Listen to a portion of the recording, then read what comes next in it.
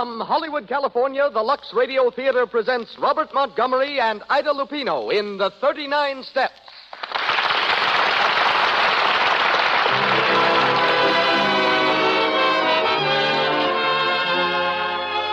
Lux presents Hollywood. For your loyalty to our products, Lux says thank you, ladies and gentlemen, and brings you another hour of entertainment direct from the film capital. Tonight, we star Robert Montgomery, Ida Lupino, Isabel Jewell, and Gene Lockhart, with Major C.E. Russell, formerly of the United States Intelligence Service, as the evening's special guest. Louis Silvers conducts the orchestra.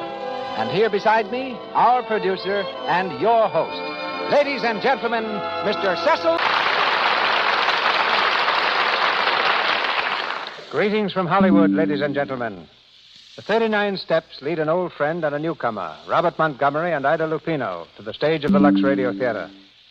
Since here last, Robert Montgomery's been rushing back and forth between two lots. One is the Metro Goldwyn Mayer studio, where with Rosalind Russell he's completed Live, Love, and Learn. The other is a lot in Beverly Hills, on which Bob has just finished building a new home with a beautiful library. And Bob is a man who really uses his library, for he's constantly seeking new screen material. President of the Screen Actors Guild, Bob devotes at least 3 nights a week to that organization. So this fall, he took time off to go to his farm in New York State for a few weeks of partridge and pheasant hunting. His favorite Hollywood sport is tennis, in which activity he's expert enough to be the frequent opponent of Sidney Wood, the ex-Davis Cup player. Bob is heard tonight as Richard Hannay in The 39 Steps, adapted from the Gaumont British film, which in turn was taken from the novel by John Buchan. Gaumont British will shortly release The Girl Was Young, starring Nova Pilbeam, and Derek DeMarney, directed by Alfred Hitchcock. Ida Lupino is a girl I've watched very closely and suggest that you do the same. For every Lupino seems destined for greatness in the theater. To American film audiences, she's the best-known representative of perhaps the oldest stage family in the world. 350 years ago, when acting was considered a crime in Italy, Alfredo Lupino, acrobat and troubadour, fled from Naples, turned gypsy, and eventually found welcome and fame in England. Ever since then, Lupinos have added to the excellence of England's entertainment. Ida's father is Stanley Lupino, among London's most popular comedians. She has a sister, 2 cousins, 3 uncles, and 5 aunts, all noted performers. While her mother is Connie Emerald, once a celebrated dancer. Along with 3.5 centuries of tradition, Ida has inherited a turned-up nose, violet eyes, and blonde hair. She's an excellent musician and painter, can speak the language of the deaf and dumb, whistles as well as a farm boy, likes to wear sneakers, and is a prize mimic. A highly entertaining miss, you meet her tonight in the role of Pamela. Isabel Jewell, featured in such hit films as Lost Horizon and Marked Woman, is heard as Annabella. And Gene Lockhart, top-flight character actor, back from the New York stage, is Mr. Memory. And now for the play. The Lux Radio Theater presents Robert Montgomery and Ida Lupino in The 39 Steps with Isabel Jewell and Gene Lockhart.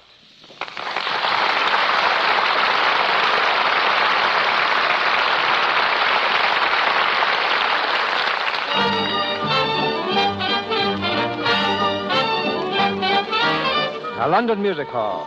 The evening performance is on, and the theater is jammed to the doors. The audience is set comfortably through the acrobats, the singers, and the whirlwind dancers. But now they're restless.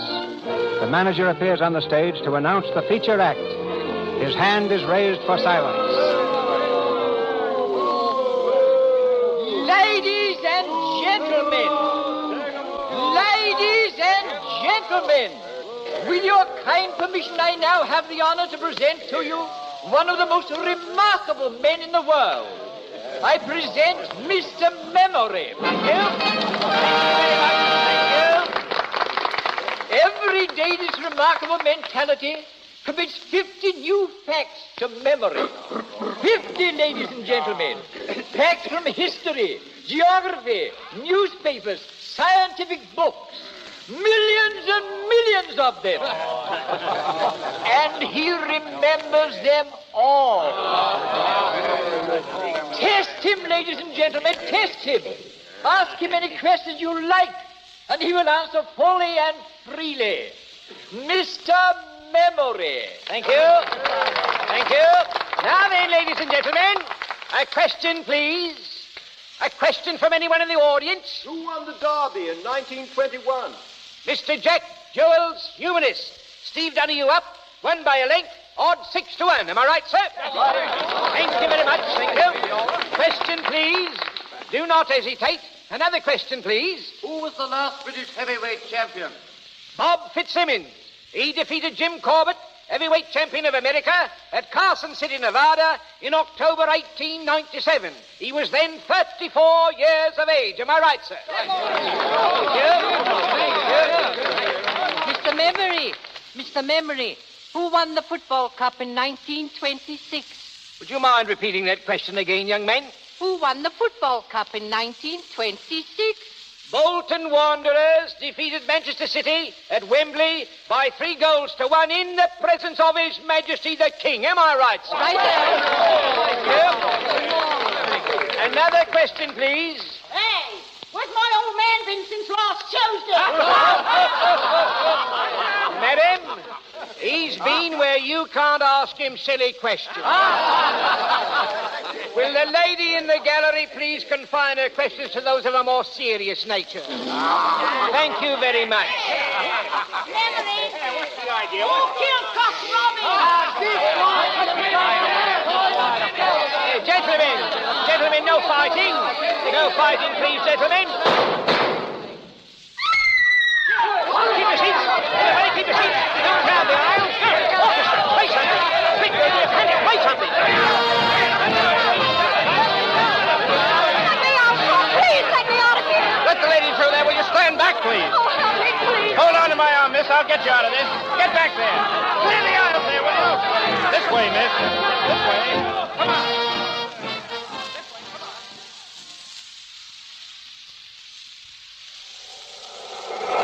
There you are, miss. Take a good deep breath. Oh, thank you. You all right? Yes, sir. I had to get out of that theater, that's all. A lot of people had that idea. Oh, it wasn't the panic that frightened me. It was something else. I'm afraid I don't understand. I'm in terrible trouble. Will you help me? Trouble? What kind of trouble? I can't tell you here. Can we go someplace and talk? Well, my flat is nearby. Oh, let's go there. But hurry, please.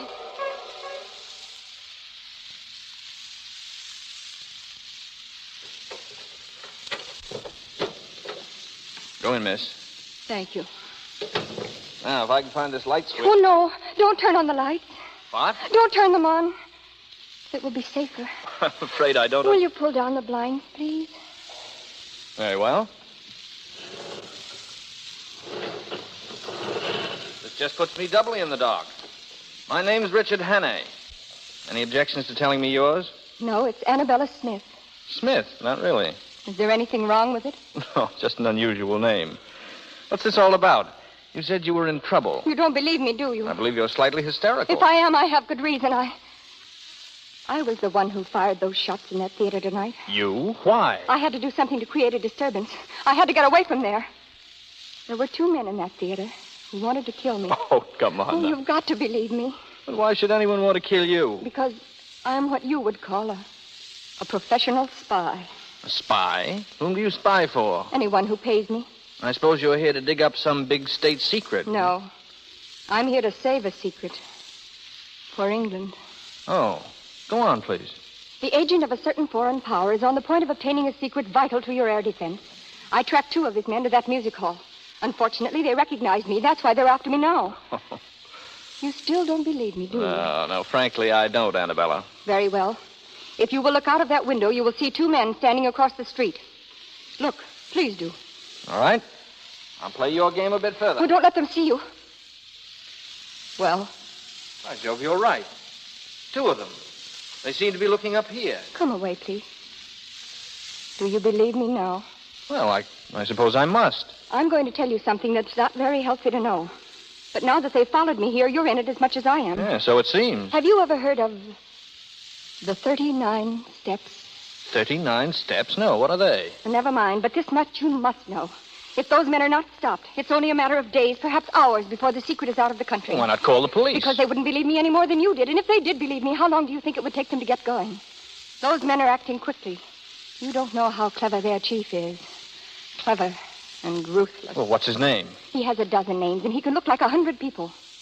But there's one thing he can't disguise. The top of the little finger on his right hand is missing. Oh. Come on now, you're trembling.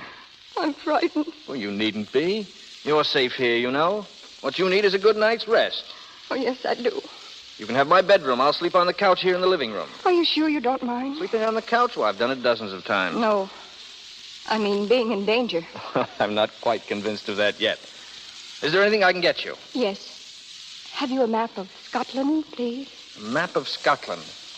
I have an atlas over here somewhere. If I could...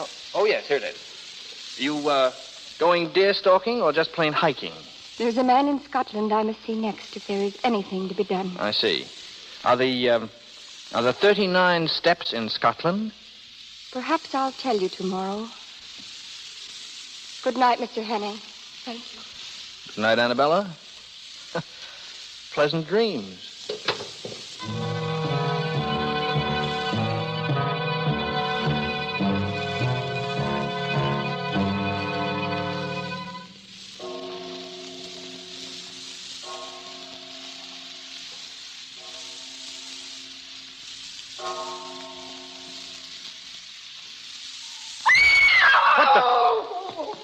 Annabella. Annabella, was that you? Annabella, open that door. Will you open that door, or do I have to break it down? Annabella, where are you? Oh, Here, look at me. What's happened? What's the matter? They came through the window. One of them had a knife. Knife? Oh, don't touch me. But you're hurt. You're bleeding. Here, I'll call a doctor. Oh. No, it's no use. Listen. You've got to stop those men. In a few days, they'll have the secret out of the country. But how will I stop them? Kinrich. The professor. Kinrich? Kinrich. Scotland. What's there? Who is this professor? What's in Kinrich?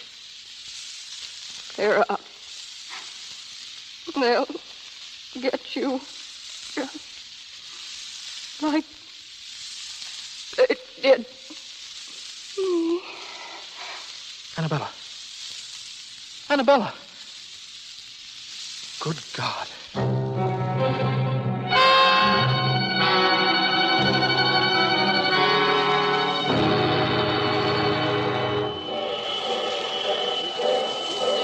Aberdeen Express, Edinburgh, Kirkcaldy, Dundee, Aberdeen Express. Take it to Kinrich, please. One, sir? Yes, one. Hurry, please. One to Kinrich, Scotland. Here you are, sir.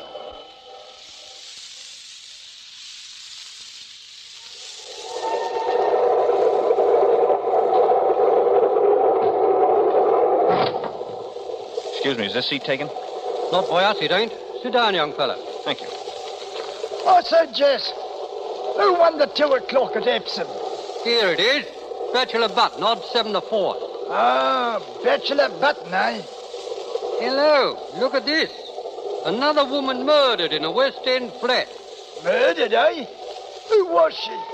A well-dressed woman of about 25 was found with a knife in her back. The tenant, Richard Aweigh, is missing. Blimey, if that ain't the blasted limit. Missing, eh? The police are hot on the trail and watching with careful eye all points of departure from London. Oh, so that was what they was a-doing, eh? Who? Scotland Yard. 2 plainclothes bobbies. I seen them get on this train. Asking plenty of questions they was, too. Look here. Here's a picture of that Aweigh chap. Let's have a squint at him. Rum-looking lot, ain't he?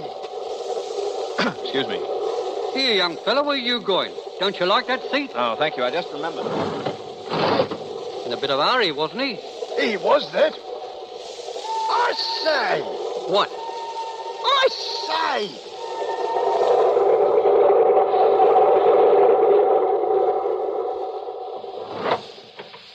Oh, I beg your pardon. This is a private compartment. Oh, is it? Yes, and it happens to be occupied. Yeah, so I see. Very charmingly, too. Well, what do you want, please? Your hospitality for a short while. Really? Well, I'm not interested. Now, will you please go? I can't. What? It isn't safe.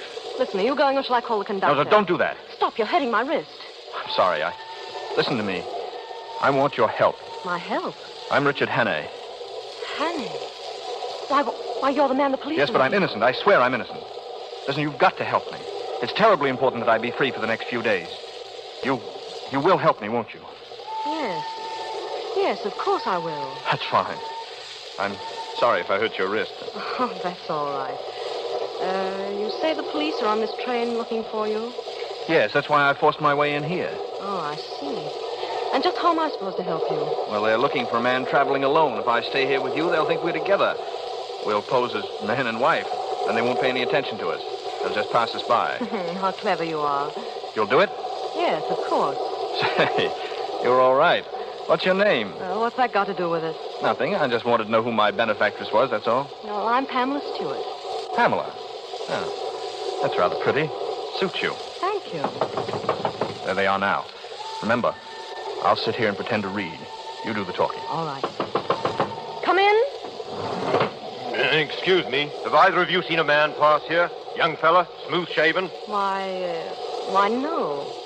Wait, are you the police? That's right, miss. Then this is the man you want. He forced his way in here and told me his name was Richard Hannay. Why, did I? Come here, you. Let go of me. Are you Richard Hannay? Well, speak up. Yes. Thank you very much, Miss Stewart. Well, you didn't expect me to harbor a murderer, did you? Unfortunately, I did. And I am not a murderer. We'll see about that. Come on, Hannay. Certainly, gentlemen. I'll go with you willingly. In fact, I'll lead the way. Grab him. He's gone. Here, get after him. Open that door. He's holding it from the other side. Here, let me try. Together now. 1, 2, 3. Get out of the way. Where is he? Where did he go? Here he is down the passageway. Stop him. Grab him before he gets to the vestibule. Come back here, you. Come back, you. Stop, stop.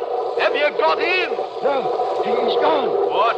He jumped off the train. The fool. He's probably lying dead in a ditch. No. The last I seen of him, he was on his 2 feet and running like a rabbit.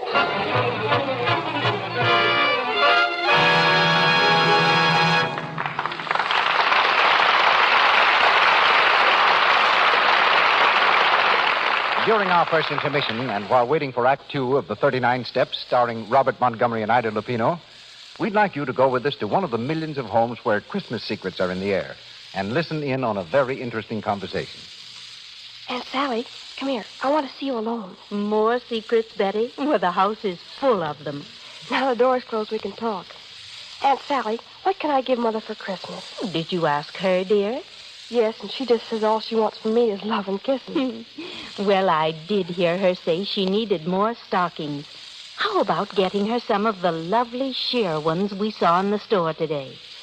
But she always says sheer stockings are extravagant. Not necessarily, dear. They wear very well if you're careful about washing. Just dip them in Lux suds every day. Lux keeps the silk nice and springy, so it doesn't break so easily into runs. Then I'll tell you what. I'll buy some and tell Mother I'll Lux them for her every time she wears them.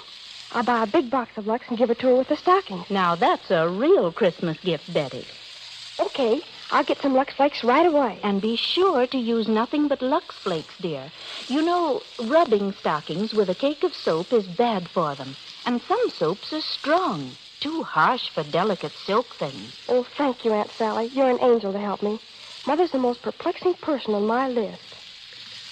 Stockings for Christmas and Lux Flakes for stockings. A perfect combination. We return now to Mr. DeMille and our play. Robert Montgomery, Ida Lupino, Isabel Jewell, and Jean Lockhart continue with the 39 Steps.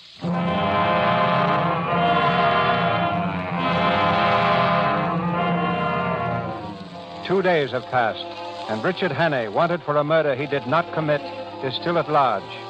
Determined to discover the secret of the 39 Steps, he's made his way to Scotland. The driver of a donkey cart has given him a lift, and he's now on the last leg of the journey, the outskirts of the village of Kinreach. Are you going to stay long in Kinreach, laddie? Well, it all depends. I'm looking for work. You suppose I could find something? I hae me doubts, laddie. Kinreach is a mighty small town. What do you do? I'm a chauffeur. Well, I'm thinking you'd better try somewhere else, then. What folks as need chauffeurs in Kinreach has had them for years. Oh, I see. But, aren't there any newcomers? I mean, somebody told me about... Now, wait a minute. Come to think of it, I did hear something. About a retired professor moving into the big house on the edge of the moor. A professor? Yes. Yes, that's it. I can try it anyhow.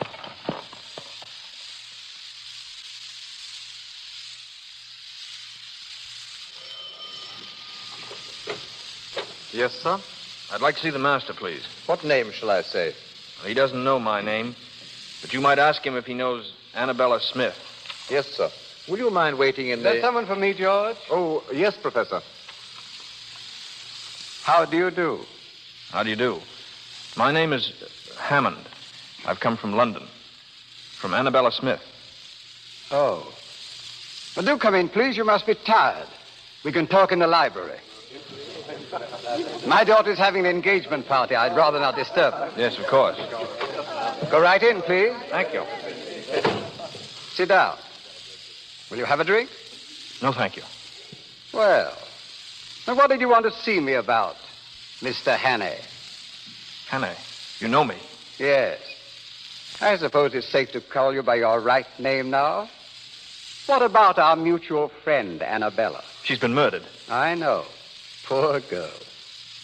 The police are looking for you. Yes, but I didn't do it. Oh, of course you didn't. But why come all this way to Scotland to tell me about it? Well, I believe she hoped to come to see you about some air ministry secret. She was killed by a foreign agent who was trying to steal it. Oh. Did she tell you what this foreign agent looked like? No, she hadn't time. Oh, yes. There was one thing. She told me the top of his little finger is missing. On which hand, Mr. Hannay? On the left, I believe. Are you sure it wasn't on the right? It might have been. Like on my hand, Mr. Hannay? Good Lord.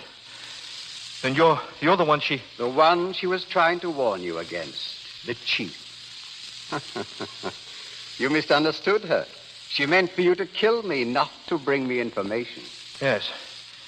Well, what are we going to do about it? Ah, that's just the point. What are we going to do? You see, I live here as a respectable citizen. I should hate to have it known that I am not what I seem to be.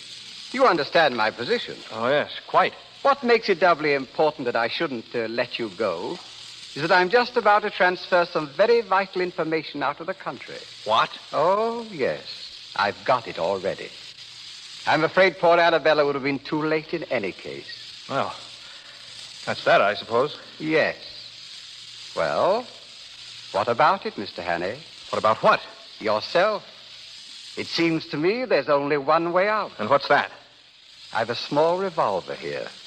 Pretty little thing, isn't it? Supposing I left you alone with this. The newspapers could then announce tomorrow morning that the murderer had taken his own life. You want me to kill myself? Yes. You're mad. I won't do it. Then I'm afraid you leave me no alternative. You should have stayed in London, my friend. Oh, George. Yes, Professor? I want your help, please. There's a little job for us inside. Hannay? Yes. We'll carry him to the garage. When it gets dark, we can drop him off on the road somewhere. Yes, sir. Come in. Where is he, sir? Behind that table. Here, sir? Yes. Pick him up and... I'm sorry, sir, but there's no one here. What?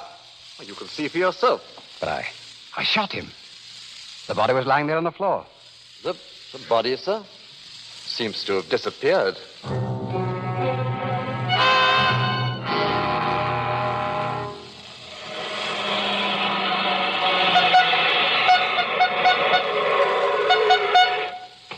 Get out of the road, please. What do you mean by standing in front of my car? You might have been killed. Sorry, lady. I just wanted a lift. Would you mind... Well, Miss Stewart, how do you do? You? Well, what are you doing Richard here? Hannay is my name. I believe we've met. On a train, wasn't it? Yes, I think so. Yes. If I remember correctly, you handed me over to the police. You did, didn't you? Oh, get away from me. No, don't worry. I don't hold it against you, really. Well, that's very kind of you. Yes, isn't it? What are you doing in Kinreach? I live here. It's a charming place, isn't it? You know where the local police station is? Oh, of course I do. Will you take me there? What? The police station, in a hurry, please. Certainly.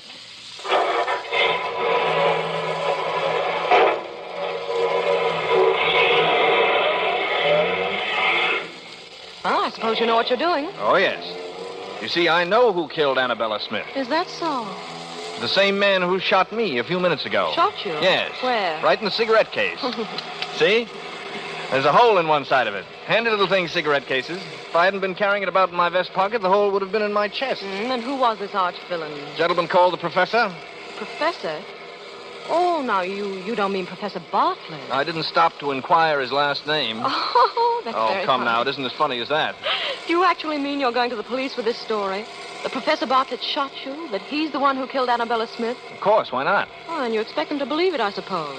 Well, you don't, evidently. No, and neither will they. Professor Bartlett, a murderer. Why, he's one of the best-liked men in the village and a very good friend of the sheriff's.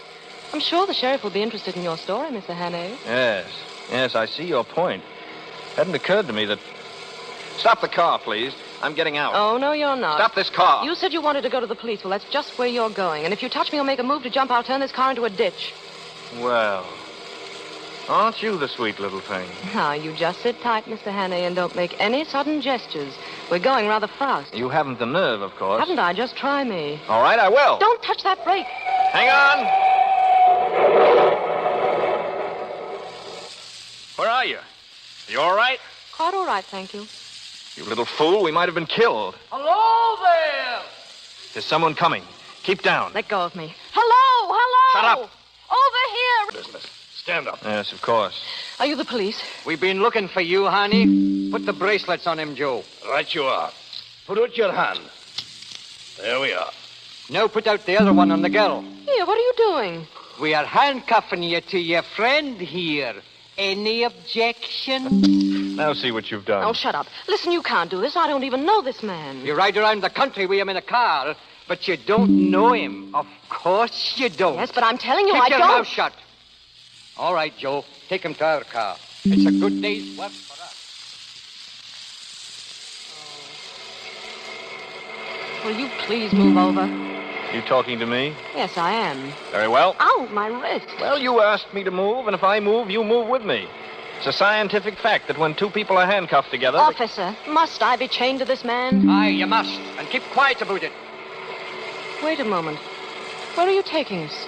This isn't the way to the sheriff's office. Well, we're not exactly going to the sheriff's office. Eh, Joe? Not exactly, no. Well, where are we going? Well, it's the real head we are going to see. The sheriff principal. Eh, Joe? Aye, the sheriff principal. I don't understand. Would you like to have a small bet with me, Pamela Stewart? Now, what do you mean? I'll bet you 100 to 1 that the man they call the sheriff principal has the top joint of his little finger missing. Am I right, gentlemen? You shut your mouth, young fellow, or I'll shut it for you. For good. You see, Pamela? I win. They're taking us to your old friend, the professor. Charming gentleman, the professor. Best-liked man in the village and a personal friend. Oh, be quiet, will you? What are we stopping for? Sheep. A whole flock of them across the road. Well, blow your horn. Maybe that'll scare them. Stubborn beast, they won't move an inch. Well, come on. We'll have to get out and shoo them off. Here, get on there, Shoo. Get on there. Go on. Get out of the way. Go on. Now's our chance. We'll make a run for it. Run? How can we? Come on, when I say jump, jump and run for your life. Yes, but they'll catch us. Go on, jump. Hey, look, they're getting away. Stand where you are. There they go. Give it to him. They're shooting. They'll Come kill on, us. you little fool, run for it.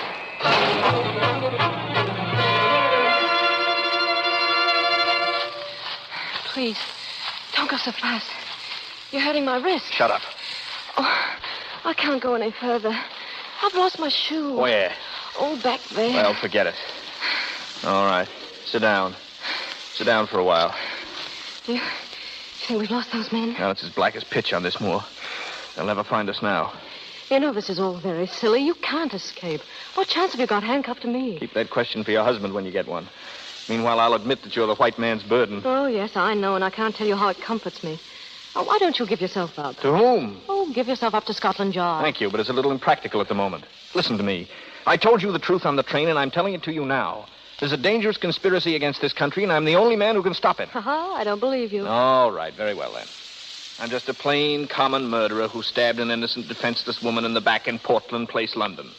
I don't know how innocent you may be, but you're a woman, you're defenseless, and you're alone on a desolate moor in the dark. And you're manacled to a murderer who would stop at nothing to get you off his hands. For all you know, I murdered a woman. You listen to a bit of advice. From now on, you do everything I tell you to do, and do it quickly. Oh, you wretched boy. I admire your pluck, but you keep a civil tongue in your head. Otherwise, I might feel the next killing was a bit overdue. All right, on your feet now. Well, where are we going? I see some lights over that way. We'll do a little investigating. Well, I won't go. I'm going to stay right here. Pamela, are you forgetting I murdered a woman? Well? Don't you strike me. I'll go.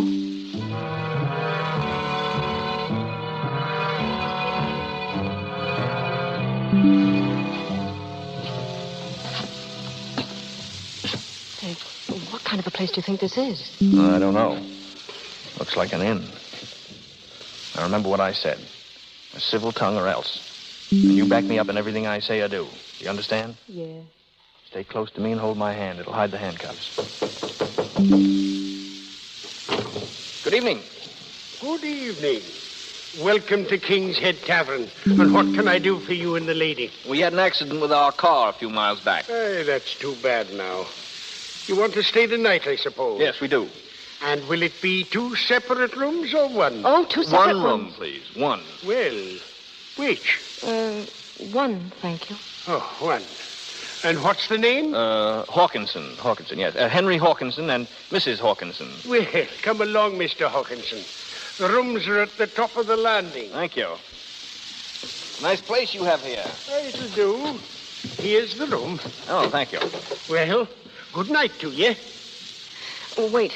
Now, wait, please, you mustn't go. What's the matter, lass? Is there anything wrong? Yes, Of course there's nothing wrong. She wants to tell you something, that's all. Yes, I wanted to... You see, we're a runaway couple. Ah, you know. Yes. As a matter of fact, we've been running all night. If anyone inquires for us, you won't give us up, will you? That I won't. I was young myself once. Good night. Good night.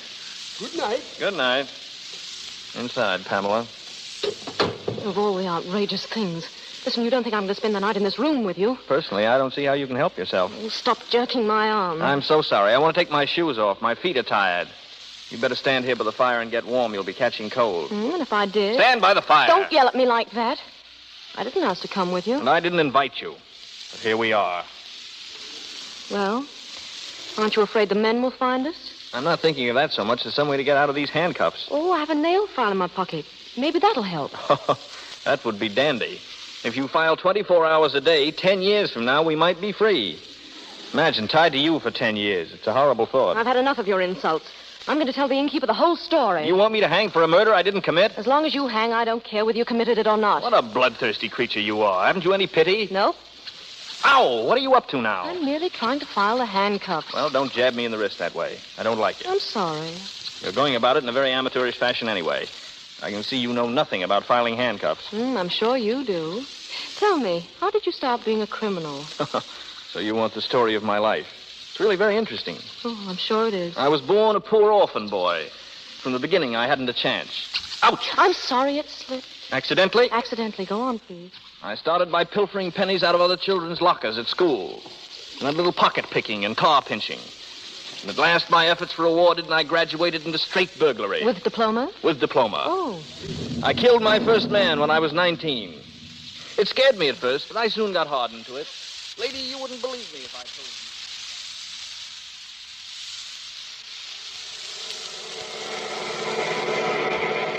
It was your fault. The whole thing was your fault. My fault? How do you make that out? If you hadn't have stopped the car for those blasted sheep, we'd have had the two of them in the professor's parlor right now. We'd better have them there soon, is what I say. The professor was anxious about Hanny. Knows too much, he said. Get him. Get him? We had him. And the girl, too. You don't suppose they'd head in somewhere, do you? Stop at a tavern, I mean. They might, in this weather. There's a place about 4 miles back. King's Head Tavern, it's called. King's Head Tavern. Got to be somewhere near where they gave us the slip. Turn around. You'll find out. Right. And if we see him again, blast you. Shoot straight. I will, all right. You can depend upon that. And little by little, and year by year, I sunk lower and lower. And you got better and better. That's right. You might have read about me in the papers. They call me Hannay, the Cornish Bluebeard. And that, milady, is the horrible story of my life. Dear, dear, and you have such a nice face. How many people have you killed altogether? 9. If you don't watch the point on that nail file, it may be 10. Ouch! At least I'm trying to do something. Well, if you don't mind, I'm going to try and get some sleep. I haven't had a wink for 48 hours. Well, I'm not in the least bit tired. Besides, I have to stay by the fire and get dry. All right. You don't mind if I stretch out in the chair, do you? No, not at all. Thank you. Good night. Good night.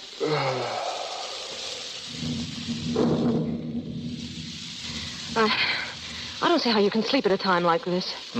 I said I don't see how you can sleep at a time like this. I'm hardened to it. That's all. Hardened criminal to sleep any time. Listen, did you hear that? There's a car out there. It just drove up, a car. It's your imagination. It's not my imagination. I heard a car.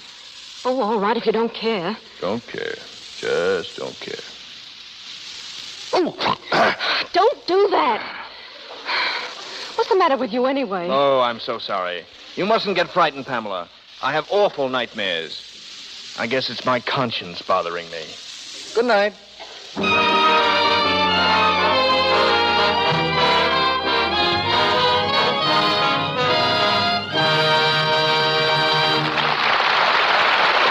pause for station identification. This is the Columbia Broadcasting System.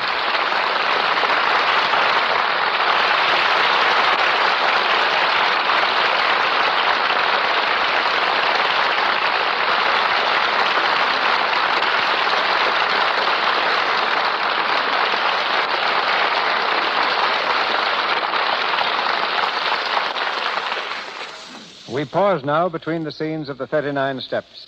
Robert Montgomery and Ida Lupino will be back shortly when we raise the curtain on Act 3 in this play about spies. Spies may be roughly divided into two classes. There are the mercenary spies who traffic in state secrets, selling them for cash to the highest bidder. And there are patriots who risk their lives solely for the protection of their country, who receive the smallest monetary rewards, and whose names never get into the newspapers. The Richard Hannay of our play belongs to this second group, and so does tonight's guest, Major C.E. Russell of the United States Army, retired. Before this country entered the World War, Major Russell temporarily loaned his services to Scotland Yard as one of their American operatives. Back in the United States Army during the war, he served on a special staff in France. He later instructed our Army officers in the art of espionage and is the author of a standard military textbook on this subject. With such a background, Major, there should be no better authority to answer the question, just what are the qualifications that make a valuable spy? The qualifications today, Mr. DeMille, are exactly the same as in biblical times, and the instructions which are taught follow very closely those which Moses gave to his men when he sent them forth to spy out the land of Canaan, to learn what the land contained, the strength of the enemy, if the people were content, and how strong were the walls. Then, as today, spies had to have powers of observation, of memory, and description. These are the three traits that must be developed in a capable espionage agent, and are the least developed of all human traits. In addition, he must have common sense, a good general education, an ability to take orders, and preferably a knowledge of foreign languages. I've noticed that the opinion held of a spy varies greatly. Some people have only the greatest respect and admiration for a spy. Others consider them vicious, double-dealing scoundrels who stop at nothing to attain their end. How well do I know that? But I think these people would change their minds if they only realized that spies are one of the greatest forces for world peace. I am, of course, referring to patriotic spies, not mercenaries. I believe that a patriotic spy, by keeping his country informed of military activity in other lands, enables his own nation to properly prepare itself, and a properly prepared nation is a nation seldom attacked. The war that they are ready for rarely comes. If what I've observed is true, you soldiers who fight with your brains instead of bayonets are finding more and more women as your co-workers. How does a woman compare with a man as a spy? Very favorably, up to one point. A woman's heart will rule her head much more quickly than a man's. Today, there is probably one woman to every 2 men in the world's espionage service. We've learned that if you want to make a man talk, send a pretty woman. And when we want to make a woman talk, we make her jealous. Both theories work amazingly well. It would appear to me that spying is one activity which provides little or no room for modernization. Along with qualifications, I presume that methods have changed little since the days of Moses. That's very true, Mr. DeMille. They remain essentially unchanged, but there have been radical technical changes in carrying out those essentials. For instance, there's a machine recently developed in this country so delicate and so accurate that it can etch an invisible secret message on a surface no larger than a grain of corn. Or, to employ a commodity with which perhaps you're more familiar, it could etch the map of an entire country on a single lux flake. And that's probably the finest, thinnest, and most fragile thing I can think of for the moment. I know that you can read through a flake of lux, Major. It's actually only 2/1000th of an inch thick. I see. Almost as amazing as this machine I'm speaking of. Lux flakes remind me of women, and women, in turn, recall an amazing spy story I encountered during the World War. It concerns a Swiss opera singer who volunteered in the French Red Cross as an entertainer. For 2 years, she made periodic visits to a home in Switzerland, each time using the same route over the French border. One day, she started to cross and found a new officer in charge. He took a good look at her and immediately ordered his women assistants to search her. They returned with the petticoat of this famous singer. Suspecting that it might contain invisible writing, the lieutenant called for hot irons and himself applied them to the petticoat. The heat revealed what had been invisibly written in lemon juice, the complete working drawings of a new French war tank. The reason the lieutenant had suspected Madame was that before the war, he had been a style designer in Paris. One of the first things he observed about the singer was that while she was dressed in the height of fashion, she wore a starched petticoat, and starched petticoats had been out of style for 10 years. And to me, one of the truest utterances of the great French General Marshal Foch was his statement to a group of his espionage agents. You will die 1,000 deaths, he told them, before oblivion comes, while the man in the trenches dies but once. And no better example can be found, Mr. DeMille, than that patriot of Revolutionary War, John Honeyman. Too old to carry arms, he became a confidential spy at Washington's urgent request and posed as a Tory. Despised by his wife and family, ostracized by his friends, he became a cattle buyer for the British Army. American soldiers were ordered to shoot him on sight, but John Honeyman kept his promise never to disclose his real identity. Once he allowed himself to be captured, knowing he might be shot, but there was a chance of being brought before Washington first. This fortunately happened, and Honeyman was able to disclose to Washington how some of his own men were on the verge of assassinating him by placing poison in the general's food. And it was John Honeyman who, on Christmas Eve, crossed the Delaware alone, entered Trenton, discovered the condition of the Hessian troops, and reported back to Washington on the other side.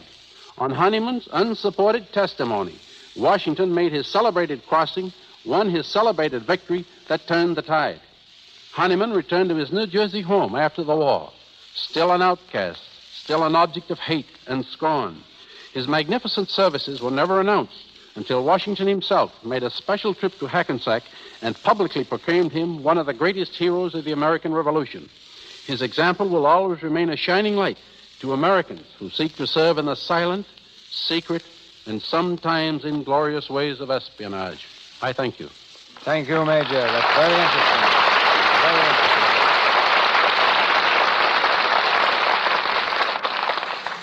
Once again, the 39 Steps, starring Robert Montgomery and Ida Lupino, with Isabel Jewell and Jean Lockhart.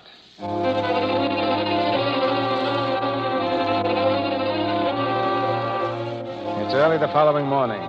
Richard Hannay stirs restlessly in the armchair and rubs his eyes sleepily.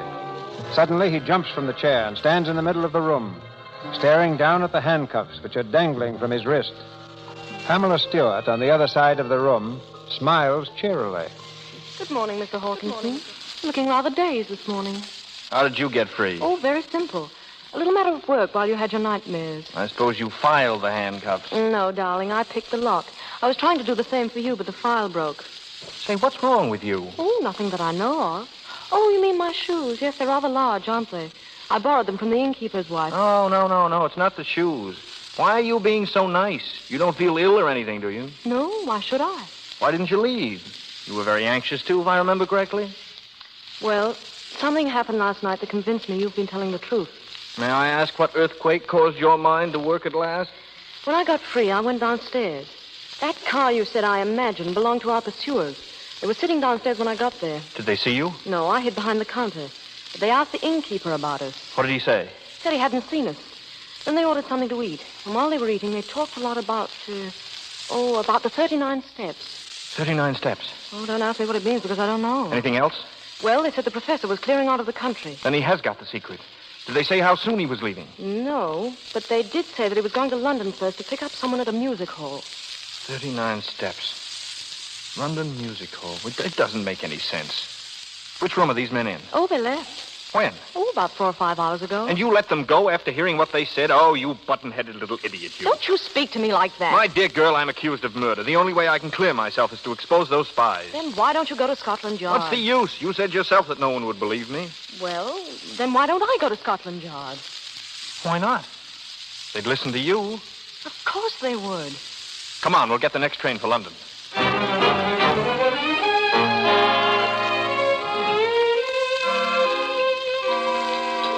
You wish to order now, sir? No, thank you. I'm waiting for someone. I beg your pardon, sir. Your face looks familiar. Are you in the cinema? No, I'm not. Bring me a bottle of ale, will you? Very good, sir. Oh, make that 2, please. Yes, miss. Pamela, sit down. Did you think I was never coming? Not exactly, but I was getting nervous waiting. Well, what happened? Did you go to Scotland Yard? Yes. Well? Prepare yourself for a shock. Why? They've checked every possible channel.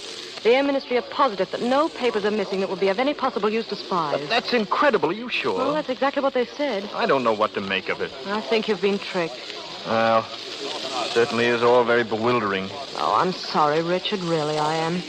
Look, I think you better go now. Go where? Oh, any place. Leave the country. I'll help you. You?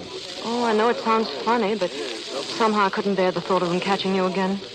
Why, Pamela? Oh, I don't know. I guess I've just changed my mind about you, that's all. Of course, you're as vain as a peacock, and I couldn't stand you for any length of time, but you're not so bad. Well, you're not so bad either. If I weren't in this jam, I'd... What? Nothing. Come on, let's get out of here. No, you better stay. I'll run and get you a ticket for Liverpool. There ought to be a boat train Pamela. soon. Well, what's the matter? What are you staring at? Look out the window. Do you see that billboard across the street? Yes. Is there anything strange about it? A list of acts playing this week at the Palladium. The feature attraction is Mr. Memory. But I don't understand. Come on, we're going to get out of here. Well, where are we going to the now? Palladium. But why? I don't know, but we're going just the same.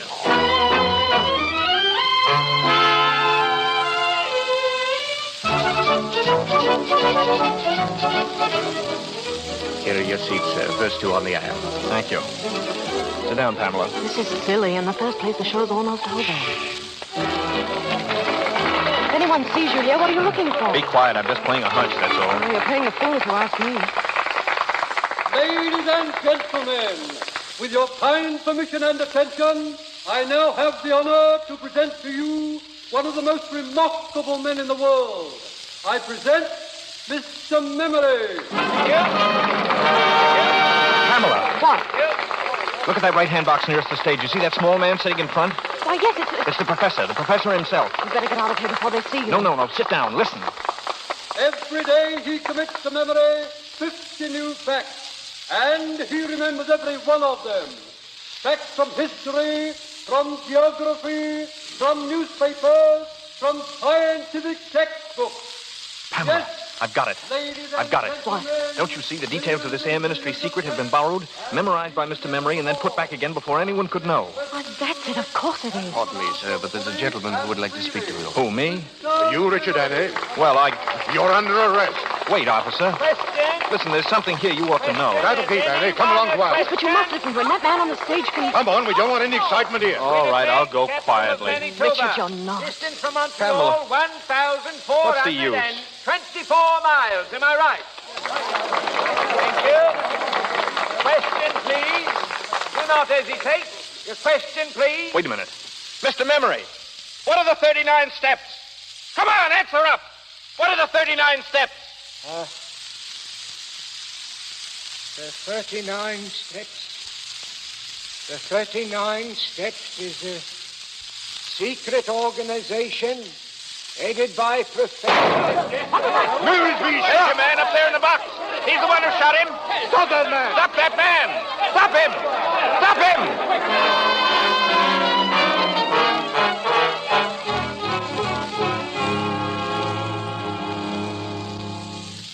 I want to see Mr. Memory, please. Where's his dressing room? Number 5, but you can't go in now. Well, I'm afraid we have to. Detective, have you a pencil and a piece of paper? Yes? I want you to write down everything you hear. But listen here, I Do as he tells you, please. I'm going to prove to you that the man who shot Memory is the murderer of Annabella Smith. What is it? We want to see Mr. Memory. How is he, Doctor? Very bad. Did they get the man who shot him? Yeah, we got him all right. He'll hang for it, too. Oh. Mr. Memory. Mr. Memory, can you hear me? Yes? Mr. Memory, there's something I'd like you to tell us, please. Yes?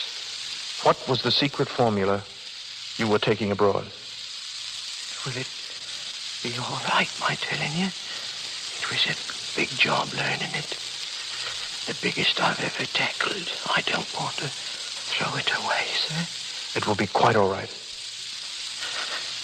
The first feature of the new engine is its greatly increased ratio of compression, represented by the formula 1 minus 1 over R to the power of gamma minus 1, where R represents the ratio of compression and gamma dimensions of cylinders diameter. This device renders the engine completely silent. The exhaust gases impinging on a series, entirely eliminating all sound. Am I right? Am I right, sir? That's quite right, old chap. Thank you, sir. I'm glad it's off my mind. At last. Memory. Mr. Memory. Richard, what is it? The Air Ministry's secret will never leave England.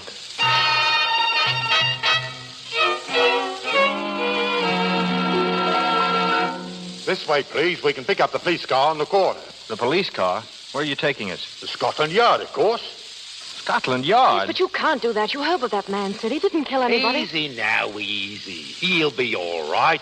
All we want is to put the story on the record. Oh, that's better. You've nothing to worry about at all. He'll be a free man in her now, Mrs. Annie. Hannay? Well, what are you talking about? Well, Mrs. I'm Hannay. sorry. I thought... That would be just fine, that would. We were together for one day, and we fought for 24 hours. 20? You were asleep 4 hours. Can you imagine what it would be like? Fight for breakfast, fight for lunch, fight for dinner. One long, drawn-out battle for the next 30 or 40 years. Oh, 30 or 40 years. Do you think we could keep it up that long? I mean, really. Well, we could try.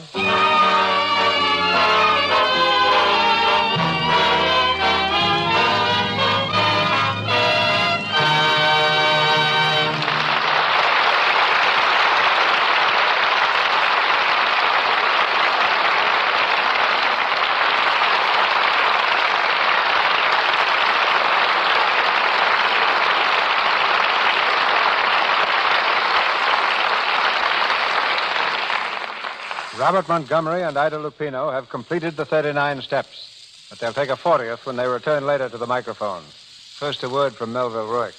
Thank you, Mr. DeMille. Just a moment for a suggestion to the women who begin, when winter comes, to be bothered by rough, chapped hands. Perhaps they don't realize that the trouble may start in the simple daily task of washing the dishes. Here's the reason. There are oils in your skin which give it a protective coating against cold weather outdoors and steam heat indoors. If you use a strong soap in the dishpan, these oils are dried up. Your skin gets rough and red.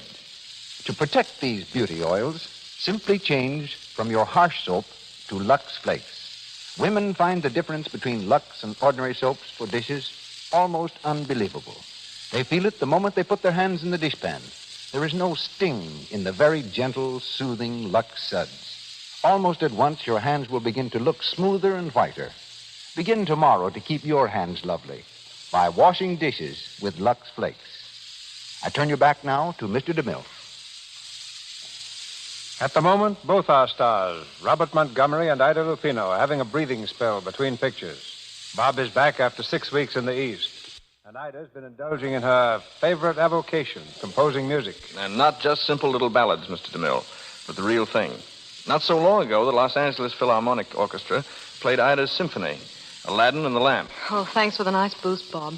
You know, composing's really very exciting, although I had no thought of attempting it until 2 years ago.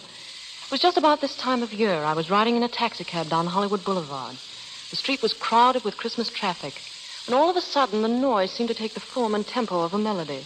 Well, I rushed right home, worked straight through till morning, and there it was, and I've been at it ever since. What's your latest composition? Something I've just sent to London, a score and book for a musical comedy. Look, I hope no one's going to get the impression that I think I'm a great musician. In fact, I know so little that I often use a code to take the place of notes and musical symbols until I've time to figure out what I'm trying to do. I use the letters of the alphabet for a code. If you ever saw one of my scores, you'd think someone had spilled alphabet soup on an orchestration sheet. But I think our listeners are a lot more interested in what Bob's next picture is going to be than in my music. So, Bob, suppose you tell them. Well, if I knew, I'd be glad to. I'm having story difficulties at the moment. Don't we all? Can't you find the right one? Well, the trouble is I've found the right two. And MGM and I can't make up our minds which will make the better picture. Number one is a light comedy, the type of story that audiences have been favoring so much lately. Plenty of laughs and sophistication. Number two, also a modern story, presents a definite problem of living that any one of us might have to face. A very interesting story for an actor. But the question is, will it interest an audience? And in the meantime, you're perched on a fence, eh? Exactly. And since that's not a very comfortable spot to be in, perhaps the Lux Radio Theater audience will help me out. I'd really be very grateful if you'd drop a card or a note to Metro Goldwyn Mayer, to me, or the Lux Radio Theater, and let us know which of these two types of pictures you prefer to see. A light comedy or a story with a social problem. In the meantime, my thanks and good night. Good night, Mr. DeMille. Good night, Ida. Good night, Bob.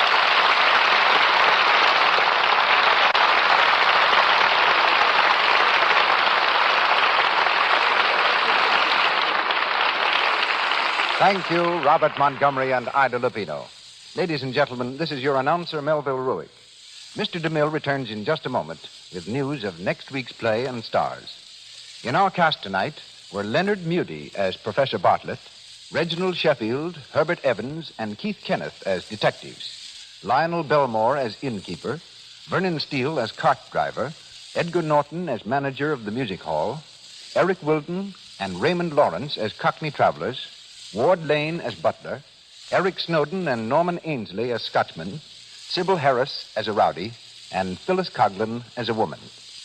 Louis Silvers appeared through courtesy of 20th Century Fox Studios, where he was in charge of music for the new picture Love and Hisses. And now, our producer. One of the most glamorous beauties of the screen that the screen has ever known appears in the Lux Radio Theater next Monday night. Marlene Dietrich. Our play is taken from the highly successful motion picture in which Miss Dietrich starred, The Song of Songs. Dietrich will be surrounded by an all-star cast headed by Douglas Fairbanks, Jr., with Lionel Atwell.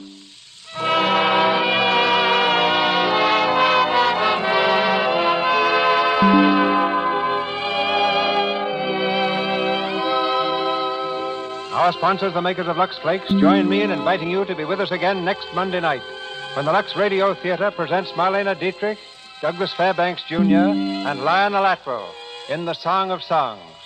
The special guest of the evening will be the creator of Mickey Mouse and the Silly Symphonies, Mr. Walt Disney. This is Cecil B. DeMille saying good night to you from Hollywood. This is the Columbia Broadcasting System.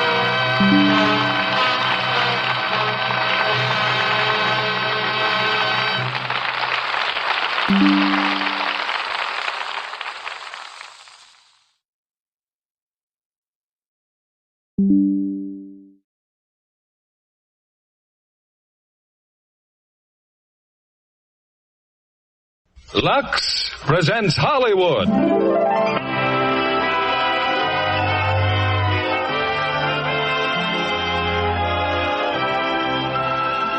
Warner Brothers Company, the makers of Lux Flakes, bring you the Lux Radio Theater, starring Tyrone Power, David Niven, and Jane Greer in The Bishop's Wife.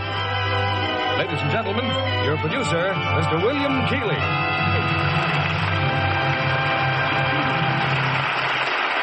Greetings from Hollywood, ladies and gentlemen. Home again after an absence of a year and a half is one of America's favorite stars. And he's here tonight to lend an extra thrill to our holiday season.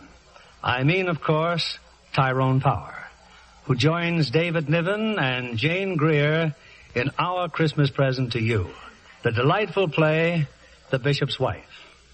Samuel Goldwyn's fine and sensitive screen production won your hearts as well as your applause. And those who saw the picture will have a special welcome tonight for David Niven, who plays his original screen role as the bishop. I'm sure most of you are quite busy these days with last-minute shopping and getting the house in order for the holidays, a time of year when you'll need plenty of Lux Flakes. In fact, there's a most unusual holiday use for Lux Flakes on your Christmas tree, which we'll tell you about later. Now the curtain for Act 1 of The Bishop's Wife, starring Tyrone Power as Dudley, David Niven as the bishop, and Jane Greer as Julia.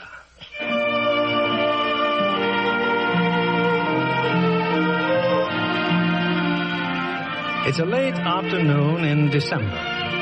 In a rather shabby section of a large city, two old friends have an unexpected meeting. Julia, what a wonderful surprise, my dear, beautiful Julia. Professor Wutheridge, but what are you doing here? I'm about to negotiate the purchase of a Christmas tree. I didn't know you celebrated Christmas. I thought you had no religion. No, I don't, but I like a Christmas tree. Reminds me of my childhood. Can you imagine me ever having been a child?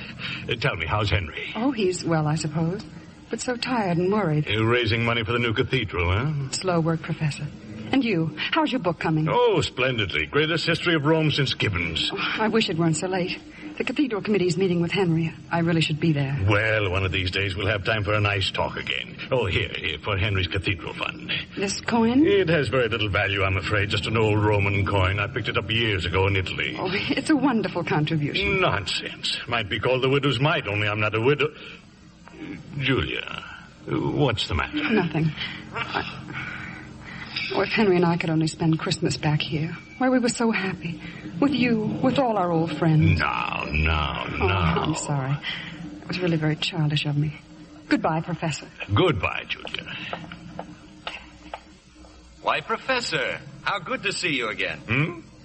Who are you? And how well you look after all these years. Well, don't you remember me? Let's see, it wasn't Vienna, was it? Vienna. Beautiful old Vienna. When I was lecturing on Roman history. And what splendid lectures they were. And what a one you were with the ladies. I fancy you remembering that. I've been standing on the corner watching you, Professor. You and Julia. You know Julia? In a way, yes. Poor girl. She's unhappy? Yes. When were you in Vienna? Oh, many times. I'm interested in Julia, Professor, and Henry. What seems to be their trouble? Oh, no special trouble, I imagine. Henry's a bishop now, Oh, yes, that used to be his church over there. St. Timothy's. Perishing from neglect. It's such a nice little church. Well, delighted to have seen you again, Professor. Strange. Unless I've completely lost my memory, I've never seen that fellow before in my life.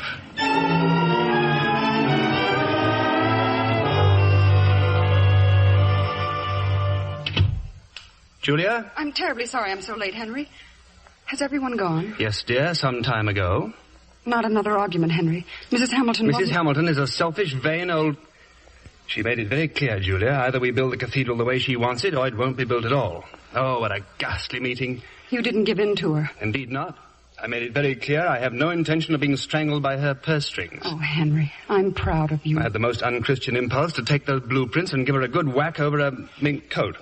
I beg your pardon, Bishop. Yes, Miss Castaway? Mr. Trevor's on the phone. Tell him the bishop will call him back, please, after dinner. Yes, Mrs. Brown.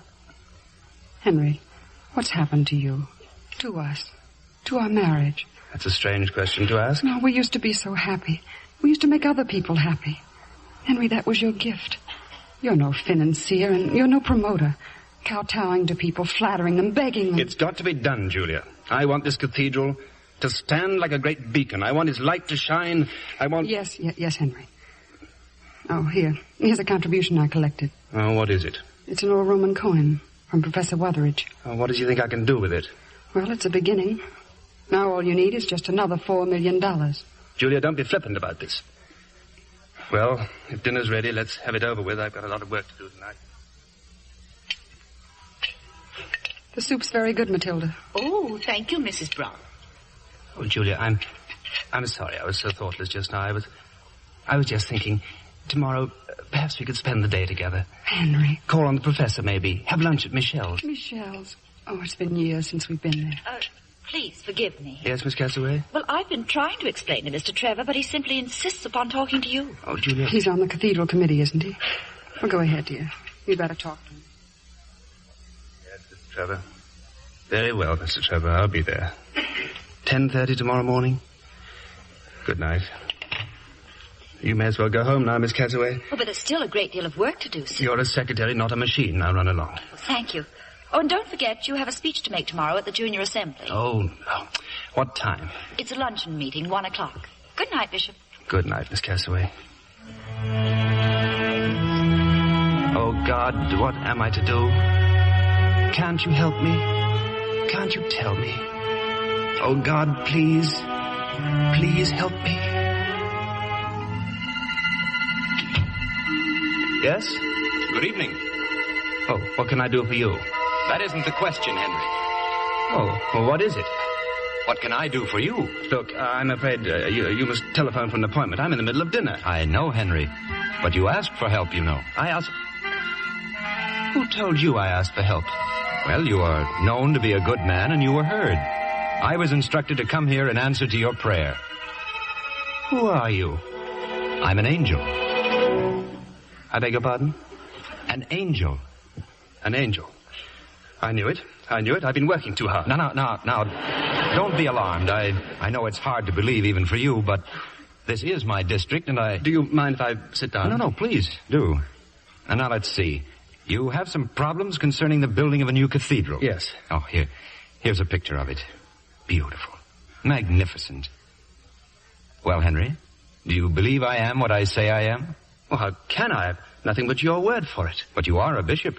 You, of all people, can trust the word of an angel. Well, what do you propose to do? Perform a miracle?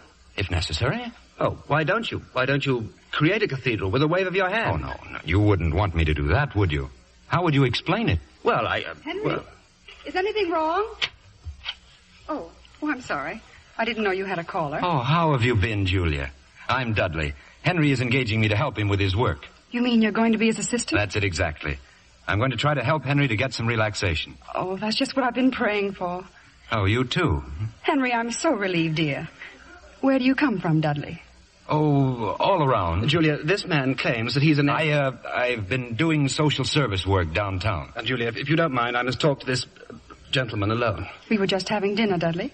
Won't you join us? Well, that's very kind of you, but I really must go. I'll see you both in the morning. In the morning? Oh, yes. Bright and early. I'll wait in the dining room, Henry. Good night. Oh, good night, Julia. Are you sure you're an angel? Oh, I know it isn't easy, Henry, but you've just got to take me on faith. Yes, but for how long? How long will it take? Until you can utter another prayer and say that you have no further need of me. Then I'll be gone and forgotten. Julia's waiting, Henry. Yes, I know, but I still don't understand. Dudley! Dudley, where are you? Dudley!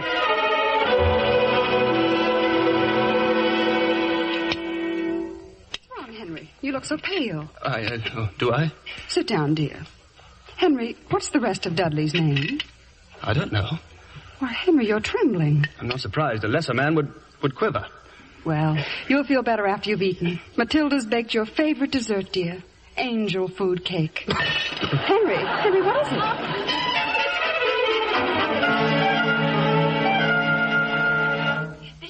Bishop Brown. Oh, good morning, Miss Castaway. I was just in your study, sir. There's a man in there. He says he's your new assistant. Oh, then he did come back. He says we're going to be working together. Yes, there doesn't seem much I can do about it. Well, run along to the office, Miss Castaway. I'll go in and see him. Yes, sir. Well, here I am, Henry. Completely at your service. Now, it may interest you to know I didn't sleep 20 minutes last night. I don't mind adding I'm in a highly nervous condition. Oh, well, then the first thing we'll have to... Oh, good morning, Julia. Good morning, Dudley. It's a lovely day. Lovely. Henry and I are going out together. Oh, Julia, I'm terribly sorry, but we can't. I got to see Mr. Trevor at 10:30, and after that there's the junior assembly. But you promised, Henry. Yes, I know I did. Well, Dudley could represent you at those meetings, couldn't he? Could I? Oh, that's out of the question. They expect me. It would never do if I sent an assistant. Excuse us, Dudley. I want to speak to my wife. Oh, of course. In the hall, dear. Julia, you see, the trouble is... Well, that man in there... Oh, I can't explain. Don't even try, Henry. Oh, but you mustn't think... This is the way it is. This is the way it always will be. Well, I'll tell Matilda she can have the day off for Christmas shopping. I'll take care of Debbie. I'll see you at dinner, Henry.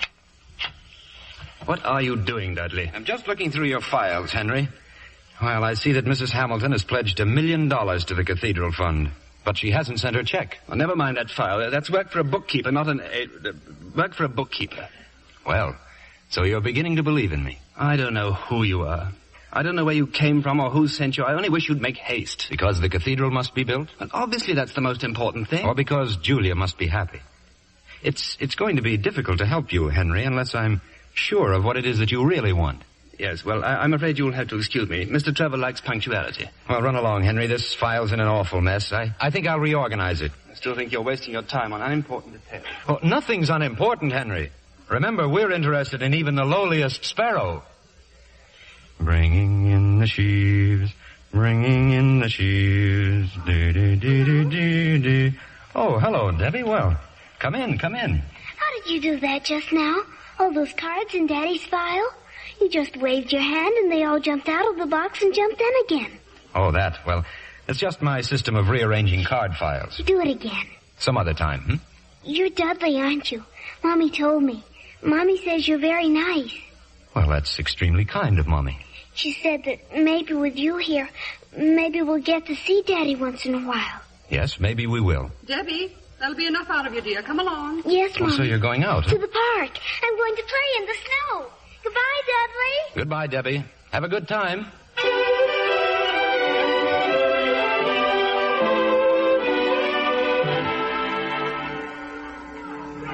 Julia. Dudley, I didn't expect to see you here. Oh, I often walk in the park. Well, Debbie seems to be having a fine time. Regular snowbird. Aren't you supposed to be working? I always take a walk before lunch. Relaxing, you know. Oh, I wish you could convince Henry of that. Speaking of lunch, Julia, I thought I'd go to Michelle's. Ever been there? Michelle's? Oh, yes. We used to go there often, years ago. How about going there today? You and I to Michelle's? Oh, no, I couldn't. Why not? Well... Oh, surely you don't think Henry would mind. Oh, no, it isn't that.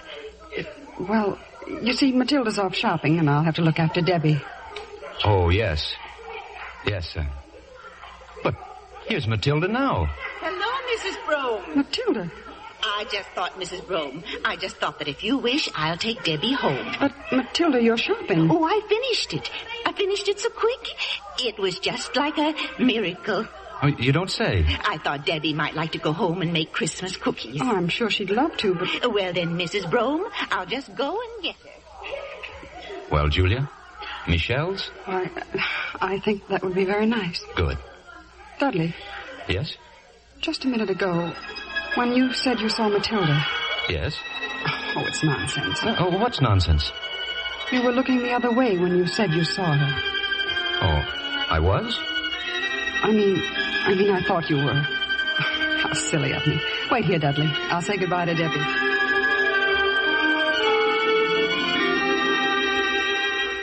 Julia, I'm home, Julia.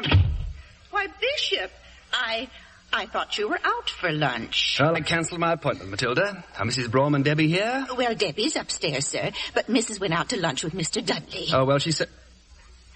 With Dudley? Why, yes, sir. I thought you knew, sir. Oh, yes, of course. Oh, dear.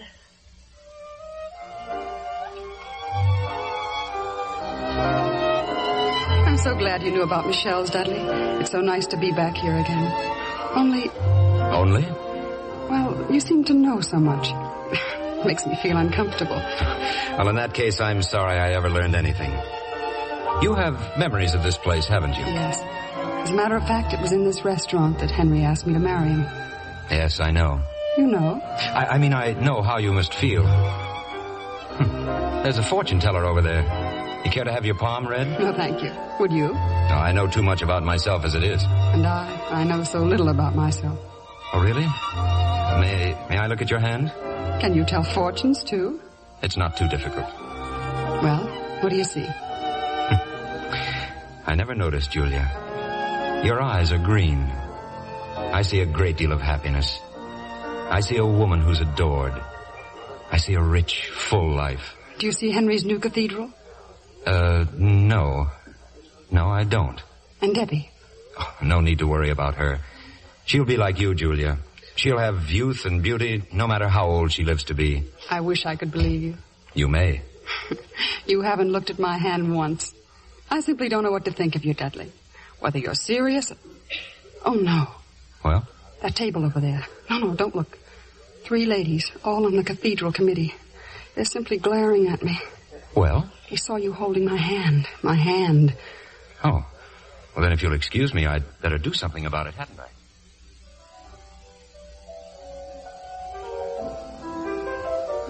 What did you do to them? Now they're smiling at me. Look, they're waving. Well, wave back, Julia. Oh, yes. I didn't do anything to them. Just introduced myself, chatted a moment. They're really very friendly, Julia. They promised to drop by our table a little later. Dudley, may I make an understatement? Oh, please do. You are a very unusual man. I'll let you in on something, Julia. You're quite right.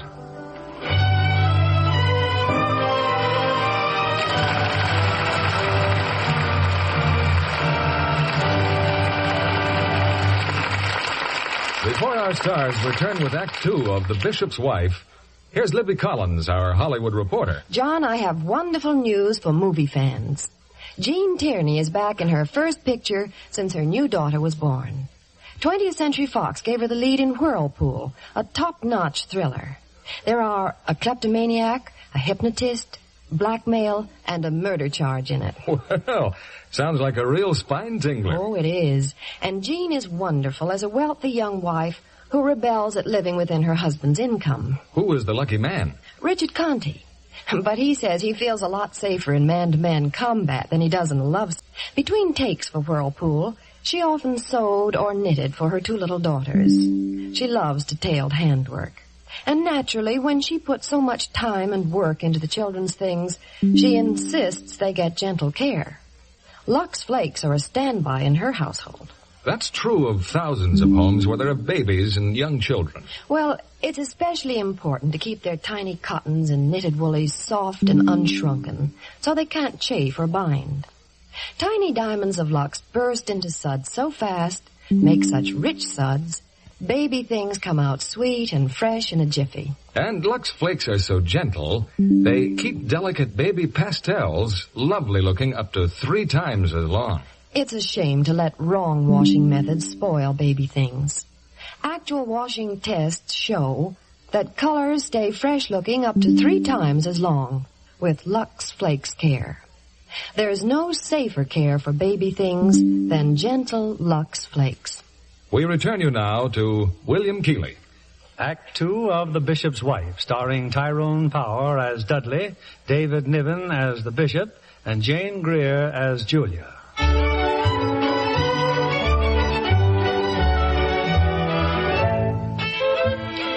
Reliable authorities tell us that the Christmas season is the happiest time of the year. But it's anything but that for young Bishop Henry Brock. Determined to build a cathedral, he can't raise the money. And if that isn't trouble enough, he finds his prayers have been answered in the person of a young, handsome, and full-fledged angel named Dudley, who seems to find the bishop's wife better company than the bishop. I enjoyed lunch very much, Dudley. Now, don't you think we'd better go home? But I thought you liked to walk. Oh, I do. But... Oh, Dudley, wait. There's a friend of mine. Professor Wutheridge. Professor, wait. Julia, what wonderful luck meeting you again. This man. Are you with him? Yes, of course. Dudley, this is Professor Weatheridge. Oh, the professor knows me well. The University of Vienna. Young man, I don't believe you've ever been near Vienna. Dudley is Henry's new assistant. You mean you really know this fellow? Of course I do. Well, in that case, how about dropping into my humble diggings for a bit of Yuletide cheer? Oh, I'd love to, but only for a moment. Come along, Dudley. It's just around the corner. Well, Professor, when are you going to show us your book? My book? Never. Please. Oh, you're writing a book? You didn't know? You didn't tell me. I described the book in detail in the course of those lectures I gave in Vienna. Julia, I'm now certain this fellow's an imposter. Oh, that book. Oh, I thought you finished that one years ago. Oh, I see. No, for 20 years I've talked about that book, but in all that time I haven't written a word, not one word. But why not? Because I can't think of anything original to say. Just the same old monotonous history, dry as dust. Never could find the right words, either to tell to a pretty girl or to write a book. Even when you had this coin to inspire you? Well, that's the coin you gave to Henry, Professor. Yes, I borrowed it from Henry's desk. And you wasted your time. It's worthless. Oh, on the contrary. This coin is one of the rarest of all antiquities. Only 100 of these coins were minted by Julius Caesar 2,000 years ago. That was when Cleopatra visited Rome. Presumably these coins were used to pay her hotel bill. Why, that's amazing. Nobody knew about it except Caesar's wife, and she had the coins destroyed. But this one she overlooked. It's an unwritten chapter in history, and you, Professor, will write it. Do you know any more stories like that? Oh, any number of them. Oh, you're a curious fellow, Dudley. Have you just begun to notice that? Where do you come from? Well, what if I told you that I come from another planet? Would you believe me? I don't know. I'd believe you, Dudley. And you'd be right, Julia, as always. We all come from our own little planets. That's why we're all different. That's what makes life interesting. Oh, it's getting late. I must be leaving, really. Oh, sorry, Professor. If my wine bottle wasn't empty, we could say goodbye with another drink. Empty? Oh, yes, I had barely enough for the bottle. It's half full. Oh, well, save it for next time, Professor. I'm really getting old when I can't see what's inside a wine bottle. Dudley. Yes, my friend? There's one thing that troubles me greatly. Well? To write a history is a tremendous task. I wonder, will I have time to finish it? You'll finish it. You'll have time. I don't know why I'd ask you that question. How would you know? Yet somehow I believe you. You see, for quite a while now, every time I passed a cemetery, I felt as if I were apartment hunting. Goodbye, Professor. Come and see us, please. I will. Goodbye, and God bless you both. I'll pass that recommendation along. Thank you, Professor.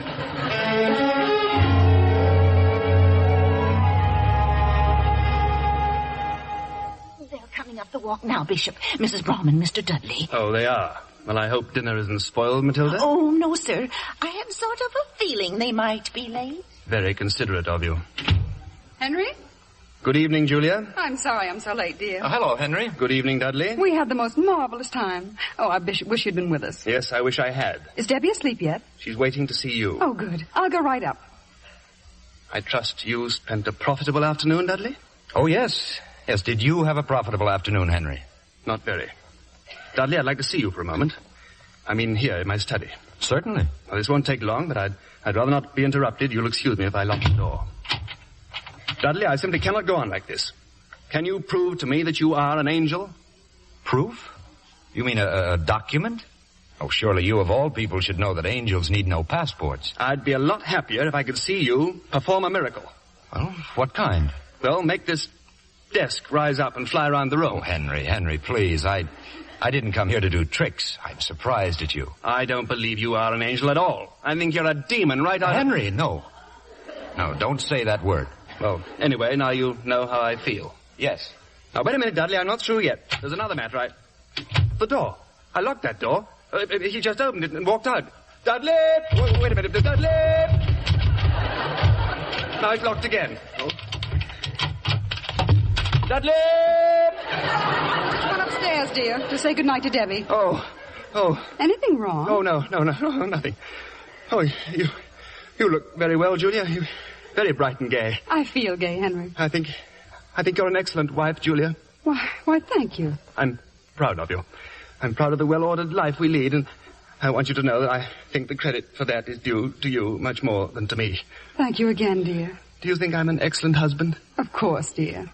Henry, I hope you're going to take things easier now. I mean with Dudley here. I think he's very able. You do? Yes. He knows so many things. What, for instance? Well, you should have seen him this afternoon. We met Professor Wutheridge. Why, Dudley knows more about history than he does. He should. He's been at it longer. What? Oh, nothing. I'll go up and see Debbie now, dear. Don't you know any stories, Mr. Dudley? Oh, I know hundreds of stories, Debbie. I think it would be very nice of you to tell me one. Well, I know a story that happened many, many years ago about a boy who lived in a little town. What was his name? His name was David. He was a shepherd, and the town where he lived was called Bethlehem. Oh, I know Bethlehem. That's where the star was. That's right. Only David lived long before the star. Well, one night David was out in the hills tending his sheep. He was playing the harp and singing. And then all of a sudden, an angel came down and spoke to him. How did David know he was an angel? Oh, he didn't know. And that's the way it always is. Angels come down and put ideas into people's heads, and then people feel very proud of themselves because they think it was all their own idea. Well, anyway, this angel spoke to David. One of your lambs has strayed, he said. So David put aside his harp and went out into the darkness to find the lamb. Of course, the angel guided him. And when David found the lamb, he saw a great ferocious lion there. Oh, dear. So David said to the lion, "You get away from that lamb." And the lion said, "You get away from me or I'll eat you too." Did David run away? Oh, no. No, the angel put another idea into his head. And David took out his sling and hurled a stone right between the lion's eyes. Served him good and right. Yes, I think it did. And David picked up the lamb and carried it back to the fold. And then he felt so happy that he took his harp and he made up a new song. It started like this. The Lord is my shepherd. I shall not want. He maketh me to lie down in green pastures. He leadeth me beside the still waters. Oh, come in, Henry. I think you can tell the rest of this. Some other time. Well, good night, Daddy. Good night, darling. Now, if you're ready, Dudley, so is dinner. Thank you, Henry. Thank you.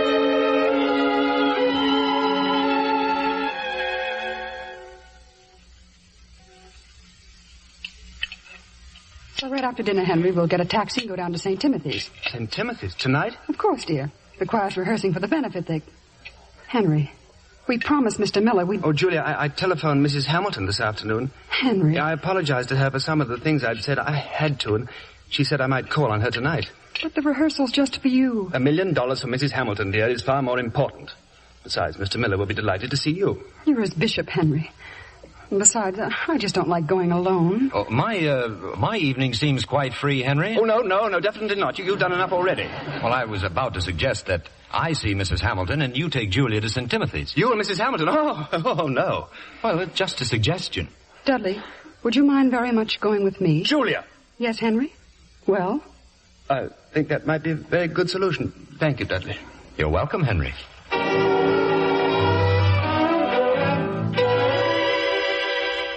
Mrs. Brome. Oh, I'm delighted to see you. Hello, Mr. Miller. Oh, this is Mr. Dudley, the bishop's new assistant. Oh, Mr. Dudley, a pleasure. Thank you.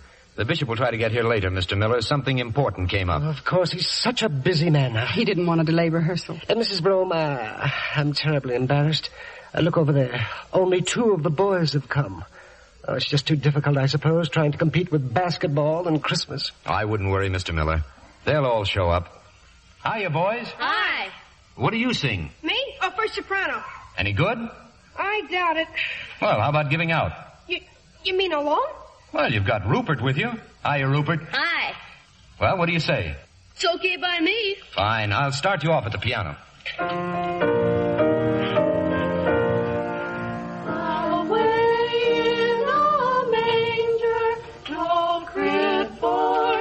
Mrs. Brome, look. Here come some of the other boys. Why, yes. Maybe basketball isn't so important after all. The stars in the sky looking down. You can be proud of them, Mr. Miller. They sing beautifully. They've never sung so well. Never. And look, they're all here now. I don't understand. Oh, if Henry could hear this. Like angels. Better, believe me. baby wakes, what little Lord Jesus knows. I'm so relieved, Bishop Rome. You needn't make any further apologies. Oh, thank you, Mrs. Hamilton. And in view of your generosity, the George B. Hamilton Memorial Chapel shall be located wherever you specify in the new cathedral. Well, now we're getting somewhere, aren't we? Oh, there's another matter. That window depicting St. George and the dragon. Yes? I should very much like the countenance of St. George to resemble my late husband. Oh. Who do you see as the dragon? Oh, any dragon. Thank you. Well, now that we're in such complete accord, would you mind very much if we postponed the details? Julia's waiting for me at St. Timothy's. Very well. We can go over the plans when I transfer the funds. Thank you so much. Well, that's strange. Is anything the matter? Well, this chair, I can't get up. It's stuck to I'm stuck to it. Stuck to the chair? Yes, it doesn't seem quite right, does it? Stevens, come here, please. Yes, madam. There is something wrong with the bishop's chair. Oh, madam, it must be the new varnish. The furniture people should have warned us. I do hope I'm not harming the chair. Oh, this is preposterous. Awkward situation, isn't it? Perhaps you'll give a little pull at the back, Stevens. Yes, sir. Again, please. Your trousers, sir. I'm afraid if we pull any more... Mrs. Hamilton, might I use the telephone? Yes, of course. It's right over there. Can you walk? After a fashion. That chair, madam, it clings to him like a brother. Well, do something, Stevens. Call the shop. Get a plumber. Hello? Matilda, this is Bishop Rome. I'm at Mrs. Hamilton's. I want you to come here at once with another pair of trousers. Well, what difference does it make? Just bring me another pair of trousers. Thank you. Oh, I'm so sorry this has happened. Oh, if I could only get in touch with Julia or Dudley. Dudley! This is all his doing. Dudley! No, Bishop, don't be nervous. Have a chair, Bishop. I have a chair.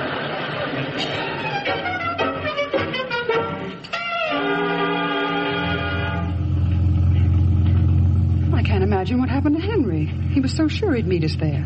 Well, I suppose he's detained at Mrs. Hamilton's. Oh, of course. You know, Dudley, it's a strange thing. You seem to be able to make me feel as if everything's going to be all right.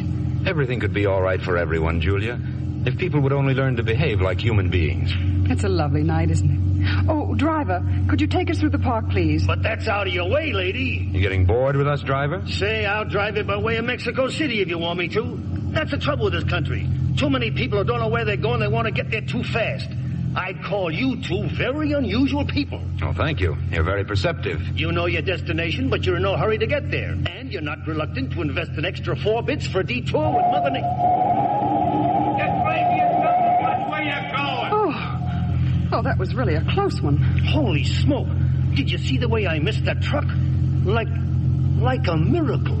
Yes, I know, but just don't overplay your hand. Hey, look, they're ice skating over there. Oh, so they are. Julia, we're going ice skating. Oh, no, we mustn't. It's too late. We couldn't. Do you really think we could? You can stop here, driver. We're going ice skating. Oh, and you too.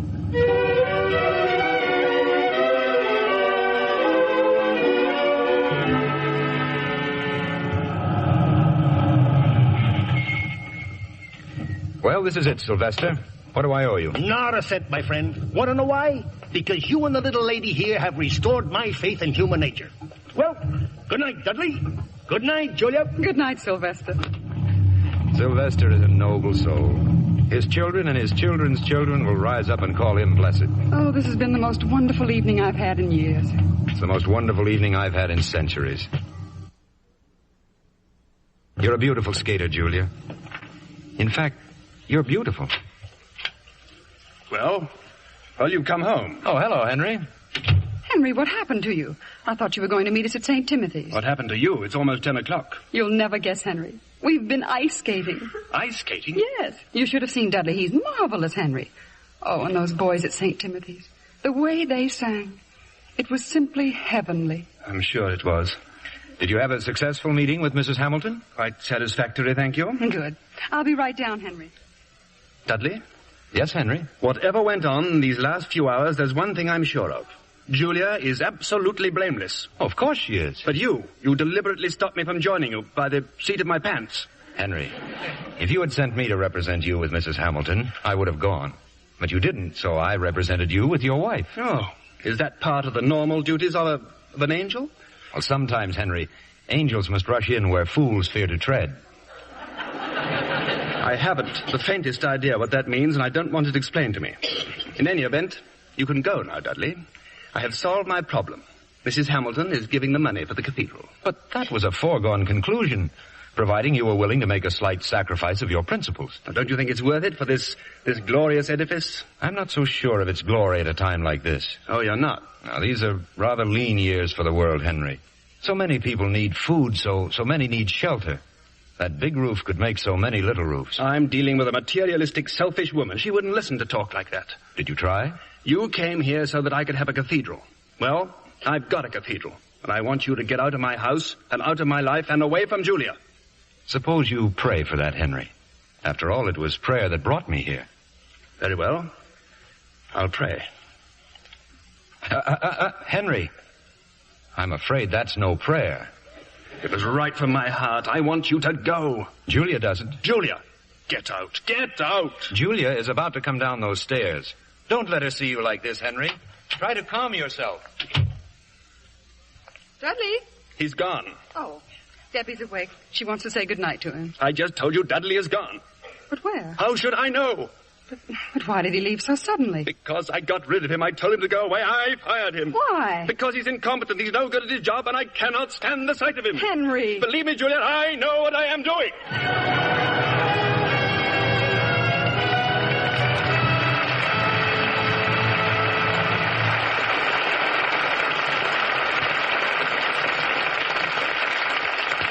We pause now for station identification. This is CBS, the Columbia Broadcasting System.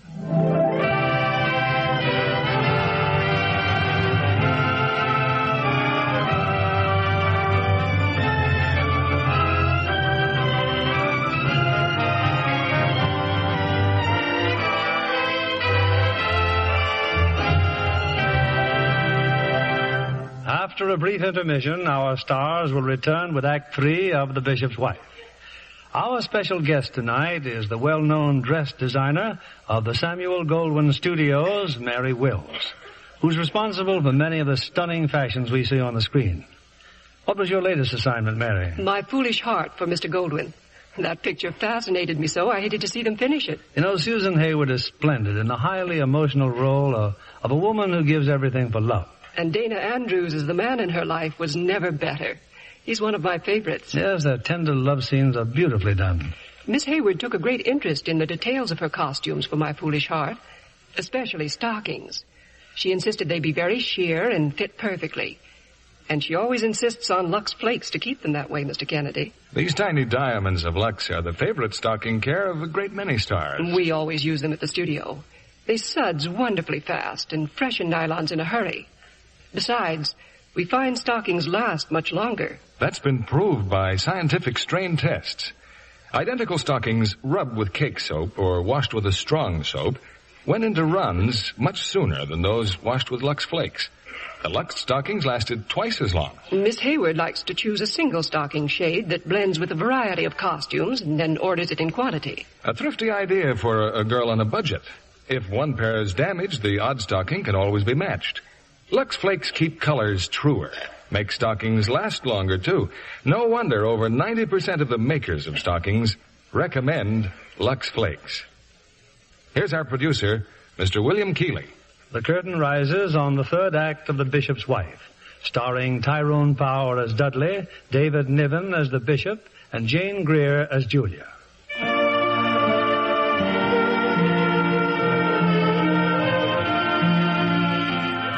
2 days have passed since Dudley disappeared, much to the relief of Bishop Henry Braun. And now it's early evening on Christmas Eve. Here's the list of your calls, Bishop, ending at Mrs. Hamilton. Oh, and there's a taxi waiting for you outside. Thank you, Miss Castaway. If you're through typing my sermon before I'm back, just leave the copies on my desk. Yes, sir. I'm sorry to keep you so late on Christmas Eve. Oh, it's all right, sir. Bishop Brown? Yes? There's still no word from Mr. Dudley. Miss Castaway, I discharged Mr. Dudley. There's no reason at all to hear from him. Yes, sir. Now, if you don't mind, please tell Mrs. Braun that the taxi is waiting. We can go to the Tropicals first, Henry, then the Vandover. Julia! Hiya, Julia! Sylvester. Well, what are you doing here? Well, when the call came in for a cab, I sure hightailed it over here. I was hoping there'd be another skating party. Hey, where's Dudley? I don't know.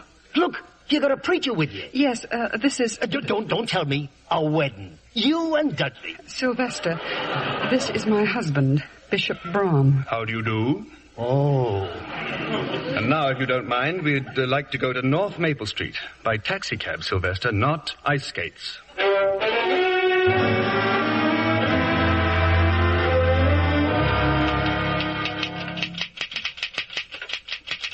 Good evening, Miss Castaway. Mr. Dudley. Did I startle you? Oh, yes, I didn't hear you come in. But where have you been? Oh, here and there, Miss Castaway. Why, we've been so worried about you. And poor Mrs. Brome, she's been popping in and out of here all day. Have I seen you? Have I heard from Where is she? She and the bishop are making Christmas calls. Oh, they'll be home. Oh, yes, sir. After Mrs. Hamilton's. Then they go to St. Timothy's for the midnight service. You should be home, too, Miss Castaway. I'll type that sermon for you. Oh, no, the bishop told me... It's Christmas Eve. You should be with your family. Well, if you really... Oh, thank you, Mr. Dudley. Merry Christmas, Mildred. Oh, Merry Christmas, Dudley. Henry's Christmas sermon. The new cathedral. Mrs. Hamilton's magnificent gesture. Money. Pledges needed. Sorry, Henry, but that's no sermon for Christmas. Suppose you tell them the story of an empty stocking. Once upon a midnight clear, there was a child's cry. A blazing star hung over a stable, and wise men came with birthday gifts. We have forgotten many things during the centuries, but not that night.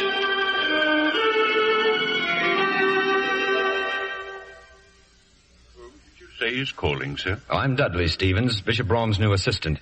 Would you mind telling Mrs. Hamilton I'm here? I don't believe she's expecting you, sir. Oh, I'm sure she isn't. Yes, sir. I'll wait in the music room. The music room, sir? Yes, there's a harp in there. I wonder if she'd mind if... I'm afraid she would, sir. Oh. Well, in that event, you'd better hurry off and tell her. Yes, sir, I shall.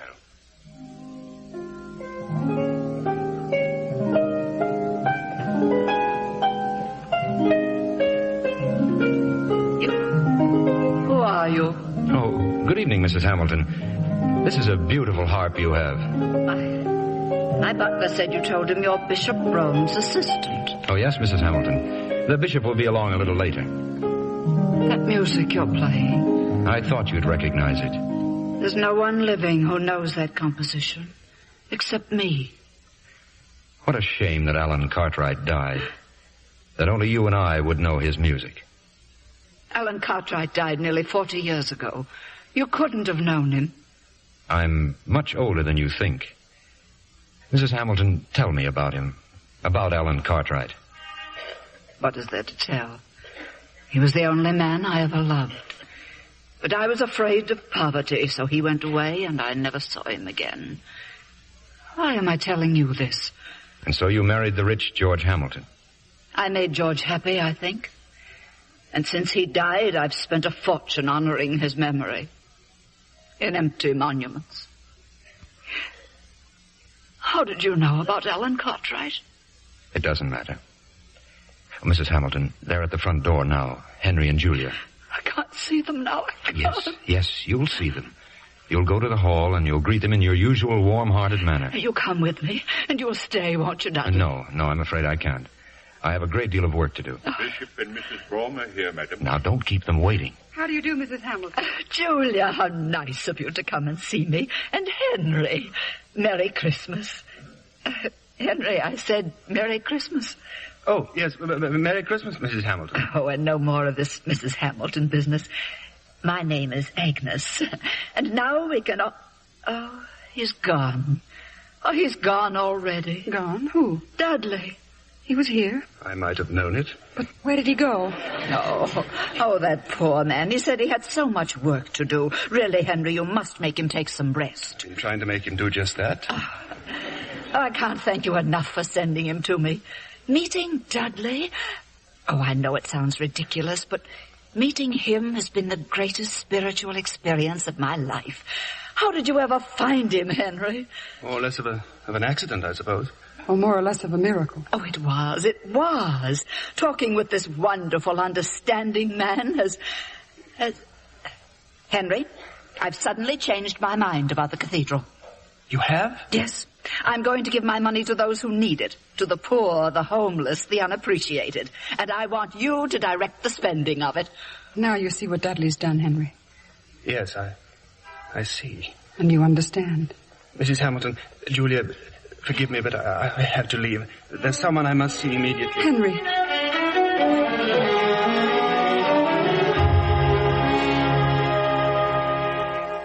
Henry, my dear fellow, sit down, sit down. Professor Wutheridge, I just had to see you. I'm delighted. Here, Henry, here. A glass of sherry. No, thank you. Oh, but I insist. Henry, you see this bottle? Now watch. I filled 2 glasses. Behold, the bottle is still half full. And what's more, the sherry itself, it stimulates, it warms, it inspires. But no matter how much you drink, it never inebriates, and the contents never diminish. Always half full.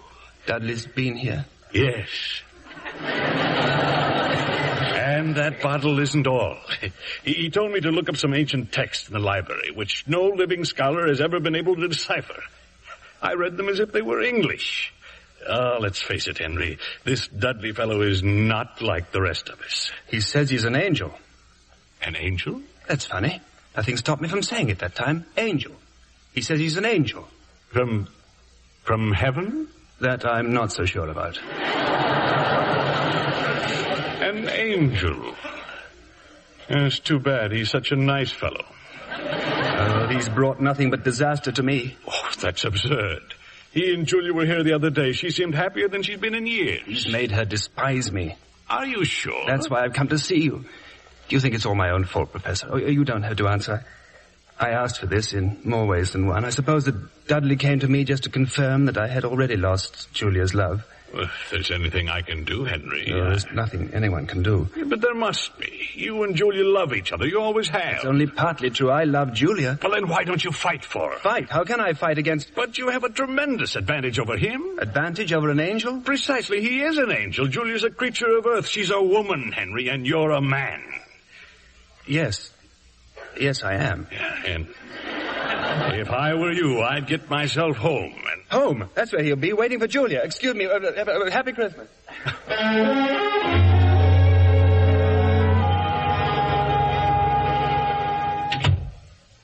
Henry, is that you, dear? Hello, Julia. Dudley. I came to say goodbye. I have to be moving along. Oh. Well, where will you be going? Wherever they send me. They? My superior officers. Will we ever see you again? Well, they seldom send us twice to the same place, Julia. We might form attachments. I don't know what you're talking about. No, of course not. Julia, I don't want to leave. Why? Well, there are few people who know the secret of making heaven here on earth. And you are one of those rare people. You frighten me. Dudley, I think you ought to go. Julia, please, don't send me away. What are you saying? That I'm tired of being a wanderer. I'm tired of an existence which is neither hot nor cold, hungry nor full. No, you must go away and never come back. Don't look at me like that. Dudley, no. Henry! All right, Julia. It's all right, my darling. Go upstairs, dear. I'll handle this alone.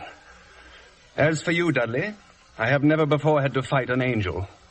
But I suggest you take off your coat and put up your dukes. Now, why do you want to fight me, Henry? Because you're a thief trying to steal the love that belongs to me. Henry, do you realize that as an angel, I could quite possibly destroy you with a bolt of lightning? I don't care. Julia means more to me than my life. I'm not going to lose her. Then I have news for you. I'm going. I'll accept that as a fact when I see it happen. Oh, no, you won't. Because when I'm gone, you will never know that an angel visited this house. And Julia? What about her? There will be no memory with her either. Or with Debbie or the professor or anyone else. Oh, I don't trust you.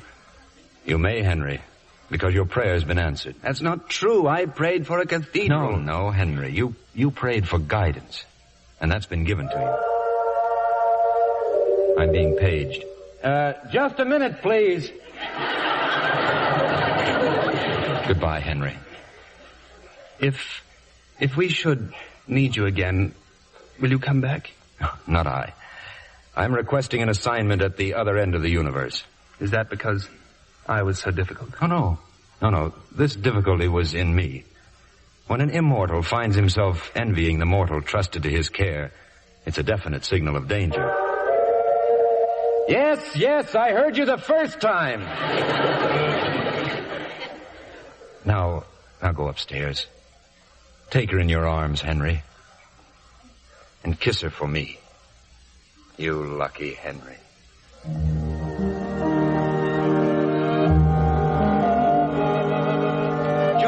Julia. Quiet, darling. You'll wake Debbie. Are you all right? Oh, yes, of course I am. Henry, did you get that for Debbie? Get what for Debbie? That little angel there on a bed. Why, no. I can't imagine where it came from. Henry, what is it? I don't know. I have the most inexplicable feeling of happiness. Why, so do I. Oh, Julia, I love you, Julia. I love you, Henry. Listen, the bells from St. Timothy's. It's almost midnight. You'll have to hurry. Oh, my sermon. It was all about the cathedral. It will never do now. Don't worry, dear. You'll think of something. Something even better. Merry Christmas, Henry. Merry Christmas, darling.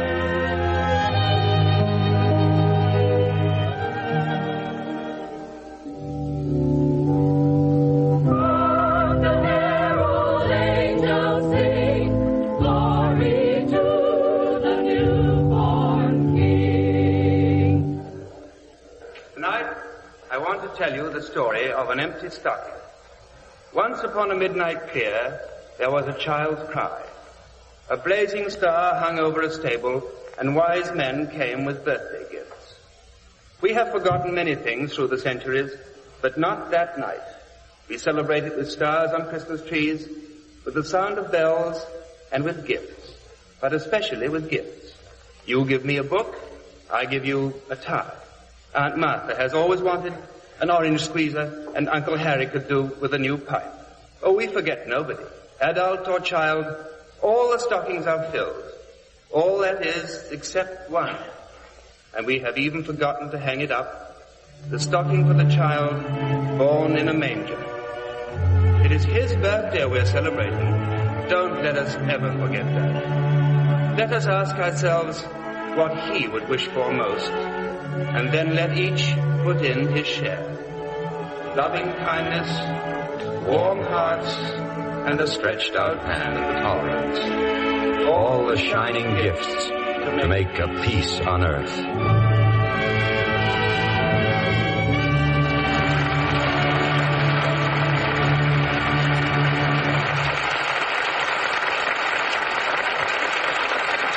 Our stars will return for their curtain calls in a moment.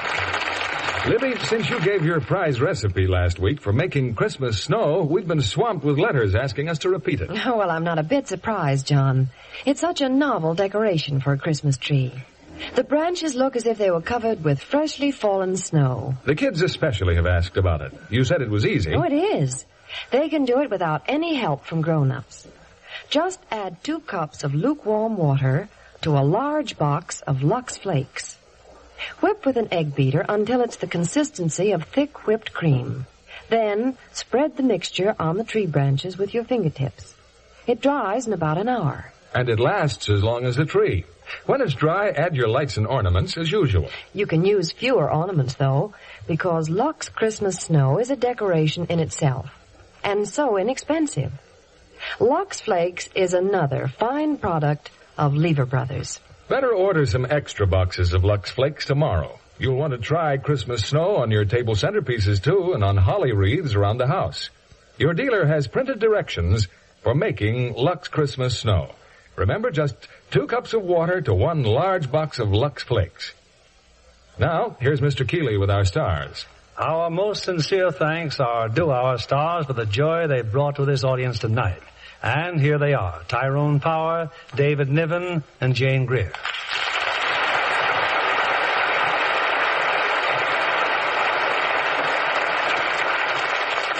Ty, it's good to have you back in Hollywood after all these months.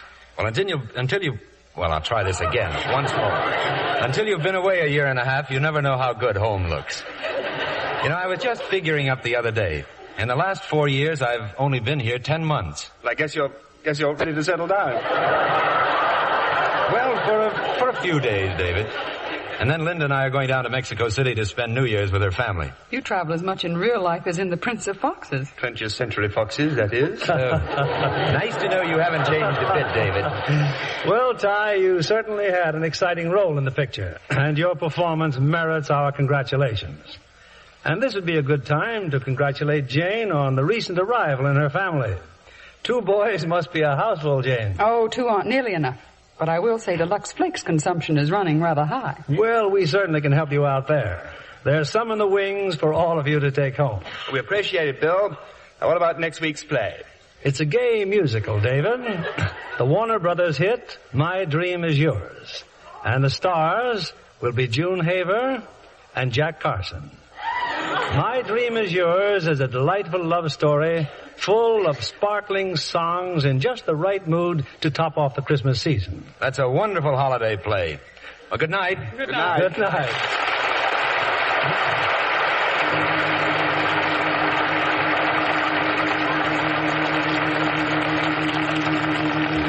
Traditionally, this is the time for an old American custom, going home for Christmas.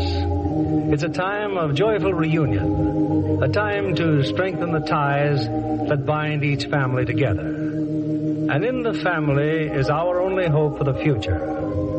For from deep in our hearts and our homes must come the fulfillment of the age-old promise of Christmas, the promise of peace on earth and goodwill among men, all men.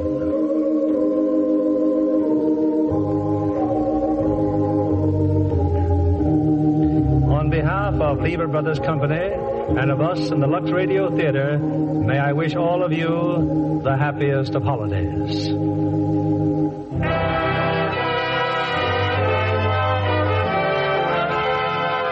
And we invite you all to join us again next Monday evening when the Lux Radio Theater presents Jack Carson and June Haver in My Dream Is Yours. This is William Geely saying good night to you and Merry Christmas.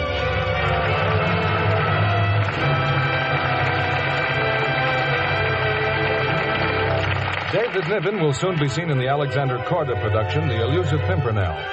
Jane Greer appeared through the courtesy of RKO, producers of Holiday Affair, starring Robert Mitchum and Janet Leigh. Heard in tonight's cast were Willard Waterman as Professor, Eleanor Audley as Mrs. Hamilton, Frances Robinson as Miss Cassaway, and Bill Johnstone, Gilbert Barnett, Philip Teed, Noreen Gamil, Ann Whitfield, Howard McNear, Eddie Marr, and Alan Reed Jr. Our play was adapted by S.H. Barnett, and our music was directed by Louis Silvers. This is your announcer, John Milton Kennedy, reminding you to join us again next Monday night to hear My Dream Is Yours, starring June Haver and Jack Carson. Screen stars are thrilled with the new bath-size Lux toilet soap. It's so luxurious, they say, leaves such a lovely clinging fragrance on the skin. Try this big satin smooth bath cake 9 out of 10 screen stars use. Enjoy its rich creamy lather, abundant even in hard water. In a jiffy, it whisks away dust and dirt, makes you sure of skin that's fresh, really sweet. Fastidious women love the delicate Lux toilet soap perfume, an exclusive blend of flower fragrances. Rose, lilac, jasmine are just a few. The generous new bath-size Lux toilet soap is now available everywhere. Get a few cakes tomorrow. The whole family will enjoy the new bath-size Lux toilet soap. Be sure to listen next Monday night to the Lux Radio Theater presentation of My Dream Is Yours, starring Jack Carson and June Haver. Stay tuned for My Friend Irma, which follows over these same stations. This is CBS, the Columbia Broadcasting System.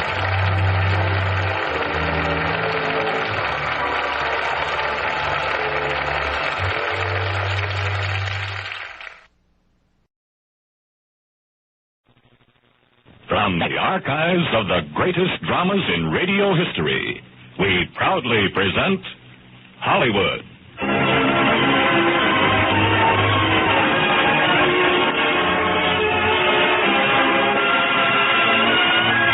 The Radio Theater, starring Maureen O'Hara, Dick Haynes, and Barry Sullivan in Do You Love Me?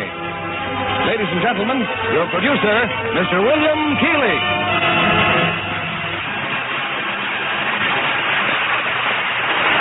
Greetings from Hollywood, ladies and gentlemen. There's music in the air. And our gift to you is a special musical package filled with laughter and romance and decorated by 3 sparkling stars. Dick Haymes of The Matchless Voice, lovely Maureen O'Hara, and Barry Sullivan. They appear in 20th Century Fox's screen hit, Do You Love Me? The story of a lovely woman who not only finds herself, so far as poise and beauty go, but finds 2 ardent and persistent suitors in the bargain. Here's Act 1 of Do You Love Me, starring Maureen O'Hara as Catherine Hilliard, Dick Haymes as Jimmy Hale, and Barry Sullivan as Barry Clayton, with John McIntyre as Herbert Benham.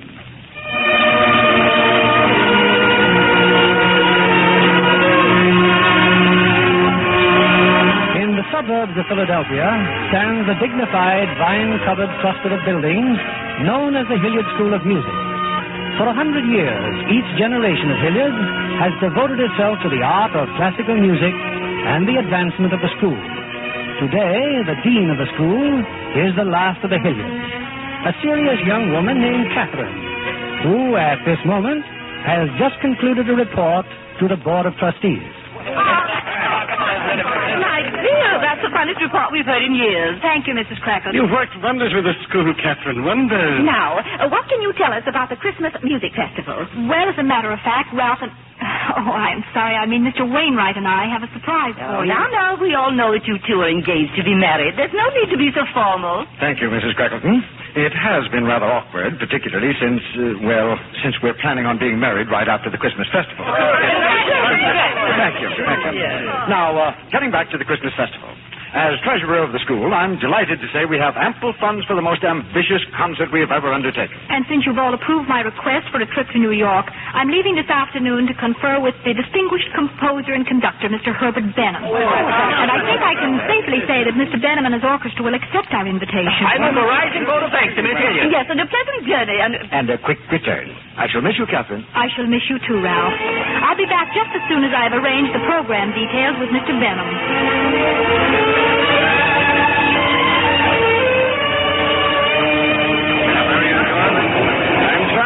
But there just don't seem to be any seats. I'll try the car ahead, conductor. Oh, sorry, but that's a special car. Barry Clayton's band. Oh, well, then I just stand in the vestibule. Thank you. Oh, I beg your pardon. I didn't know you were leaning against the door. No seats inside? No. Well, you can't just stand. Come on in here. We've plenty of room. Why, thank you. Yeah, I'll take your bags. It's my Boy Scout training. Wolf Patrol. Well, how's this? This will do splendidly, thank you. I think I'll just read for a while. A good book? Very. The influence of Bach on Wagner. Oh, you like music? Yes, intensely. Well, good. Oh, Dilly. Yeah? Tell the gang to pick up their instruments. We've got an audience. Huh? Oh, put down your cards, boys. And get ready to pay off that bet, Mr. Dillon. Oh, miss, you wouldn't mind if we tried out a number, would you? Oh, no, not at all. I've pride myself on being able to concentrate no matter what goes on around me. Oh, now, honey. Okay, boys, here we go. Let's see you concentrate now, miss, I tell you. Do you love me? Do you love me? Do you love me? Do you love me? Tell me, do you? Do I really mean the world to you? Do you get a glimpse of heaven when your lips meet mine? Tonight bring dreams of me pursue you. Do I tell you? Do I tell you? Do I tell you when I come closer to you? Was your life a bore before I knew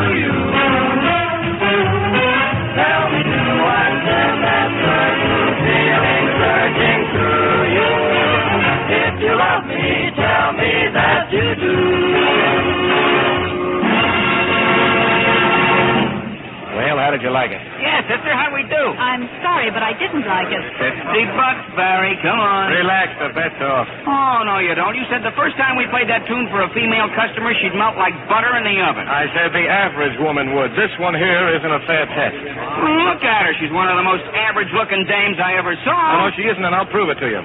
Madam, when you walk down the street, do men ever go... at you? They most certainly don't. There you are, Dilly. Don't prove it, Sam. It certainly does. The hottest number in the world wouldn't warm up a dame like that. She's ice water. If a mosquito ever bit that gal, Dilly, he'd get double pneumonia. Hey, she's leaving. Well, let her leave. And the bet's off. I don't think that tomato likes you. I'm worried to death. Come on, let's run through that number once again.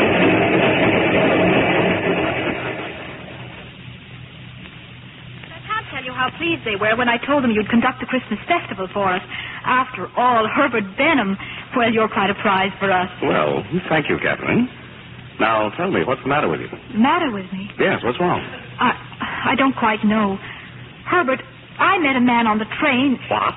Oh, it's not what you're thinking. Oh, Herbert, what's wrong with me? Well, I'm sure I don't know. Well, last night, after I checked in at the hotel, I walked around the block for over an hour. Many men went by, all shapes, all ages, but not one of them went at me. Well, should they? Could that vulgar, raucous leader of a jazz band be right? Am I ice water? Would I give a mosquito double pneumonia? Now, just a minute. Evidently, you met a low character on the train who reflected upon your ability to bring out the call of the wild. Is that your tragic tale? You think I'm being ridiculous? Oh, no. Your vanity was bruised, and naturally you rebelled. It's an awful admission, but you're right. Here, let me look at you.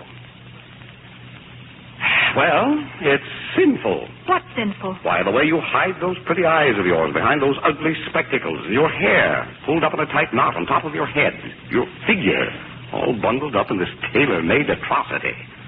Catherine, have you ever thought of what you might look like? Why, Take off those glasses. Take off my glasses? Yes, and let down your hair. Come on. There's nothing like letting your hair down. That's better. Now, fluff it all out. Fluff it. Fluff. Makes all the difference in the world. Yeah, well, look in the mirror. Oh. Now you behold merely the faintest possibilities. Not to exploit them is positively criminal. But how? When? I mean... Well, how should I know? But my secretary would.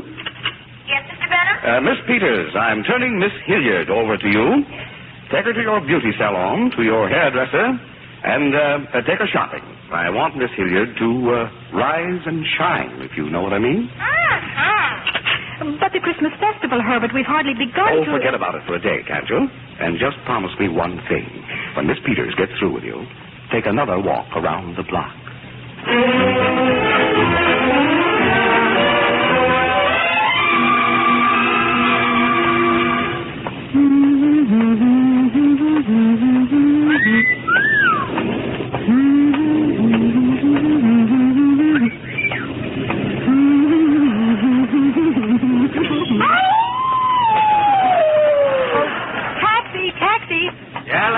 That I should slug that wolf? Oh, no. It's wonderful. Huh? Oh, never mind. I want to go to a nightclub. What one, lady? The El Sudan.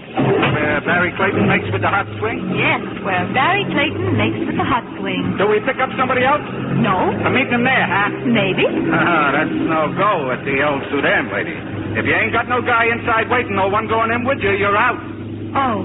You mean I have to have an escort? Yeah, a boyfriend or your husband or somebody else's husband. They ain't particular, but a guy is a must. Oh, well, in that case, you'd better stop. Oh, I have an idea. That man there standing in front of that restaurant. What, lady? Oh, don't go away. I'll be right back.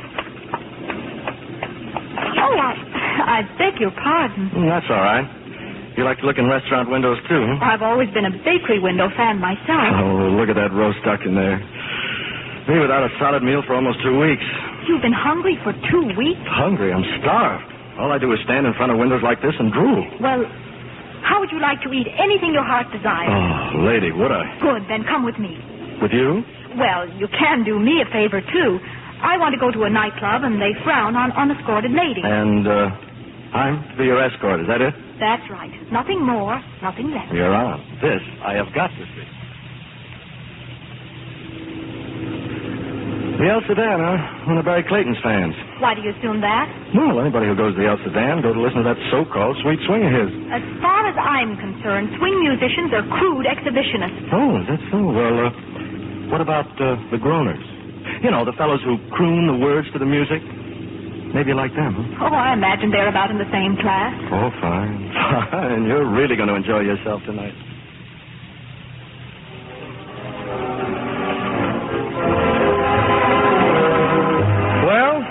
You are now in the El Sedan. Is this table okay, lady? Quite. Oh, you obviously can't go on calling me lady. My name is Catherine Hilliard. Oh, nice name, Catherine. But I think I'll make it Kitten. You know, you're quite a dish. Thank you. Now tell me, just why did you come here? Well, I'm from out of town, and I understand the El Sedan is quite the place to go. Now, what would you like to eat? I can't get my mind over that roast duck. Well, then, if you call the waiter, we'll... Well, what's happened to the music? Did Mr. Clayton get tired waving that baton of his? Sorry to interrupt the dancing, good people. Don't be alarmed and don't scream, but there's a burglar in the house. Yes, sir, the Jimmy Valentine of Song, the crown prince of crooners, my pal, Jimmy Hale. Okay, Jimmy, take a bow. What are you standing up for? Because I'm Jimmy Hale. You are a groaner? Oh, a buck here, a buck there. Fellas got to make a living, you know. But you told me you haven't eaten for 2 weeks. I haven't. I'm on a diet. Means they like us lean and hungry. Well, just don't stand there, Jimmy. Come on up here and bat one out for the folks. I'm sorry, Kitten, but I'd better oblige. Here's a song I know Jimmy knows on account of we made the recording together. Folks, Jimmy Hale.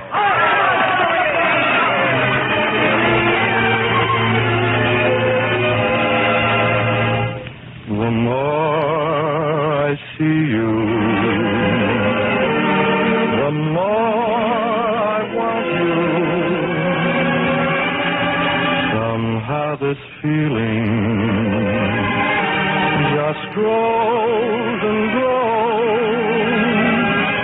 With every sigh I become more mad about you. More lost without you, and so it goes. Can you imagine how much I love you? The more I see you, as years go by, I know the only one for me can only be you. My arms won't free you. My heart won't try.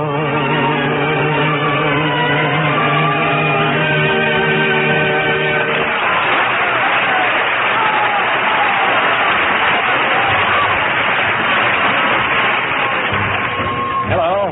Good evening, Mr. Clayton. The least I can do is to keep Jimmy's gal company while he takes care of those autograph letters. Oh? A wonderful fella, Jimmy, wonderful. But let's talk about us. Very well, let's. Well, to begin with, I think you're the most beautiful thing I've ever seen. That's a very nice beginning, Mr. Clayton. Mary's the name from now on. Oh, I've got plans for us, honey. Big plans. How exciting. What are you looking for? Cigarette? Oh, no. Just these, my eyeglasses. There we are. Your eyes bother you? No, not especially. I just wear glasses when I'm in nightclubs and when I travel on crowded trains. They prevent me from stumbling over loud-mouthed band leaders. Oh, no, you couldn't be. Not her, the girl on the train. Yes, Mr. Clayton, the Icewater girl in person. Oh, please, look, I'll get on my knees. I'll fast 10 days. I'll cut my throat. And deprive womanhood of your flattering speeches. Now, look, I don't blame you for hating me. But you've done a great deal for me. I'll make it all up every day, every hour, on the hour. I'll tell you how lovely you are, how charming, how... McGroner's back. Well, how are you, chum? Fine. Would you mind, beautiful, if we drop this brash character in the side pocket and talk about us? Excuse me, boss, but the customers are clamoring for your talent. Right away, Dilly. You're going to stay and dance? Perhaps. Well, just save a couple for me. Oh, James, I know you hate to see me tear away, but don't break up. I'll be back. Oh, I'll try to pull myself together. Always kidding. Well, I've got to hand it to him, Kitten. A little while ago, he was a crude exhibitionist. Just a little bit of howling and you've joined the pack. How unkind, Mr. Hale. No, I'll leave the corny lyrics to Barry. He's got the market cornered in that department. Well, it was a brief evening, but a highly successful one. Thank you. What are you talking about? You're not leaving. Certainly. I wanted to prove something, and I have. Now, if you can get the check... No, it's on the house. Professional courtesy. Then I guess everything's been taken care of. Good night. Oh, now, wait a minute. Clients have to be escorted to their homes. That's rule number 1 of the union. Come on, we'll get a cab.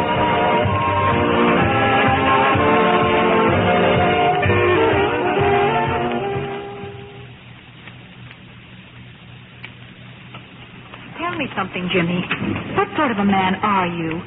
Could just any woman have come along and met you the way I did tonight? No, not just any woman, kitten. What I mean is she'd have to be somebody pretty special. Like you. Oh, am I special? You're wonderful. If you don't believe me, just look in your mirror. And somebody else agreed with me, too. That look in Barry Clayton's eye, oh, brother. You know, I do think he rather likes me. Certainly he likes you. But then he likes all girls, especially the ones that go with me. Are you trying to tell me that Barry Clayton paid attention to me just because I was with you? No, but it's a feud of long standing. If Barry knew where to find you, he'd be howling on your doorstep right now. But that isn't going to happen because I have no intention of moving over. This is all very interesting. Now tell me, whatever made you choose the profession of groaning? Like some music? I'll turn the radio on. I asked you a question. Yeah, that's right. Why do I groan? Well, I told you before, it's a living just like anything else. The pay's pretty good, and the work's not too hard. You see, all you do is... Do you love me? Do you love me? Do you love me? Do you love me? Tell me, do you? Do I really mean the whole world to you? Do you get a glimpse of heaven when your lips meet mine? Do nightly dreams of me pursue you? Do I thrill you? Do I thrill you? Do I thrill you when I cuddle closer to you? Was your life a bore before I knew you?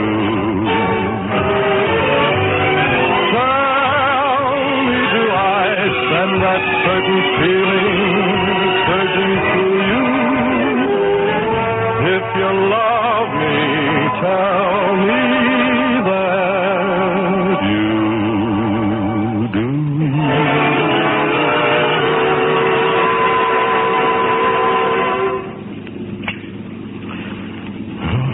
Anything wrong with that? No, nothing. Here's your hotel, eh? This is where I say goodbye. Oh, now the very least I can do is take you inside. Here you are, Skipper. Oh, thanks, Mr. Hale. Good luck. Now, I know a nice, quiet little corner in the lobby, kitten. Sorry, but I'm going straight to bed. I've got a very busy day tomorrow. Oh, that's right, we have, don't we? Including breakfast, lunch, and dinner. I think I'd better tell you something right now, Jimmy. I'm engaged. Yes? Engaged to be married. I'd be surprised if you weren't. But that's no reason to starve. Only groaners have to starve. Don't engaged women eat? Very well, then, lunch. But just this once. You've heard of Herbert Benham. Oh, definitely. Hey, wait a minute. You're not engaged. No, Jimmy, not to Mr. Benham. But I'll be in his office all morning. Suppose you try me there at noon. If I can hold out that long. Good night, kitten. Good night, groaner.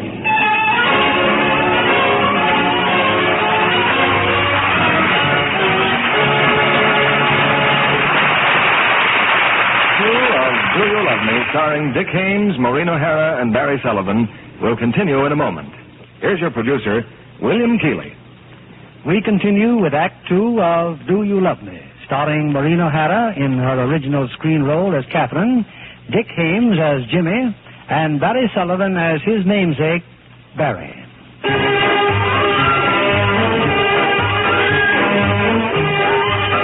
Well, sir, it just goes to show what a little determination will do, and the right clothes, and the right hairdresser.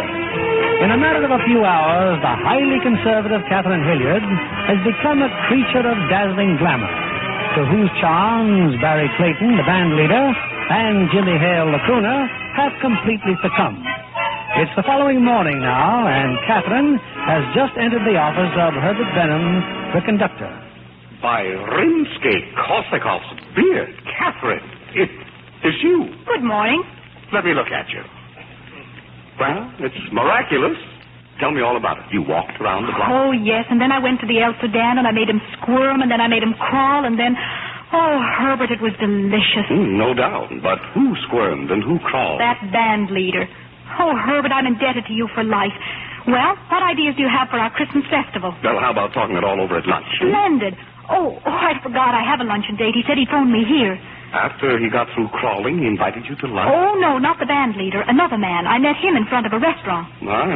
You did have a triumphant evening. Yes.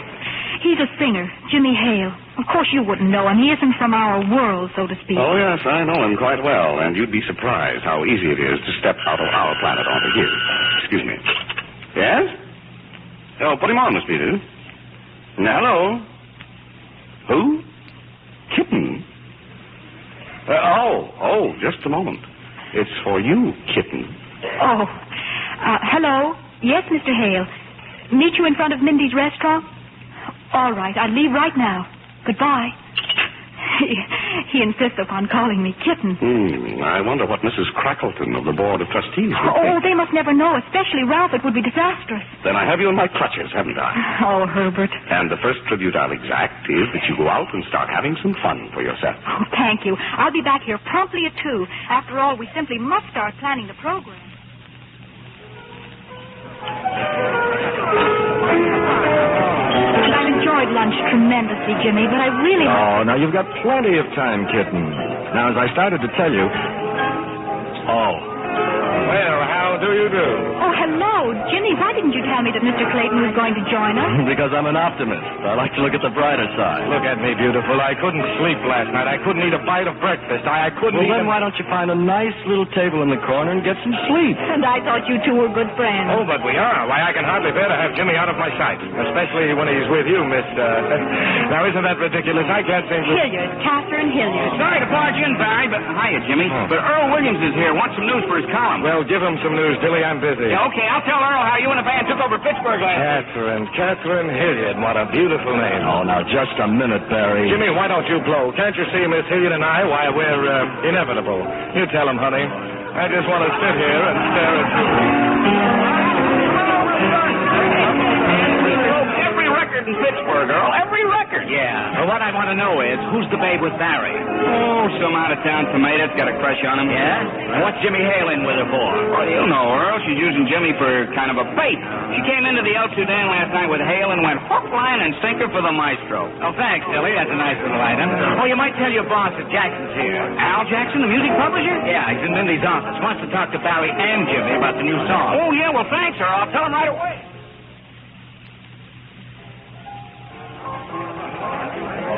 But she was sitting right here, waiter. Miss Hilliard, what happened to her? She left. But didn't she leave a message for me? No message. Oh, this is awful. Jimmy, look. Here's your chance to square yourself with me for life. You give me her address and phone number, see, and I'll appear on your radio program.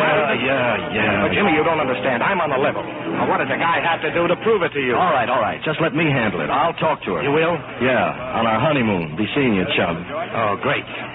Billy, come here. Yeah, Come over Barry, here. what did Jackson have to say about the Forget song? Jackson. Follow Jimmy Hale, see? Yeah? Don't let him out of your sight. I've got to find out where Miss Hilliard lives.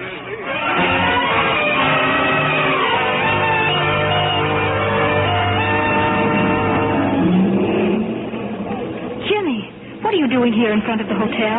Waiting to see you. I've been trying ever since you ducked out of Mindy's. Oh, but I... Oh, it's all right, really. True, I phoned you 20 times, only to be told each time that Miss Hilliard was not in. But now that you've made an appearance... You've been standing out here waiting for me? Well, eventually you'd have to come out. But it's cold. It's snowing. I hadn't noticed. Thinking about you gives me that nice, warm feeling. Jimmy, Look. I know you're engaged to another man, but that's no reason to run out on a luncheon date. I had an appointment with Herbert Benham, but whether I did or not, I should never have consented to go with you. Let's talk about it over a nice dinner, huh? I've already had a nice dinner. Let's take a walk.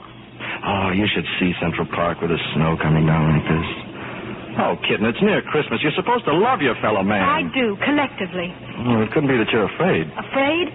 Jimmy, I'm engaged. The man I'm going to marry is also associated with me at the music school. Our lives are inseparably bound together.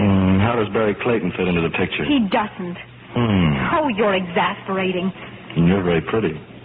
Now, look, I promise to behave, and not for a moment will I forget that you're madly in love and engaged to somebody else. Oh, all right. But just a short walk. Now you're purring, kid.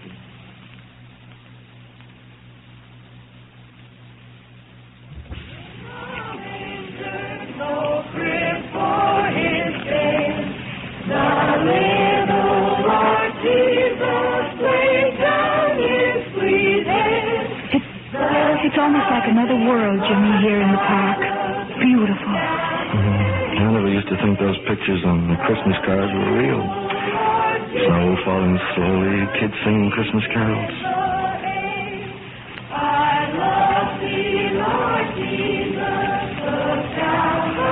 You cold? Oh, no. I'm fine. Oh, look, there's even a moon. Pretty wonderful, isn't it?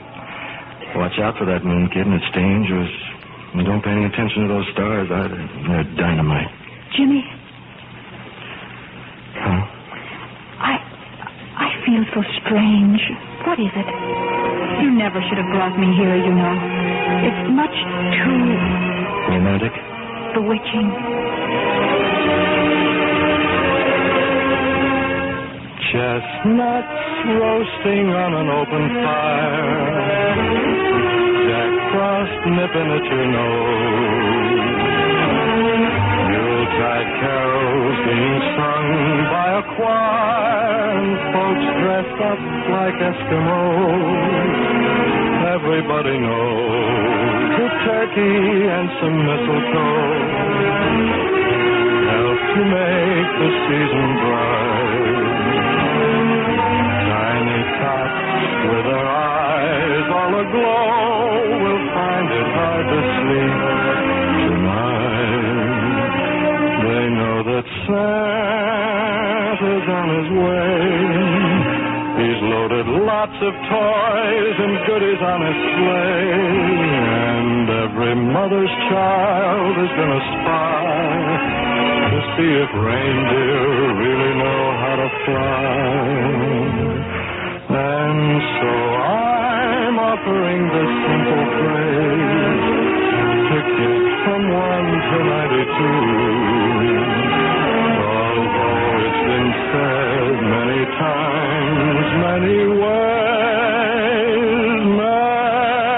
Merry Christmas to you.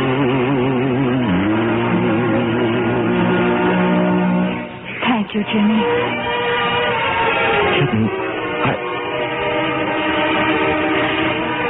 You shouldn't have kissed me. I know. I promised I'd behave, didn't I? It wasn't fair. That guy you're going to marry, I wonder if he knows what a swell girl he's getting.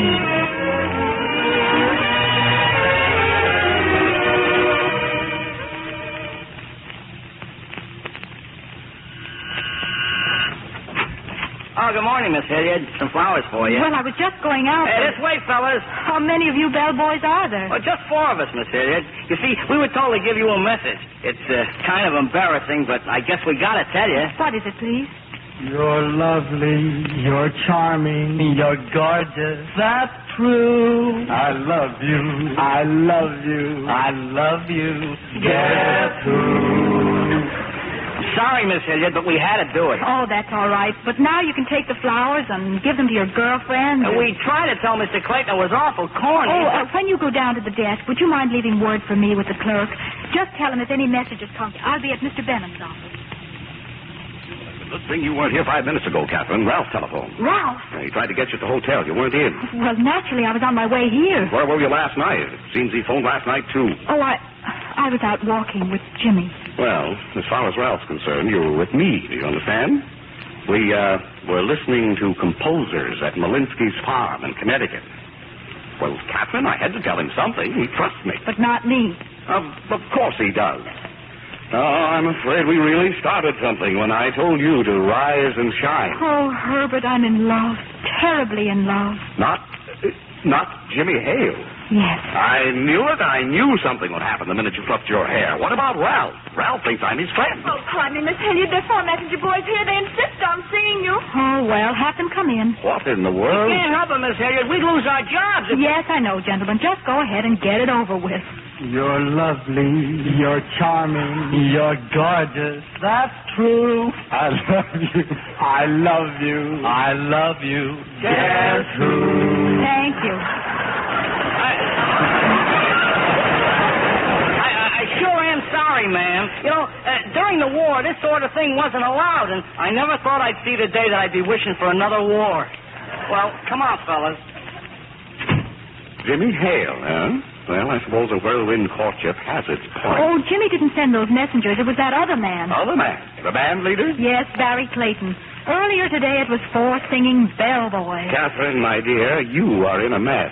A newfound love, an ex-sweetheart who doesn't know he's an ex, and a persistent suitor. Oh, Herbert, what shall I do? Well, obviously, the green light must be given to Jimmy, the red light to Ralph, and for our dear ambitious Barry Clayton. Oh, he's not so easily put off, believe me. Well, why don't you just phone him and tell him the truth? Of course. Yes, Mr. Benham? Get Barry Clayton on the phone, will you? From Miss Hilliard. All right, Barry. I'll see you at my hotel at 5 o'clock. Yes, goodbye. Well, I'm meeting him at 5, Herbert. Well, you can dispose of him by 5:30, but that still leaves us with Ralph. I just have to go home tomorrow and tell him. Good. Well, they're all straightened out now, right? Right. Then if it's not asking too much, suppose we sit down and think about me. After all, kitten, I have a concert coming up at the Hilliard School of Music.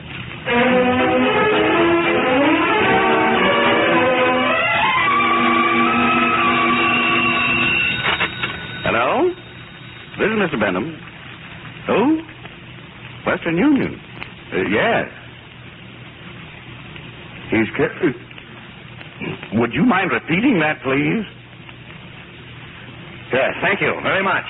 Miss Peters, where are you? Yes, Mr. Benham. Get a hold of Miss Hilliard right away. Tell her Ralph Wainwright's arriving from Pennsylvania any minute. He wants to surprise her.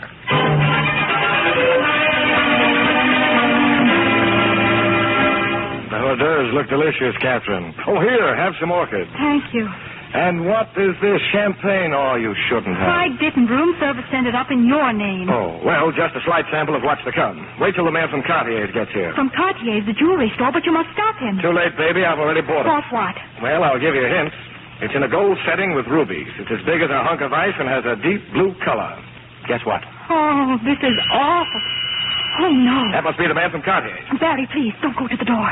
He mustn't find you here. Who mustn't find you here? A man, a friend of mine from Pennsylvania. Well, I'd like to meet him. No. I mean, he doesn't know what's happened to me. I mean about us. I've got to tell him myself. You must go, please. Anything you want, baby, is okay with me. Oh, no, not out that door. Oh, that's right. The other room. Use the fire escape and hurry. What about us? Later. I'll tell you what. Meet me at Carter Holden's penthouse. It's right here in this hotel. He's throwing a cocktail party. All right. In an hour, maybe. And don't be scared, honey. You tell that lug, whoever he is, that no one's going to push my future wife around. Fire escape.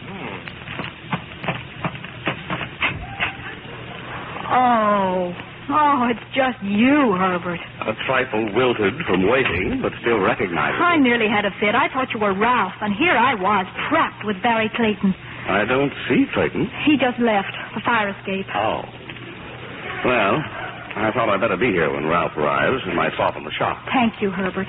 You're still certain you want to go through with this? I've never been more certain of anything. Well, you'd better be in the bedroom then when he arrives. I'll welcome Ralph myself and break it to him as gently as possible.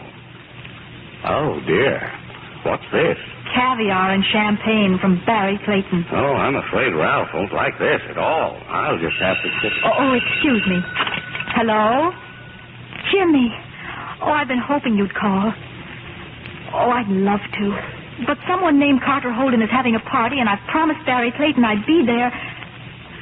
No, Jimmy, I don't want to go, but I must, and I want you to take me.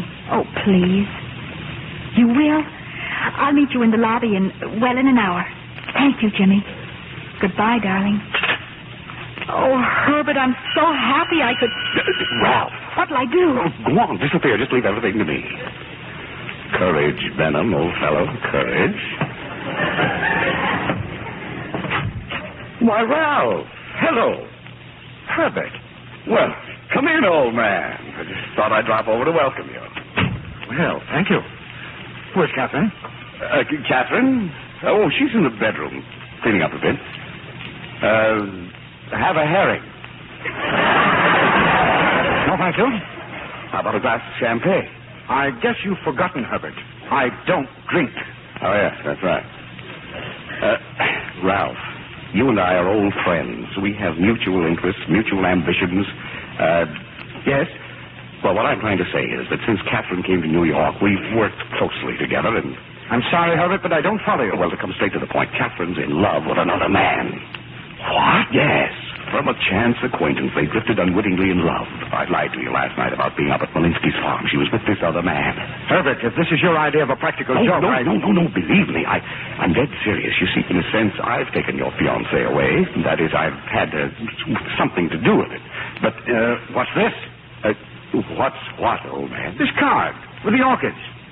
You're beautiful, you're gorgeous, you're lovely. Signed B. B for Benham. Oh, no, Ralph. You've got this all wrong. Or is it for Benedict, like in Benedict? And you can tell Catherine if she has any explaining to do, she can reach me at the YMCA.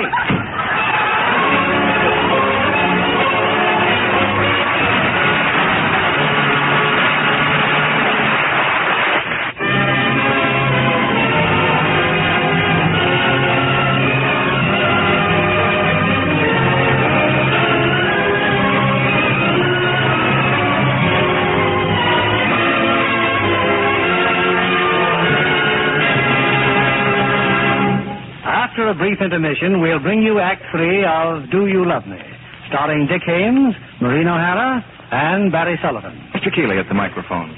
Act 3 of Do You Love Me, starring Maureen O'Hara as Catherine, Dick Haymes in his original screen role as Jimmy Hale, and Barry Sullivan as Barry Clayton. It's a few seconds later. Herbert Benham, the eminent conductor, has just conducted himself off the floor, while Catherine stands by, helpless but sympathetic. Oh, my goodness, Herbert, are you all right? Oh, I'm just fine. It seems I omitted one small point in my little talk with Ralph, the name of your newfound love. He thought I was the lucky dog. Oh, I'm so sorry. You're sure your jaw's all right? Oh, Herbert, but for you, I might have married that blue-nosed, pompous sack of cornstarch. Well, my dear, that's one down and two to go. Barry Clayton and Jimmy. You're meeting Jimmy downstairs, is that it? And he's taking you to the party so you can meet Barry? You see, it's all working out very well. I'd say there were two schools of thought on that subject, Catherine. But have a lovely evening. You must see me sometime and tell me all about it.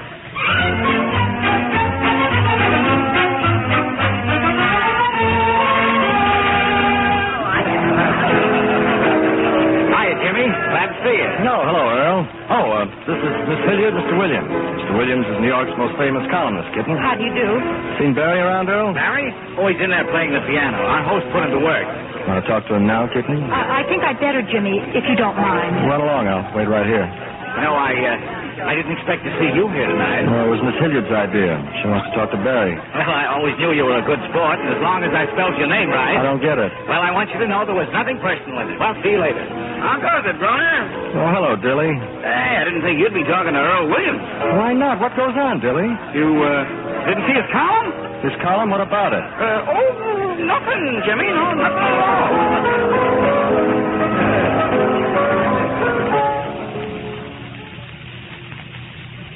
What's the matter? I just wanted to see you, kitten. Alone. Oh, about Barry? I haven't had a chance to talk to him yet, but I'm... Well, I was just reading the evening paper, kitten. Earl Williams' column. Oh? Here. Thought you might like to read it, too. Well? If you notice Jimmy Hale's face turning red, it's because a beautiful lady from out of town was crazy to meet Barry Clayton. So she used Jimmy as a stooge at the El Sudan to get an introduction. But what Jimmy hasn't caught on to yet is that the lady has fallen but hard for the maestro. And all that's left for the groaner are groans. Those in on the know are very, very amused. Jimmy. Yeah? You can't believe that I'd do anything as contemptible as that. It isn't true. I did have reasons for wanting to meet Barry at the El Sudan, but... And you used me as a stooge, huh? I didn't even know who you were then. You were just a man I picked out. Yeah. Seems quite obvious. Oh, you know I didn't mean it that way. I met Barry once before, and he ridiculed me, and, well, I suppose I have been vain and silly, but what you don't know... No, what I know is enough. It all adds up, every little trick. Well, how are you, Chum? Glad to see you. Did you tell him, Catherine? Did she tell me what? And I took an option on the lady, and she said yes. Barry. Well, that's great, pal. Exactly what we were just talking about. I'm tickled to death. She knew what she wanted. She knew how to get it. Your understanding is overwhelming, Mr. Hale. Yeah. Why don't you go to the piano with Barry and jam out a couple of choruses of the wedding march? You might as well double-cross Mendelssohn, too. A wonderful suggestion. Perhaps you'd like to join the joyful chorus.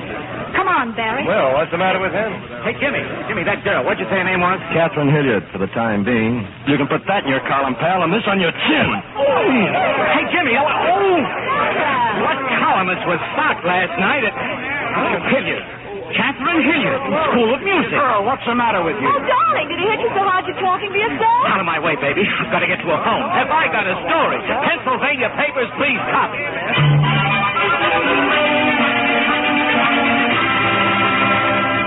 Sit down, Jimmy. You too, Mr. Clayton. I invited you to drop in because I thought you might both be interested to learn of Catherine's whereabouts. Now, where is she? Trying to find her Catherine's gone back home. Just why she's gone home, I don't know.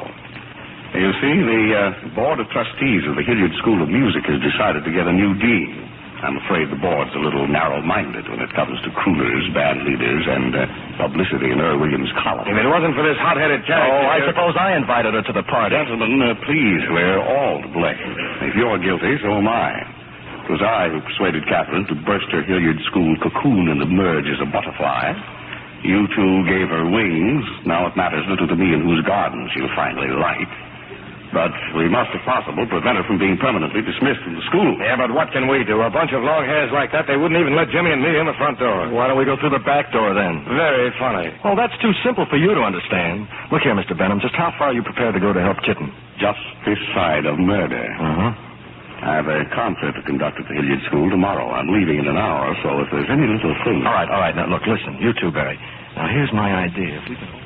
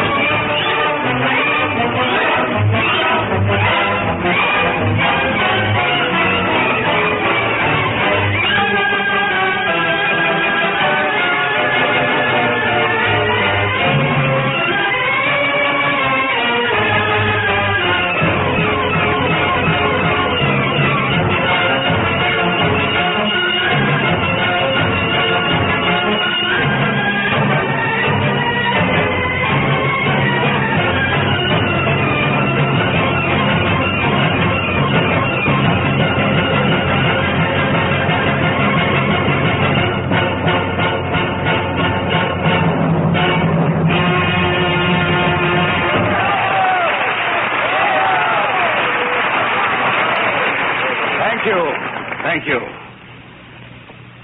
Ladies and gentlemen, all radical changes in art are born of inspiration and very often of strife.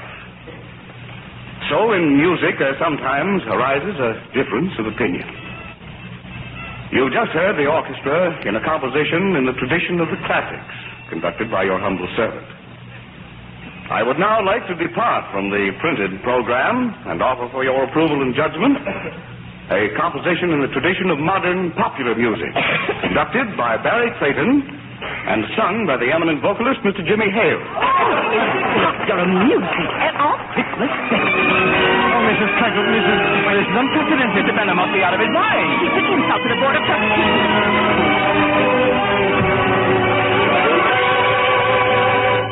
Ever since that certain night when we first danced and dined out, I've been wondering how I stand, and now I've simply got to find out. I'm prepared to hear the worst, so speak your mind out. Do you love me? Do you love me? Do you love me? Tell me, do you? Do I really mean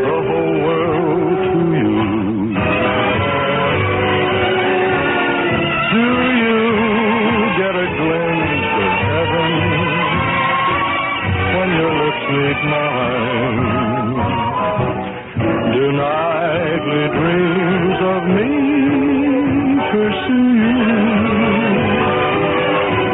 Do I thrill you? Do I thrill you?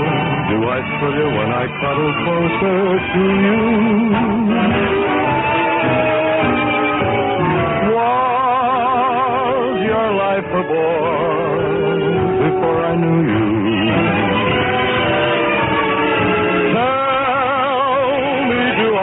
And that certain feeling surging through you. If you love me, tell me that you do.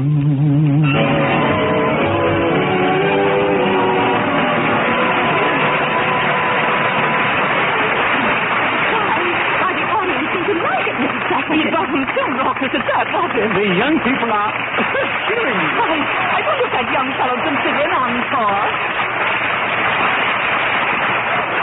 Ladies and gentlemen, since both Mr. Clayton and Mr. Hale seem to suddenly left our stage, may I thank you in their behalf. I'm sure that your response to their offering will help convince anyone present that the Dean of the Hilliard School of Music, Miss Catherine Hilliard, committed no unforgivable sin in her recent association with these two artists.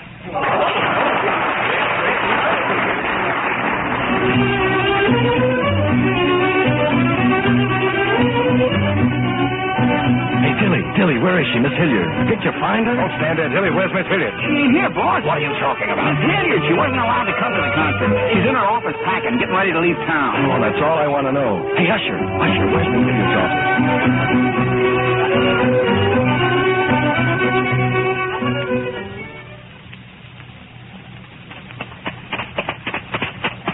Administration building, it says. This is it, Jimmy. Yeah. What am I worked up for? Go on in, pal. You're the one she wants to see. Thanks, Jimmy. We'll be seeing you around sometime, Catherine and I. Oh, well, I'm not leaving just yet. I'll just wait out here. I'd like to wish Kitten good luck. Oh, that's very swell of you, chum. I'll bring her right out.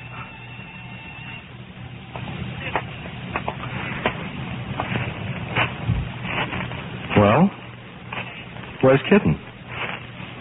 I said, where's Kitten? You want a Christmas present? Huh? Here. Barry!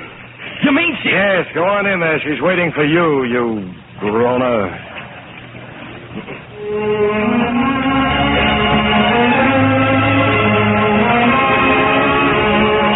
Merry Christmas, Kitten. Jimmy, oh, Jimmy, darling. Oh, your eye, Jimmy. Who hit you?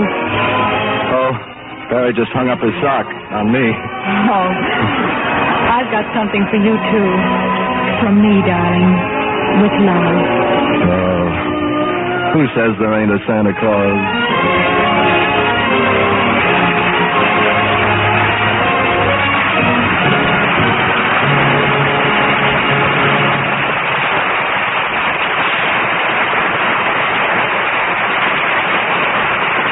This is William Keeley saying good night to you from Hollywood.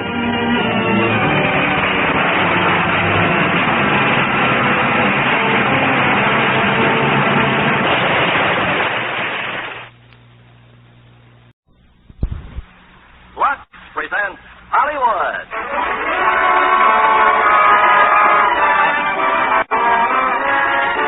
Leader Brothers Company, the makers of Lux Toilet Soap, bring you the Lux Radio Theater, starring Ronald Colman, Deborah Paget, and Robert Newton in Les Misérables. Ladies and gentlemen, your producer, Mr. Irving Cummings.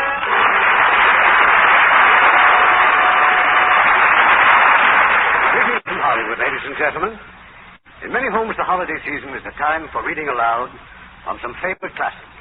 And so for tonight's play, we have chosen Victor Hugo's Les Misérables, an unforgettable story of man's inhumanity to man. To star in the role of Jean Valjean, we are honored to have that splendid actor, Ronald Colman. And from the original cast of this impressive 20th Century Fox picture, two wonderful stars, Deborah Paget and Robert Newton. Now, Les Misérables, starring Ronald Colman as Jean Valjean, Deborah Paget as Cosette, and Robert Newton as Javert.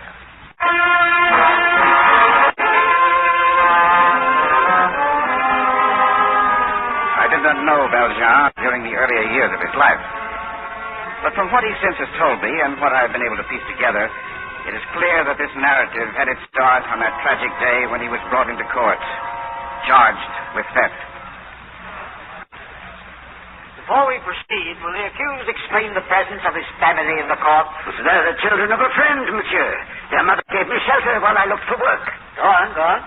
It's just when I saw them standing there looking at the loaves of bread that they were starving, monsieur. Oh, then you admit to the debt? I had no money. I took the loaf. The sentence is 10 years at the oars. 10 years? 10 years? You don't understand, monsieur. Hello, prisoner. Bring in the next case. 10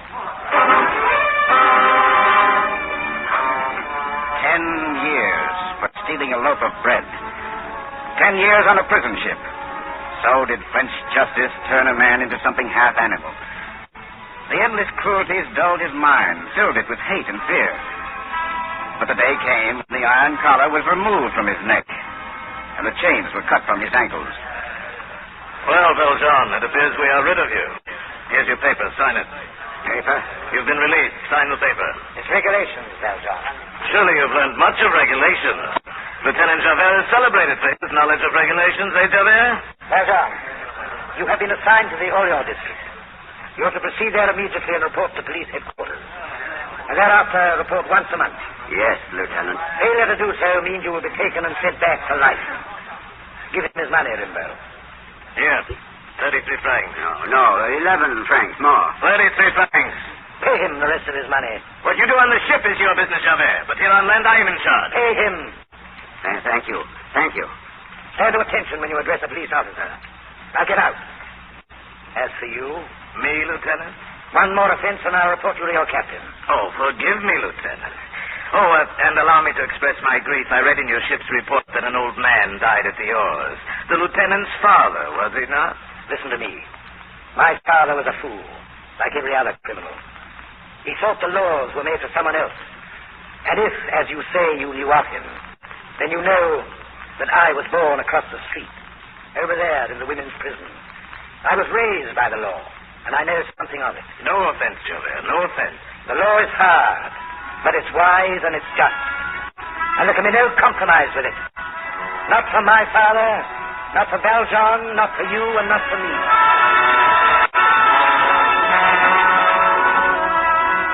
Jean Valjean set out for Orleans, bearded, ragged, haunted by the nightmare of the prison ship. His meager funds were useless. He was a criminal. He could buy neither food nor lodgings. Driven from town to town, the time came when Valjean could go no farther. Please, I beg you. Won't you shut the door? The rain's beating in. Let me stay a few moments, then I'll go. Warmer there by the fire, my son. 12 leagues I've walked today. They set dogs on me. I asked for food. They'll not give me any. I say I can pay. They turn me out. Madame Magloire. The door, yes, I know. No, just have another place for supper, please. Well, you don't understand. I'm a released convict. The galleys. We should be happy if you will join us for supper, monsieur. I can pay. I have money. No money. I am a priest. A priest? Oh, so you'll give me food and not take my money. I'll eat in the yard. Would you prefer that? But this is your home. It is church property, monsieur. It belongs to the people. Our meal is but a slight one, but you will make us happy by eating it with us. Thank you. Thank you.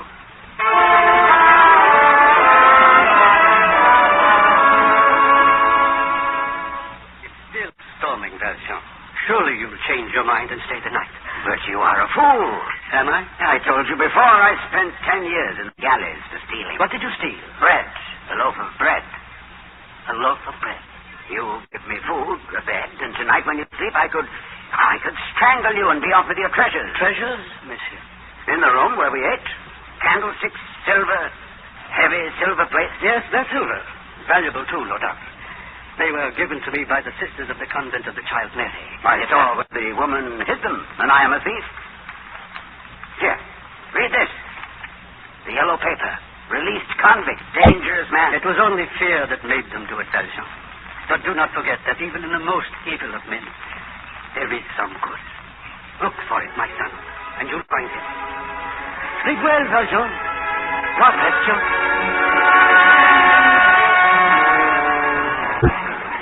In In the morning, Jean Valjean was gone, and gone, too, were the bishop's silver plates. It was the housekeeper who discovered the loss. I told you, I warned you. Oh, that unspeakable creature that's a wonder who's alive. And you stand here and tell me that... I stand here, madame, to tell you that someone's at the door. Now, please try to calm yourself. Come in. The police and him. Good morning, Your Eminence, madame. Is something wrong, Copper? This man, he had these hidden in his rags, Your Eminence. Your silver plates, I recognize them anywhere. Oh, praise him.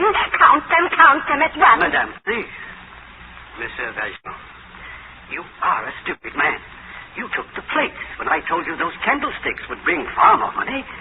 You won't go far if you're that forgetful. You can be sure he won't go anywhere. But I gave them to him, didn't he tell you? But, Your Eminence, obviously... I am a bishop of the church.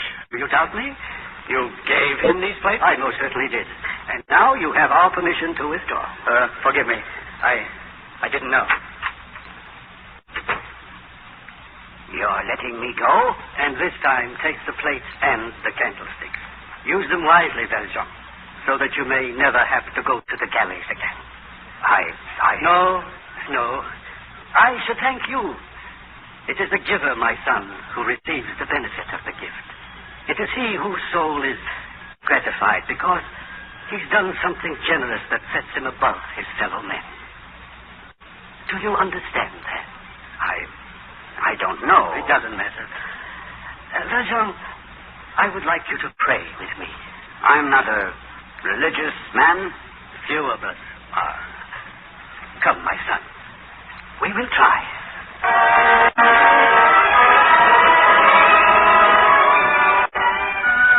When he left the bishop's house, Jean Valjean, for the first time in 10 years, looked and felt like a human being.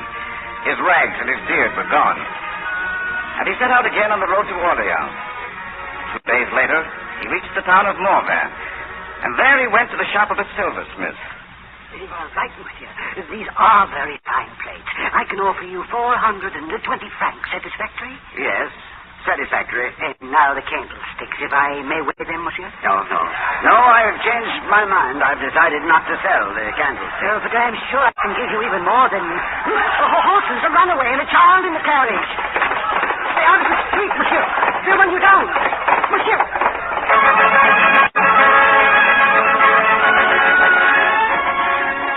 Valjean stopped the runaway, and the child was unharmed. Valjean returned to the shop of the silversmith, and there he was followed by an elderly gentleman whose gratitude was boundless. Monsieur, you saved his life, throwing yourself at those horses. That was my grandson, monsieur. You can thank me by leaving me alone and by telling those people out there to go about their business. You must allow me to do something in return. No, I have business with this shopkeeper. Then I must leave. I have to be in Orleans tomorrow, and already... Orleans? But I'm returning there myself within the hour. You are from Orleans, monsieur?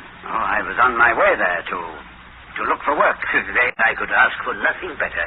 I am not without influence there. You have a trade, monsieur? A trade? Monsieur, What if you're looking for work? Monsieur Montu owns a factory here, the pottery factory. Well, as a matter of fact, I came here to arrange its sale. It's nothing to the one I own in Orleans. Perhaps pottery would interest you. Come, I'll show you through this little place. The money for the plates, monsieur. I will get it for you. The money, yes. If I were not a loyal citizen of Orleans, I would stay away. It is a vile and dirty place, monsieur. A town like this would suit you far better. Still, I must go to Orleans. Well, I'll show you my shop here. You can look around while I settle some matters in the office. Your money, monsieur. You have not changed your mind about the candlestick. No, they are not for sale. Come, monsieur, come.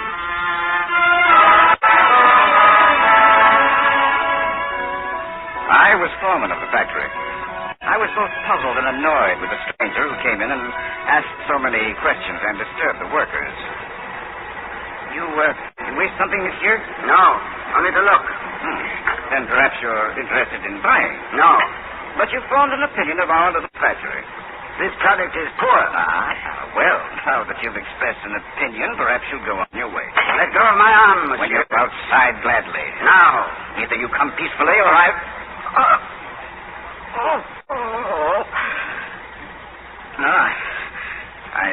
see you do have a good right hand, monsieur. Stronger than yours. Well, I believe you. Tell me something. These pieces the men are making, why is it that one piece is thick and another thin? And one is well glazed and another not? It is always so. The product has always been this bad? Well, it always could be better, monsieur. Well, why not let each man do what he's best at? The best potter turns, the best glazier glaze. No. Our artisans have always been... Oh, perhaps you're right. Now, if you were a man of means, I'd suggest that you buy this place and try your ideas. Monsieur, if we're to reach Orleans tonight, we must start. Monsieur, not long ago you advised me to remain in this little town. But you said you were going to... You said you wanted to help me. Perhaps you can. Well, believe me, I should like nothing better. Then there's a business matter I should like to discuss with you.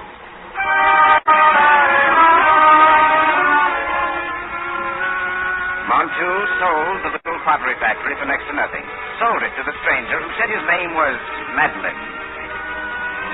Some weeks later, far away in Marseille, Lieutenant Javert received a letter from the police of Orleans. The criminal, Jean Valjean, had disappeared.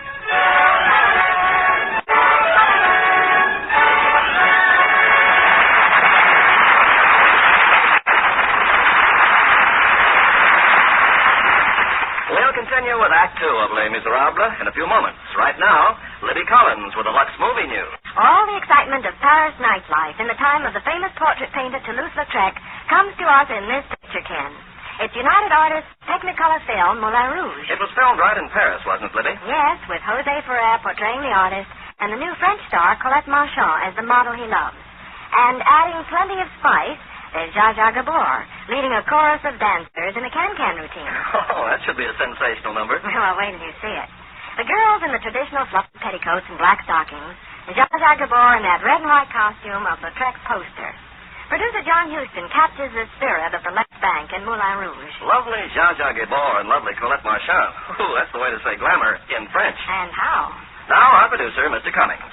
Act Two of Les Misérables, starring Ronald Colman as Jean Valjean, Deborah Paget as Cosette, and Robert Newton as Javert.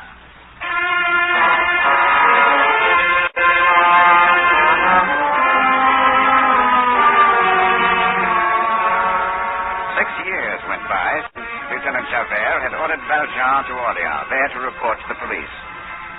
But Valjean remained in the little town of Morvan.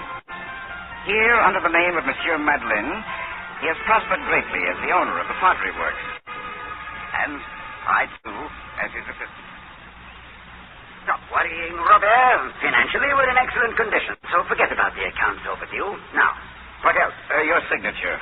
The regular monthly draft to the convent of the Child Mary. Oh, yes, of course. Every month for 6 years. Why? Someday I may tell you. Now, what's this? Very official-looking paper? Well, the town council wants you to sign it. A petition to incorporate it as a city. A city, eh? Coming up in the world. Well, so it would seem. Well? Why, it's ridiculous. Have you read this? No, I helped to write it. But it says they want to make me mayor. It's impossible. Oh? Why? Well, because I can't accept. Because I'm me, of all people. Because of what you've done for us. There aren't 50 people in this town who don't depend on this factory one way or another for their existence. Why, 6 years ago, this town was a mudhole. 6 years. What do they know about me before that? What difference does it make? They know who you are now. Makes a difference to me. Well, it doesn't to me. How do you know what I was before? Why should I care? I'll show you why. This is something I've never shown anyone before. A yellow paper, Robert. You don't have to show it to me. You knew about this?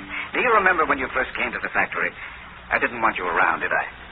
I saw the mark of the iron collar still on your neck. You've known all these years. Yes, I've known and I've forgotten. Yes, but don't you see what this says? Orleans. I never reported. Any day, any night, they can take me and send me back to life. Which they haven't done. And who'd recognize you as the man who came here 6 years ago? I wouldn't even recognize you myself. Now, what about the petition? I don't know. Tell the council that I'll consider it.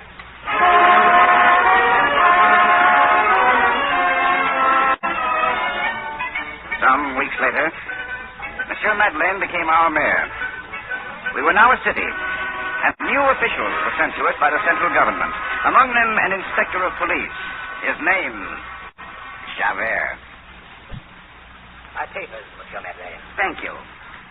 You do not wish to examine them, monsieur? Oh, I'm sure they're in perfect order, Inspector Javert. I come from Marseille, monsieur. I've been in police work there for many years. It is my life. I have pride in little else except in being a good officer. I'm afraid you'll find your assignment here most tedious, Inspector. We're a quiet little place. I've heard this, monsieur. Yet there is crime everywhere. And poverty, if one looks hard enough. I am sworn only to uphold the laws of France. I merely suggest that you do not look for evil where none exists. If I did that, monsieur, I should be guilty of personal immorality, and I would resign. Then we understand each other. I trust we shall work well together. I will bother you as little as possible. Thank you, monsieur.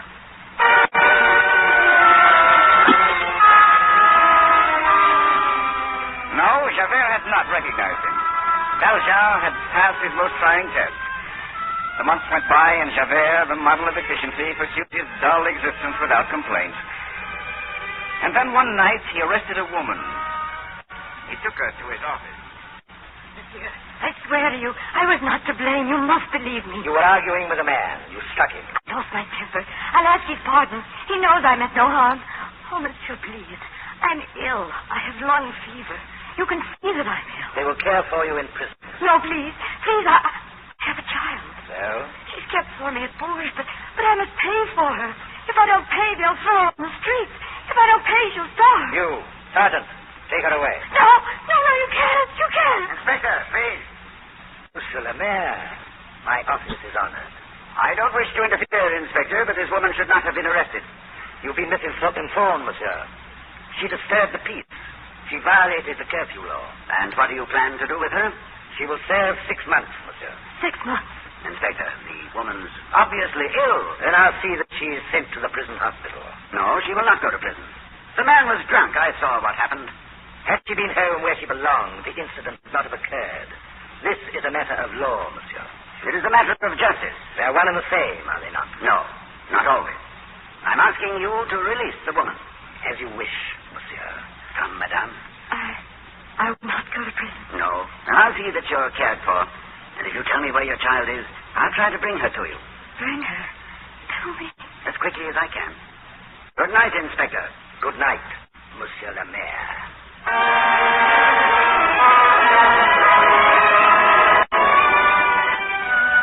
He drove the woman to a hospital and left at once for Bourges. The child, Cosette, was in her early teens.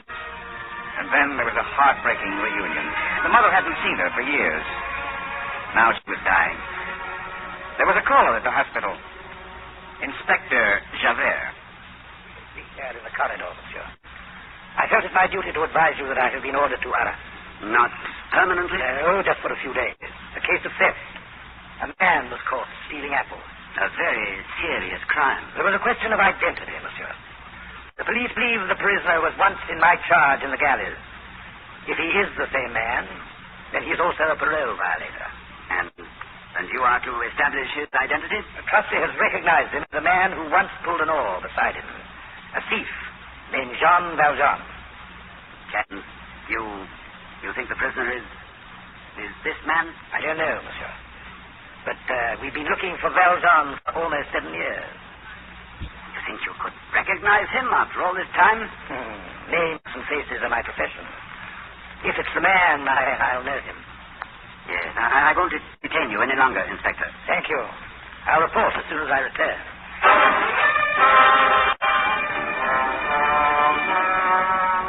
That same night, Jean Valjean also journeyed to Arras.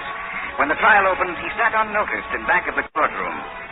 The prisoner was demented, a wretched vagabond who seemed almost to enjoy his sudden importance.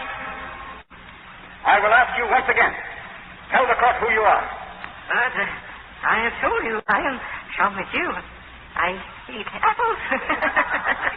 You still deny that you are Jean Valjean? That you served 10 years in the galleys? The prisoner will answer the questions. Are you Jean Valjean? No. Jean Mathieu.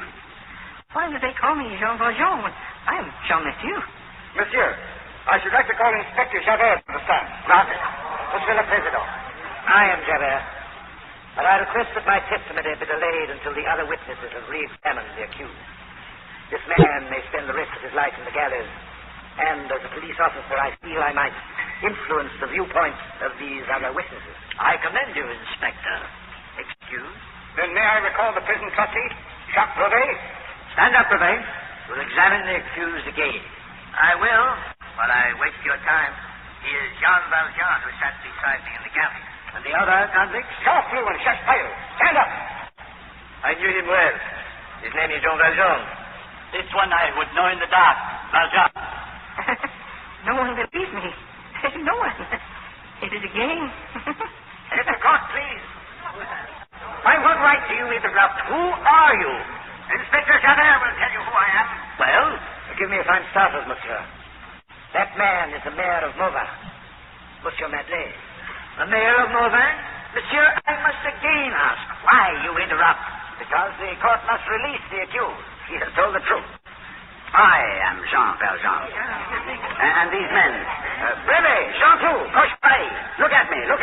He is crazy. He is not Valjean. Ask Chartreux to bare his right shoulder. There's a burn on the shoulder where he tried to efface his number. And you, Brevet, you used to wear a gold earring. It's no longer there, but the ear is still pierced. And you, Cochepaille, this poor wretch here could join you in the galleys for life. He's already an idiot. What difference would it make? He's a human being, and he's innocent. Tell the court who I am. If this is what you want, then you are Jean Valjean. All right? Monsieur, I think no further proof is needed. As there is no warrant for me, I shall return to Mauvais. I'll look at the disposition of the court at my home. Monsieur le Président, this is fantastic. I demand that Monsieur Madeleine be examined as to his sanity. There is no need. I am not insane. The galleys make the convicts, monsieur, and the name and the position of Monsieur Madeleine had their beginnings in thievery, the theft of some silver from an old man. I cannot rail against fate. When I think what I might have done to this poor wretch, I know that I'm to be envied rather than pitied. Does the court excuse me, monsieur? You will hear next from Inspector Javert at your home. Please see that you are there.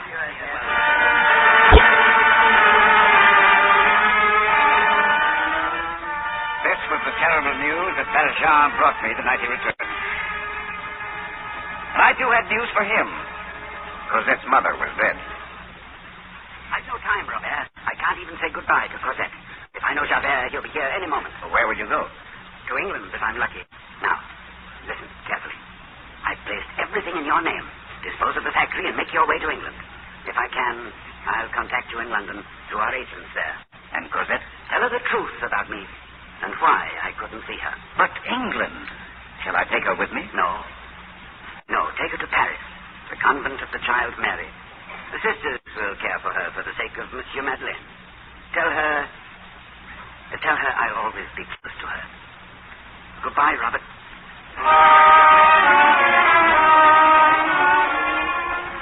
He'd been gone less than an hour when Javert came into the house. Behind him, half a dozen soldiers. Here we are. Search every room. You've come too late, Inspector. Perhaps, monsieur. He's gone. For the police, it is never too late. If he's escaped it tonight, then what of tomorrow? Or next week? Or next year?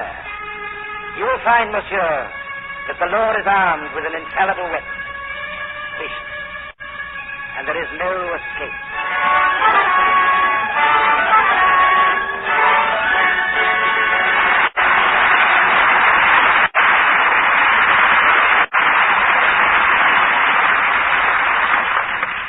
We'll continue with Act 3 of Les Misérables, but first our guest tonight, Melinda Markey, daughter of a famous producer. I hear, Melinda, you're rehearsing a play opening in Hollywood. I am, Mr. Cummings, but the big news is an opening here this week on Christmas Day. 20th Century Fox's My Cousin Rachel. That's the picture based on Daphne du Maurier's bestseller. Yes, and it stars Olivia de Havilland back after 2 years on the stage. Featured with her is Richard Burton in his first American picture. What a dramatic role Rachel offers for Miss de Havilland's talent. Burton accuses her of poisoning his foster father, her first husband. Yes, and he vows revenge, but instead becomes fatally infatuated. As My Cousin Rachel, Mr. Havilland makes the plot very believable. She's absolutely fascinating. A compliment to Mr. Haviland's talent and her beauty. She's one of Hollywood's loveliest stars. We pause now for station identification.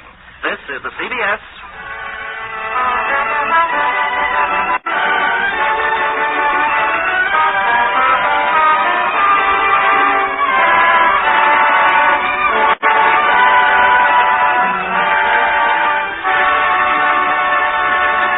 Curtain rises on Act 3 of Les Misérables, starring Ronald Colman as Jean Valjean, Deborah Paget as Cosette, and Robert Newton as Javert.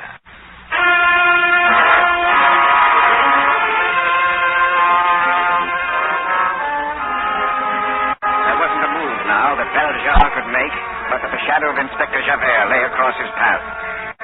And someday, the shadow would become the man. For more than a year, however, Valjean remained safely in England.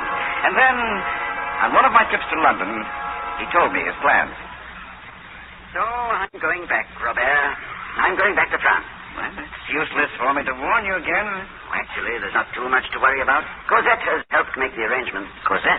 Yes, I'm going to the convent. She's found work there for me.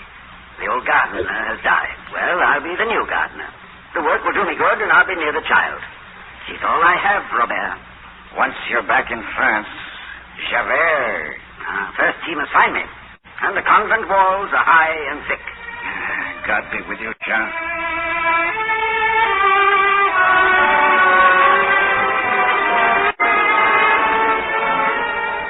For 3 years, he labored at the convent, caring for Cosette, giving her the love she had so seldom known. Cosette filled a great void in his life, and for the first time, I think, Valjean was truly happy. When Cosette's education was completed, I made arrangements to lease a house for them in Paris. Cosette was delighted. And for a few months, everything went well.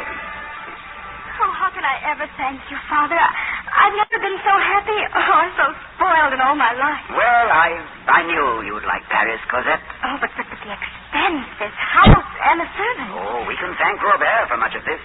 He's made wise investments. No, dear, we have nothing to worry about. That were only so. Nothing to worry about. Well, the police have more important things to concern them these days. There's going to be trouble, Cosette. Soon, I'm afraid. The revolutionaries, yes, I know. They're plotting to overthrow the king. And that's why you do well, my dear, not to see that young man again. But Father, Marius is studying law at the university. Besides, he's a royalist, a baron. Oh, his title means nothing to him. He told me so himself. Oh? And what else did he tell you, Father? He's a revolutionary. He's one of the organizers, Cosette. But if he's so open and honest with you, how can you dislike him so? Oh, I didn't say I dislike him. He means nothing to me one way or another. As for his honesty, it's true he's admitted he's a revolutionary. I met him in a cafe last week. I'd had to learn to sense things, Cosette. Just I'm too suspecting, but in his case I was right. When I faced him with it, he told me. And you don't want me to see him again? You like him so much? Yes. Then I leave the decision up to you. There's only one thing I ask. Marius must never come here. He must never know where you live. Don't worry, Father. He'll never know until you give me permission to tell him.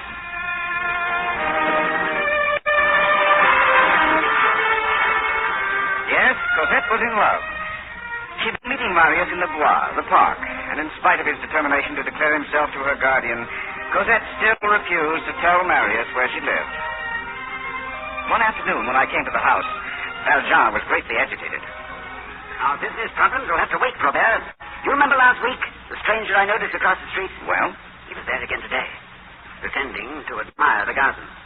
You're certain he's from the police? Oh, of course I'm certain. I can smell them. Somehow they found out that Cosette knows Marius. And the boy's a known revolutionary. Well, but after all, if they do arrest him... Arrest him? I wish they would. But they won't. They'll watch him. And sooner or later, he'll lead them here. Quietly, Jean. It's Cosette. Well, was it pleasant in the park? Oh, yes, Father, very. Well, it's brought color to your cheeks. Father, Robert, there's something I must speak to you about. Oh, that's strange. I was about to say the same thing to you. Cosette, I find I must go back to England again. But why? It's no longer safe for me to stay here. Well, that was so long ago. They can't still persecute you. I'm a parole violator. As long as I remain in France, they can return me to the galleys. It's true, Cosette. And then we must leave immediately. No, my dear. Much as I desire it, I can't ask you to go with me. I'm going with you, Father. But you have friends here, Cosette, and time. I have no friends and no time. Are you sure? Quite sure, Father. Wait a minute. Look outside there. The window. Marius. Cosette, you didn't tell him? Oh, no. Well, if he's here, you'd better ask him in. Wait in the hall. I'll be there in a moment.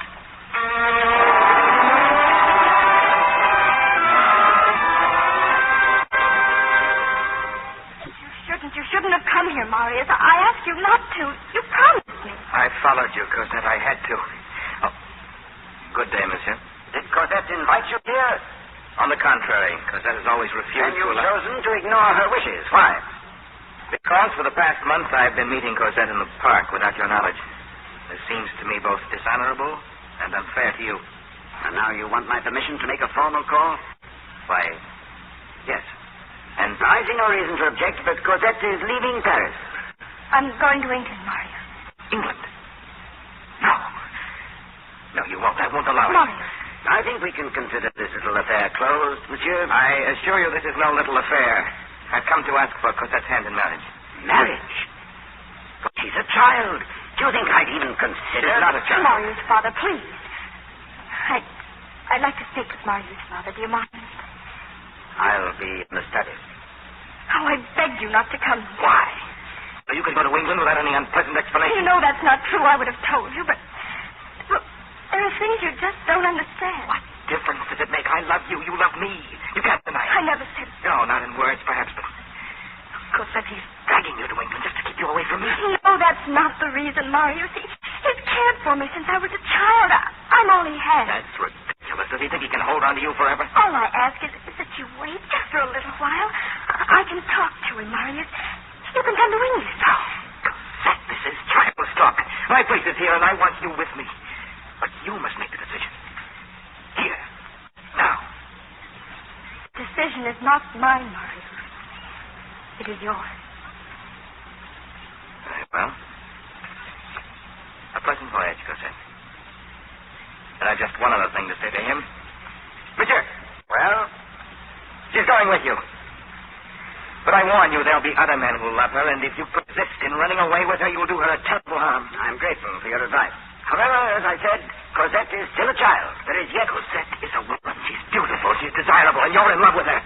You want her for yourself. You won't face that, will you? That's true. You know it. Get out. Be careful of your next rival, monsieur. You may not dispose of him so easily. Yeah. You heard what he said? It doesn't matter. The man across the street. He's returned. Make arrangements at once, Robert. We'll leave as soon as we can.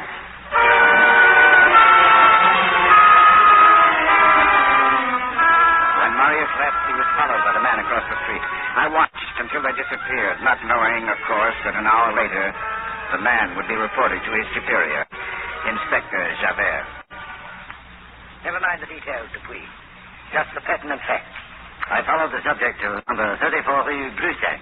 He only there for a short time and returned to the Place Marengo. The Place Marengo is barricaded by the rebels? Yes, monsieur. And he was passed through the barricade. Rue Brussac. Who lives at the house? The girl, her father, and another man. I suggest they be taken in at once for questioning. There is no need. Monsieur? The king at last has seen fit to act.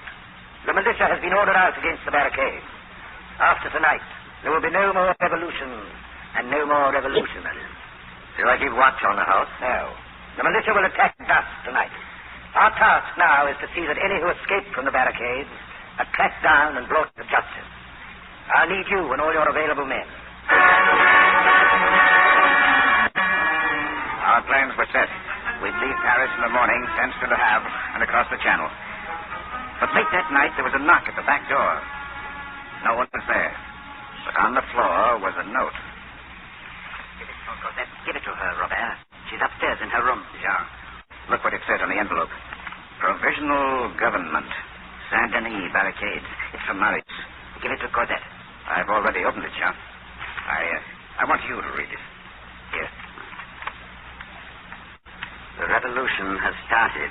While I still have time, I must beg of you not to sacrifice your life to this man's selfishness. He holds you only by your exaggerated sense of gratitude. I cannot deny my heart. If I live, I will follow wherever he takes you. Keep the note, Robert. Give it to Cosette in the morning. Why don't you give it to her? Because I may not be back by morning. I'm going out.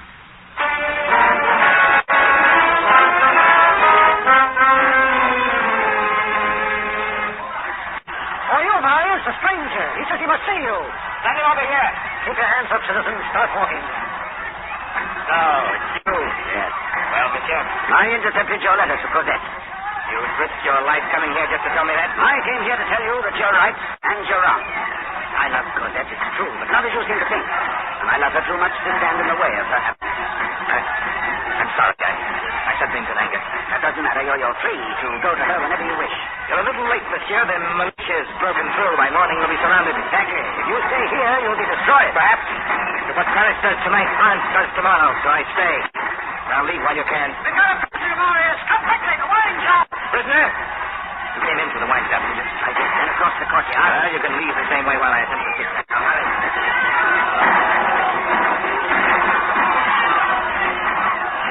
Here he is, Marius. He refuses to talk. I will talk now. You are Baron Pomercy. I am Citizen Pomercy. And I'm Inspector Javert of the police. I was in pursuit of a criminal when your men captured me. The man is a parole violator. You're wasting my time. Tie his hands, Gustave. Get back to your post. Wait. This has nothing to do with your revolt. I demand you allow me to do my duty and arrest him. He can't be far off. Well, sir, then you'll think, Inspector. Sure. Is this why you're going to England? This is an old score between him and me, Marius. Will you let me settle it? Here, take my pistol. You can get out to the cellar. The count in the barricade. The militia. Get me a boat. They're coming.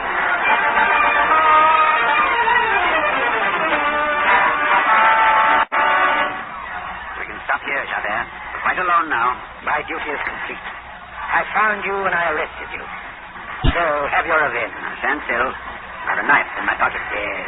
The knife suits you better than the pistol, Valjean. But the knife is to cut your ropes. Now you're free, Javert. Kill me. Kill me now. You think you can bargain my life for your freedom. There is no bargain. I give you your life. Don't you know that as long as you live, I'll hunt you? You're a convict. A criminal. You're sick, Javert. Your mind is sick. Now go while there's still a chance. You want me to grovel and thank you. You want me to see the nobility of your soul. I spit on your nobility. You're a criminal, and I'm taking you in. Now shoot. Shoot!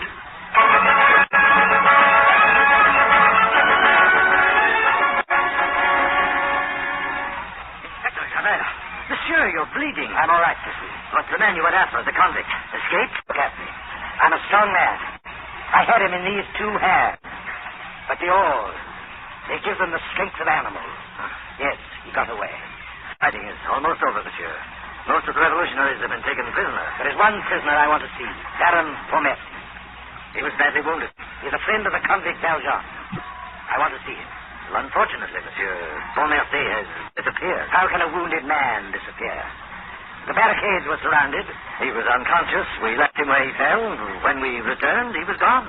There's only one way he could have disappeared. Through the sewers. But I tell you, he could not possibly have walked. Then he was carried. And I think I know who carried him. The convict? Wait, Inspector. I'll bring some men. No one. I will find him myself. Alone.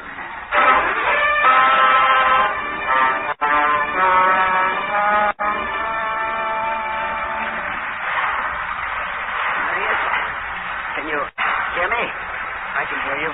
Then take heart. We'll be out of this soon. I'll bring you to my house. Put me down, I beg you.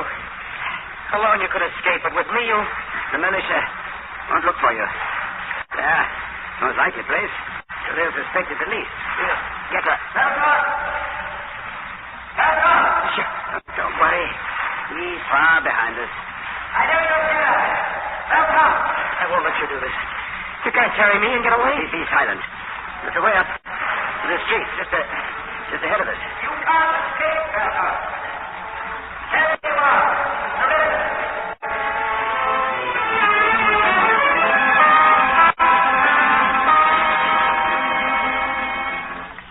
A few more steps, Marius. I'll get Robert, and then we'll put him down on the ground. Javert.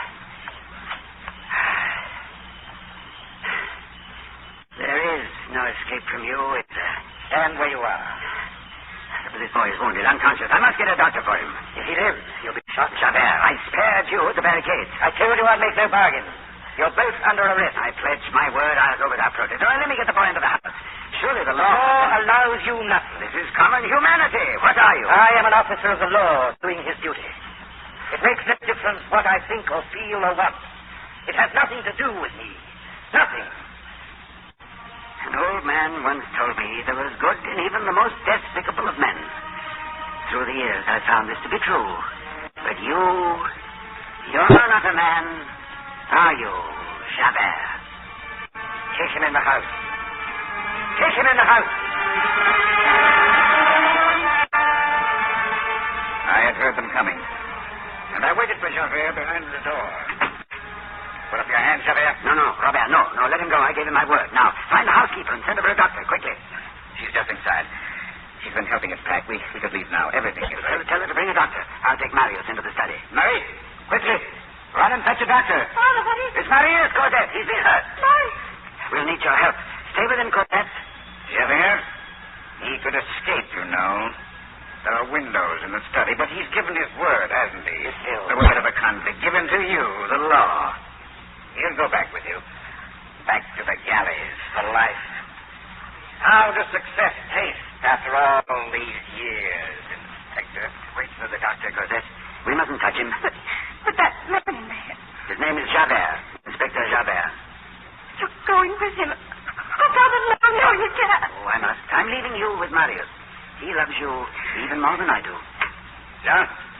Take care of her, Robert. I can do no more. Jean? He's gone. Gone? Javert is gone. Gone? Javert! Javert! He looked at me, stunned, bewildered, and then turned and rushed from the house. Far down the street, the dim shadow of Javert was moving toward the river. Javert! Jean called to him, but Javert didn't pause. Javert! Javert had reached the bridge. He walked to the middle, mechanically, like a man in a dream. And he climbed the rail and plunged to his death.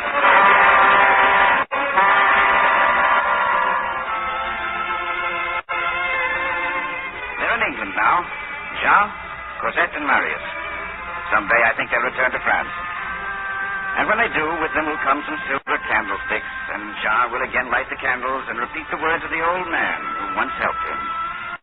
It is the giver who receives the benefit of the gift. It is he whose soul is gratified because he has done something that sets him above his fellow men.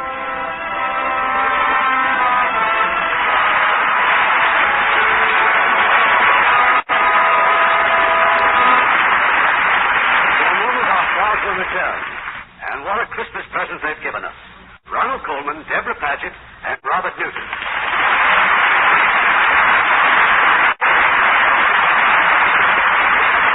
Isn't this the first time you've played the part of Jean Valjean, Ronnie? Yes, Irving, and I believe it's the first time you've seen it. Well, now, how could that happen, Mr. Cummings? Well, it's been made 5 times. Well, Deborah, Mrs. Cummings and I went to see the first version. It starred my old friend, William Farnham. And right in the middle of the picture, Irving Cummings, Jr. announced his arrival. No wonder you Americans are so successful. You double up on everything. Oh, yes.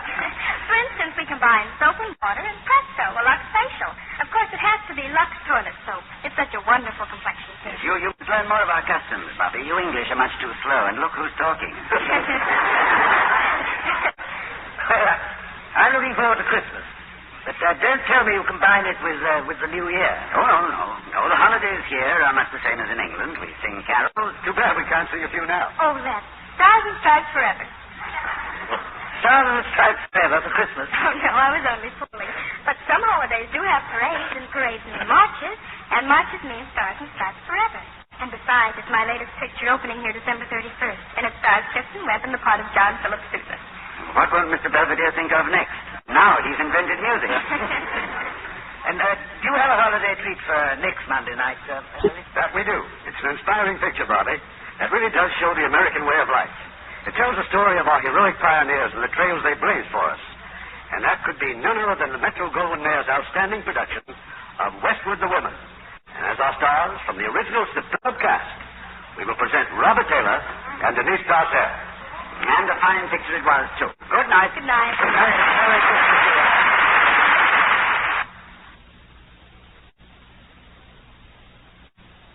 you. Lux presents Hollywood.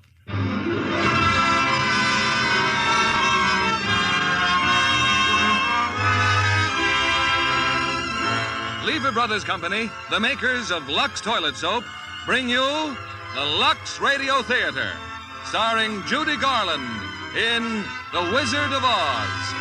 Ladies and gentlemen, your producer, Mr. William Keighley.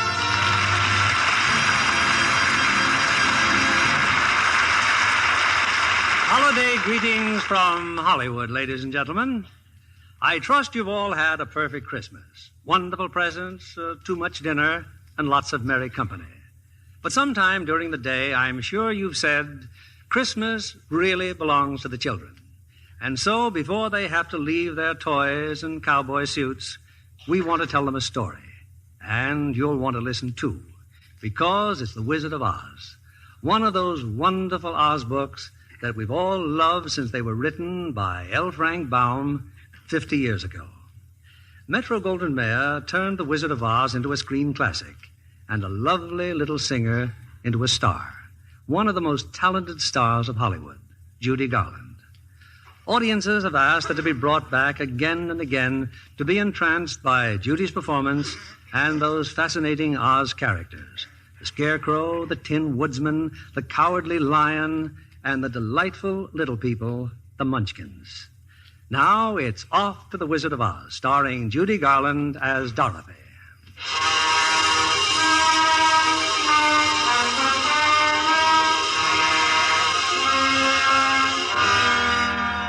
This is the story of a girl named Dorothy, who lives with her aunt and uncle on a farm way out in Kansas. Her dearest friend is her dog, Toto. But Dorothy has other friends, too. The farmhands, for instance. Zeke and Hunk and Hickory. Hey, what's your hurry, honey? What's wrong? It's Toto, Hickory. Toto. Toto? Something wrong with that dog?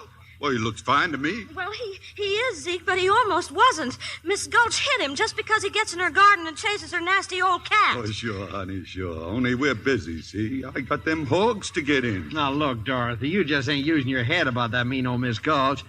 You'd think you didn't have a brain at all. Hunk, I have so got brains. Well, use a man. When you're walking home with Toto, just keep away from Miss Gulch's place. Your head ain't made of straw, you know. Gosh, Dorothy, that Miss Gulch ain't nobody to be afraid of. Have a little courage, that's all. Courage, Zeke? Why, sure. You know, like me. Well, look who's talking. You, courage. There ain't a man in the county who scares easier than you. Well, that's a fine thing to say. Look out, Zeke, that pig's gonna bite you. Where? What pig? Help, help! You see what I mean? Now, cut that out. Scaring a man half to death like that. Here, what's all this jabber-wapping when there's work to be done? It's about Toto, Addie M. Miss Gulch says she's going to go and get the sheriff, and then... I thought you and Hickory were supposed to be fixing that wagon. Oh, we are, Miss Gale. Hand me that wrench, Hickory. And feed them hogs, Zeke, before they worry themselves into anemia. Yes, ma'am. Now then, child, what's your trouble? Addie M, really, do you know what Miss Gulch said she was going to do to Toto? She said she was... There you go again, imagining things. You know, you always get yourself into a fret over nothing. Oh, but this time... Now, you just help us all out this afternoon. Find yourself a place where you won't get into any trouble. I got to get back in the house. Yes, Auntie M. Come on, Toto. Do you suppose there is such a place, Toto, where there isn't any trouble? There must be. Not a place you can get to by a boat or a train, but it's far, far away. Behind the moon, beyond the rain. Somewhere. Honey, Toto must have jumped out of her basket and run back home because there's a little brown and white dog looking all over for you. Oh, Toto. Toto, you're back. Toto. You came back to me, Toto. Oh, I thought you were dead. They'll be coming after you. Miss Gulch and the sheriff, maybe. We've got to run away. Now, Toto, where no one will ever find us or take you away again. Yes, Toto, we've got to run away.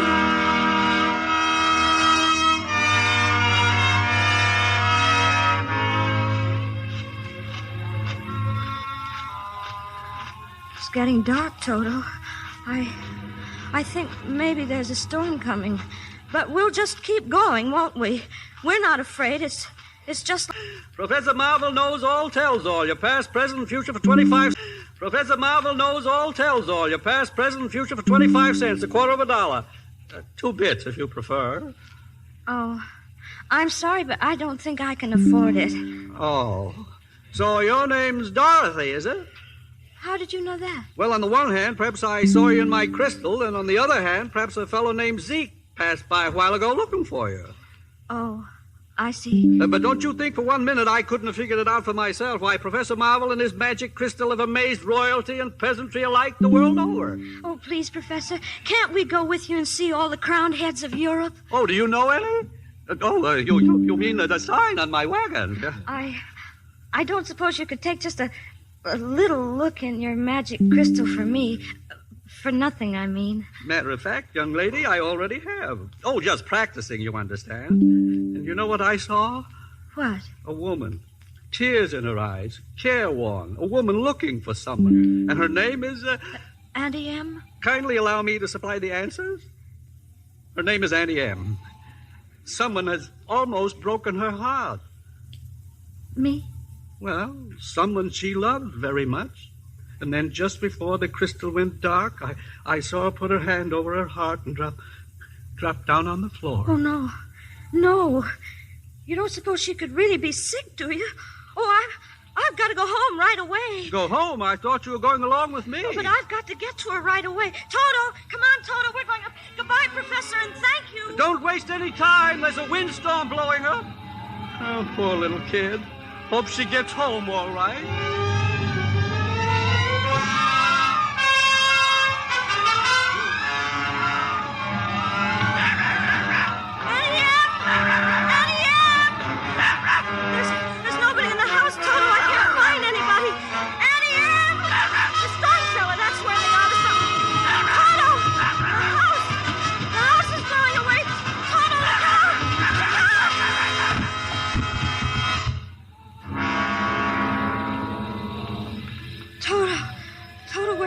What's happening?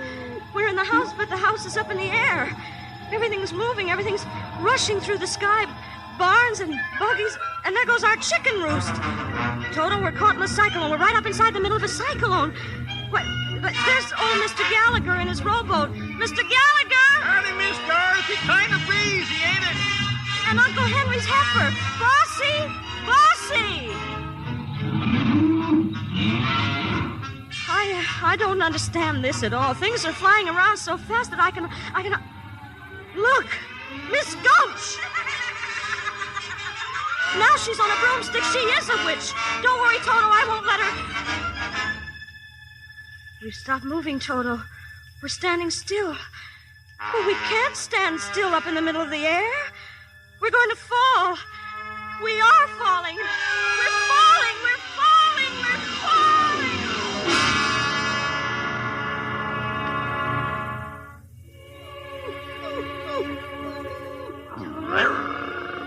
We've landed.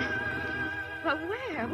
Where are we? Oh, it's a regular little village. And look, houses and streets and trees and fountains. Yes, you're quite right. That is our house over there. We must have bounced out when we landed. But what place is this? I have a feeling we're being watched. I have another feeling we're not in Kansas anymore. Why, we must be over the rainbow. Toto, look. There's a big bubble coming down the street, and there's someone inside it. A lady, and she's stepping out of it. Oh, now I know we're not in Kansas. Tell me, please, are you a good witch or a bad witch? Me? Oh, I'm not a witch at all. I'm Dorothy Gale from Kansas. Oh, well, I am a little muddled. The Munchkins just summoned me because... Munchkins? You happen to be standing in the very center of their village, you know. And they sent for you? Because some new witch has just dropped a house on the Wicked Witch of the East. See, over there. Oh, but that's our farmhouse from Kansas. Now look where I point my wand. 2 red slippers. Exactly. 2 red slippers protruding from under the farmhouse. All that's left of the Wicked Witch of the East. And since it's your farmhouse, obviously you're responsible. Oh, you've made the Munchkins very happy, my dear. If you please, what are Munchkins? The little people who live in this land. It's Munchkin land, and you are now their national heroine. And who are you? Why, I'm Glinda, of course, the Witch of the North. Witch? But you're beautiful. Thank you. You see, only bad witches are ugly, and I'm considered a very good witch. Now, suppose I call the Munchkins. Come out, wherever you are, and meet a young lady who fell from a star. She fell from the sky, she fell very far, and Kansas, she says, is the name of the star. Well, Munchkins, have you nothing to say to her? Where's the mayor? Oh, there you are. First of all, Miss Dorothy, a little floral tribute. Oh, what beautiful flowers. Oh, thank you, thank you. There will be, of course, a parade and general celebration with a brass band and a regiment of cavalry. Meanwhile, oh, let the joyous news be spread. The wicked old witch at last is dead. Ding dong, the witch is dead. Witch, oh witch, the wicked witch. Ding dong, the wicked witch is dead. Wake up, you sleepyhead. Rub your eyes, get out of bed. Wake up, the wicked witch is dead. She's gone where the goblins go. Below, below, below, yo ho. Let's open up and sing and ring the bells of ding dong, the merry ho. Sing it high, sing it low. Let them know the wicked witch is dead.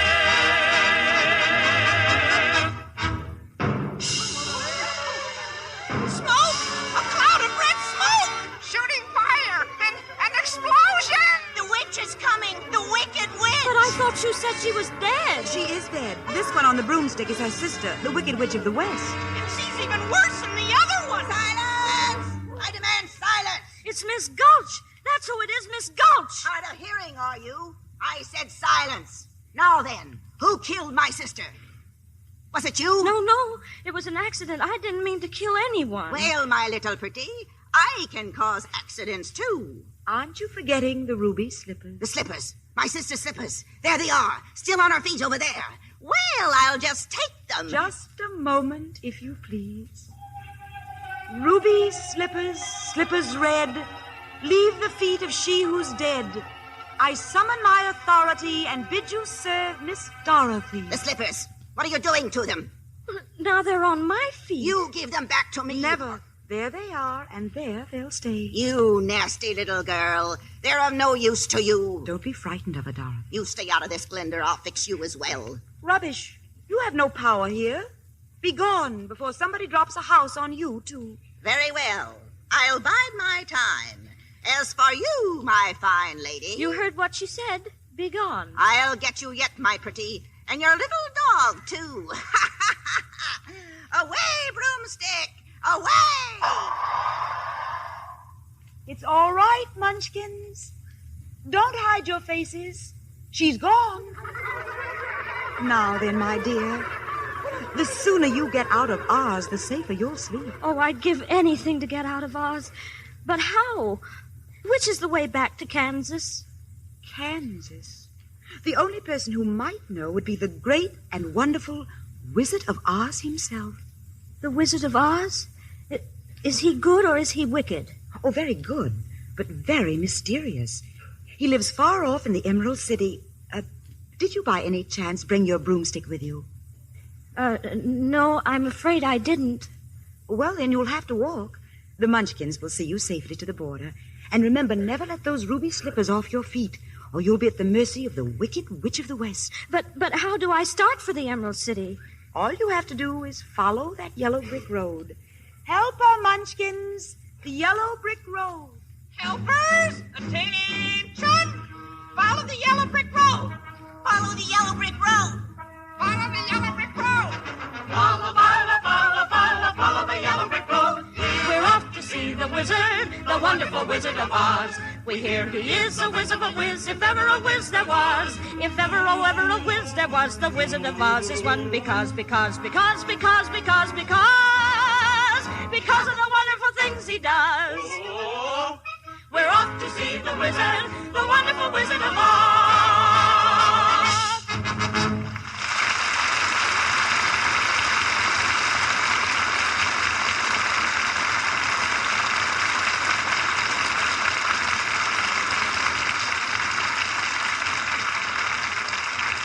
In a few moments, we'll bring you Act Two of The Wizard of Oz.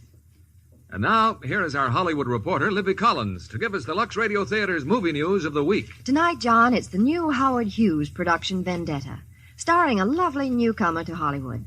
She's Faith Domergue, and she's been given just the role her dark, exotic beauty calls for. This RKO picture tells the story of a family feud in old-time Corsica, and Faith plays the girl who vows to avenge her father's murder. Quite an intense melodrama, Libby. Isn't that a terrific set they built for the dueling scene? Oh, yes, indeed. No California landscape could quite convey the bleakness of that wild Corsican country. So they built the whole thing on a soundstage. Faith Domergue is photographed in dark costumes throughout. Of course, they set off her startling beauty all the more. There's a highly dramatic, exciting quality about her acting, too. Well, she's quite a perfectionist, you know. Spent years of study before attempting her first screen role. And, John, Faith Domergue is a perfectionist about beauty, too. Naturally, her skin has to look soft and smooth in the close-ups. That's why she depends on daily facials with Lux toilet soap. She says it's a care that really works. Lux soap is just right to protect delicate skin, Libby. No wonder so many famous stars say they wouldn't be without this gentle soap. Yes, John. Active lather does wonders for the skin. It's so easy to take a Lux soap facial, too. You just smooth the rich lather well in, rinse with warm water, follow with a quick cold rinse, and pat with a soft towel to dry. It works like a charm to give your complexion quick, new beauty. Yes, Libby, that's a tip for smart women everywhere. For thorough, protecting care, there's nothing finer than Lux toilet soap. When you see Faith Domergue in Howard Hughes' exciting new picture Vendetta, notice the smooth perfection of her skin. You'll want to try her daily active lather facials. So why not get Hollywood's own beauty soap tomorrow? Remember, 9 out of 10 screen stars use fragrant white Lux toilet soap. Now, Mr. William Keeley, our producer. Act Two of The Wizard of Oz, starring Judy Garland as Dorothy.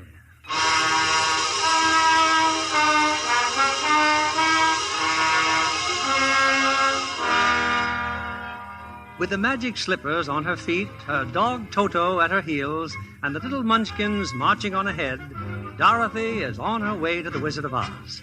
They've reached the border of Munchkinland, and the little people have waved goodbye and disappeared. Well, Toto, now what? We're still on the yellow brick road, but now it goes in 2 different directions. Which way do we go? Pardon me, but that way's a very nice way. Who said that? Oh, don't be silly, Toto. That's just a scarecrow in the cornfield. Scarecrows don't talk. On the other hand, that way is very pleasant also. Why, he did talk. Is there anything so unusual about that? Well, yes, there is. And why do you shake your head? I mean, both yes and no at the same time. Oh, that's my trouble. I never can make up my mind about anything. Oh? The fact is, I haven't got a brain. Take a look at my head, you see? It's straw. Just straw like the rest of me. But how can you talk if you don't have a brain? Oh, some people without brains do an awful lot of talking. Don't they? Yes, I guess you're right. Oh, what's he doing, your dog? Toto, why, he's licking your hand. Oh, that's what I thought. I guess I don't scare him, huh? No, of course not. I can't even scare a crow. They come from miles around. They pick off my straw for their nest. It's not at all flattering. I'm a failure just because I haven't got a brain. Well, what would you do with a brain if you had one? Do? Why, if I had a brain, I could I could while away the hours, confer and lit the flowers, consulting with the rain. And my head I'd be scratching while my thoughts were busy hatching, if I only had a brain. I'd unravel every riddle for any individual in trouble or in pain.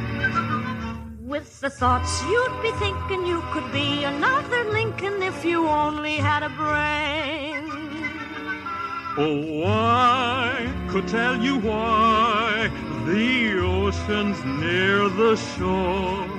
I could think of things I never thought before, and then I'd sit and think some more. I would not be just enough in my head all full of stuff, in my heart all full of pain. And perhaps I'd deserve you and be even worthier of you if I only had a brain. Wonderful. Just imagine a scarecrow singing and dancing. Why, if our scarecrow back in Kansas could do that... What's Kansas? Well, that's where Toto and I come from. And I want to get back there so badly that I'm going all the way to the Emerald City to get the Wizard of Oz to help me. A wizard? Do you think if I went along, he could give me some brains, maybe? Oh, I think you better stay here. I've got a witch mad at me, and you might get into trouble. Oh, but I'm not afraid of a witch. I'm not afraid of anything. Oh, except maybe a lighted match. Well, since you're made out of straw, I can hardly blame you for that. Oh, won't you take me with you, please? Of course I will. Gladly. Oh, hooray! I'm going to leave the cornfield. And see a wizard, I hope. Then what are we waiting for? We're off to see the wizard, the wonderful Wizard of Oz. We hear he is the wizard of wizards.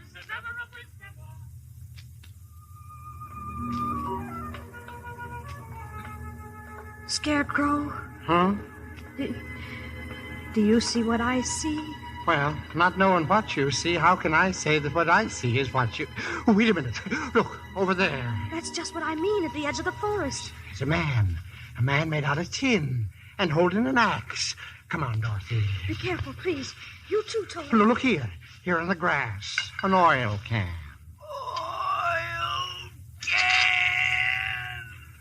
Did you say something? Oh, no. He did. He said oil can. He wants me to oil him. My mouth. He said his mouth. All right, just a minute now. Oh, my goodness. Oh, joy. Oh, bliss. I can talk again. I can talk. Oh, my arms, please. My elbows. Oh, that's wonderful, wonderful. Am I doing it right? Oh, yes, what a relief. I've held this axe up for ages. But my goodness, how did you ever get like this in the first place? Oh, well, about a year ago, I was chopping that tree when suddenly it began to rain. I rusted so solid, I haven't been able to move since. Well, you're perfect now. Perfect. Just bang on my chest if you think I'm perfect. Go ahead, bang on it. Beautiful. What an echo. You see? Empty. The tinsmith forgot to give me a heart. No heart? No heart. Oh. All hollow. And believe me, not having a heart, well, presents problems. When a man's an empty kettle, he should be on his mettle, and yet I'm torn apart. Just because I'm presuming that I could be kinda human if I only had a heart. I'd be tender, I'd be gentle, and awful sentimental regarding love and art. I'd be friends with the sparrows and the boy that shoots the arrows if I only had a heart. Picture me, a balcony above, a voice sings low, wherefore art thou, Romeo? I hear a beat, how sweet just to register emotion, jealousy, devotion, and really feel the part. I'd stay young and chipper, and I'd lock it with a zipper if I only had a heart. Well, I certainly see what you mean. You were whispering, you and him, while I was singing. Well, we were just wondering if you'd care to go with us to the Emerald City. Then you could ask the Wizard of Oz for a heart. But suppose he wouldn't give me one when we got there. Oh, but he will. He must. We've come such a long way already. You call that long, my pretty? Why, you've just begun. Who's that? Who's laughing? The witch, the wicked witch. Well, my two fine gentlemen, helping the little lady along, are you? Well, stay away from her. Oh, yeah? Stuff a mattress with you, you straw man. And you, I'll use that tin carcass for a beehive. Gosh, what a witch. Want to play ball, Scarecrow? Well, here, catch. No, look out, it's a ball of fire. No. Stand still. I'll stamp out the fire with my 10 feet. There, you can move now. Oh, much obliged, Tin Woodsman. Oh, yes, we both are. But I'm still not afraid of her. I'll see that you get safely to the wizard now, whether I get a brain or not. Stuff a mattress with me. Ha! And I'll see that you reach the wizard whether I get a heart or not. Oh, you're the best friends anybody ever had. And it's funny, but I feel as if I'd known you all the time. You're just like Hunk and Hickory. But I couldn't have known you, could I? I certainly don't see how. I guess it doesn't really matter. We know each other now, all right. That's right. We do. Then to Oz? To Oz! We're off to see the wizard, the wonderful Wizard of Oz. We hear he is a whiz of a whiz, if ever a whiz there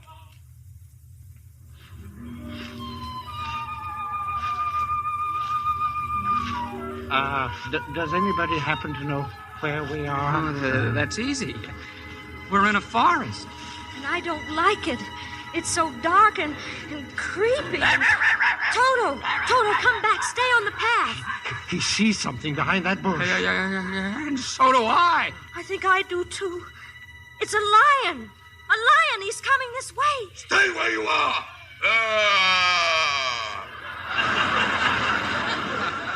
Put him up. Put up your fists. I'll fight you with one paw tied behind my back. I'll fight you standing on one foot. Stand up and fight. I'll swallow you first, you little peewee dog. Shame on you. You let that little dog alone. Let him alone.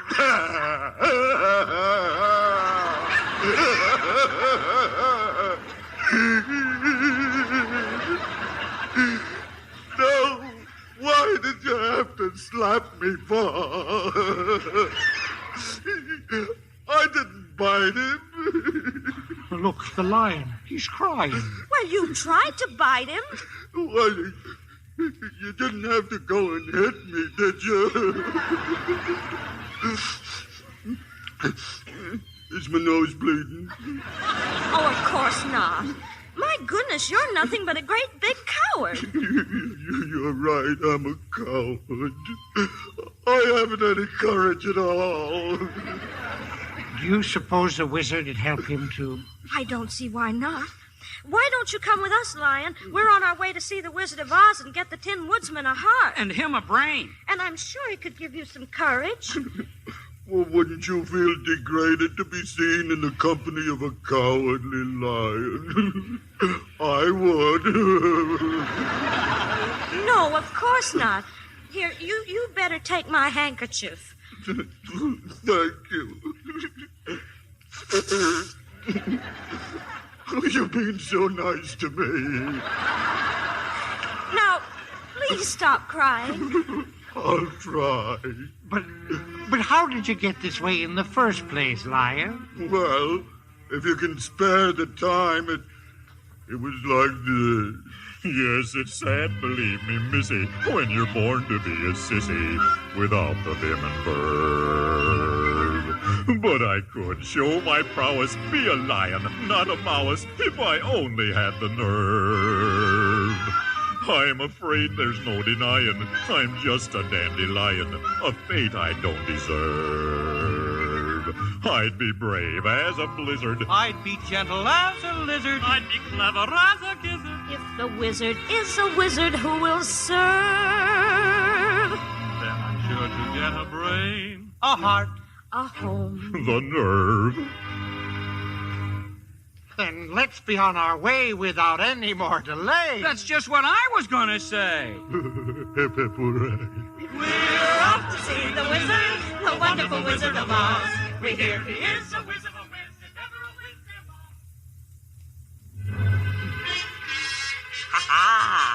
Little do they know I, too, was hiding in the forest. I'll still get those ruby slippers, and then my power will be the greatest in Oz. And woe to those who try to stop me. Hi-ho! Broomstick! Away! Look, everybody, look! Emerald City, oh, at last! Emerald City, eh? Gosh, it's all green. And with turrets and towers, and look how big it is. But how do we get in? This wall goes all around everything. Most certainly does. Look at the top of the wall. Oh, who are you? That's my question. Who are you? Well, if you'll let us in, we'll be glad to tell you. Let you in, huh? Well, you look harmless enough. Open the gates of Emerald City.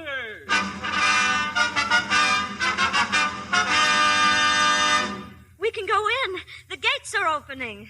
Well, that's the general idea of gates, isn't it? Kindly step forward and state your business. We want to see the wizard, please. The wizard. Oh, but nobody can see the Great Oz. Nobody's ever seen the Great Oz. Even I have never seen him. Oh, please. The good witch of the north sent me here. Prove it. She's wearing the ruby slippers she gave me, you see? Well, bust my buttons. So she is. Then you'll take us to the wizard? There you go again. Wizard. Yeah, of course, wizard. Meanwhile, you'd all better wait. I beg your pardon, sir? Well, what is it now? Good grief, man. Can't you? You're wanted, sir, in the public square. Who wants the me? entire population of Emerald City. There's something going on, sir, and I don't like the looks of it. No. What's everyone so excited about? Don't you see? Up there in the sky. Huh? Well, that's quite a trick, isn't it? Dorothy, it's skywriting. Letters of black smoke all across the sky. Well, what does it say? It's the Wicked Witch. It says, surrender, Dorothy. Dorothy? The wizard will explain it. To the wizard. Nobody's going to bother the wizard now. The great and powerful Oz has the situation well in hand, I hope. So you can all go home. Go on, scatter. You draw flies. But if you please, sir, we want to see the wizard right away. Certainly not. Not nobody, not no how. But she's Dorothy. The witch is Dorothy? Nope, not even you. Oh, please. Please, it's the only way I'll ever be able to get home. Not nobody, not no how. Auntie Em was so good to me, and I never appreciated it. Running away, hurting her feelings. What's that? Professor Marvel said she was sick. She may be dying, and it's all my fault. I'll get you to the wizard somehow. He's crying, too. Oh, you see, I had an Aunt Em once myself. Oh, this is all highly irregular, but just follow me.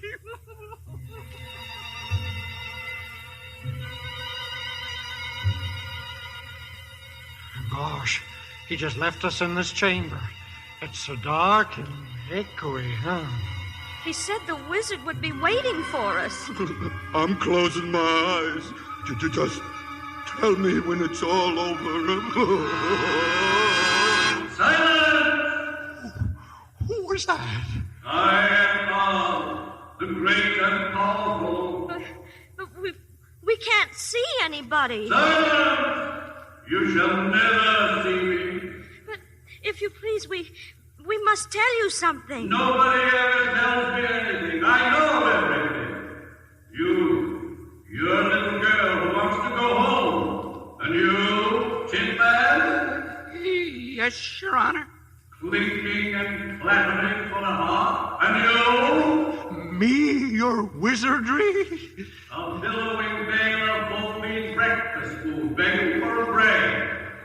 And you, Lion? He's fainted. Well, Lion, wake up. The wizard will be awfully mad. Oh, you ought to be ashamed of yourself. Frightening the poor cowardly lion like that when he came to you for help. Silence! The beneficent Oz has every intention of granting your request. But you must first prove worthy. Oh, we will. We'll do anything. Very well. Bring me the broomstick of the Wicked Witch of the West. Oh, but if we do that, why, we'll have to kill her to get it. Bring me her broomstick and I'll grant your request. Well, what if she kills us first? Silence! Leave the great gate of Emerald City. Follow the arrow marked haunted forest and hence to the witch's castle. Now go, and return if you can. The haunted forest, the witch's castle. Well, I guess there's nothing else to do but go. That's the spirit, Dorothy. Come on, Lion. We're not afraid. We'll get that old broomstick.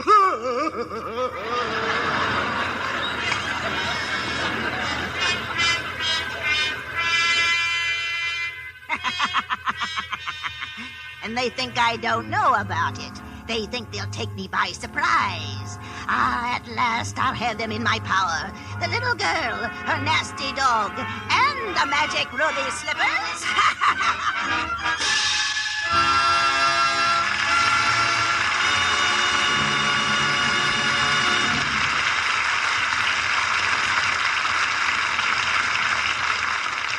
In just a few moments, we'll bring you Act 3 of The Wizard of Oz. I particularly want you to meet our guest for tonight, Paula Stone, writer-producer for MGM Radio Attractions. She'll bring us news of the world premiere in Hollywood last Wednesday of Metro-Goldwyn-Mayer's great picture, The Magnificent Yankee. As commentator at the premiere, you interviewed the many stars who attended, didn't you, Paula? Yes, I did, Mr. Keeley. It was one of the most thrilling evenings I've experienced. Over 100 stars were there. To cheer for Louis Calhern and Anne Harding, of course. Oh, yes. Everyone was so enthusiastic about the picture. And the superb performance turned in by Louis Calhern as Justice Holmes and Anne Harding as his devoted wife. There's a picture as rousing as a brass band. The distinguished career of one of our greatest men is presented in the authentic atmosphere of our nation's capital. Why, you actually feel the march of stirring events. It's an exciting treatment of our recent history, but it's also a beautiful love story. Yes, indeed. The deep attachment of Justice Holmes for his wife is something to warm the heart. Anne Harding brings dignity and beauty to her role in The Magnificent Yankee. And she's completely charming and very lovely, too. Of course, as you might expect, like so many famous stars I interview from time to time, she gives credit to Lux Care for her skin and just keeping it right for the cameras. Well, after all, Miss Stone, it's Hollywood's own beauty soap, you know. Oh, yes, Mr. Kennedy. And Lux soap in the big bath size is just as popular. I know I wouldn't be without it. There's nothing more luxurious after a busy day than a refreshing Lux soap bath. There's something special about the lather. Rich and creamy, even in hardest water. Yes, it leaves skin really fresh, fragrant, too, with a nice, delicate perfume. No wonder screen stars prefer this satin-smooth bath cake. Thank you, Miss Paula Stone, for being here tonight. Now, here's a shopping hint for the ladies in our audience. Get the generous bath-size Lux toilet soap tomorrow. Enjoy its luxurious lather and delightful perfume. You'll discover why screen stars say it makes you sure of all-over Lux loveliness. 9 out of 10 famous Hollywood stars use fragrant white Lux toilet soap. We pause now for station identification. This is CBS, the Columbia Broadcasting System.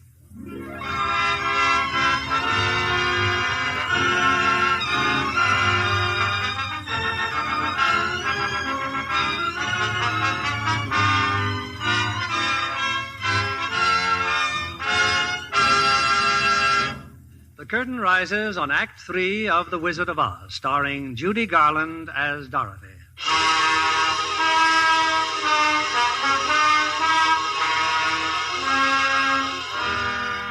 Well, if Dorothy is ever to get back home to Kansas... And if I'm ever to have a brain... And me a heart... And me courage... Then Dorothy must first get the broomstick of the Wicked Witch and bring it back to the Wizard of Oz. But if the wizard knows everything, the Wicked Witch, unfortunately, knows quite a lot herself. Now, in her bleak and dismal castle, she gloats over a newly captured prisoner. It's excuse me for laughing, but it was so easy to capture you that I can't help it. At least my friends got away. Toto, too. What do I care about them? It's you I wanted. You and the magic ruby slippers. I had every warrior slave in this castle on the watch for you. Now give me those slippers. No. The good witch Glinda told me not to. Fool that I am. I should know the slippers will never come off as long as you're alive. You mean... Now how shall I do it? I think I'll make up a special batch of poison. Yes, that ought to do it. Some nice, fresh poison.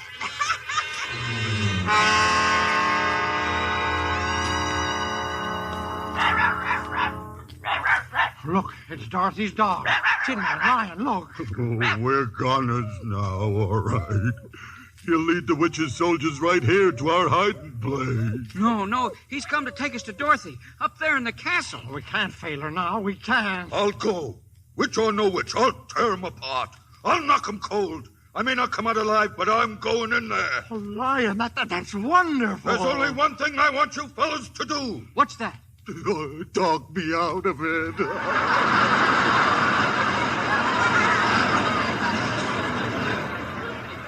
Oh, no, you don't. Come what may, we're going to rescue Dorothy. All right, Toto, show us the way.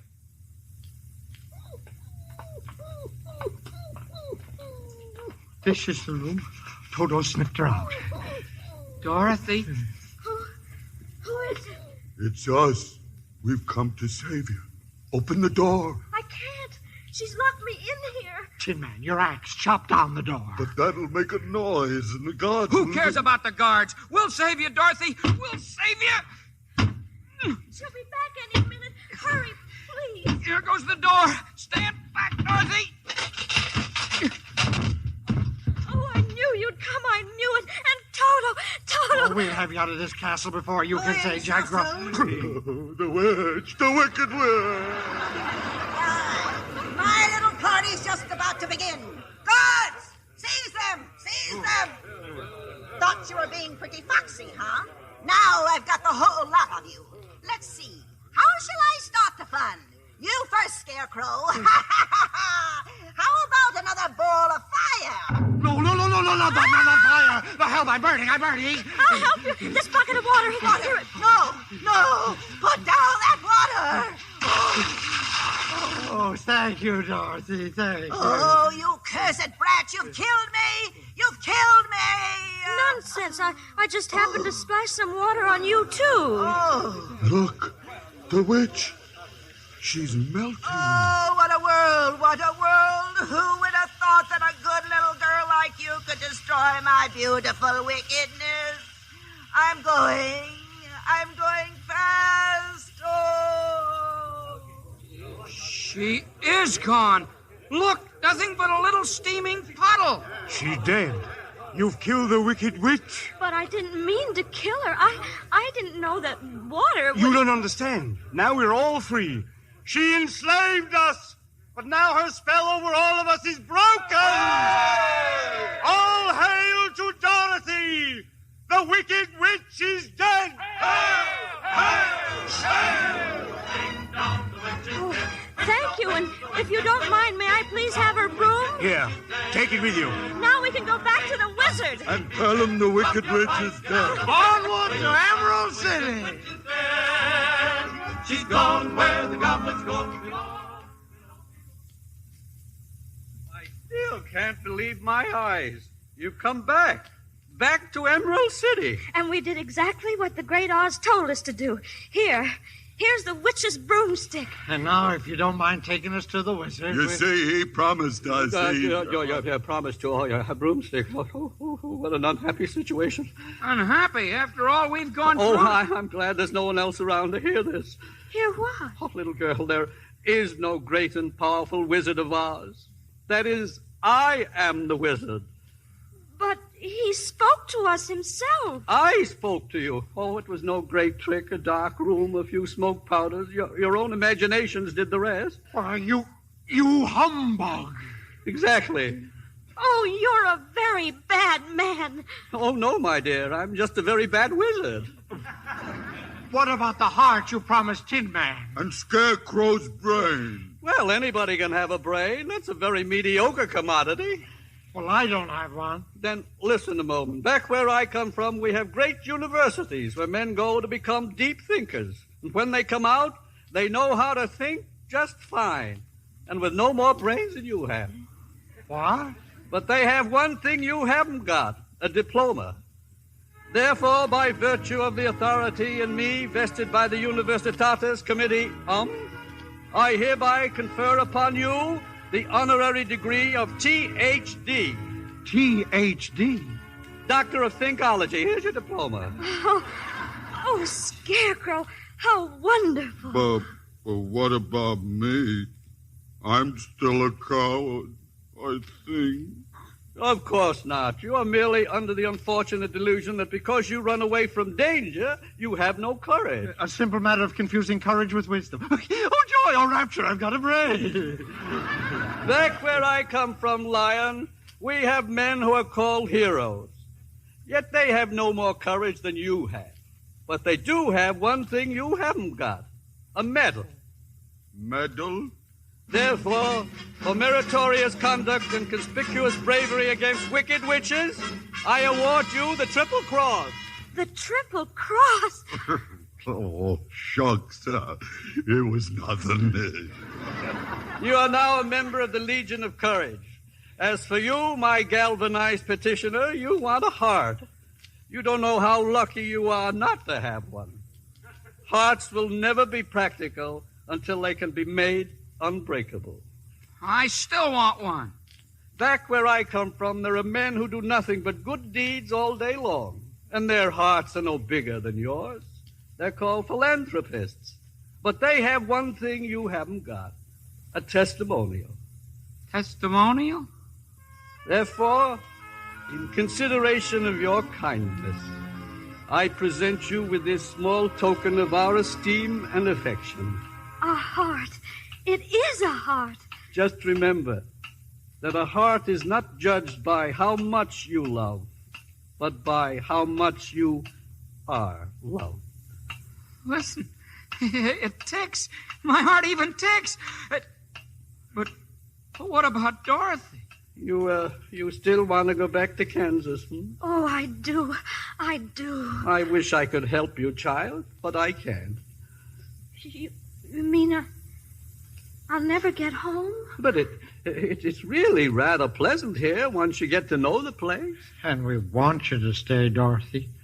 You see, we love you, you and Toto. And I love you, but what am I to do? What was that? Look what's coming. A bubble. Who's been blowing bubbles around here? Hey, there's somebody in it. It's Glinda. Glinda the Good Witch. Oh, help me. Help me. But you don't need my help, child. You've always had the power to go back to Kansas. I have. Then why didn't you tell her before? Because she wouldn't have believed me. She had to learn by herself. Have you learned, Dorothy? Well, I think that it wasn't enough just to want to see Uncle Henry and Auntie Em. And it's that if I ever go looking for my heart's desire again, I won't look any further than my own backyard. Because if it isn't there, I never really lost it to begin with. Is that right? That's all it is, my dear. Now, your magic slippers will take you home in 2 seconds. Oh, that's too wonderful to be true. Only it's going to be so hard to really say goodbye. I love you all so much. Goodbye, Tin Man. Oh, don't cry. You rust so dreadfully. Now I know I have a heart. It's breaking. Goodbye, Lion. I know it isn't right, but I'm going to miss the way you used to holler for help before you found your courage. I never would have found it if it hadn't been for you. And Scarecrow, I think I'll miss you most of all. Goodbye, dear friend. Are you ready now? Yes, I'm ready. Say goodbye, Toto. Now close your eyes and think to yourself, there's no place like home. There's no place like home. There's no place like home. There's no place Dorothy, Dorothy, child, oh, wake up. Please no wake up. place like home. No place like home. It's Aunt Em, darling. Oh, Henry, look, she's opening her eyes. Oh, Auntie Em, it is you. Yes, darling. Hello there. Can I come in? I just dropped by because I heard the little girl got caught in the big cyclone. Got a bad knock on the head, Professor Marvel, but she's coming around now. We thought for a minute she was going to leave us. Sure had us worried, Dorothy. Why, you remember me, your old pal Hunk? Oh. And me, Hickory? You couldn't forget my face now, could you? Zeke, I must have been dreaming. I was in a place far away, and you were all there. We were? But you couldn't have been, could you? Oh, we dream lots of silly things, dear, when we're... No, Aunt Em, this was a real, truly live place. And all I kept saying to everybody was, I want to go home. And they sent me home. Oh, Toto, you'll believe me, even if nobody else does. Of course we believe you, Dorothy. Oh, well, anyway, Toto, we're home. And this is my room, and you're all here. And I'm never going to leave here ever again, because I love you all. And, oh, Auntie Em, there's no place like home. Someday I'll wish upon a star and wake up where the clouds are far behind me, where troubles melt like lemon drops away above the chimney tops. That's where you'll find me, somewhere over the rainbow. Bluebirds fly, birds fly over the rainbow. Why then, oh, why can't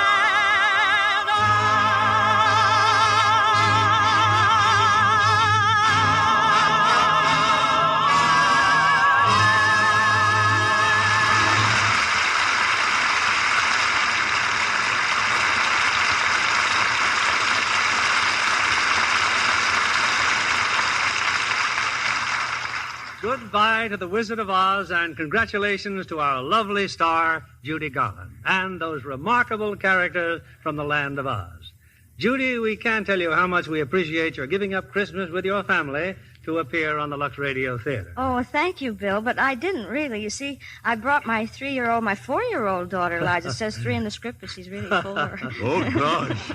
I'd like to meet her. I'm afraid you're too late, Cowardly Lion. Liza fell in love with a scarecrow. He's teaching her to dance. Where is he? Let him put up his fist. I'll fight him with one paw tied behind my back. Imagine only 3 or 4 years old and has 2 men fighting over her already. Well, that's because she's a Lux girl, Bill, just like her ma. Well, I can see you're bringing her up right, Judy. Now what are you girls going to do? Go home and eat more turkey? Oh, no, positively no more today. But I promised Liza if she was a good girl, I'd take her to the movie tomorrow. Well, why not take her to see Esther Williams in the Pagan Love Song? Metro Goldwyn Mayer's new musical. Well, that sounds good. Liza loves singing and dancing. Then be sure she listens in next week, because we'll have another holiday special. 2 of Hollywood's brightest musical comedy stars, Ginger Rogers and George Murphy. And we'll present them in Metro Goldwyn Mayer's recent musical screen success, The Barclays of Broadway. Oh, well, we won't miss it, Bill. Good night. Good night, Judy. And may your new year be a very happy one.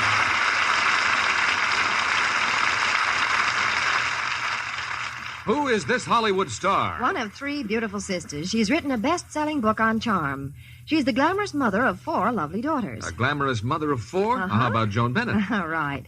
And the girls are always as perfectly groomed as Joan herself. Of course, she insists on Lux care for all their washables as well as her own. Everything from dainty party dresses to 2-year-old Shelley's gay cotton play clothes. Hollywood stars love gentle Lux because it keeps colors new-looking so much longer. Take a tip from Joan Bennett. Get a big box of Lux Flakes tomorrow. Give all the children's Christmas washables that lovely Lux look. Lever Brothers Company, the makers of Lux Toilet Soap, join me in hoping that you've all had a joyous Christmas. And be sure to join us again next Monday night when we'll present Ginger Rogers and George Murphy in The Barclays of Broadway. This is William Keeley saying good night to you from Hollywood. Our play was adapted by S.H. Barnett, and our music was directed by Rudy Schrager. Stay tuned for My Friend Irma, which follows over these same stations. This is CBS, the Columbia Broadcasting System.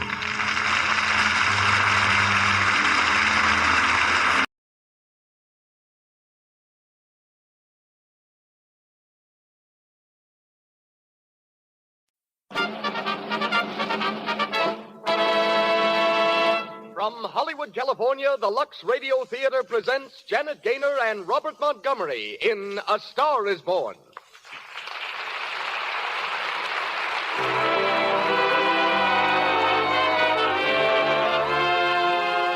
Lux presents Hollywood.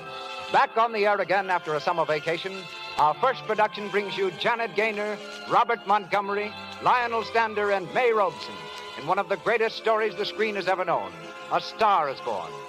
With us also, here on the stage of the Lux Radio Theater on Hollywood Boulevard, we have as guests Sid Grauman, founder and managing director of one of the most famous motion picture theaters in the world, Grauman's Chinese, and John Leroy Johnston, managing editor of Screen Book and Hollywood magazines.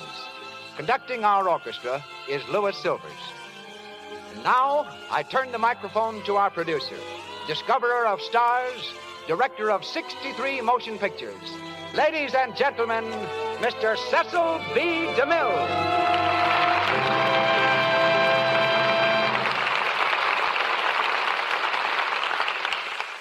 Greetings from Hollywood, ladies and gentlemen. 9 weeks have passed since I last stood here to ring up the curtain in the Lux Radio Theater. Tonight we return, as we shall every Monday night at this time, bringing you Hollywood's celebrated stars and the most distinguished plays of stage and screen. We've had a vacation, but more than that, we've had an opportunity to plan ahead. As a result, the greatest series of dramatic treats it has ever been our pleasure to offer is in store for you. We alone could not have made this possible. You, through the friendship shown our products, are equally responsible. For a fitting inaugural, we made a long and careful search. We found it in the stars and story we're about to bring you. Janet Gaynor and Robert Montgomery in the brilliant Technicolor screenplay from Selznick International Studios, A Star is Born. From these same studios has recently come another record-breaking film, The Prisoner of Zenda, which, starring Ronald Colman and featuring Madeleine Carroll and Douglas Fairbanks, Jr., is now duplicating the sensational success of tonight's story. Miss Gaynor's performance in A Star is Born is bringing her a national acclaim, approached only by her debut performance several years ago in Seventh Heaven. She was scarcely more than a child then, and if you could see her now, you'd realize she's still a little girl. In fact, there's only 100 pounds and 5 feet of her, topped by large brown eyes and dark red hair. Among her treasures is a little pair of black low-heeled shoes that once pattered from studio to studio as their owner searched for work. They never stopped at my door. I wish they had. As Esther Blodgett, Miss Gaynor makes her first appearance in the Lux Radio Theater. Compared with her, our co-star, Robert Montgomery of Metro-Goldwyn-Mayer Studios, is a veteran. His portrayal tonight of Norman Maine is his fourth on our stage. Bob's popularity wherever pictures are shown, his versatility in all kinds of difficult roles, leaves me little more to say than welcome home to an old friend of our theater. Bob's new MGM picture with Rosalind Russell is Live, Love, and Learn. Lionel Stander resumes the role he played on the screen, Libby, the publicity man. Also from the original cast as Granny comes that actress now in her 54th year of trooping, May Robeson. Lou Merrill is heard as Oliver Niles. And now for our play. The Lux Radio Theater returns to the air, bringing you Janet Gaynor and Robert Montgomery in A Star is Born.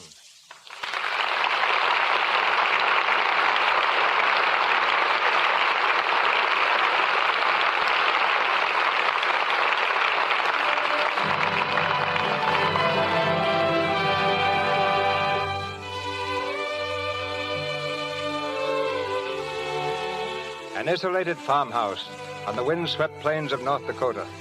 The house is silent, sleeping, but moonlight streams through the window of one of the upstairs rooms, where a young girl is still awake.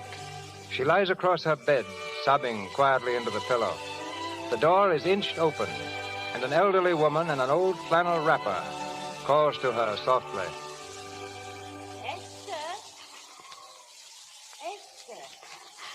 Yes, Granny? Oh, I thought you'd still be up. Oh, now stop crying. That isn't going to do you any good. Oh, I'm crying because Aunt Mattie and Alec and everyone else in this family makes me so mad. Aunt Mattie, Alec, fiddlesticks. They're not important.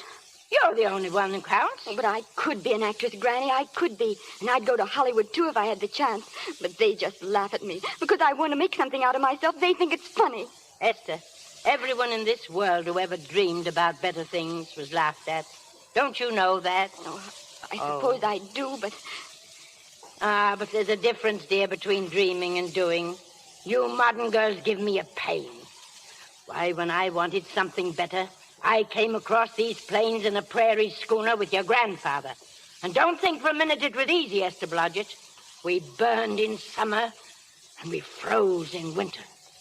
We used our guns when we needed food, and then fought the Indians to keep it. But we kept on going, and we didn't complain, because we were doing what we wanted to do. Can you understand that? Yes, I can. Could you do it? Could you do it even if it broke your heart?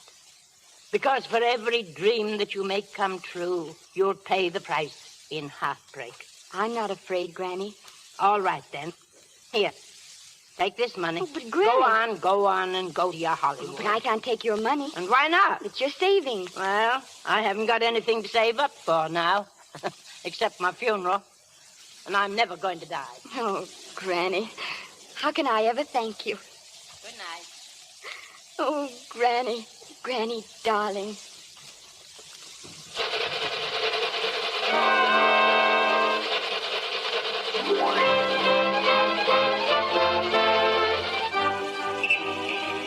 On Hollywood Boulevard, the heart of the movie metropolis. On your right, Grauman's Chinese Theater. Notice the paved blocks containing the hand and footprints of your favorite star. And in just a few minutes, we'll be in Beverly.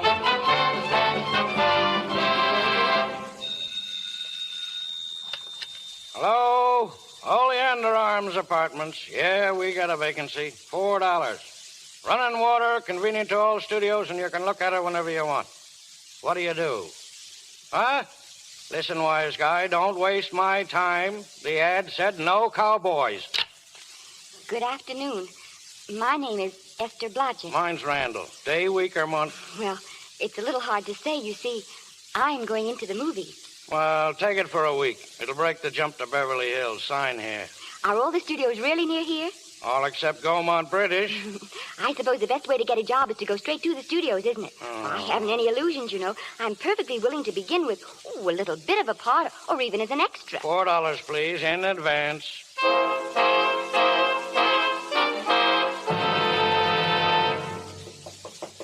Come in. I beg your pardon. Is this the Central Casting Office? Yes? I'd like to register for extra work, please. To register? How long have you been in Hollywood?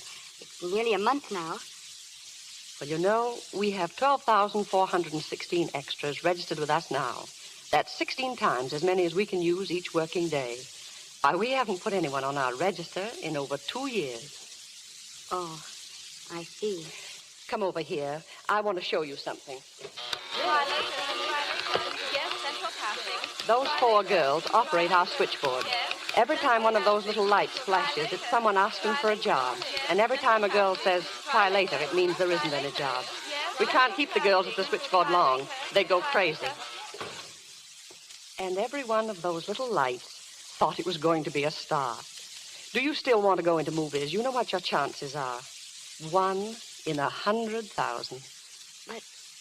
But maybe I'm that one.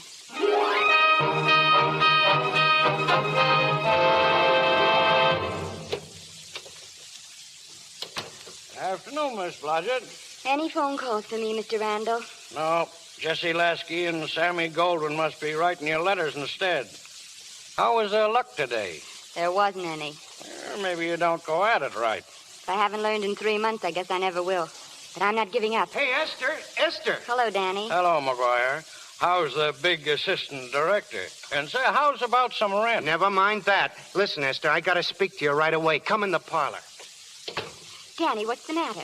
Remember when you first came here, I said I'd keep my eye out for a job for you? Well, believe it or not, I've got one. Danny, that's wonderful. When do I go to the studio?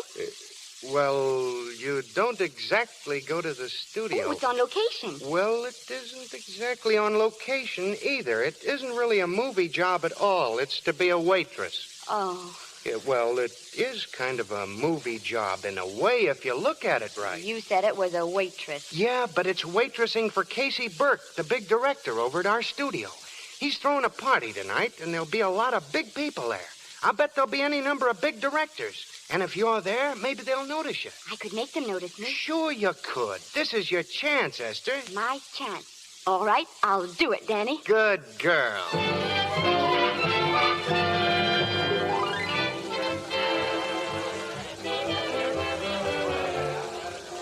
Hello?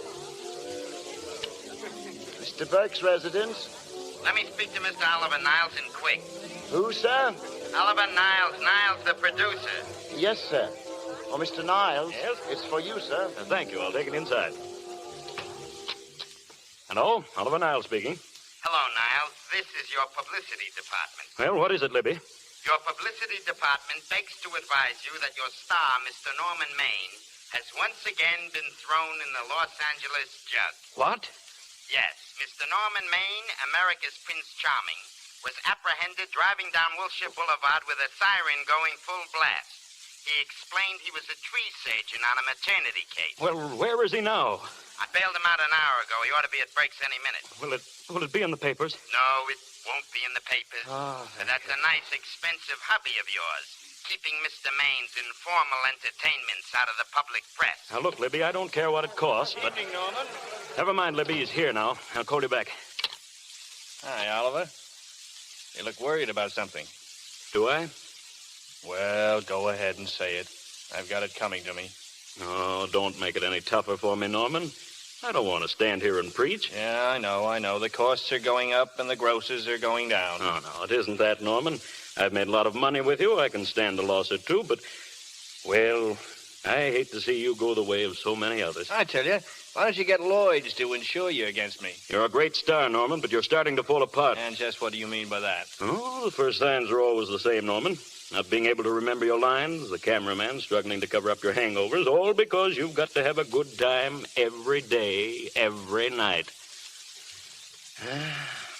I've warned you for a long time, Norman. Okay, Oliver. You're a swell guy. You won't lose any money on me, I'll promise you that. I'll be ready for the curtains when the time comes. And when it does, here's my epitaph. For amusement only. Let's get back to that party.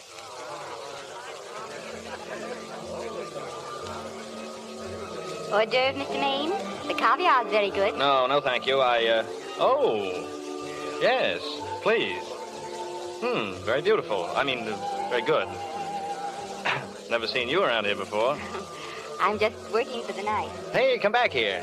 Starving. Oh, let's see. Which would you take? Well?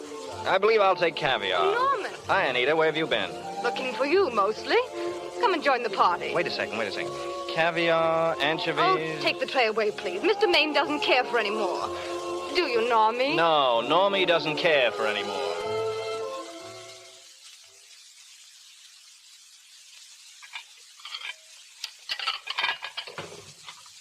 Greetings. Oh, You mind if I help? in the kitchen. Won't they miss you? Oh, no, they'll just look under the table, and when they see I'm not there, they'll forget the whole matter. What's your name? Esther Blodgett. My name's Maine. I know. What's so funny? I was thinking about all your fans. How surprised they'd be if they could see you now helping me put plates away. They don't know my finer side. He'd be pretty envious of me, meeting you in person this way. Tell me, you disappointed? Yes. Now you've done it. Never mind. Makes the room look lived in. Why are you disappointed in me? I was sitting right behind you in the Hollywood Bowl that night you didn't want to be photographed and you smashed the photographer's camera. Yes, I'm told I crept into many a heart that night. Oh, I'll never be able to explain this. You've got very pretty hair. You better get out of here. And a sensitive mouth, and a charming little... Ah, Anita, darling. Precisely. Why are you in here instead of with the rest of the guests? I just want to be helpful. Oh, I see. Are you sure there was no other attraction? Well, it might be that my old mania for putting plates away is coming back on me again. It's rather odd that I always know where I can find you if there's a pretty girl around. It's not only odd, it's embarrassing. And we aren't married, darling, so... You're being deliberately insulting, Norman. I put up with enough... dear, don't lose your temper. Remember, we must try to keep the voice low. I know you'll excuse us if we go on with our work. Oh, please. Let me help. Put that plate down. Oh, Mr. Maine, get up. He's unconscious. Unconscious? Now see what you've done. Oh, but I didn't do anything. I didn't... Hey. Oh. Help me up, will you? Are you hurt? No more than usual. Listen to that. The wolves are on us. Come on, we've got to get out of here. But I can't. The dishes aren't finished. Oh, yes, they are. Watch. Come on.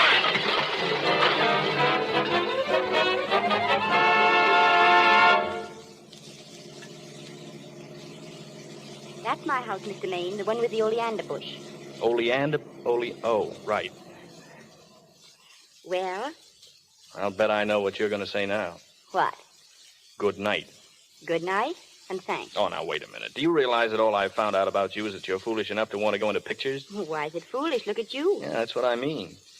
Now, I'd like to go into this matter rather thoroughly. Oh, so why don't we nice go up to you. my place and talk it over? Oh, no. Thank you very much, but I really must say good night. Oh, now, wait a minute. The least I can do is to see you to your door. Will I see you again? I hope so. Has anyone ever told you that you're lovely? No. Well, now you know. Thank you. This is hard to say, but I want to say it anyway. On the screen, I'm well, you know. In private life, I'm, well, you know. But whatever I do, I still respect lovely things. And you're lovely. You understand that? Yes, I think I do. And it's not that bump on the head that's doing this either. I'm glad. Good night. Good night. Hey, wait a minute. Yes? Do you mind if I take just one more look? Good night. Good night.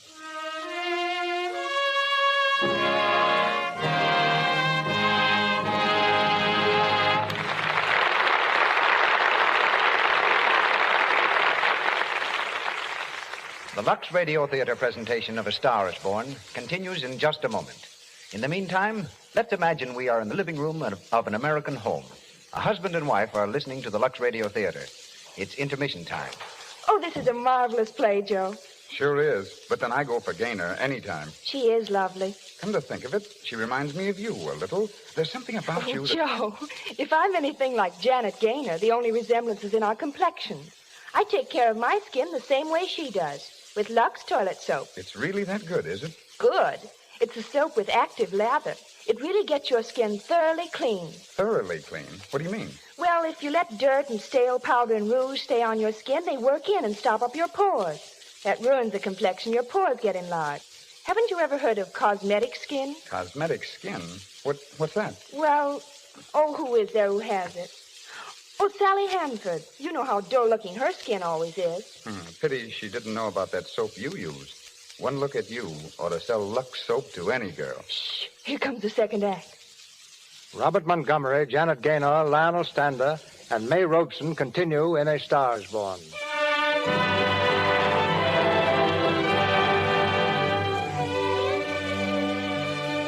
A few hours have passed since Norman Maine left Esther at her doorstep.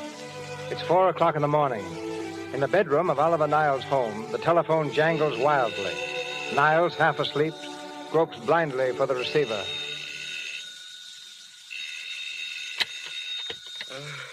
Hello? Hello? Hello? This Oliver Niles? Yes, it's Oliver Niles. This is Norman. What is it? Who? Norman Maine. Norman? What have you done now? You're not in jail, are you? No.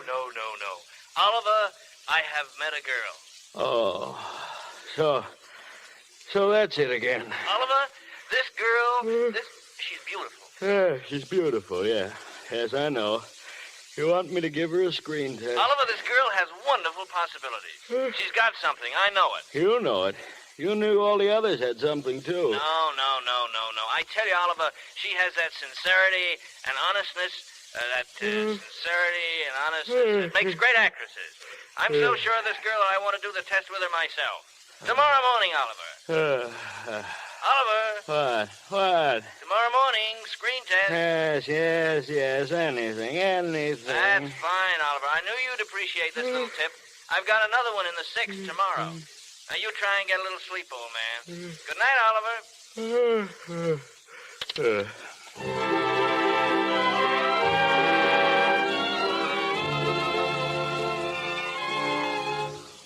Is this light too hard?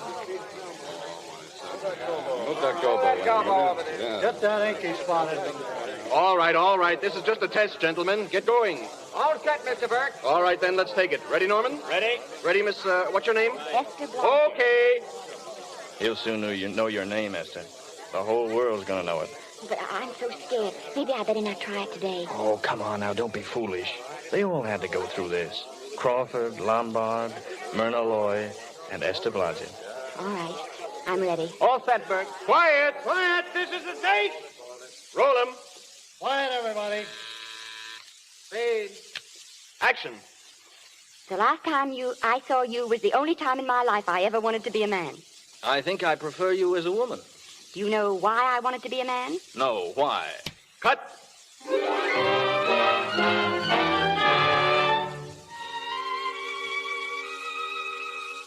Just sign right there, Miss Blodgett. There, Mr. Niles. That's it. Thank you. Thank you, Mr. Niles. I may as well tell you that my whole organization thinks I've gone a little nuts to sign you. Maybe they're right. I hope they aren't. Well, we won't know either way for a while, will we? You look like a nice girl. I think I'm going to like you. That's not important. I think the public will like you. That is important. I know it is. We're going to change your name, of course. Esther Blodgett is, well, you understand. From now on, your name is Lester. Vicky Lester. Vicky Lester. Vicky Lester.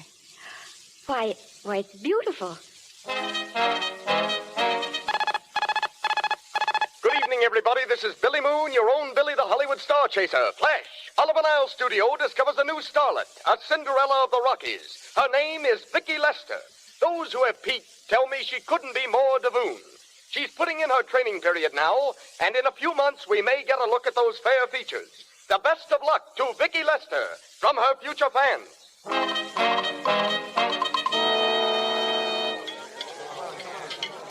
Listen, you dress people, we're shooting on the set this morning, not in the commissary. Shake it up! Shake it up! Morning, Mabel. Good morning, Mr. Maine. What'll be this morning? Oh, the usual, Mabel. Orange juice and bicarbonated soda. Make it 2 bicarbs, will you? It was a very successful party last night. Acme Trucking Company. No, the Mr. Smith is not in. Hello, Acme Trucking Company. No, Mr. Smith's not in. What goes on over there? Vicky Lester. She's rehearsing again. Bring that stuff over to her table, will you? Acme Trucking Company. No, Mr. Smith is not in. Hello, Acme. No, Smith ain't in. Acme Trucking Company. I'd like to speak to Mr. Smith. Mr. Smith is not... Oh, Norman. What's this between you and Smith? I've got a part. It's one line, but it's in a picture. Oh, so it's ambition that made you break that date with me last night, eh? Well, I had to be here so early this morning. Yeah, so did I. I had to stay up all night to make it, too. You started your picture, haven't you? Oh, we're still in the testing stage. Can't seem to find a girl for the lead. Gee, you think with all the girls there are... Yeah, but this girl's got to be different. She's got to be little and cute and sweet and... Well, blow me down. What? Well, close these tired old eyes. Norman, what's the matter? Come on, hurry up. Where are we going? Oliver Niles' office, on the run. I tell you, Oliver, it's surefire. You've gone through the whole casting directory, haven't you? I'll work day and night, Mr. Niles. And I'll work with her, Oliver. I can be mean or nasty or anything you want, Mr. If Niles. she clicks, Oliver, you've got a star overnight. Well, what do you say? Okay, she's in. Esther, she's fainted.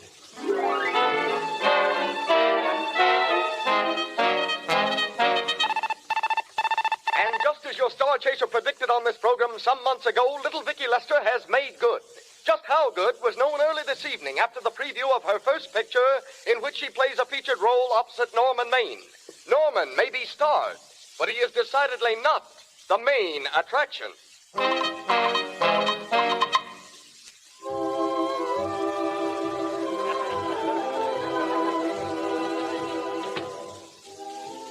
It's cooler out here. You see those lights, Esther? Down there?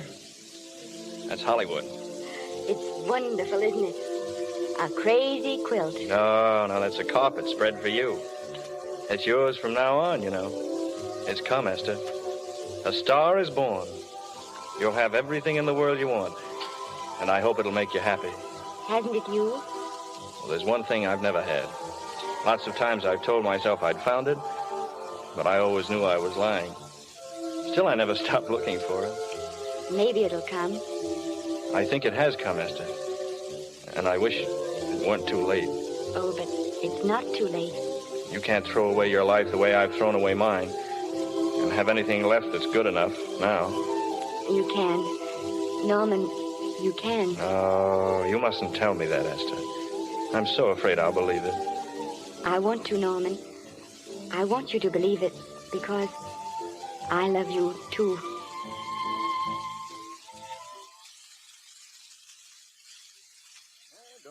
Folks, maybe I'm not thinking fast this morning. What are you two trying to say? Just this, Oliver. We're going to get married. You're going to what? I guess I didn't read that line very well. I'll try it again. We're going to get married. Both of to us. each other. What do you think of that? When? Where?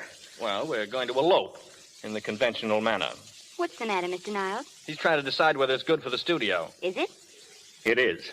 And bless you, my children. When's it going to happen? Well, we thought we'd just sneak out sometime. Sure, but you mustn't hurt people's feelings. Matt Libby, for instance, he has a very sensitive nature. He'd feel offended if he didn't have a chance to congratulate you. Get Libby in. I've been trying to keep him out. Listen to this. The screen's ideal romance blossomed into breathtaking reality today when Vicky Lester and Norman Maine, America's dream lovers, slipped quietly through the portals of holy matrimony. How does that sound? Horrible. But you see, we're going to elope. Sure you are. It'll be the biggest elopement this town ever saw. We'll get a tie-up with the Army. I'll have you escorted all the way down to Yuma, Arizona by 20 of their new bombing planes. From there, you can make personal appearances in Denver, Salt Lake, Seattle, Vancouver. Let's make this thing international. Norman, is he going with us? Say, Niles, don't you think we can work this thing out better alone? No use bothering the happy couple with all these details. Oh, I'm so sorry. We didn't realize we were in the way. While you're settling the details, you don't mind if I go out and buy this woman a ring, do you? Sure, go ahead. We want everything legal. Come on, honey. See you later, Oliver. There's a charming couple for you. A nice girl like Vicky and public nuisance number one. Norman's all right, Libby. If you'll pardon my pointing, Vicky's business is her own. It doesn't require any comments. I didn't comment. I just said it's a rotten You go shame. ahead and plan the elopement. What's the matter? You sore or something about this elopement? No, I'm not sore. Go on, Libby, beat it. I'm busy.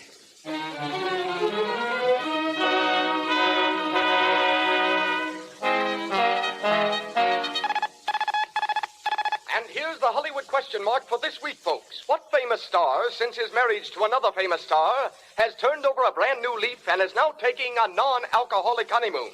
But why do his friends think his bride came about 6 performances too late as far as the public is concerned?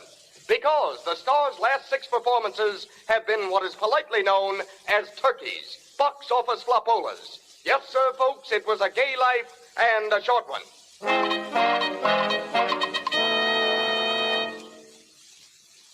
But, Norman, I just can't believe it. Would you mind telling me again, very slowly?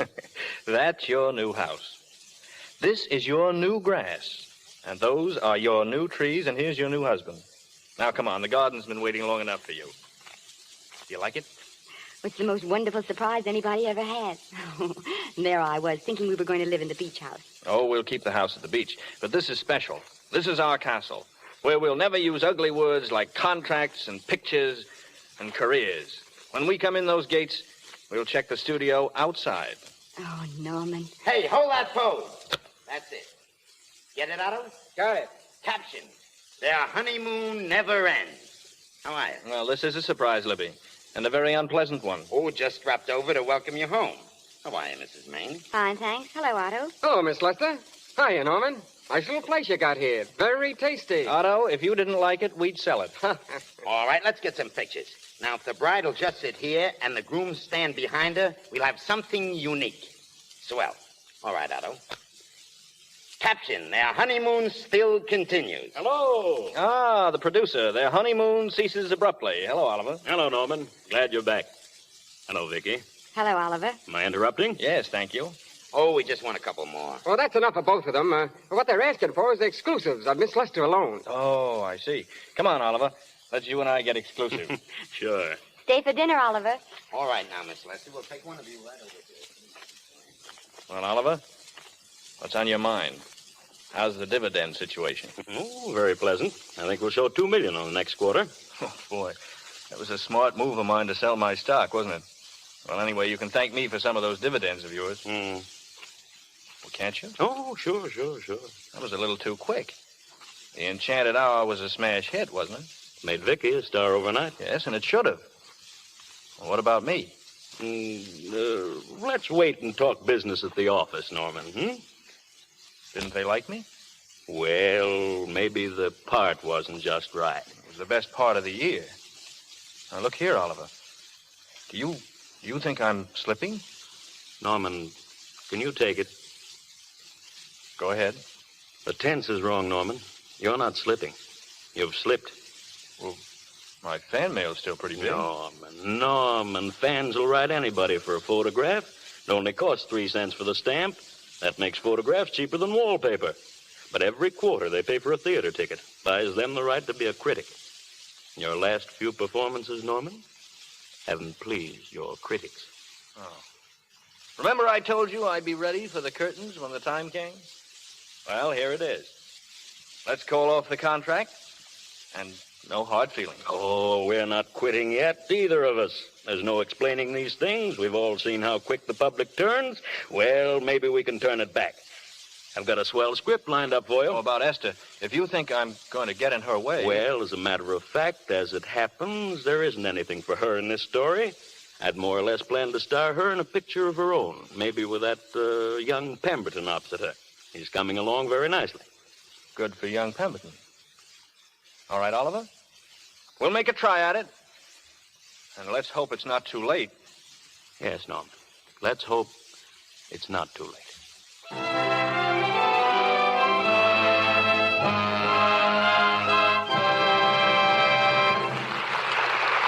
We pause for station identification. This is the Columbia Broadcasting System.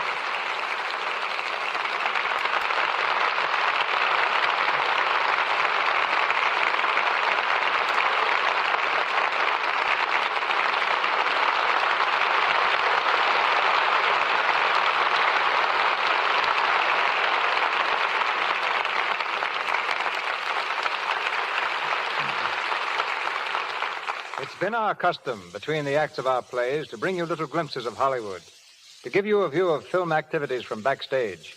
We continue that custom with a word from John Leroy Johnston, Western manager of Fawcett Publications and managing editor of Screen Book and Hollywood magazines. The last time we met, he interviewed me. Tonight, with the tables turned, I'll drop my first question by asking Mr. Johnston what he'd like to be interviewed about. Well, Mr. DeMille, that's easy. After all, the product that makes this program possible is Lux Toilet Soap. There's a commodity that's dedicated to charm and beauty, as evidenced by its tremendous popularity among the screen's most attractive women. From what I've found out myself, visiting the stars, and from what our writers tell me, Lux Toilet Soap has no more enthusiastic boosters than the biggest names in Hollywood. I still would like to know the subject of our interview. Well, I'd like to express a few of my views on beauty, or rather on the most beautiful women of motion pictures in 20 years. They say a fool walks in where angels fear to tread, so here I am, a perfect casting job. What's the basis of your choice? The best subjects for your magazine covers? No, magazine covers are chosen to acknowledge the popularity of certain established or rising young players. I'm guiding myself by what strikes me as being a typical American conception of beauty. By this, I mean normal, charming, finely chiseled features, clear, expressive eyes, intelligence, poise, well, to be brief and honest, loveliness. Which predominates in your list? The old-fashioned type of yesterday or the athletic girl of today? Frankly, I don't believe the American ideal of real beauty has or will ever change. I think every man admires the lovely, dainty, feminine woman. If she's truly beautiful, she'll look beautiful in crinolines or slacks. So, from the silent days onward, here's my all-American team. Selections representing every section of the continent.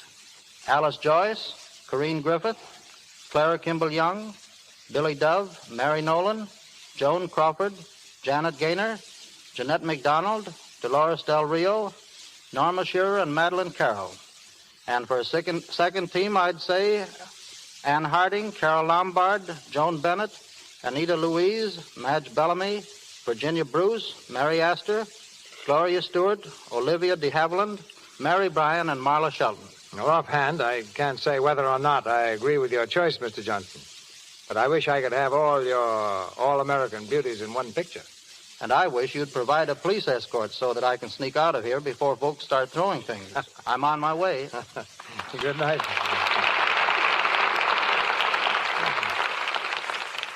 Back to Robert Montgomery, Janet Gaynor, Lionel Stander, and May Robeson in A Star is Born.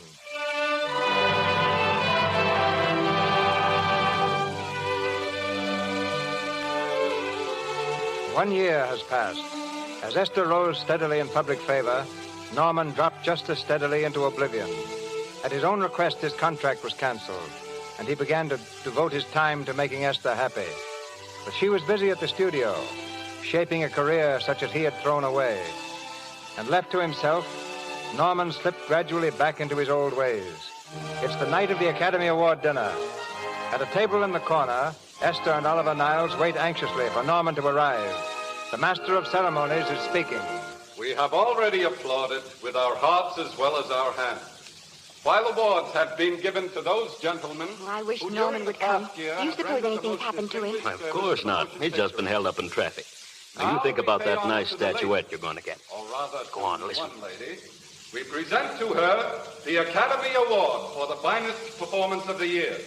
The unforgettable Anna in Dream Without End. Miss Vicki Lester. Go on. Go on, Esther. Get your award. Oh, I wish Norman were here. Miss Lester, if you please. Thank you. What more can I say, Miss Lester? This statuette says it for all of us. Ladies and gentlemen, when something like this happens to you, and you try to tell how you feel about it, you find that out of all the words in the world, there are only two that really mean anything. Thank you. All I can do is say them to you from my heart. All I can do is tell you that I'll keep... Norman! That was a very pretty speech, my dear, and I want to be the first to congratulate you on that valuable little piece of bric-a-brac.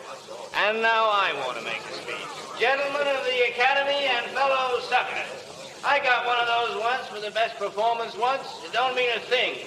People get them every year. What I want's a special award. Norman, please. Something nobody else can get. I want a statuette for the worst performance of the year. I want 3 statuettes for the 3 worst performances of the year. I earned them, and everybody that saw those last masterpieces of mine knows I've earned them. What I'm here to find out is, do I get them or do I get them?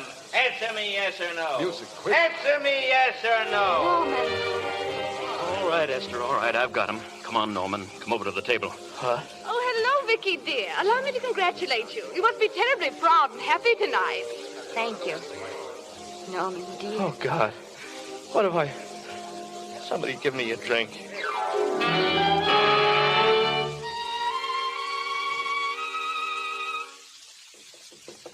Who is it? Oliver Niles calling. Oliver, come in. How are you, Esther? Oh, Oliver, I've missed you. Everybody's missed you. Sit down. Did you have a nice trip? Well, a 3-month tour over the theater circuit scarcely comes under the head of pleasure. By the way, they're screaming for your pictures all across the country. Miss Lester, if I may talk shop, you're a knockout. Thank you. That's good to hear. You've been crying. A little? Why? Why, I guess maybe I'm a little worried about this next picture. Oh, you needn't be. I've seen the first week's work. You're headed for another Academy Award this year. How's Norman? He's trying awfully hard, Oliver. Has he been Is he all right? He's gone to a sanatorium. You see, he really wants to stop drinking, and I think he could only... Well, perhaps if he were going to work again, it'd be some encouragement. Oliver, could you? Could you do that? I might be able to manage it. Oh, thank you.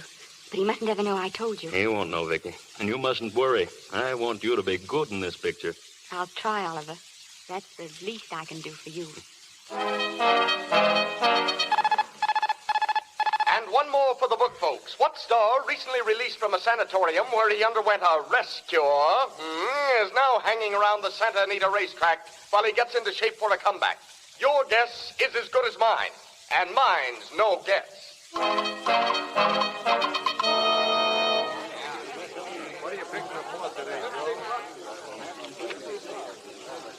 Hello, Charlie. Well, hello, Mr. Maine. Haven't seen you in a long time. Oh, no, I've been resting. Ginger ale, please. Ginger ale and what? Ginger ale and ginger ale. A new leaf? A whole new book. Thanks. Shake it up, Charlie. Hello, Libby. Why, it's Mr. America of yesteryear. Do they let you wander around now without a keeper? I'm a trustee now. I didn't expect to find you here at Santa Anita. What do they do with the actors when you're away? Oh, they cut them in slices and fry them with eggs. I suppose you'll be here all the time, now that you've retired from the hurly-burly of the silver screen. Well, we're staying down at the beach house now, and it's pretty lonesome with Esther away working all day. Well, I wouldn't squawk about that if I were you. It's nice somebody in the family's making a living. Say, go a little slow, Libby. I don't want to forget we're friends. Friends, my eye. Listen, I got you out of your jams because it was my job, not because I was your friend. I don't like you. I never did like you. Nothing made me happier than to see all those cute little pranks of yours catch up with you and land you on your celebrated face. Pretty work, Libby. Always wait till they're down and then kick them, eh? Say, listen, you fixed yourself nice and comfortable. You can live off your wife now. She'll buy the drinks and put up with you even if nobody else will. Why, you... Take a swing at me, will you? Get up, you four-star ham, and I'll knock you down for keeps. Get up now. Get up and get out of here. Don't bother to throw him out. He's harmless. Well, all right, Mr. Libby, if you say so. Sure, let him go. What can he do? He can't fight any better than he can act. Next race, coming to the varsity. You okay, Maine? Yeah. Yeah, I'm okay. Give me a scotch. Double.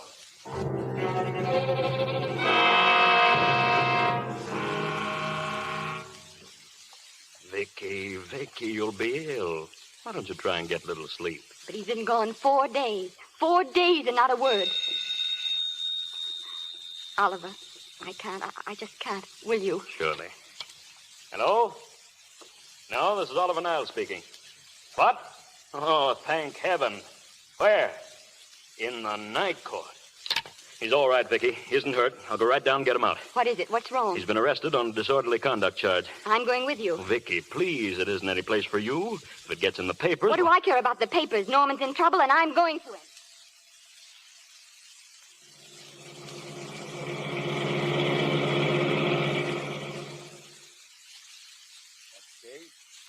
Alfred Henkel, known as Norman Maine. Where is he? Here.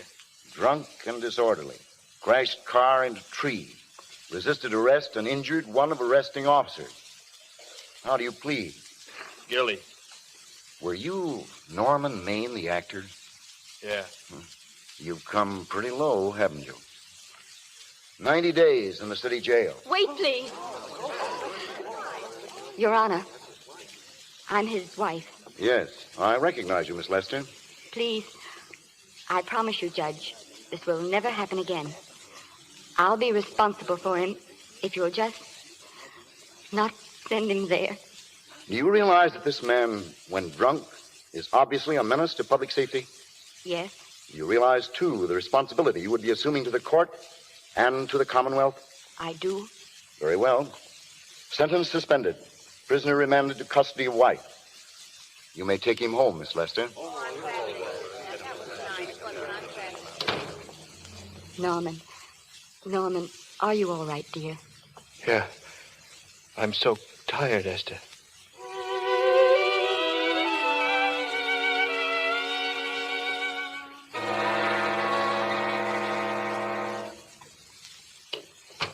How is he, Esther? Talk low. He's still asleep in there. Oh, well, that's the best thing for him. Oh, it's awful to see this happen to someone you love and know in your heart that it can't get any better. Do you still love him, Vicky? Or do you just feel sorry for him? Oh, it's so hard to tell where one leaves off and the other begins. I only know that all I can do now is stay with him and try to help him. So will I, Vicky.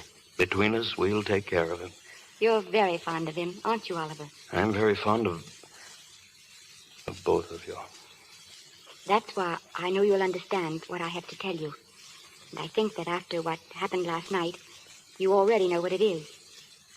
I can't do any more pictures. I'm going away for good with Norman. But, Vicky, you can't do that. Well, you're at the very peak of your success. You've worked so hard to achieve it. Yes, I've worked hard, Oliver, and what difference would that have made if you and Norman hadn't worked harder to help me? Oh, no. No one can help people to careers. You made your own career, and it's your life. That's what's been wrong, Oliver. I thought it all out. Maybe if I hadn't been away from him so much, last night and what went before it wouldn't have happened. Too late to think about that now. But it may not be too late to go away with him and start over again somewhere. It's your life you're giving up, Vicky. So I can try to give Norman back his. Can you honestly tell me I'm wrong to do it? No. No, Vicky. I can't honestly tell you that. Then there won't be any more Vicky Lester, Oliver. Goodbye, Vicky Lester. You're a swell girl. And good luck, Mrs. Norman Maine. Goodbye, Oliver. And thank you.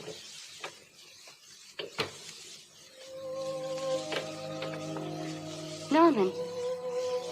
This is Maine coming in to apologize again, darling. Norman, have you been out there long? Oliver, Niles was here. Yes, I know. I mean, I thought he would be. You're looking sad, darling. What other troubles have you got? None. I was just playing a scene with myself. Now, look. I'm just coming out of the jitters, and you're just going into them. This is a swell household. Isn't it? I'll tell you what we'll do. I'll promise to brace up if you'll go on the wagon. I guess I have been drinking too much. You know what I'm going to do? I'm going to be an athlete. Gee, you mean with great big muscles and everything? Roughly speaking, yes. Are you going to join the YMCA? No, that costs too much. I'm going wading in the Pacific. Now? Sure. You won't go out too far, darling. A little water once in a while wouldn't hurt me any. Crazy. Well, if you don't mind, I'll be running along. Could you have a hot some hot soup for me when I come back? Some hot soup. And I'll make the sandwiches. Norman, do you have to? Give me a kiss, honey. I'll see you later. Don't be long. I won't. Oh, darling. Yes? Do you mind if I take just one more look? So long, sweet.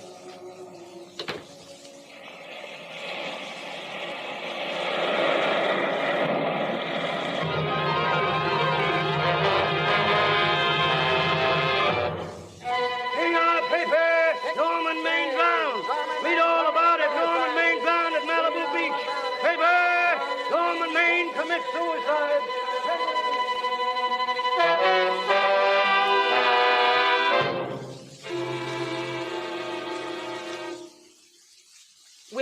Will that be all, Miss Lester? Have you packed everything? Yes, ma'am. The bags, the trunk, everything. Have the car brought around, please. I'm her granny. Can't go in. Esther. Granny. Granny, darling.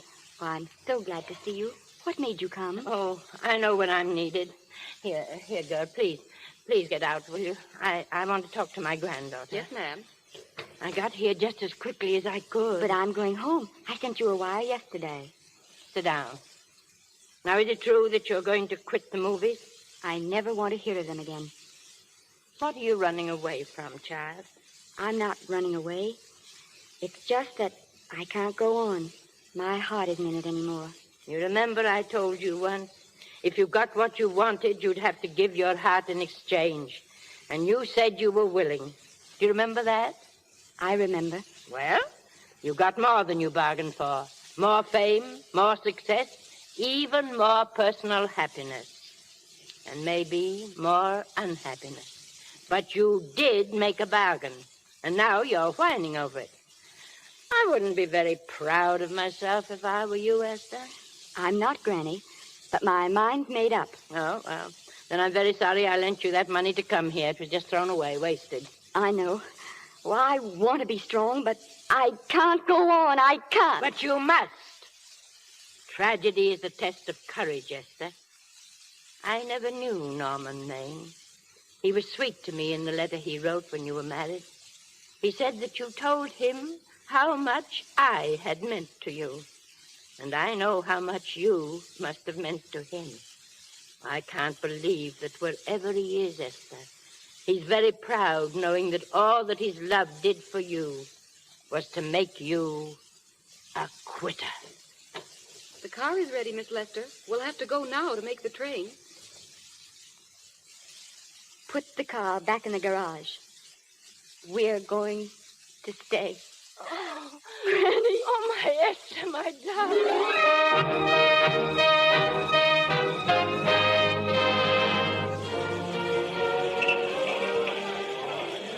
Yes, ladies and gentlemen, it's a great occasion. The entire picture industry has come to the Chinese theater for this opening tonight. It has come to pay tribute to a great star on her return to the screen. The girl who has won the heart of Hollywood, the girl who has won the heart of the world, Miss Vicki Lester. And now, if I'm not mistaken, Miss Lester's car has just driven up. Yes, it is her. I'll see if I can get her to say a few words. Here she comes now. No, wait, she's stopping, folks. What is it, Jim? Oh, ladies and gentlemen, Miss Lester has stopped at the footprints of her late husband, Norman Maine. She's a little upset. I don't think we're going to get her up here. No, wait now. She's pulling herself together. She seems to be all right, ladies and gentlemen, and she's approaching the microphone now. Miss Lester, will you... Miss Lester, this microphone is on an international hookup. Throughout the world, your fans are hoping you'll say a few words to them. Will you, please? Of course. Hello, everybody. This is Mrs. Norman Maine.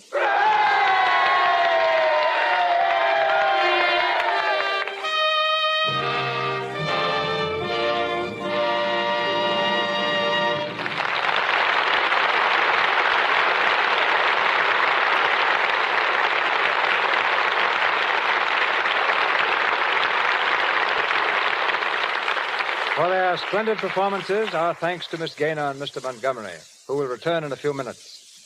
It was most appropriate that our play should end with a scene at Grauman's Chinese Theater. It was there that the most thrilling premieres in Hollywood history have been held. There also originated the spectacular stage productions, copied though never equaled the world over. Grauman's Chinese is also famous for the hand and footprints of the stars recorded in the courtyard of the theater. To make your mark there means lifelong membership in Hollywood's Legion of Honor. The founder and guiding light of that theater is here tonight. One of the greatest showmen and best friends that motion pictures have ever had, Sid Grauman.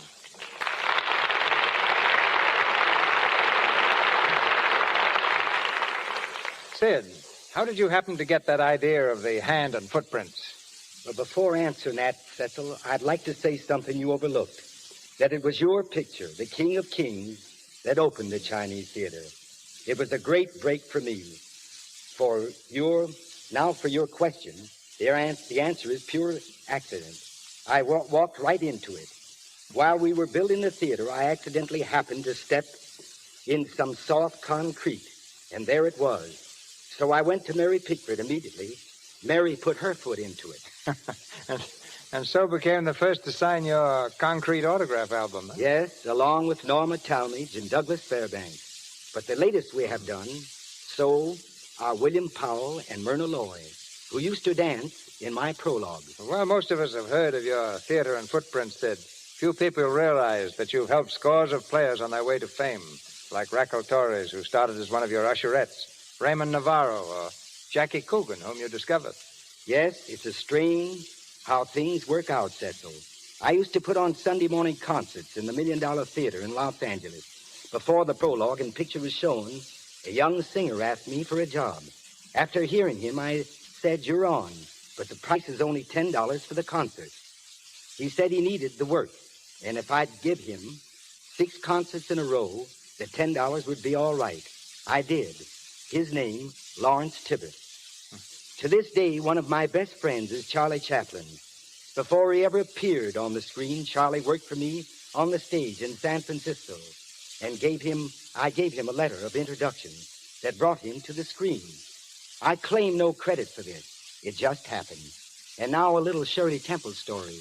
When Shirley came to the theater to leave her footprints, she asked me if I mind if she took off her shoes and socks. I told her that we couldn't do that because she'd get her feet all full of concrete. As usual, she had an answer ready. We can get some warm water and a towel, and I'll wash them very carefully. But why, I asked, do you want to make your footprints in bare feet? Mr. Grauman, she said, I just want to be different. Well, Cecil, if I don't stop now, there's no telling when I will. Good luck to you and to this splendid radio theater, which has come to be as much a part of Hollywood as the excellent commodity it represents, Lux Toilet Soap. Thank you. Thank you, sir. Goodbye to you. And now, as the stars they are, Janet Gaynor and Robert Montgomery.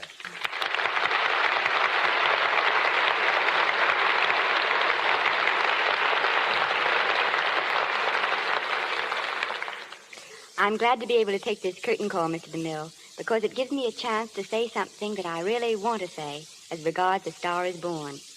Often when a picture is a success, all the credit goes to the individuals who happen to star in it. We're inclined to pass by the off-screen personalities who made that picture possible. To Mr. David O. Selznick, the producer of A Star is Born, and Mr. William Wellman, who so brilliantly directed it, and all the others who contributed, I am very grateful.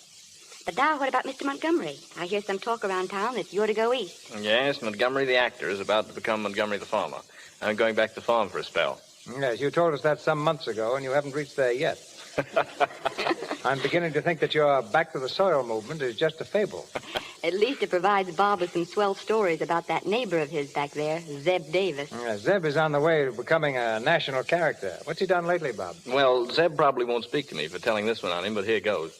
Zeb has a wife who likes to keep him, well, shall we say, under control. Not long ago, she decided that Zeb ought to get a new car. Zeb couldn't quite figure that out because the one he had was only 11 years old. So he got a new car. Well, the Davises were having a little party one night when Mrs. D told Zeb to drive to town for some ice cream and to be very careful of the car. It's a 16-mile trip, and Zeb sort of hit her up on the way back.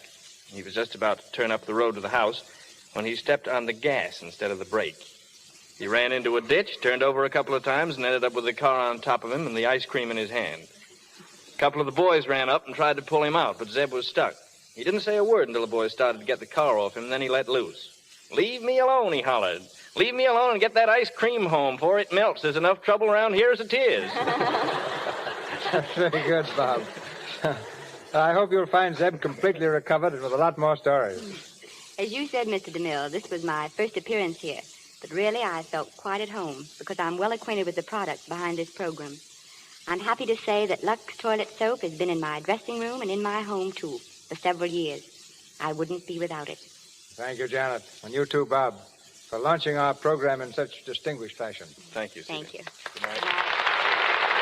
And thank you, Mr. DeMille. Ladies and gentlemen, this is your announcer, Melville Ruick. News of next week's thrilling show comes to you in just a moment from Mr. DeMille. Assisting in tonight's cast were Lou Merrill as Oliver Niles, Chester Clute as Pop, John Gibson as Danny McGuire, Margaret Brayton as Anita, Edwin Max as Master of Ceremonies, Forrest Taylor as Judge, Frank Nelson as Moon, Lucille Meredith as Maid, Grace Kern as a waitress, Myra Marsh as Miss Phillips, Sidney Newman as Director, James Eagles as Otto, Gil Patrick as Police Officer, and Ross Forrester as a photographer. Miss Gaynor and Miss Robeson appeared through courtesy of Selznick International Pictures, Mr. Montgomery, Metro Goldwyn Mayer, Mr. Stander, Columbia Pictures Corporation, Mr. DeMille, Paramount, and Louis Silvers, 20th Century Fox, where he was in charge of music for the new film, Wife, Doctor, and Nurse. And here is our producer. Not because he happens to be the star of my new film, The Buccaneer. Not because he starred in two of our biggest successes last spring. But because he happens to be, on and off the screen, a citizen of whom Hollywood is most proud.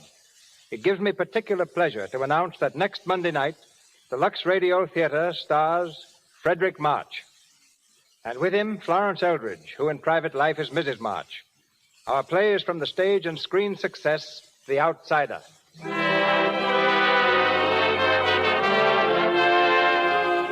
Our sponsors, the makers of Lux Toilet Soap, join me in inviting you to be with us again next Monday night when the Lux Radio Theater presents Frederick March, Florence Eldridge, and an all-star Hollywood cast in The Outsider.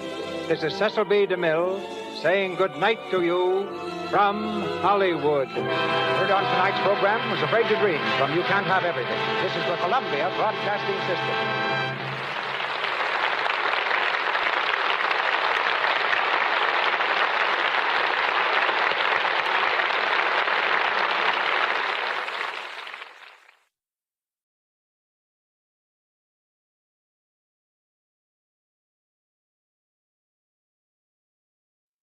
Hollywood, California, Monday, December 28th.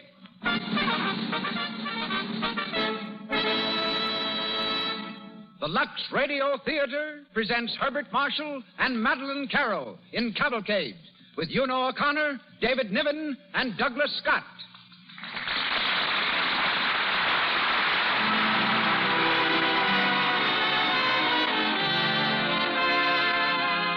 Lux presents Hollywood. Our stars, Herbert Marshall, Madeline Carroll, Una O'Connor, David Niven, Elsa Buchanan, and Douglas Scott. Our guest, Noel Coward, author of Cavalcade. Our producer, Cecil B. DeMille. Our conductor, Louis Silvers.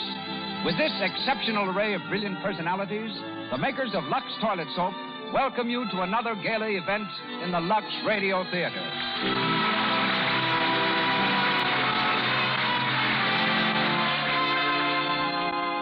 Don't let cosmetic skin bar your road to romance. The active lather of Lux Toilet Soap removes stale cosmetics and all impurities that choke the pores, leaving your complexion smooth, soft, and lovely.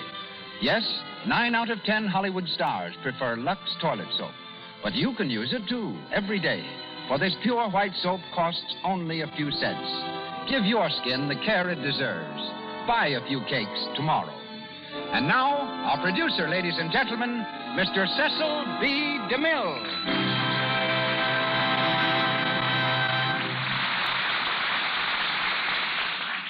Greetings from Hollywood, ladies and gentlemen.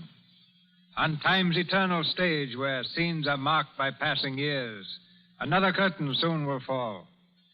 With Cavalcade, the Lux Radio Theater says farewell to 1936. A play, I think, that not only crowns a year of what we hope were notable productions, but sets a standard we shall strive to meet through 1937. As we turn to England for our story, so we turn to England for our stars. Herbert Marshall, Madeline Carroll, both natives of the mighty little island. Herbert Marshall turned actor by circumstances, for he began his career as a bookkeeper. After a year and a half of debits and credits, he was discharged. Needing a job, he became assistant manager and then actor in a musical comedy company. Today, he is not only well known on the screen, but on the legitimate stages of the world. Madeline Carroll, daughter of an Irish professor and French mother, became a school teacher to earn money enough to take her to London and the stage. Oddly enough, Madeline's first Hollywood offer was to play in Cavalcade, but she refused it to remain in England with her husband, Captain Philip Astley. She came here, however, 2 years ago, lending her distinction, beauty, and ability to The Case Against Mrs. Ames, The General Died at Dawn, and Lloyd's of London. Tonight, she becomes Jane Marriott and Mr. Marshall, Robert Marriott. Una O'Connor will be heard as Ellen, the same role she played in the film and on the London stage. David Niven, seen currently in Dodsworth and Beloved Enemy, is Edward Marriott. And the part of Edward as a boy is played by Douglas Scott, who was seen as Horatio Nelson in Lloyd's of London. Our play is by Noel Coward, the third drama from the nimble pen of this amazing writer, producer, and actor to be performed in our theater in less than a year. So on with the play. The Lux Radio Theater presents Herbert Marshall and Madeline Carroll in Cavalcade.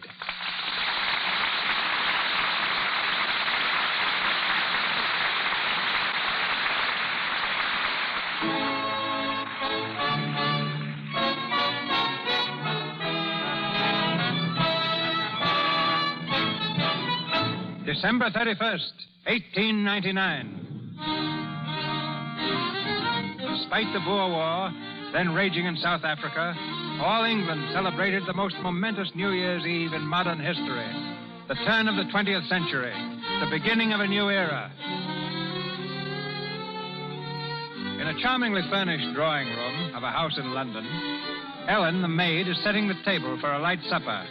As she turns to the door, her husband, the butler, enters, carrying a bottle of champagne.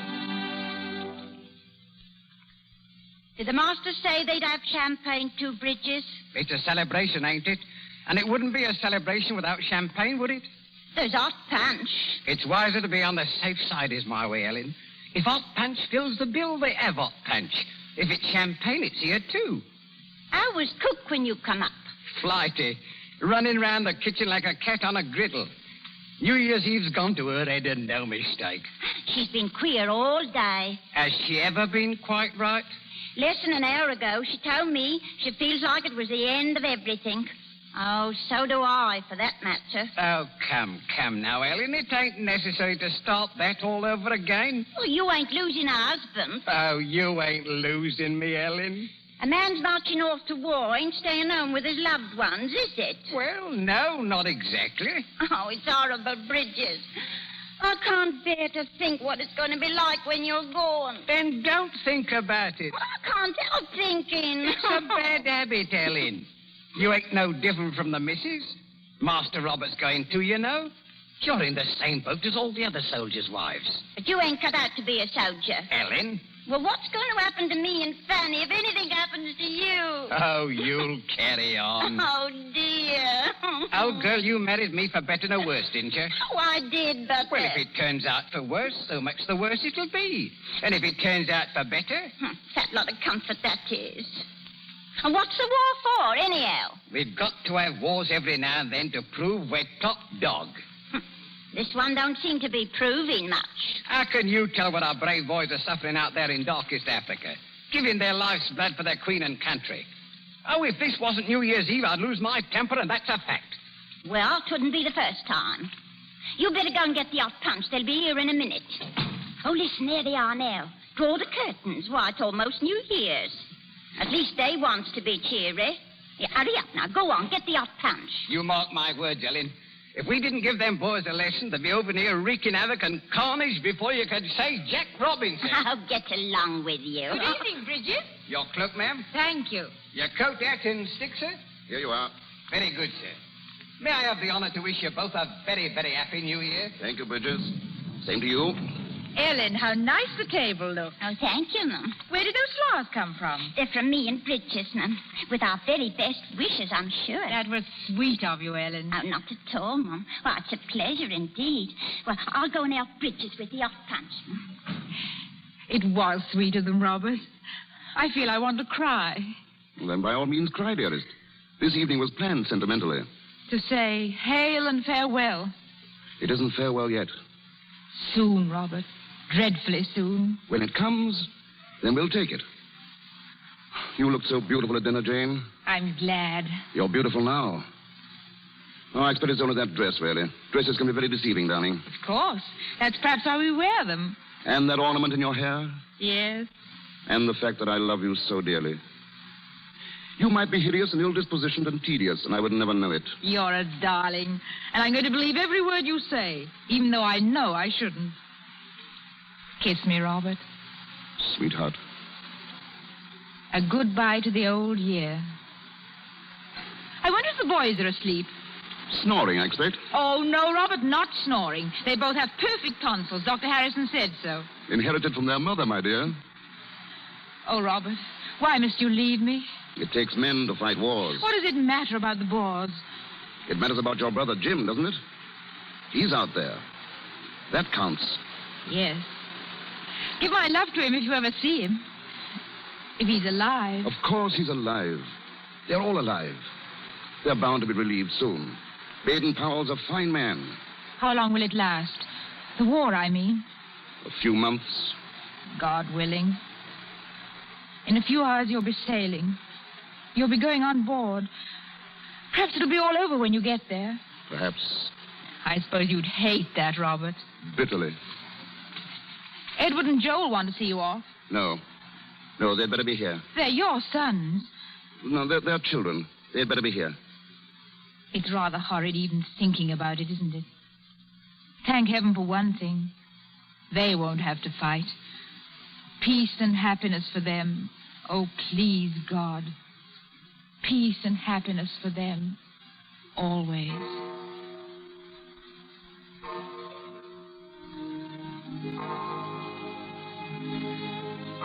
A new year. It started, sir, just 12 o'clock. Happy New Year to you both, Mum. Bridges, open the windows. Come over here, Ellen. Stay and drink with us. What, me, sir? Fill 4 glasses, Bridges. Champagne. Make it champagne. We'll be toasting the new year and all it means to us. The new year. Here we are.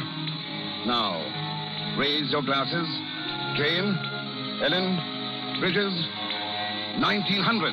1900. 1900. Listen. What is it? The children.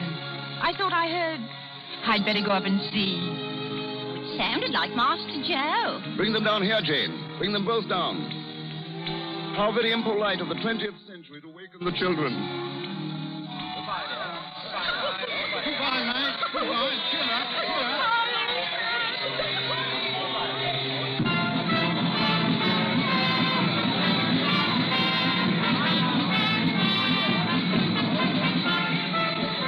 Well, I think I better be getting aboard. Yes. We're almost ready to sail, I imagine. Yes. It's come at last, hasn't it, Robert? This moment. You'll be very brave, darling, won't you? I'll try to be. Take care of yourself, my dearest. I shall probably be seasick. Lie down flat on every possible occasion. I'll try to remember. Bridges will look out for you. Perhaps you'll be lying down flat, too. And you mustn't worry about me being unhappy when you've gone. I'm going to keep myself very busy. I shan't give myself time to think of anything. Except that I'm so proud of you, darling. I'll write and telegraph whenever it's possible. Please do. Well? This is horrid, isn't it? I really must go. Not just for a minute. Jane. Yes, Robert. I'm going to kiss you once more. And then I want you to turn away. Turn away and go right on talking. So you won't actually see me leave you. Very well, my darling. Now, Jane. Edward and Joe were terribly anxious to come, but I'm glad I didn't bring them, really. Joe gets overexcited so easily. He's had a very bad cold anyhow. Edward could have come, I suppose, but that would have upset Joe so dreadfully. Being left alone. Take care of yourself, my own dear. You're not here anymore, so I can break down a little. I felt you go when I said about Joe being overexcited. Robert.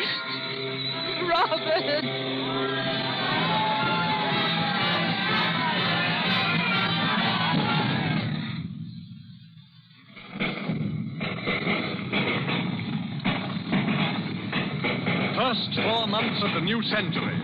4 months of fighting and bloodshed. In the beleaguered city of Mafeking in South Africa, the British troops fight desperately, hoping for relief. It's the morning of May the 18th, 1900. All England waits for news.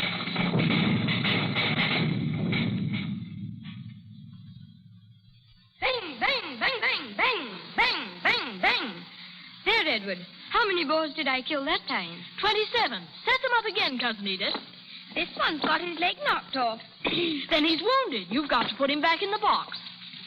I wonder how many boars Father has killed, Edward. Oh, hundreds, I expect. I wish these were real boars instead of tin ones. Bang, bang, bang. Dirty old Kruger. Bang. Shut up, Joe. How dare you fire without orders? Excuse me, sir. There, that is very much more like it. Put your army up again, will you, Cousin Edith? Edward. Well, what is it? Need I always be the boss? Yes. Why? Because you're ruining your bill. Watch out. Bang, bang, bang. I'll teach you, you mean little pig. I have a cannon of my own, even though I am a bore. Bang, bang, bang. How do you like that? Bang. Take the old cannon. Don't throw it at Joe. I'll smash all of his soldiers. It's not fair. Stop walking all over the nice soldiers. Edith, that was cheating. I'm sick of being the boss. I'll never be the boss again so long as I live. I won't be the boss. Edith. I won't be. children, why on earth are you making such an awful noise? Aunt Margaret and I could hear you right down the hall. It's Edith, Mother. What's the matter with Edith? She doesn't like being the boss, Aunt Margaret. She's mutinied. I don't blame her. Bang, bang, bang. Here's your cannon thrown back. Oh! Ouch. Joe, you're a naughty, wicked little boy. You go upstairs this minute. I only meant... Upstairs. But, Mother, men fight. I don't see why I can't. Come over here, Edith, and stop crying. He hit my knee with his cannon. Well, she got angry because we killed her soldier. Oh, stop it, stop it, stop it! Can't you play any other game but soldiers? Soldiers hurting each other, killing each other. Go away from me, go away! Jane, don't. Run along now, all of you. I'm sorry, Mom. It's all right. Run upstairs, dear. Yes, Mom. Come on, Cousin Edith. Come on, Joe. I'm sorry, Cousin Edith. I didn't mean to hurt you. Jane, I'm all right. It's just nerves. Listen, soldiers of the Queen. There's no escape from it anywhere, is there? Shall I throw them some money and ask them to go away? I don't care. If it isn't them, it'll be somebody else. Oh, Margaret, will these days ever end? Robert said it'd be only a little while and then it'd be all over. That was nearly 4 months ago. News will come soon. You must have courage, Jane. I don't believe I shall ever see Robert again. Be brave, dear. It's much easier to be brave when there's something to hear, something definite. I can't go on smiling through long, dragging weeks. I can't do it, Margaret. You're not in it alone, Jane. 2 people I love best in all the world, down there suffering. I don't hear a word. It's dreadful. Madigan is bound to be relieved within the next few days. And then it's all over. All the papers say so. That's what they've said for months. But they're dying down there. Please, dear. Dying. I can't bear to think of it, and yet I can't stop thinking. I can see it at night. Come in. Pardon me, Mama. I just thought that some nice hot tea... Splendid, Ellen. Tea does help, Mum.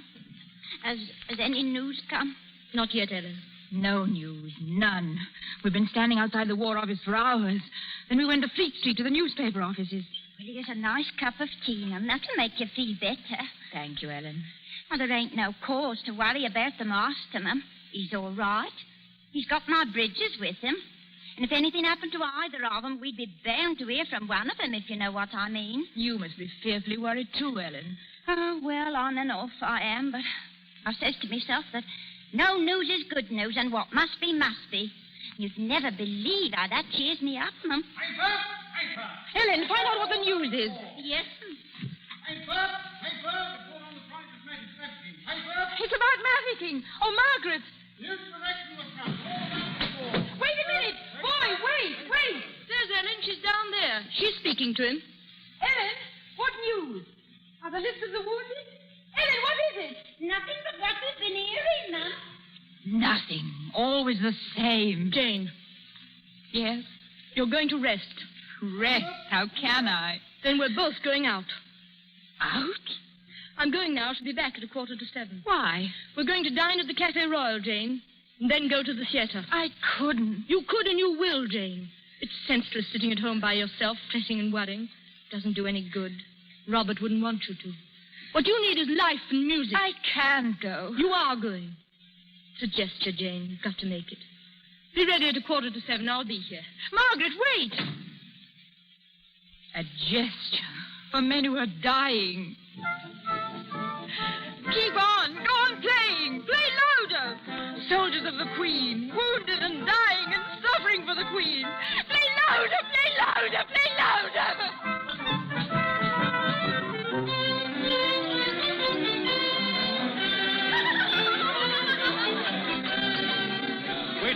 I say, come here, please. Our glasses are empty. Directly, sir. Yes, sir. Jane, darling, brace up. Yes. This is a party, isn't it? Of course. Let your mood fit your gown. You are beautiful, Jane. Robert said the same thing New Year's Eve. He said he'd be back soon. I slept after you left me this afternoon. Splendid. I dreamed. Only it wasn't as if it were a dream. It was so real that Margaret. Yes, Jane? I saw Robert. I was with him, Margaret. I don't know where it was. I couldn't tell somehow. It was a place I'd never been before. Lovely, peaceful. And Robert was there. Come now, drink your wine. Robert spoke to me, tossed his hat aside, and came running to me as if he were a boy, like Joe or Edward. He laughed, called as he came running. He called me by name.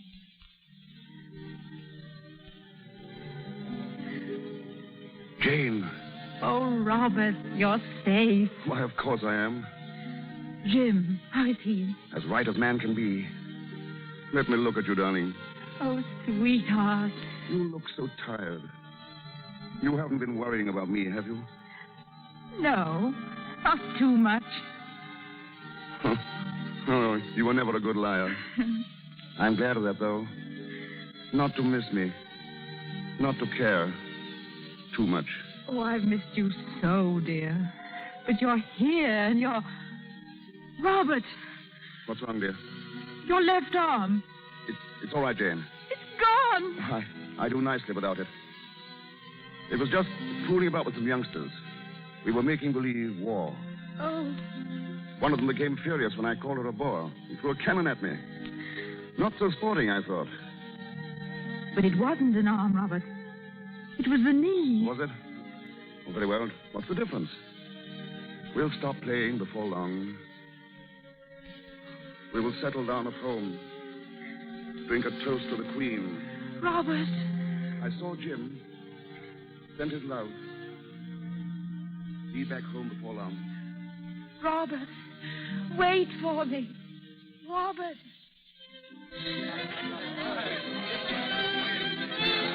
I know what that dream means.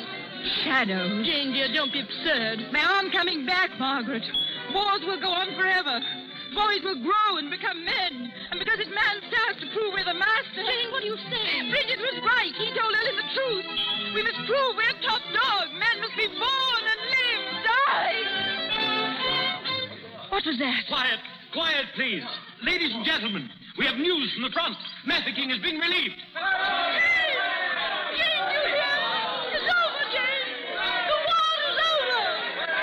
Please, God, let it be true.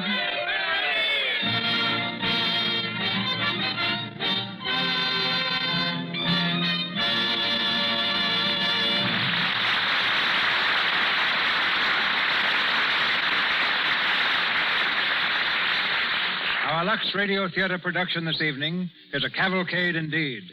From Hollywood, the procession is headed by Herbert Marshall and Madeline Carroll. In New York, they are joined by the brilliant author of our play, Noel Coward, famous in London and on Broadway as an actor, dancer, singer, composer, producer, and playwright.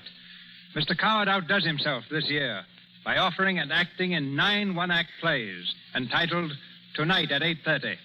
We switch you now from Hollywood to the Stars dressing room at the National Theater in New York City. We can have our distinguished guest for only a moment. His own audience is still applauding his first play, and he must change his costume for the next. But here he is, ladies and gentlemen, Mr. Noel Coward. Thank you, Mr. DeMille. I am more honored than I can tell you. Not only by your very kind words of praise, but by your having selected 3 of my plays for production in your Lux Radio Theater. All this tribute is too much. You are taking an unfair advantage in delivering it from behind the protection of the Rocky Mountains. Yes, I have been active in the theater for many years, but this is the first time I've ever played 2 theaters all in one brief evening. I'm enjoying the experience very much. I would like you to know how fine I think the Lux Radio Theater is. And I'm particularly happy that I can salute my friends Herbert Marshall, Madeline Carroll, and Una O'Connor. This last, a very old friend to Cavalcade, as she created the part of Ellen in the original production. And I consider them perfectly cast in the principal roles. Many people have ascribed all sorts of motives to the writing of Cavalcade. Motives patriotic, political, and financial. Some people make a career of motive discovery. They search every word for a clue, like old ladies peering under the bed for burglars. The real story behind Cavalcade is very different. All my life, I had wanted to do a big play on a big scale. I had considered all periods and episodes, and one day I happened to pick up a back issue of the Illustrated London News. In it was a picture of a troop ship leaving for the Boer War. The whole scheme seemed to take form in my mind, then and there. I made some tentative arrangements, but then I had to go off to America to play Private Lives. All of a sudden, early in April, Charles B. Cochrane wired me from London. I had to set an opening date for Cavalcade in order to get Drury Lane Theatre. So I took a chance for the end of September. There I was, no play, no cast, no costumes, all set. Just an opening date. But we finally succeeded in opening the show just 2 weeks after the original date. Then came the critics. One of the most amusing remarks was the reference of the press to my canny, shrewd political sense. A strong patriotic play just 2 weeks before the general election. The truth is that I'd been so busy I had completely forgotten that there was to be an election at all. People have asked me what parts of Cavalcade I like best. My own choice is Queen Victoria's funeral scene and the outbreak of the war in 1914. Tonight, we are all approaching another New Year's Eve. The first scene of Cavalcade, you remember, was on that same occasion. The last scene also takes place on New Year's Eve. At the close of that scene, a toast is proposed to England. As you hear it tonight, I should like you to feel that I am proposing a toast to each of you and to your country.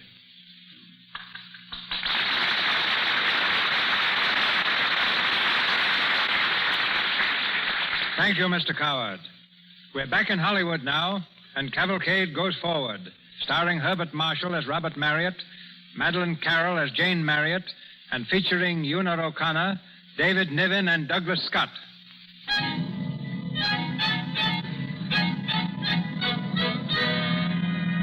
January, in the year 1901, Mafeking has been relieved, and the soldiers of Queen Victoria start back to England and home. Robert Marriott and the butler Bridges were among the first to return. In the basement kitchen of the Marriott home, Bridges enters. He waves a newspaper excitedly. Helen, cook, come here, quick, quick. And what's the matter, Mr. Bridges? Look here, the newspaper. Oh, don't yell so, Bridges. It can't be anything to concern us. Helen, how can you say that? It concerns the old country. Look here, the Queen. It says she's sinking. What? The Queen? There, now, I told you so. Oh, let's have a look.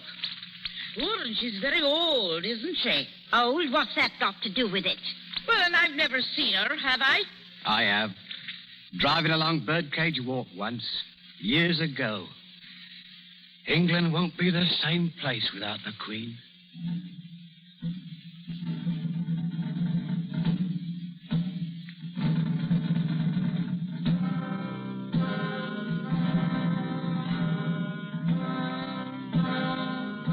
The procession, it's coming, Mother. Quiet, Edward. Stand back a little from the window. Let Bridges and Ellen see, too. Can you see, Ellen? Oh, thank you, Mum. I can see. Oh, the Queen. Oh, God bless her. Easy, girl. Easy now. Look, Mum. There's Father. There's Father down there in the procession. Shh, be quiet, darling. They're passing now. Stand absolutely still.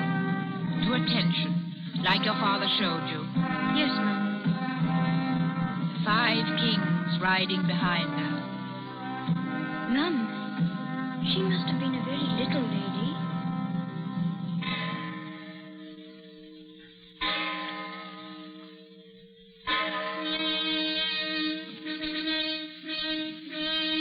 The death of Queen Victoria signaled the passing of the old order. Times and customs changed, and the 20th century gathered speed with the dawn of each new day. But Robert, are you sure they're safe? Safe what, Nanny? Those, what did you call them? Those automobiles. Oh, I imagine they're safe enough. But don't worry. I won't buy one yet for a while. Here, you better hurry and get dressed. We haven't much time. I'm almost done. How's my gown? Lovely, darling. And the train? If any lady at the court has one more perfect, I shall throw up my hands. I shall probably throw them up anyway. I'm not very fond of these formal affairs, my dear. They make me nervous. Oh, Robert, don't be silly. I mean it. The going was far less difficult with those fellows in Africa, really. Don't talk about that. Please. No, what's the matter? I'm happy tonight, Robert. I want to stay happy. War isn't happiness. Oh, right. Our sons, Joe and Edward. If war ever came again and took them... It's not going to take them. Have a look at my tie, will you, darling? Of course. I'm sorry, Robert. That's all right. Well, am I dressed up to please you? You're perfect. Except, where's your Victoria Cross? Oh, here we are. Wait, I'll put it on for you. Some men are brave enough to win the VC, but I've yet to meet one who knows how to wear it. There. Oh, I'm so proud of you, Robert. I mean, Sir Robert. We've come a long way, Lady Jane. A very long way. And in such a few years. It frightens me sometimes. Yeah. I mean, everything's so different, Robert. You're happy, aren't you? Of course, darling. And yet, oh, haven't you ever ached right down inside for the other days? Before the war? If you want. Yes, I think I have. Things are different. Things have changed. But it isn't only us. It's the whole world. It's all England. There's a new spirit to things, a new thought, a new philosophy of existence. I don't know exactly what it is. I don't even know that I care for it. But it's there. Well, I sometimes wonder if we weren't just as happy then in a small house with just Ellen and Bridges. Oh, good old Bridges. I miss them, Robert. I miss Ellen. We must run down and see them sometime. They opened a pub, you know, after they left us. A pub? You mean a barroom? Well, of course. Didn't I tell you? Bridges wrote me all about it. A pub. They've changed, too. No, Bridges. He couldn't. He'll be the same Bridges till the day he dies. I hope so. I don't know.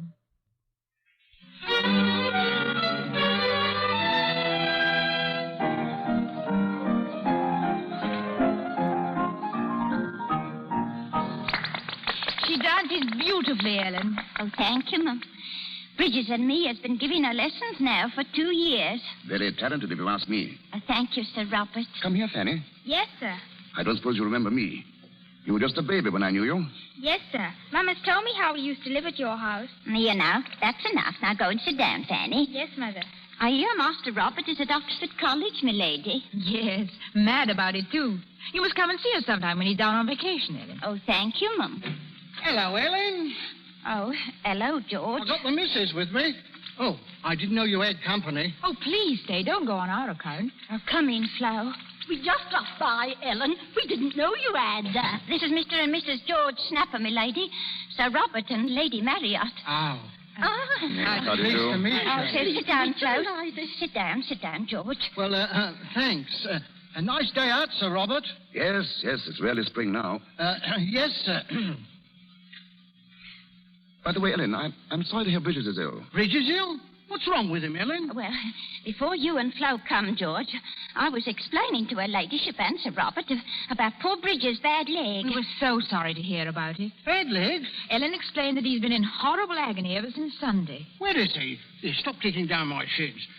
Where is he, Ellen? Upstairs in bed. I'll pop up and see him. He's asleep now. Well, my eye. By the way, Ellen, you didn't tell us how he came to have the accident. Oh, well, he was cycling, Sir Robert. He was cycling and he fell off. I didn't know he had a cycle. He hasn't any more. Will you tell him how sorry we were not to have seen him? Yes, Sir Robert, I'll do that. Goodbye, Ellen. Oh, it was so kind of you, Mum, to come all the way down here to see us and to bring Fanny that lovely doll and everything. I wanted to see you. Goodbye, Mrs. Snapper. Happy to have met you, I'm sure. Goodbye, Mr. Snapper. Goodbye, sir. Goodbye, Ellen. Goodbye, Ellen, again. Don't fail to remember me to Bridges. We miss you both. It seems as if it were only yesterday that you were with us. We miss you, too, Mum. Time changes many things, but it can't change old friends, can it? Oh, no, Mum, no. There's some things that...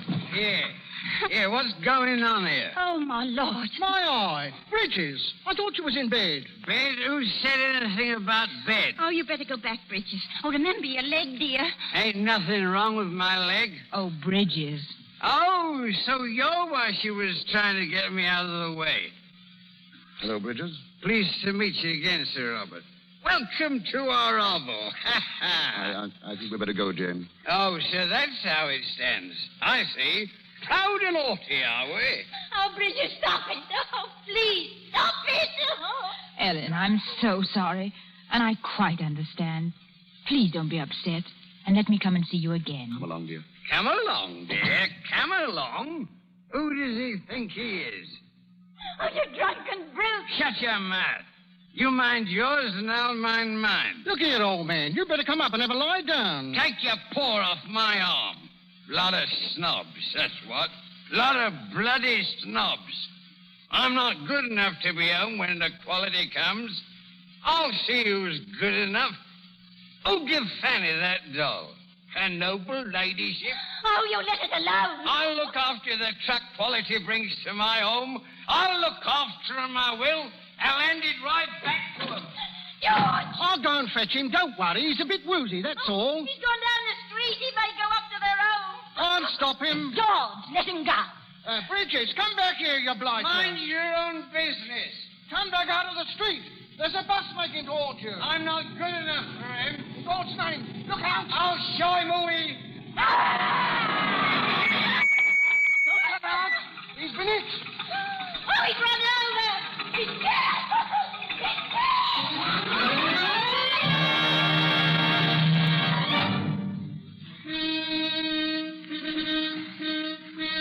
The 20th century swings into its second decade. March 1912.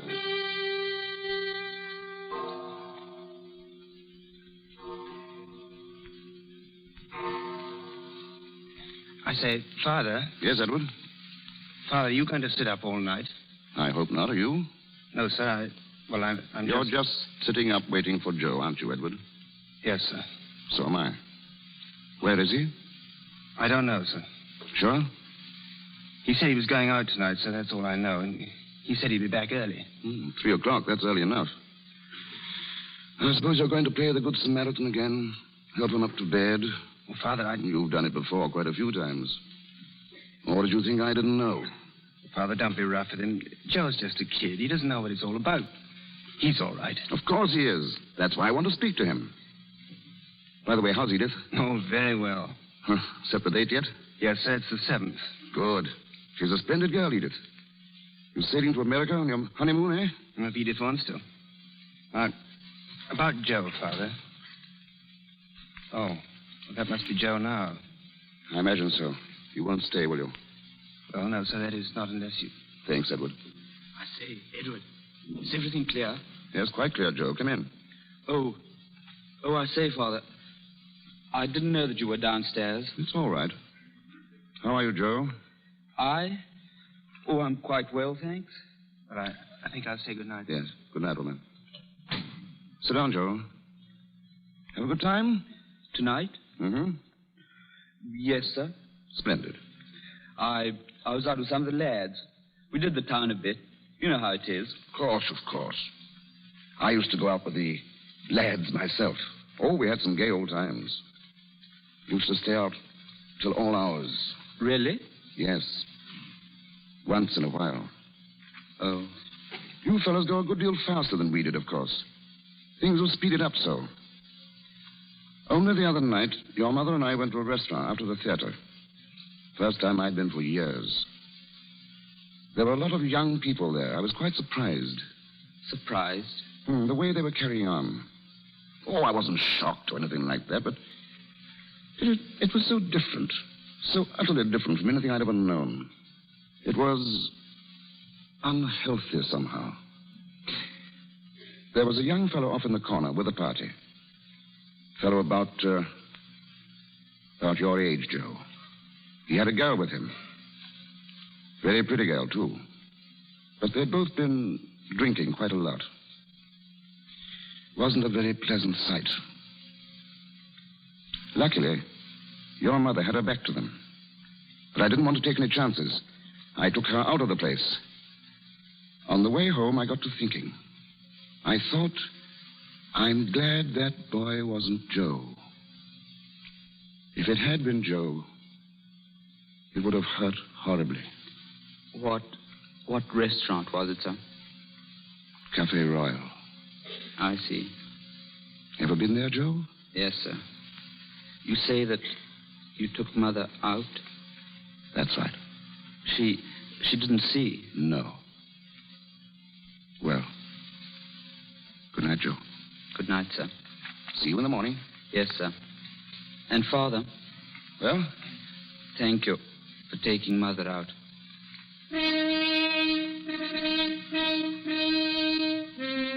April the 14th, 1912.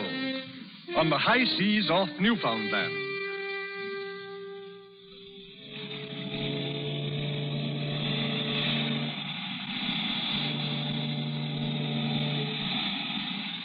Edith.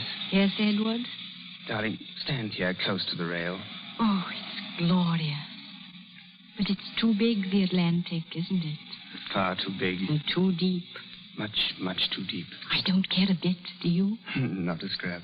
Wouldn't it be awful if a magician came to us and said, unless you count accurately every single fish in the Atlantic, you'll die tonight? And we should die tonight. How much would you mind dying, I mean? I don't know, really.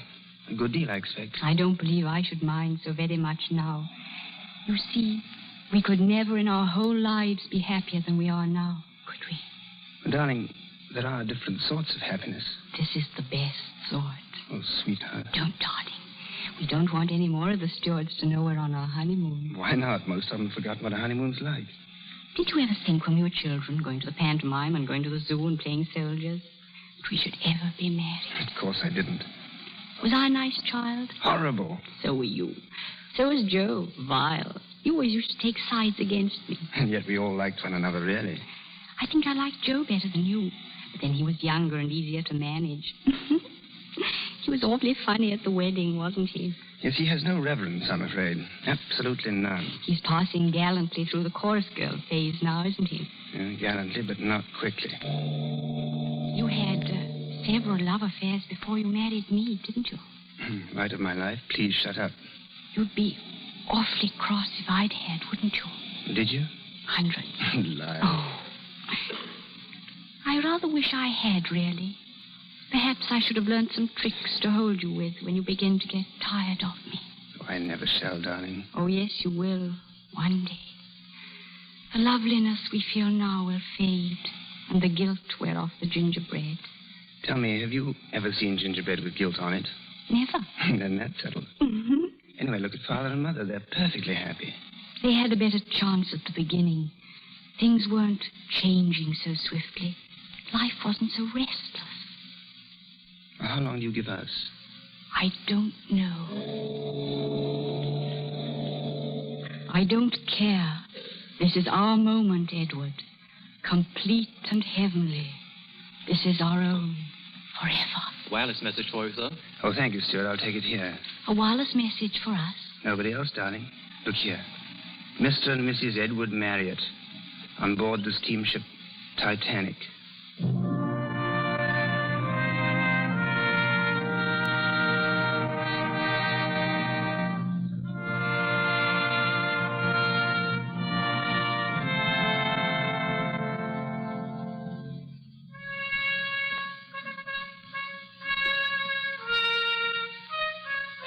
The new century speeds on to a climax of love and hate, of fire and blood, of steel against steel. August the 4th, 1914. Robert, help me off with these dust sheets. We'll get a woman in tomorrow and clean up. All right, dear. I shall never go on a holiday again. Ever. It's horrid when you're there, and it's much worse when you come back. Still, it is better to be here in London, Jane, if anything's going to happen. It's going to happen, all right. I'm afraid there's no doubt about it now. Oh, it's so hot I can't breathe, Robert. Hello, Mother. Oh, Joe, darling. It's grand to see you back. How are you, Father? Fine, thanks. Cigarette? No, son, no. They're pretty exciting, all the things that are happening, aren't they? Yes. Rather like Germans, don't you? Enormously. There is the war. How long do you think it will last? 3 months at the outside. I suppose we shall win, shan't we? Robert, What's wrong, dear? I'm going upstairs for a minute. I shan't be long. All right, darling. I say, the war might last for 6 months, don't you think? Oh, impossible. Have you any idea, Joe, what a war costs in actual money? I suppose quite a lot. Yes. And the Germans can afford it even less than we can. Are you glad you left the army, or sorry? Absolutely delighted. Will you go back again? I expect so. I'll go, too. You want to? Terribly. Why? I don't know. I just want to. I wish Edward was still here. We could have started off together. Now, don't be too impulsive, Joe. Think of your mother. Think of me.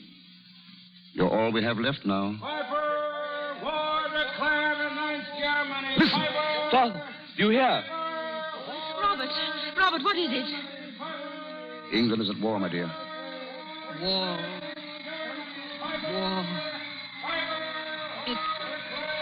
It's hot, isn't it? Don't look so sad, Mum. It won't last long. I say, Father, we ought to have some wine. We must drink to this. We've only hot. We'll have to drink to the downfall of Germany in her own wine. Here, here. Edward missed this. I'm glad. Jane. He died when he was happy, before the world broke over his head. Don't say that, Jane. We've had wars before without the world breaking. Drink to war, then, if you want. I'm not going to. I can't. Rule Britannia. Send us victorious, happy and glorious. Drink, Joey. You're on your baby still, but you're old enough for war. Drink like the Germans are drinking. To victory and defeat and stupid, tragic sorrow. But leave me out of it.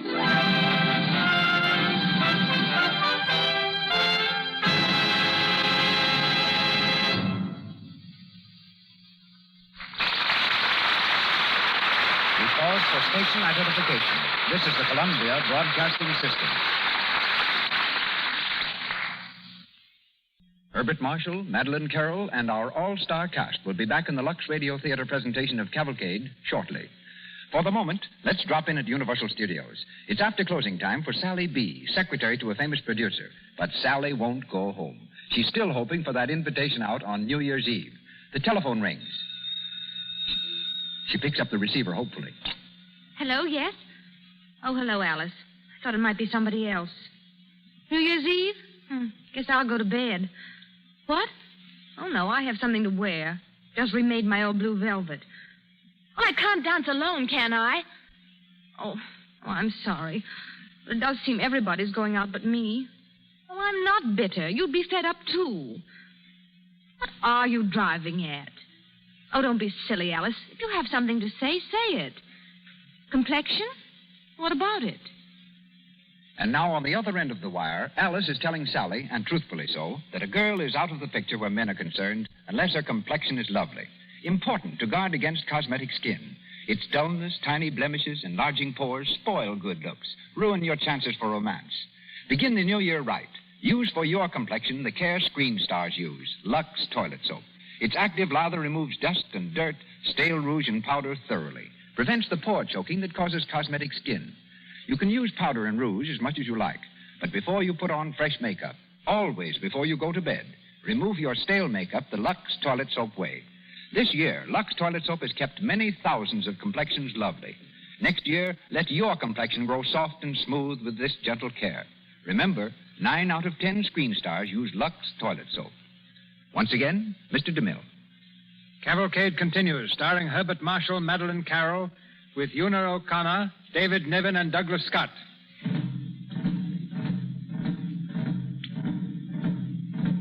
Time swings in its orbit. Men battle, men die. The whole world roars in chaos.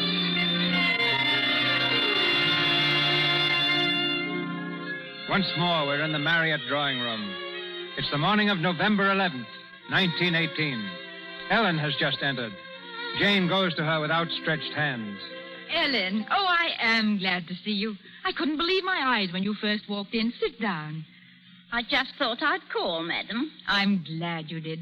So glad. These are lonely days, aren't they, Ellen? My call's rather important, as a matter of fact. How's Fanny? Oh, very well. I'm never going to forget how she danced the last time we saw her.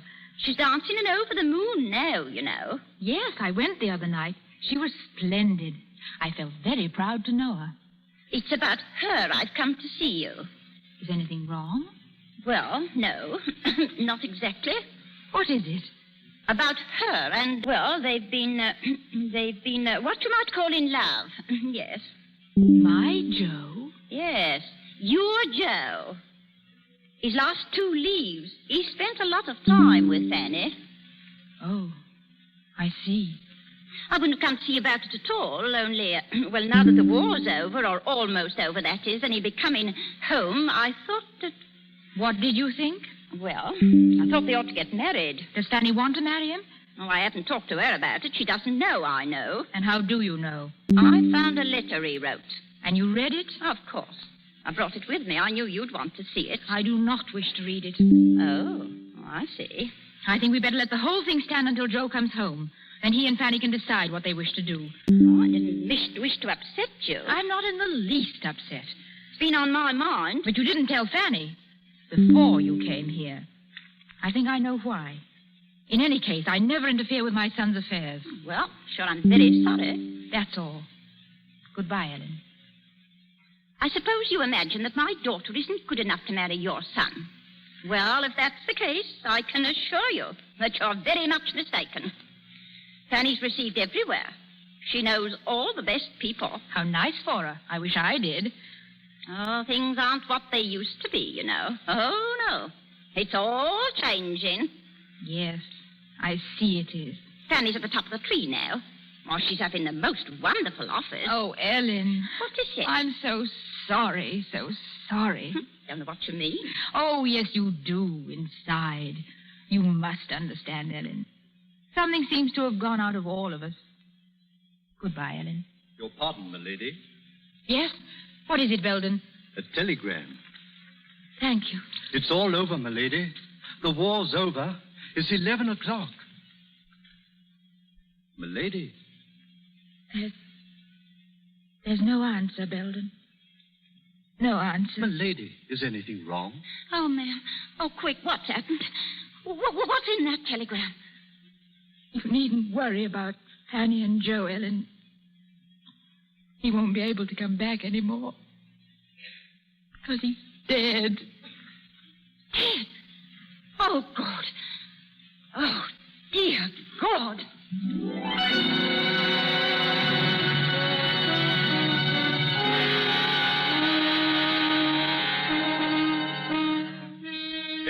More years roll by. December the 31st, 1936. Jane. Jane, dear. Oh, yes, Robert? Were you asleep? No, dear. I was just sitting here, thinking, and watching the crowds go by in the street. Did Franklin bring the champagne up? There it is, by the table. Good. Well, Robert, here we go again. I believe you laugh at me inside for my annual sentimental outburst. No, dear. I don't laugh at you. One more year behind us. One more year before us. Do you mind? Oh, no. Everything passes. Even time. It seems incredible, doesn't it? Here we are in this same room. Yes. I've hated it for years. Do you want to move? Of course not. We might have some new curtains. We have, dear. And I never noticed.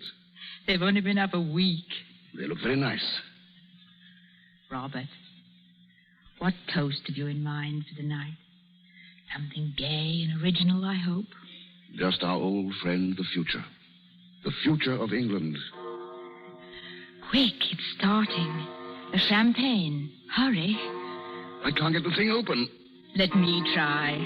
There it is. Here, Jane. First of all, my dear, I drink to you. Loyal and loving always. God bless you, Jane. Now, let us couple the future of England with the past of England. The glories and victories and triumphs that are over. And the sorrows that are over, too. Let's drink to our sons who made part of the pattern. And to our hearts that died with them. Let's drink to the spirit of gallantry that made a strange heaven out of unbelievable hell. And let's drink to the hope that one day, this country of ours, which we love so much, will find dignity and greatness and peace again.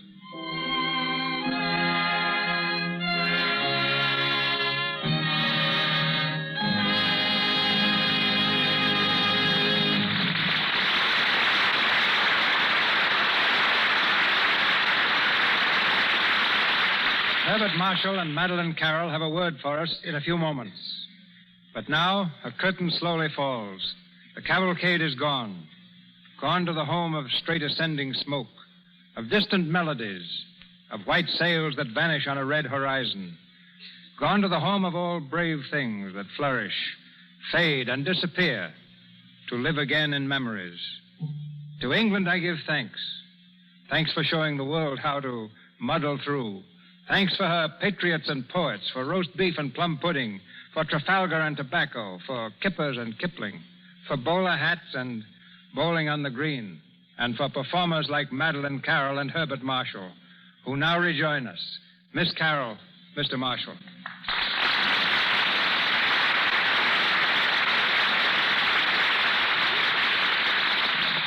Many thanks, Mr. DeMille.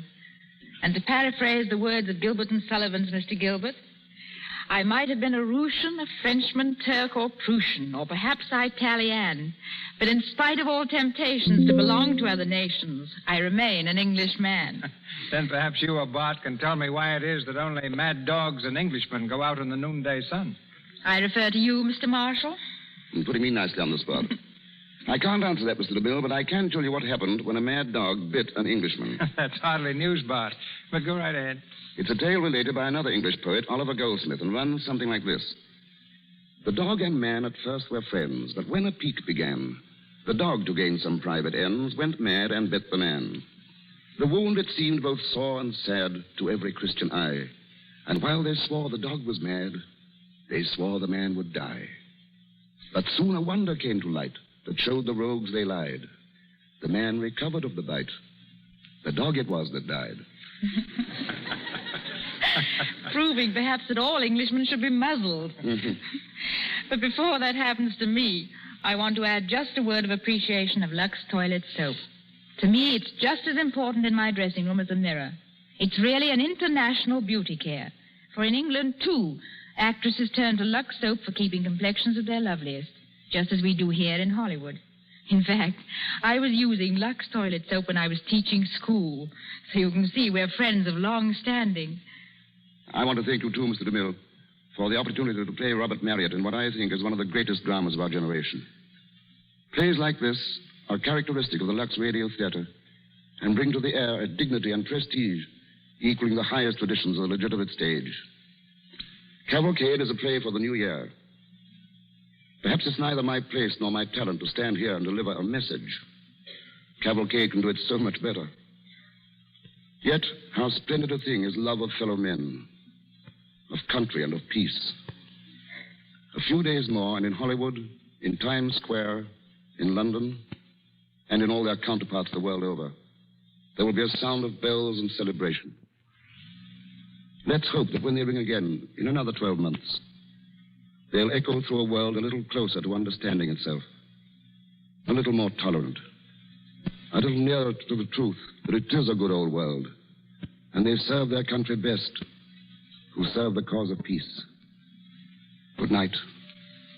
Good night, Mr. DeMille. Good night, and thanks to you both. Ladies and gentlemen, this is your announcer, Melville Ruick. Mr. Marshall appeared through courtesy of RKO Studios and Columbia Pictures. Miss Carroll through Walter Wanger Productions. I refer you now to Mr. DeMille. Your season ticket in the Lux Radio Theater is renewed next Monday night when we salute 1937 by starring Spencer Tracy, Virginia Bruce, and Francis Farmer. Our play is one which met with tremendous enthusiasm on both stage and screen. The Pulitzer Prize play, Men in White. We shall hear Mr. Tracy in the role of Dr. George Ferguson, intern. Miss Farmer as Barbara Denon, and Miss Bruce as Laura Hudson, the girl whose love stands between Ferguson and his profession in this gripping story of clashing loyalties.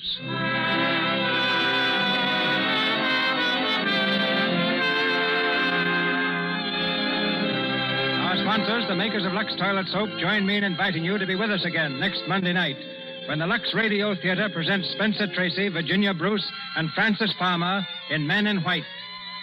High over Asia, the sun is racing westward, emblazoning the final days of a departing year.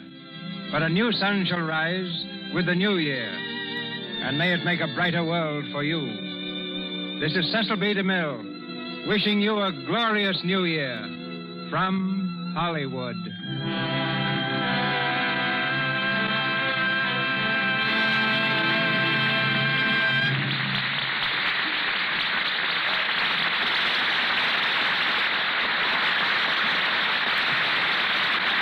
This is the Columbia Broadcasting System.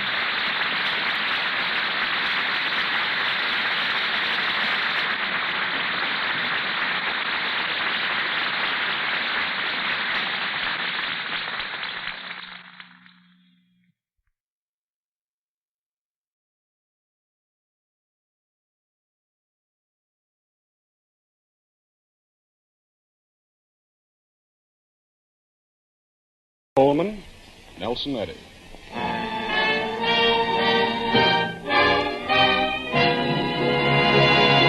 The Gulf Screen Guild Theater.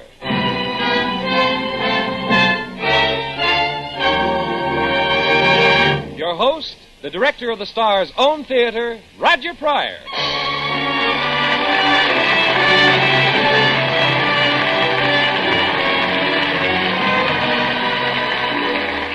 Good evening, everyone. Your neighborhood good Gulf dealer and the Gulf Oil Companies welcome you to the Gulf Screen Guild Theater. And we hope your entire family and all your friends are listening. Because tonight, the Gulf Theater brings you Nelson Eddy and Ronald Coleman in a special Christmas broadcast. Christmas has always been rich in legend and story. And this evening, we bring you one of the most beautiful Christmas legends of all time. It was given to literature by Anatole France. Its name, The Juggler of Notre Dame.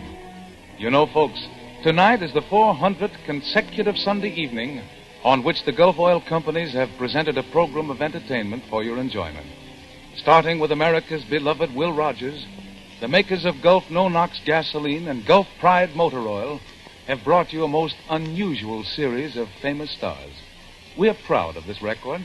It's one of the longest in the history of radio broadcasting. And we're proud that in presenting our present program, the Gulf Screen Guild Theater, we're able not only to bring you more grand radio entertainment, but also to help in the fine work of the Motion Picture Relief Fund. The money Gulf pays for the famous talent on these programs is used to help those members of the picture industry who can no longer care for themselves, to build a home for the many who would otherwise be homeless. That's why we, here in Hollywood, consider the Gulf Theater the Star's own theater, and why all the stars are so glad to appear on these programs.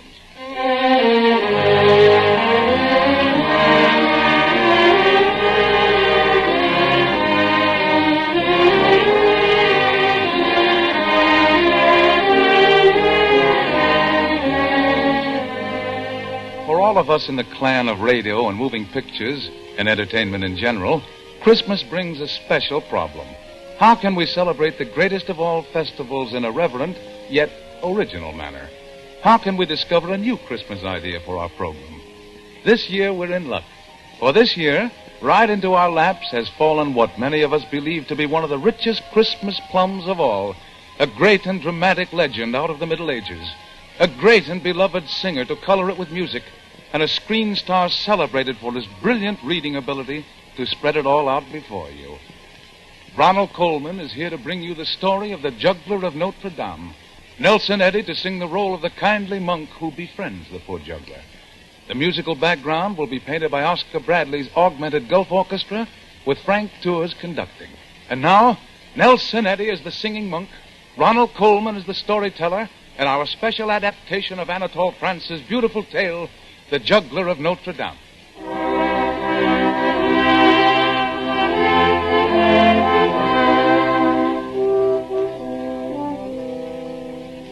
In the days when the world was young, there lived in France a man of no importance. Everyone said he was a man of no importance, and he firmly believed this himself. For he was just a poor traveling juggler who could not read or write, who went about from town to town following the little country fairs and performing his tricks for a few pennies a day. His name was Barnaby. When the weather was beautiful and people were strolling about the streets, this juggler would find a clear space in the village square, spread a strip of old carpet out on the cobblestones, and on it he would perform his tricks for children and grown-ups alike. Now Barnaby, although he knew he was a man of no importance, was an amazing juggler. first, he would only balance a tin plate on the tip of his nose. Then, when the crowd had collected, he would stand on his hands and juggle 6 golden balls in the air at the same time, catching them with his feet. And sometimes, when he would juggle 12 sharp knives in the air, the villagers would be so delighted that a rain of pennies would fall on his strip of carpet. And when his day's work was over, and he was wearily resting his aching muscles, Barnaby would collect the pennies in his hat, kneel down reverently, and thank God for the gift. Always the people would laugh at his simplicity, and everyone would agree that Barnaby would never amount to anything. But all this is about the happy days in Barnaby's life, the springtime days, when people were willing to toss a penny to a poor juggler. For when winter came, Barnaby had to wrap his juggling equipment up in the carpet and trudge along the roads begging a night's lodging in farmers' barns or entertaining the servants of some rich nobleman to earn a meal. And Barnaby never thought of complaining. He knew that the winter and the rains were as necessary as the spring sunshine, and he accepted his lot. For how, Barnaby would say to himself as he trudged along, could such an ignorant fellow as myself hope for anything better? Now, one year in France, there was a terrible winter. It began to rain in October, and there was hardly a patch of blue in the sky by the end of November. Yes, a terrible winter. The poor people huddled in their thatched huts and slowly starved away, and it is said that the wolves came down out of the mountains and ranged through the icy streets of Paris itself. And you can imagine what all this did to the little vaudeville entertainer whom this story is about. On an evening in early December, at the end of a dreary wet day, poor Barnaby trudged along a winding country road, sad and bent, carrying under his arm the golden balls and knives wrapped up in his old carpet. Then, as he slopped along in the mud, a faint sound came to Barnaby's ears, over the rain and the wind.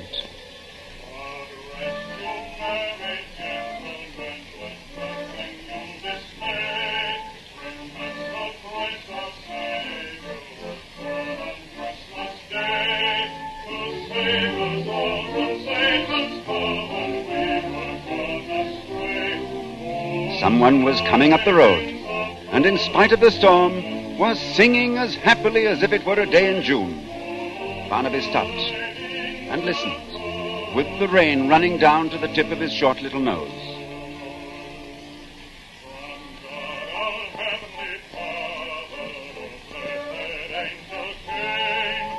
And then, through the mists, Barnaby saw a strange sight. Coming slowly around a bend in the road was a fat white mule. And on the mule's back, with his legs sticking almost straight out on each side, was a young monk. Now and then the young monk would bang the mule's side with his heel, and then go on singing into the storm with all his might.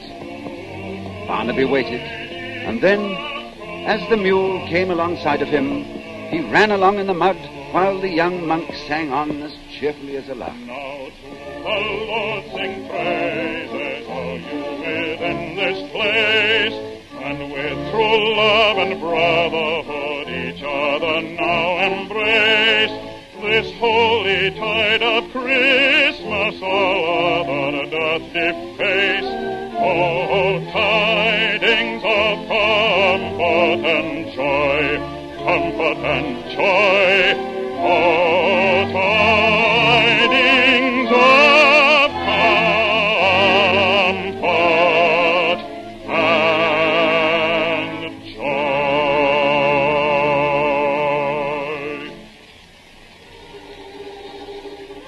All of a sudden, the monk stopped, looked down, and there was Barnaby, hopping along near the mule's tail, staring at him. The monk smiled at him and called, "It's going to be a cold night, brother juggler." And Barnaby said, his teeth chattering, Yes, indeed, sir, very cold indeed." "Well," shouted the monk, "how would you like to spend the night at the monastery?"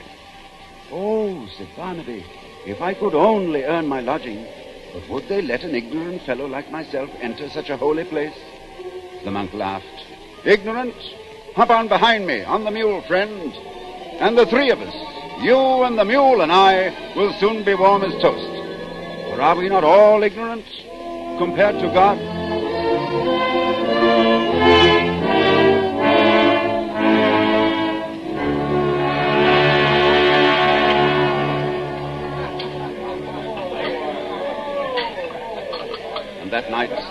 Barnaby found himself seated at the great candle-lit dining hall of the monastery. Although he sat at the bottom of the long table, together with the servants and beggars, Barnaby thought he had never seen such a wonderful place in his life. Everybody was laughing and telling old-fashioned jokes, and there were enormous steaming pasties standing about everywhere on the table, and huge tankards of creamy, foaming ale, and great pitchers of homemade wine, and, well, Barnaby just sat and ate and drank more than he ever had in his life. And then, to cap it all, his friend the monk, now in a fine dry robe, and just as merry as ever, was standing up to sing for the assembled company Balthazar's song, which tells the tale of one of the three wise men journeying out of the east to Bethlehem.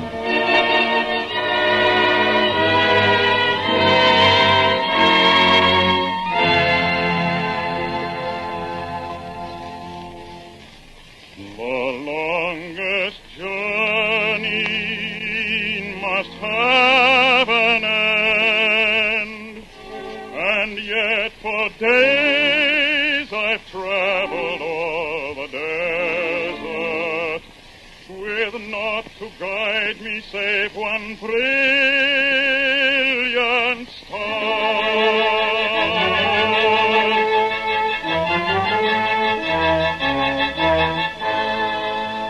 Tonight it has not risen. Here will I and mine remain by this old well until the star returns to guide us on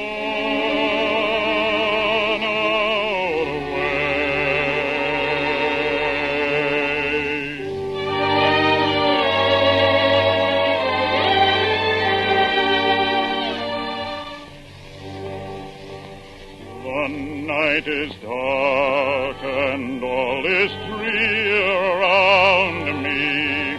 The gathering gloom doth my advance delay.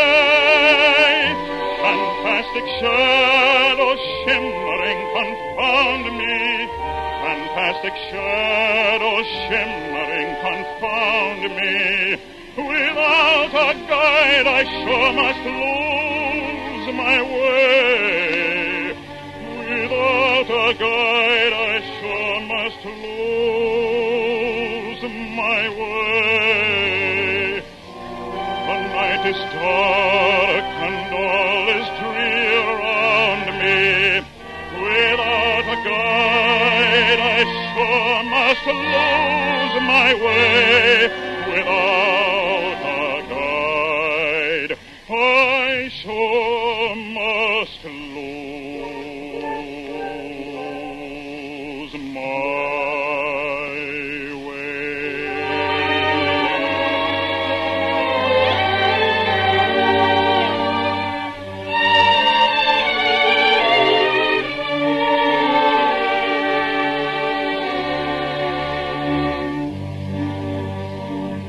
My soul is dark, tomorrow gloom lies over, of strange beliefs which fail to bring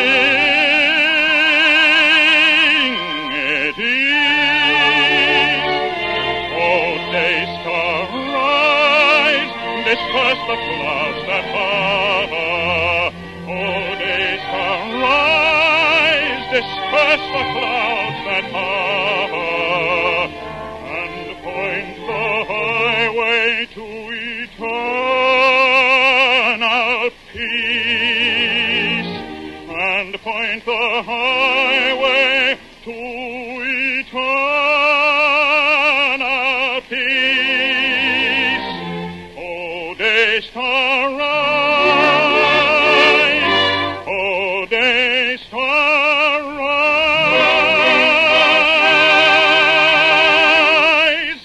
and point the highway to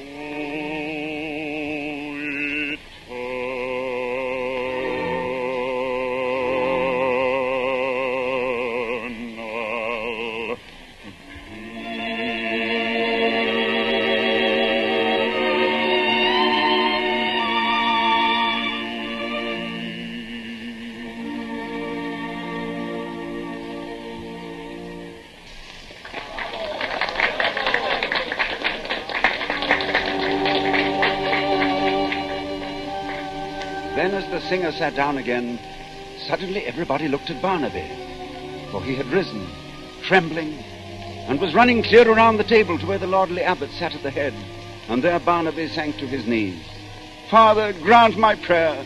Let me stay in this wonderful place and work for you. I cannot hope to become one of you. I am too ignorant. But let me work in the kitchen and the fields and worship in the chapel. The monk who had met Barnaby on the road turned to the abbot. This is a good man, simple and pure of heart. So the abbot nodded. And Barnaby that night put his juggling equipment under the cot in his cell and decided that never again would he go back to his old profession. And in the days that followed, everyone smiled at the eager way he scrubbed the floors and labored through the buildings, and everyone smiled at his simplicity. As for Barnaby, his face beamed with happiness from morning until night. Until 2 weeks before Christmas. Then Barnaby's joy suddenly turned to misery, for around him he saw every man preparing a wonderful gift to place in the chapel on Christmas. The leader of the monks had written a scholarly book in Latin, which he was going to dedicate to God on Christmas Day. Then there was Brother Maurice, who had the art of illuminating copies of the Bible. With gold and silver and rare enamels, he would place exquisite miniature paintings on the corner of each page. And Brother Marbode was completing a marvelous statue of Christ. This fine artist spent all his days in carving images in stone, so that his beard, his eyebrows, and hair were always white with stone dust. And this Christmas, he was completing one of his most inspiring works. Then there was Brother Ambrose, who wrote music, and who had completed scoring a great mass to be played on the organ during Christmas services. And Brother Joseph, who had trained the choir for weeks in an arrangement of chorales. All around, those educated, trained artists followed their work, each one of them readying a beautiful gift to dedicate to God on Christmas Day. But what about Barnaby? He could do nothing. I am but a rough man, unskilled in the arts, and I can write no book, offer no painting or statue or poem. Alas, I have no talent. I have no gift worthy of the day. So Barnaby sank deep into sadness and despair. At nights he could no longer sleep, but tossed on his mattress and stared at the ceiling overhead. At last, Christmas Day came, and the chapel was resplendent with the gifts of the brothers. The giant organ rang with the new music, the choir sang the chorales, and the candles glittered around the great new statue. But Barnaby wasn't there. He was in his tiny cubicle, praying forgiveness for having no gift to offer. Then a strange thing happened. On the evening of Christmas Day, when the chapel should have been deserted, one of the monks came running, white-faced and panting with exertion, into the private office of the abbot. He threw open the door without knocking, seized the abbot by the arms. "Father, a frightful thing is happening. The most terrible sacrilege ever to take place is going on right in our own chapel. Come." Together, the two portly men ran down the corridors, burst through a door, and came out on the balcony at the rear of the chapel. The monk pointed down toward the altar. The abbot looked, turned ashen in color. "He is mad." For down below, in front of the altar, was Barnaby. He had spread out his strip of carpet, and kneeling reverently upon it, was actually juggling in the air 12 golden balls. He was giving his old performance, and giving it beautifully. His bright knives, the shining balls, the tin plate balanced on the tip of his nose, and on his face was a look of adoration and joy. "We must seize him at once," cried the abbot, and turned for the door.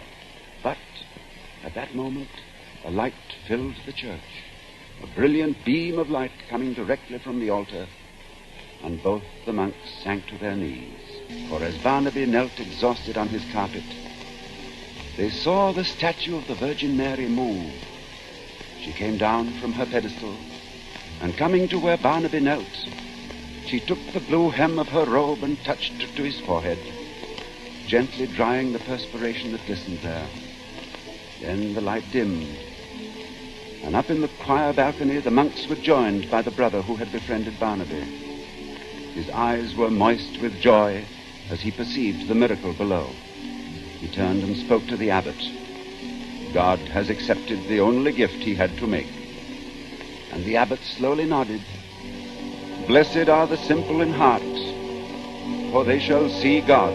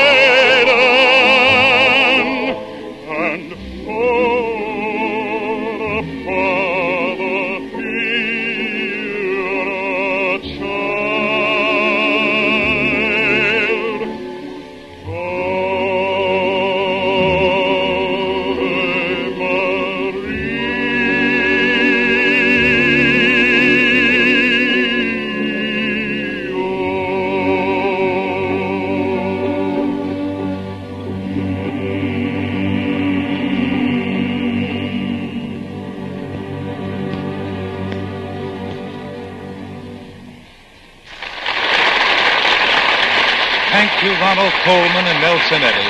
And thanks to John Nesbitt, the noted MGM commentator, for his truly splendid radio adaptation of The Juggler of Notre Dame.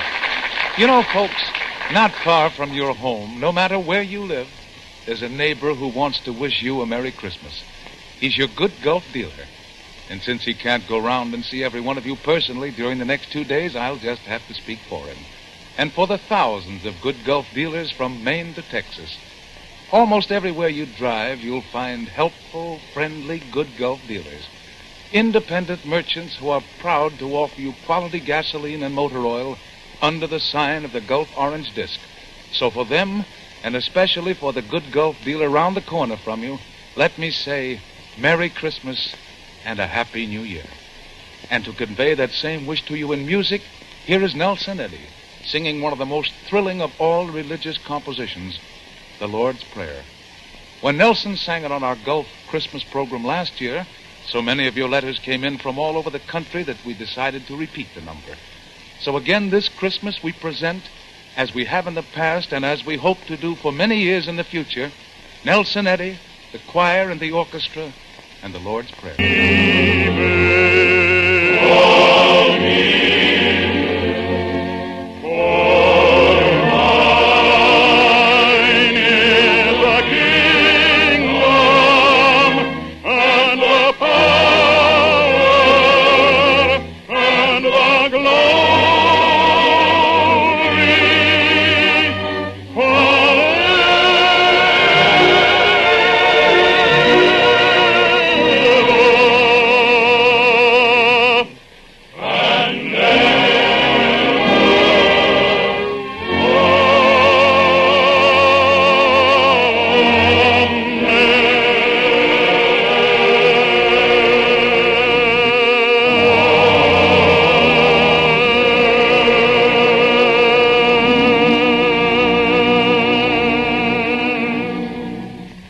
Thank you, Nelson Eddy. That was magnificent.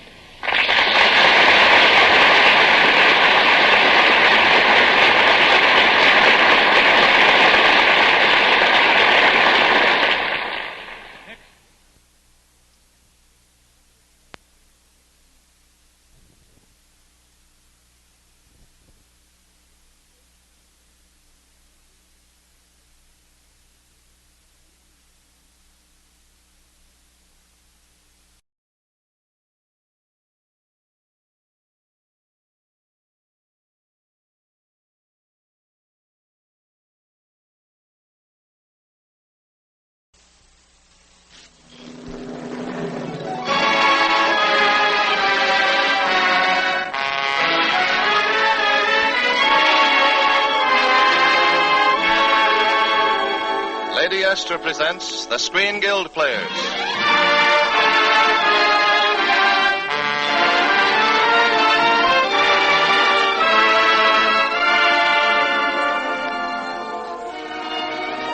The Screen Guild play tonight, The Juggler of Our Lady. The starring players. This is Ronald Coleman. And this is Nelson Eddy.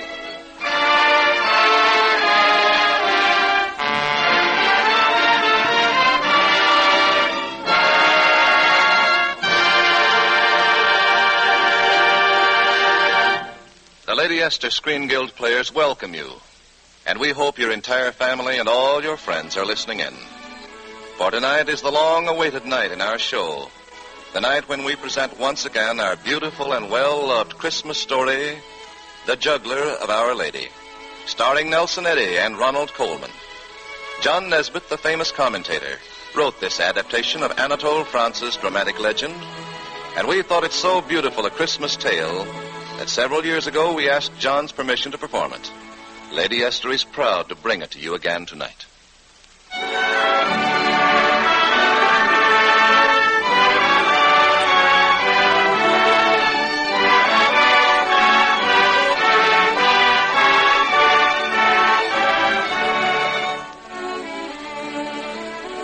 And now, Ronald Coleman is here to bring you the story of the Juggler of Our Lady, and Nelson Eddy to play and sing the role of the kindly monk who befriends the poor juggler. The special musical score will be played by Wilbur Hatch's Augmented Orchestra. Ladies and gentlemen, The Juggler of Our Lady.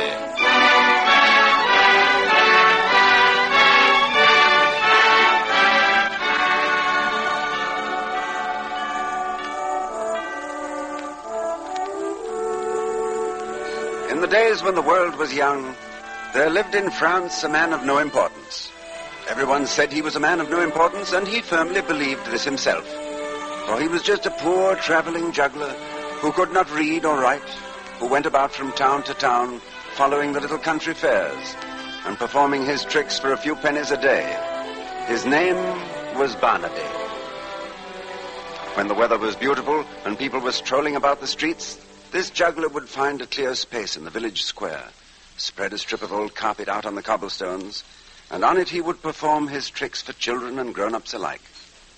Now, Barnaby, although he knew he was a man of no importance, was an amazing juggler. First, he would only balance a tin plate on the tip of his nose. But when the crowd had collected, he would stand on his hands and juggle 6 golden balls in the air at the same time, catching them with his feet. And sometimes, when he would juggle 12 sharp knives in the air, the villagers would be so delighted that a rain of pennies would fall on his strip of carpet. And then, when his day's work was over and he was wearily resting his aching muscles, Barnaby would collect the pennies in his hat, kneel down reverently, and thank God for the gift. Always the people would laugh at his simplicity, and everyone would agree that Barnaby would never amount to anything. But all this is about the happy days in Barnaby's life, the springtime days, when people were willing to toss a penny to a poor juggler. But when winter came, Barnaby had to wrap his juggling equipment up in the carpet and trudge along the roads begging a night's lodging in farmers' barns or entertaining the servants of some rich nobleman to earn a meal. And Barnaby never thought of complaining. He knew that the winter and the rains were as necessary as the spring sunshine, and he accepted his lot. For how, Barnaby would say to himself as he trudged along, could such an ignorant fellow as myself hope for anything better? Now, one year in France, there was a terrible winter.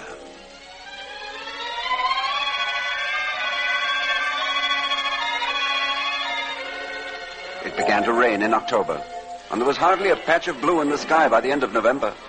Yes, a terrible winter. The poor people huddled in their thatched huts and slowly starved away, and it is said that the wolves came down out of the mountains and ranged through the icy streets of Paris itself. And you can imagine what all this did to the little vaudeville entertainer whom this story is about. On an evening in early December, at the end of a dreary wet day, poor Barnaby trudged along a winding country road, sad and bent, carrying under his arm the golden balls and knives wrapped up in his old carpet. Then, as he slopped along in the mud, a faint sound came to Barnaby's ears, over the rain and the wind.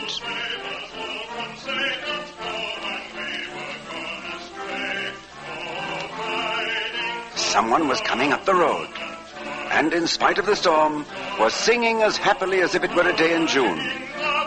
Barnaby stopped and listened, with the rain running down to the tip of his short little nose.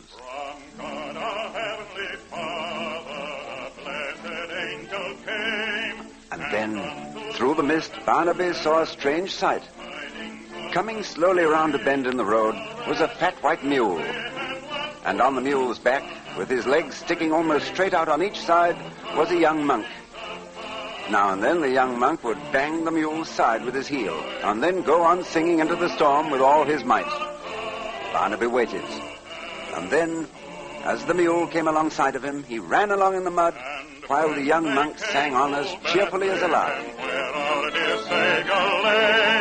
They found him in a manger where oxen feed on hay. His mother Mary kneeling down unto the Lord did pray. Oh, tidings of comfort and joy, comfort and joy. Oh, tidings of comfort and joy. All of a sudden, the monk stopped, looked down, and there was Barnaby, hopping along near the mule's tail, staring at him. The monk smiled at him and called, "It's going to be a cold night, brother juggler." And Barnaby said, his teeth chattering, "Yes, indeed, sir, very cold indeed." Well, how would you like to spend the night at the monastery, Oh, if I could only earn my lodging. But would they let an ignorant fellow like myself enter such a holy place? Ignorant? Hop on behind me on the mule, friend.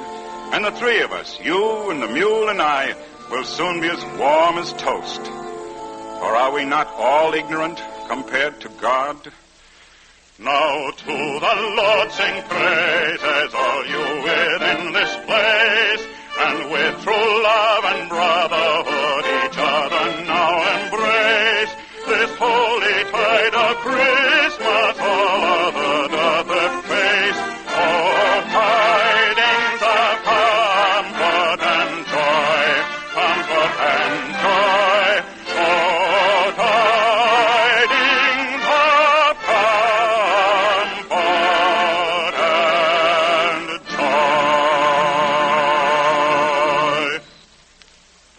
continue the story of the Juggler of Our Lady, I'd like to ask you to listen to a brief word from our hostess, Lady Esther.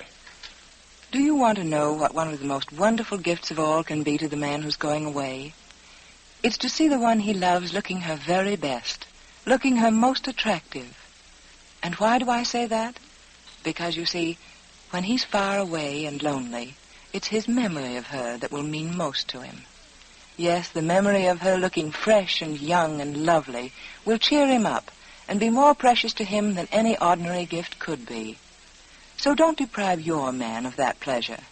Let him remember you looking your most attractive, and let him find you even more attractive when he comes home again.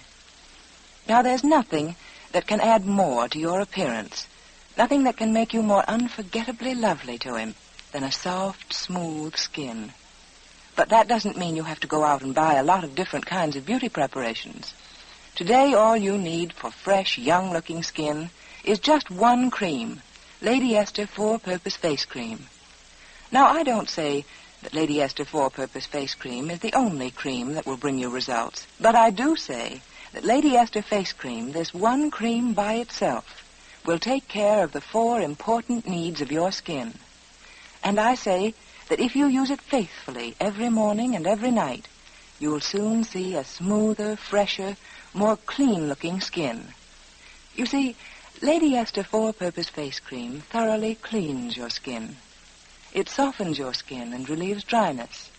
It makes your skin look lovelier by helping nature refine the pores.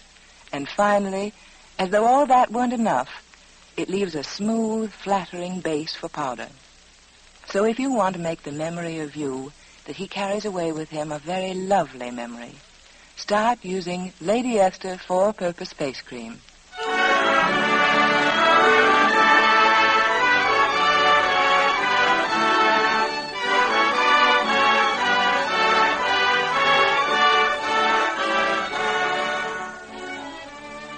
And now, Ronald Coleman and Nelson Eddy continue with the Lady Esther Screen Guild Players' presentation of the Juggler of Our Lady.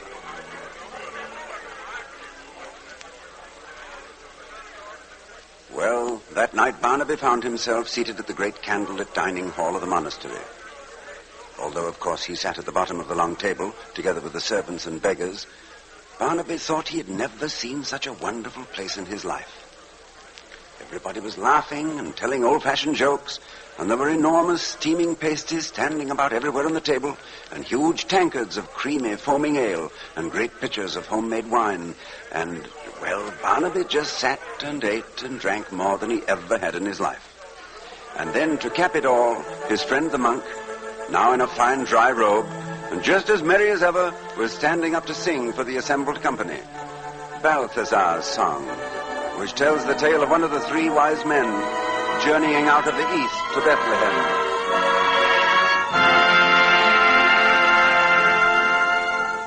The longest journey must have an end, and yet for days I've traveled o'er the desert, with naught to guide me save one brilliant star.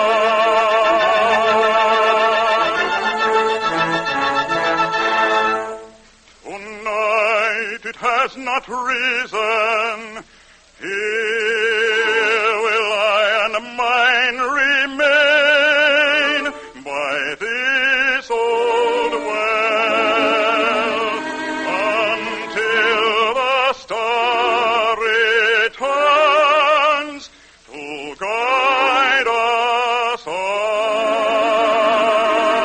our way.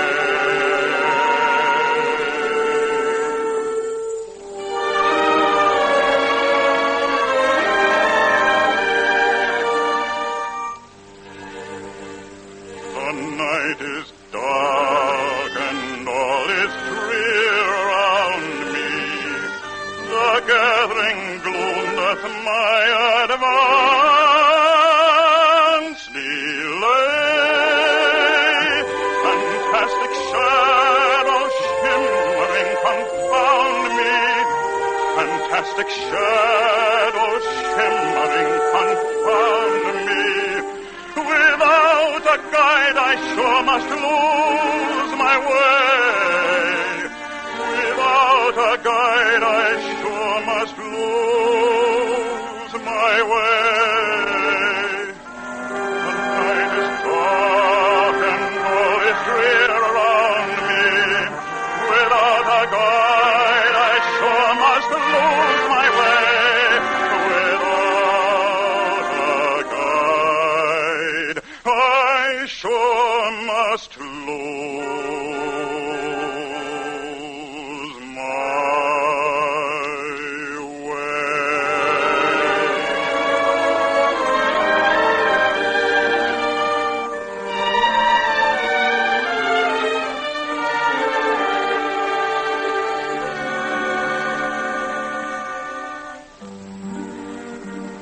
My soul is dark, tomorrow's gloom lies over, of strange beliefs which fail to bring it ease. Oh, days arise, disperse the clouds that cover. Oh, days arise, disperse the clouds that cover, and point the highway to eternal peace, and point the highway to eternal peace. Oh, days arise, oh, days arise,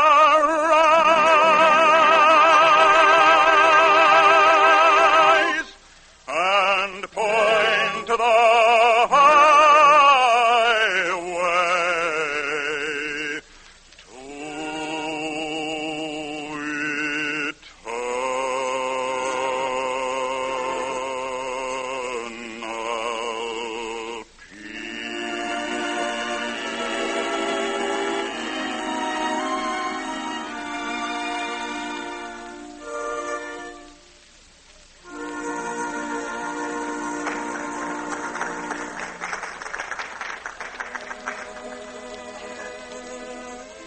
Then, as the singer sat down again, suddenly everybody looked at Barnaby. For he had risen, trembling, and was running clear around the table to where the lordly abbot sat at the head. And there Barnaby sank to his knees. Father, grant my prayer. Let me stay in this wonderful place and work for you. I cannot hope to become one of you. I am too ignorant. But let me work in the kitchen and the fields and worship in the chapel. The monk who had met Barnaby on the road turned to the abbot. This is a good man, simple and pure of heart. So the abbot nodded. And Barnaby that night put his juggling equipment under the cot in his cell and decided that never again would he go back to his old profession. And in the days that followed, everyone smiled at the eager way he scrubbed the floors and labored through the buildings. And everyone smiled at his simplicity. As for Barnaby, his face beamed with happiness from morning until night. Until 2 weeks before Christmas. Then Barnaby's joy suddenly turned to misery. For around him, he saw every man preparing a wonderful gift to place in the chapel on Christmas. The leader of the monks had written a scholarly book in Latin, which he was going to dedicate to God on Christmas Day. And there was Brother Maurice, who had the art of illuminating copies of the Bible. With gold and silver and rare enamels, he would place exquisite miniature paintings on the corner of each page. And Brother Marbode was completing a marvelous statue of Christ. This fine artist spent all his days in carving images in stone, so that his beard, his eyebrows, and hair were always white with stone dust. And this Christmas, he was completing one of his most inspiring works. Then there was Brother Ambrose, who wrote music, and who had completed scoring a great mass to be played on the organ during Christmas services. And Brother Joseph, who had trained the choir for weeks in an arrangement of chorales. All around, those educated, trained artists followed their work, each one of them readying a beautiful gift to dedicate to God on Christmas Day. But what about Barnaby? He could do nothing. I am but a rough man, unskilled in the arts, and I can write no book, offer no painting, or statue, or poem. Alas, I have no talent. I have no gift worthy of the day. So Barnaby sank deep into sadness and despair. At night he could no longer sleep, but tossed on his mattress and stared at the ceiling overhead. At last, Christmas Day came, and the chapel was resplendent with the gifts of the brothers. The giant organ rang with the new music. The choir sang the chorales. The candles glittered around the great new statue. But Barnaby wasn't there. He was in his tiny cubicle, praying forgiveness for having no gift to offer. Then a strange thing happened. On the evening of Christmas Day, when the chapel should have been deserted, one of the monks came running, white-faced and panting with exertion, into the private office of the abbot. He threw open the door without knocking, seized the abbot by the arms. "Father, a frightful thing is happening. The most terrible sacrilege ever to take place is going on right in our own chapel. Come!" Together, the two portly men ran down the corridors, burst through a door, and came out on the balcony at the rear of the chapel. The monk pointed down toward the altar. The abbot looked, turned ashen in color. "He is mad!" For down below, in front of the altar, was Barnaby. He had spread out his strip of carpet, and kneeling reverently upon it, was actually juggling in the air 12 golden balls. He was giving his old performance, and giving it beautifully. His bright knives, the shining balls, the tin plate balanced on the tip of his nose. And on his face was a look of adoration and joy. "We must seize him at once," cried the abbot, and turned for the door. But at that moment, a light filled the church, a brilliant beam of light coming directly from the altar, and both the monks sank to their knees. For as Barnaby knelt exhausted on his carpet, they saw the statue of the Virgin Mary move. She came down from her pedestal, and coming to where Barnaby knelt, she took the blue hem of her robe and touched it to his forehead, gently drying the perspiration that glistened there. Then the light dimmed, and up in the choir balcony, the monks were joined by the brother who had befriended Barnaby. His eyes were moist with joy as he perceived the miracle below. He turned and spoke to the abbot. God has accepted the only gift he had to make. And the abbot slowly nodded. Blessed are the simple in heart, for they shall see God.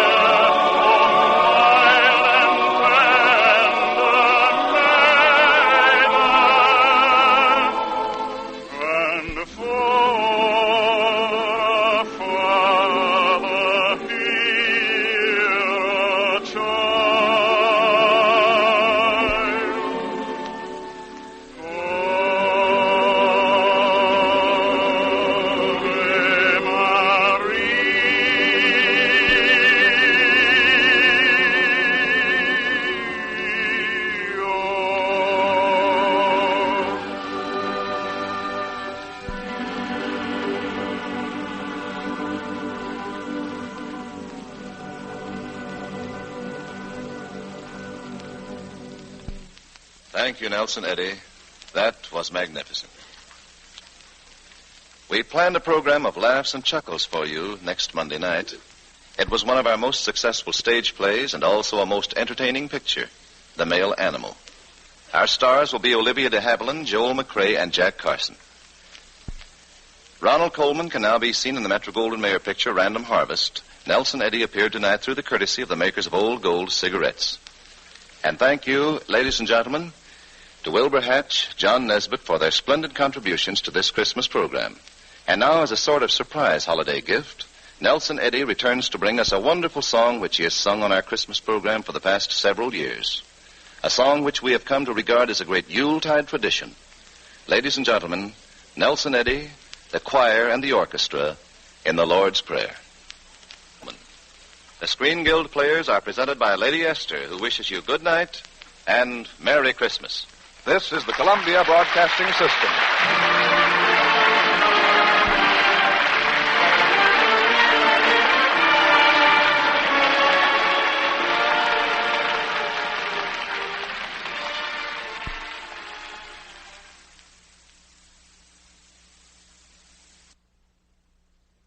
Good evening. This is Peter Tobin introducing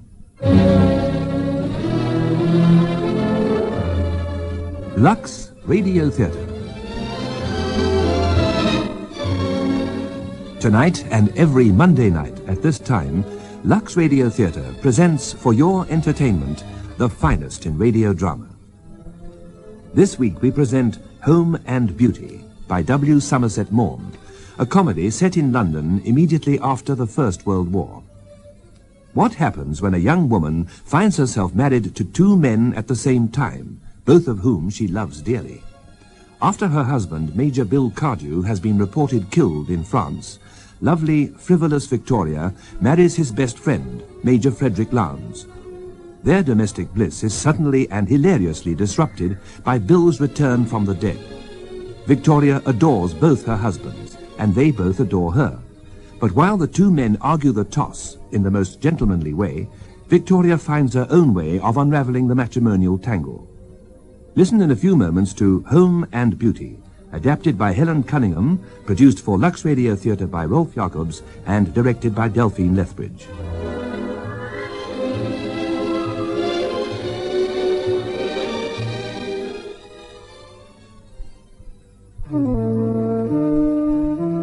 Here's an idea that will make you feel soft and beautiful, and you can do it this evening. Just take a long, creamy bath with Lux Beauty Soap. Sink back and relax, and let the extra rich lather of Lux soften your skin to film star smoothness.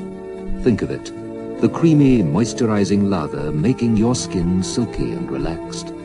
The precious perfume of Lux caressing you all over.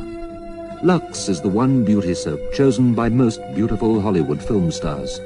They choose it for its rich, moisturizing lather and precious perfume. Lux, a beauty treatment as you bathe.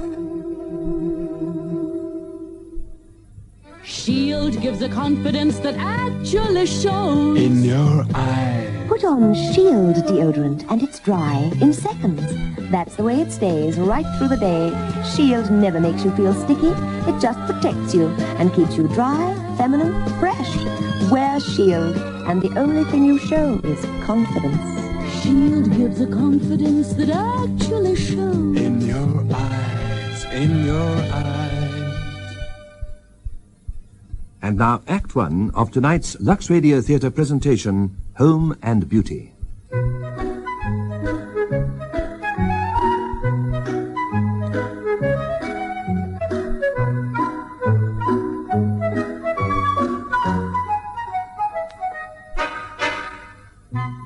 Victoria, there's someone downstairs to see you. Who is there?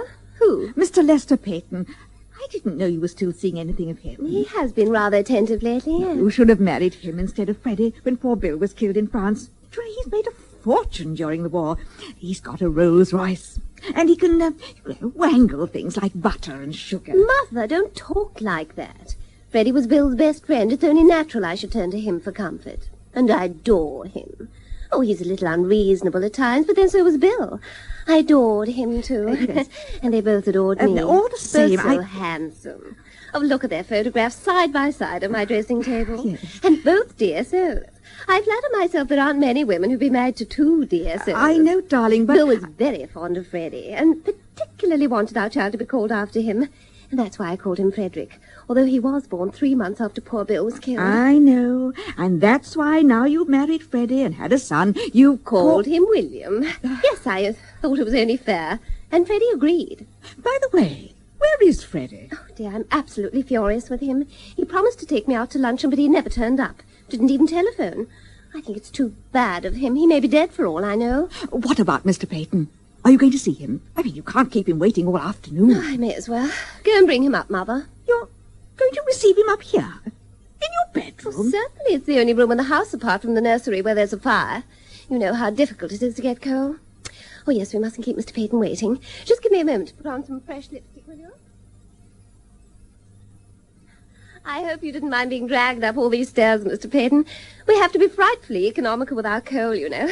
I can only afford to have a fire in my bedroom. You're not going to tell me that you have any trouble in getting coal. Why on earth didn't you let me know? You don't mean to say you could get me some. Well, it's quite out of the question that a pretty woman shouldn't have everything she wants. I told Freddie that I felt sure he could wangle it, but... well, I mean, what's the use of being at the War Office if you can't have some sort of pull? But he couldn't. Well, leave it to me. I'll see what I can do. How marvellous of you. Now that these men are coming back from the front, no one will look at us poor devils who stayed at home if we don't make ourselves useful. Well, you only stayed because it was your duty. Oh, I volunteered, you know. I didn't wait to be called up. The government said to me, you're a shipbuilder, go on building ships. So I built them ships. And a little bird has whispered to me that the government intends to show its appreciation of your services in the honours list. Oh, one doesn't ask for that. One's glad to have been able to do one's bit. Oh, how true that is. That's just what I feel. Yes, Victoria's worked herself to exhaustion. I don't know how many committees I sat on or bazaars I opened. That's true. At the beginning of the war, you know, I worked in a canteen, but I had to give that up because I could never go out to lunch anywhere. I did think of working in a hospital, but they said I had no training. Oh, I'm sure you would have made a very good nurse, dear. I didn't propose being the ordinary sort of nurse. I was quite content to leave that to those who had to make their living by it.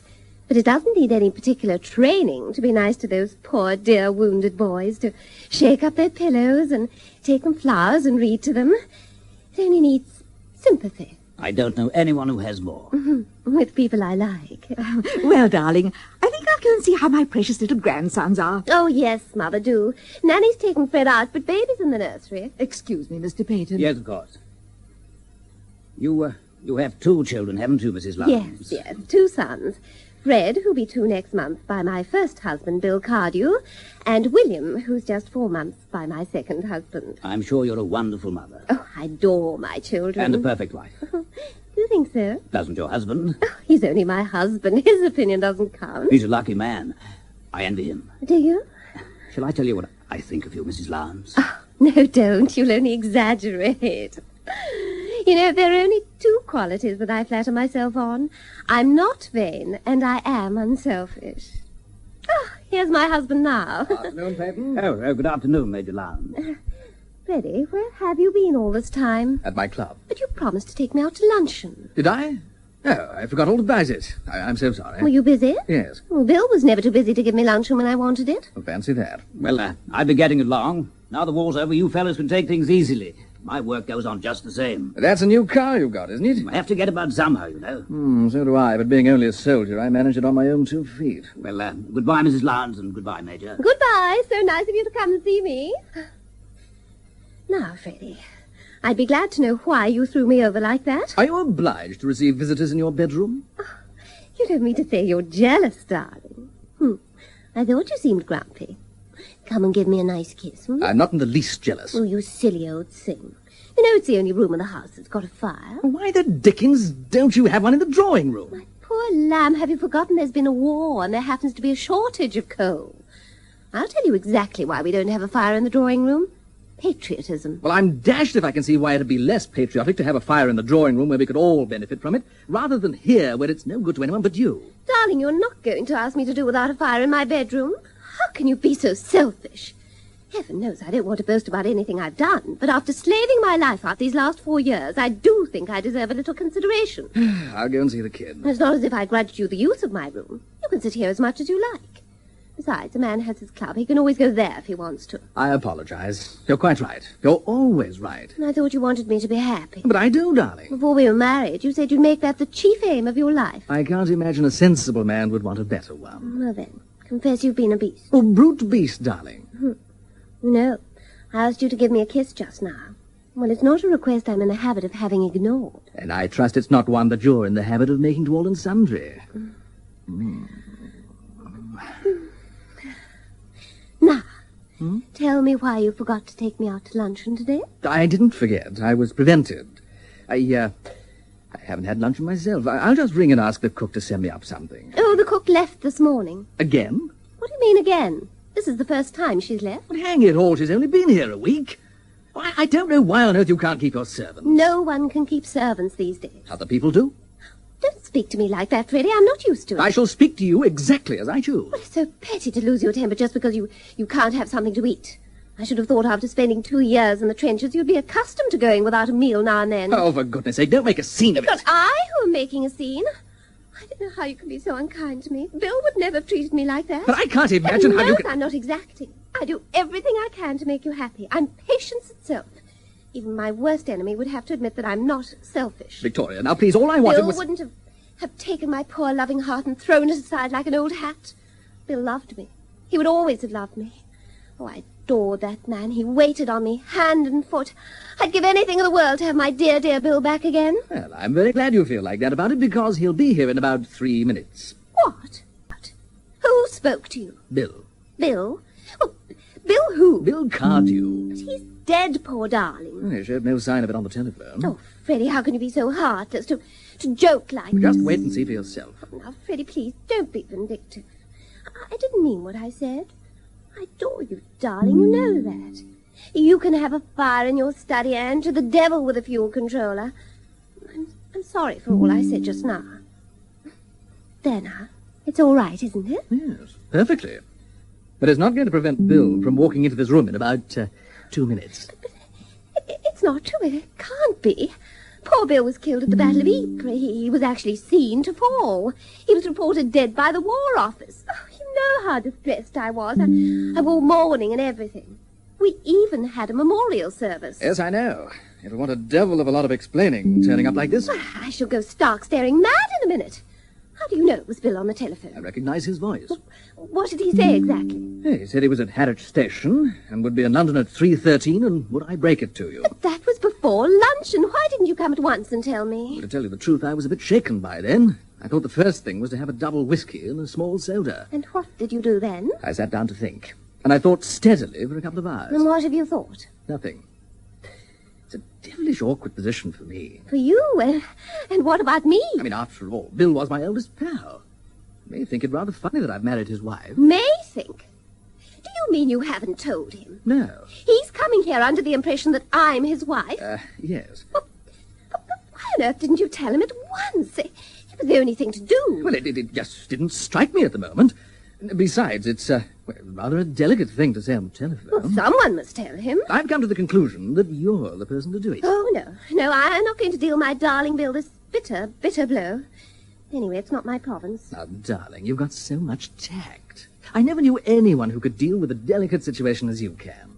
You're so sympathetic, and you've got such a wonderful tenderness. No. There's only one way to deal with this. You just take him by the arm and you say, "Look here, old man, the fact is..." No good, Victoria. By George, here he is. Oh, no, I haven't even parted my nose. Fortunately, I have no personal vanity. Oh, where's that powder puff? Where's my lipstick? Hello.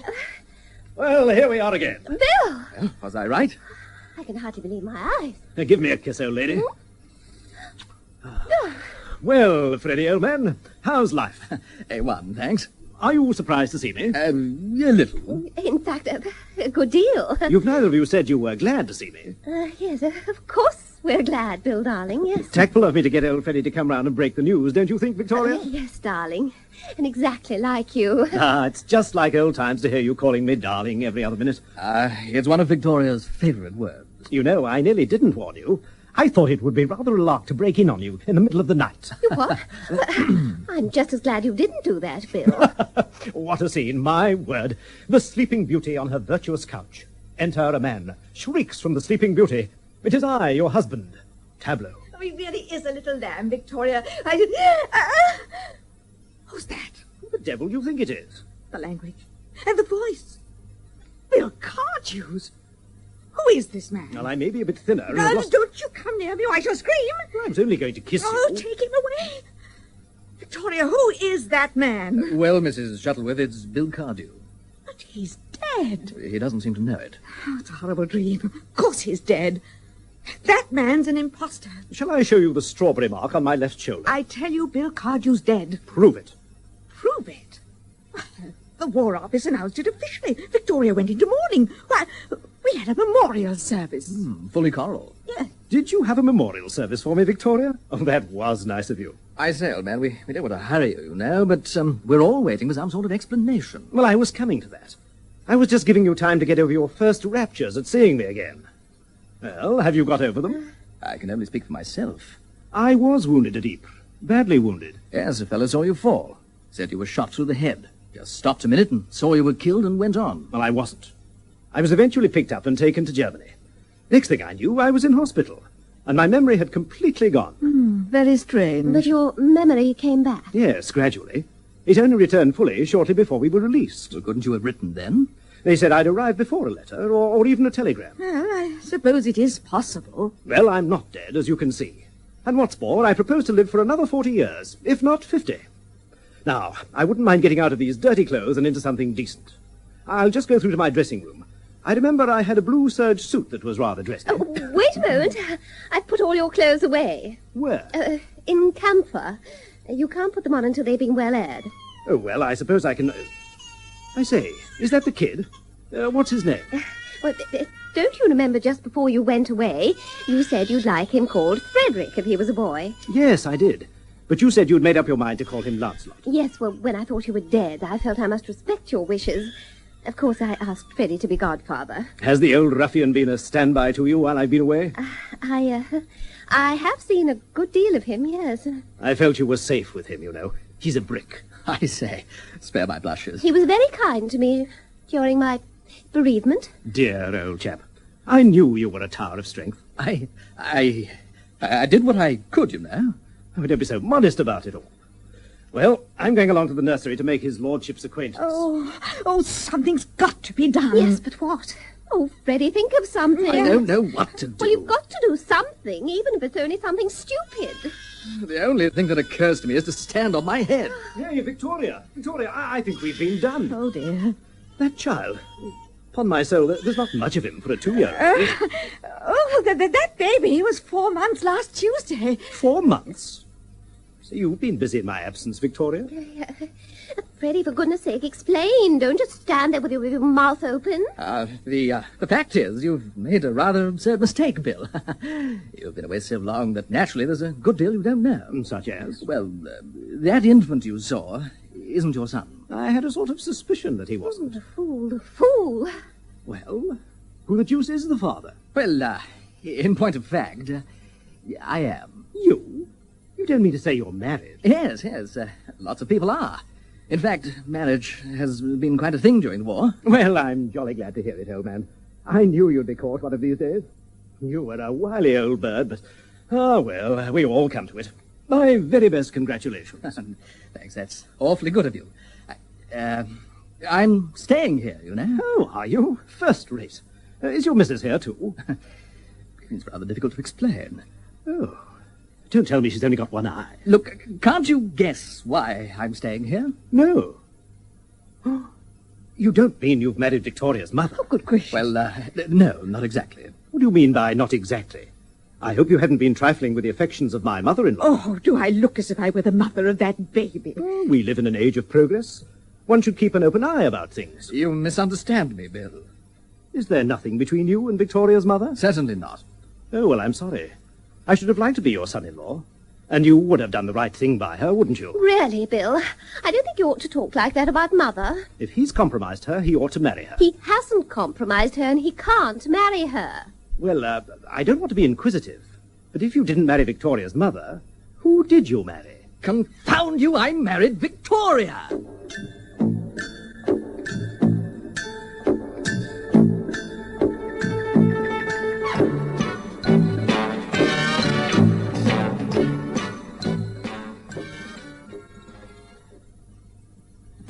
It's hello to Mrs. Felicity Usher, known as Hello. Flick. Hello, Flick. Hello, Mr. John. Tell me, Flick, what's the biggest wash day challenge that you could possibly imagine? My son's white shirts. Quite honestly, I think he's the dirtiest boy in the school. Really? Now, if I gave you a challenge, just one chance to get these dirty white shirts of your son's perfectly white again, how would you do it? I'd use surf, because surf contains super blue. I think it's most important that white clothes should be white and not grey and grubby looking. And to look smart, they must be white. Obviously, whiteness is very important to you. Yes, definitely. Yes, like Flick, most housewives I've challenged trust the experienced one, Surf with Super Blue for perfect whiteness. Gosh, Mary, you're lucky to have such a hard-working servant. What do you mean? I haven't got a maid. Well, how on earth do you manage to keep your floors so clean and shiny? Ah, that's easy. I use Dual. Dual? Yes, Dual, the self-shining floor cleaner. It's so easy because Dual cleans and polishes in one go. How do you mean? Well, Dual lifts all the dirt out of the floor and dries to a bright, long-lasting shine, all by itself. So when you use Dual, you don't have to worry about polishing? No, Dual cleans and polishes in one go.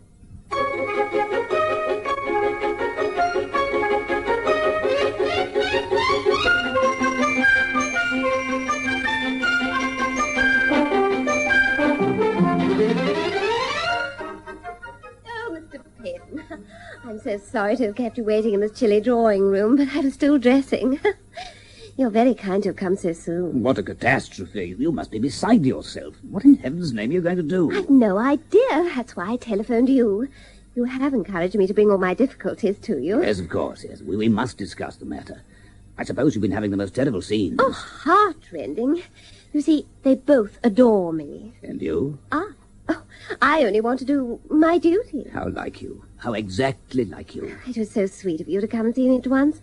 I was afraid you wouldn't have time. Do you think I'd allow anything to stand in the way when you sent for me? Oh, but I shouldn't like to think that you were putting yourself out on my account. I wish I could pretend I were. As a matter of fact, I was only going down to see a place I've just bought in the country, and as I wanted to try my new rolls, I thought I'd kill two birds with one stone. Oh, I didn't know you were buying a place. Oh, it's a very modest little affair. The park is not more than 300 acres, and there are only 15 bedrooms. But you see, I'm a bachelor. I want so little. Where is it? Oh, it's near Newmarket. A man in my position is bound to do something for the good of the country, and it seems to me that to patronize a good old English sport, which gives employment to numbers of respectable men, is an occupation which is truly patriotic. I'm going to take up racing. Oh, I think it's splendid of you. So many men waste their money on their own selfish pleasures. It's such a relief to come across anyone who's determined to make thoroughly good use of it.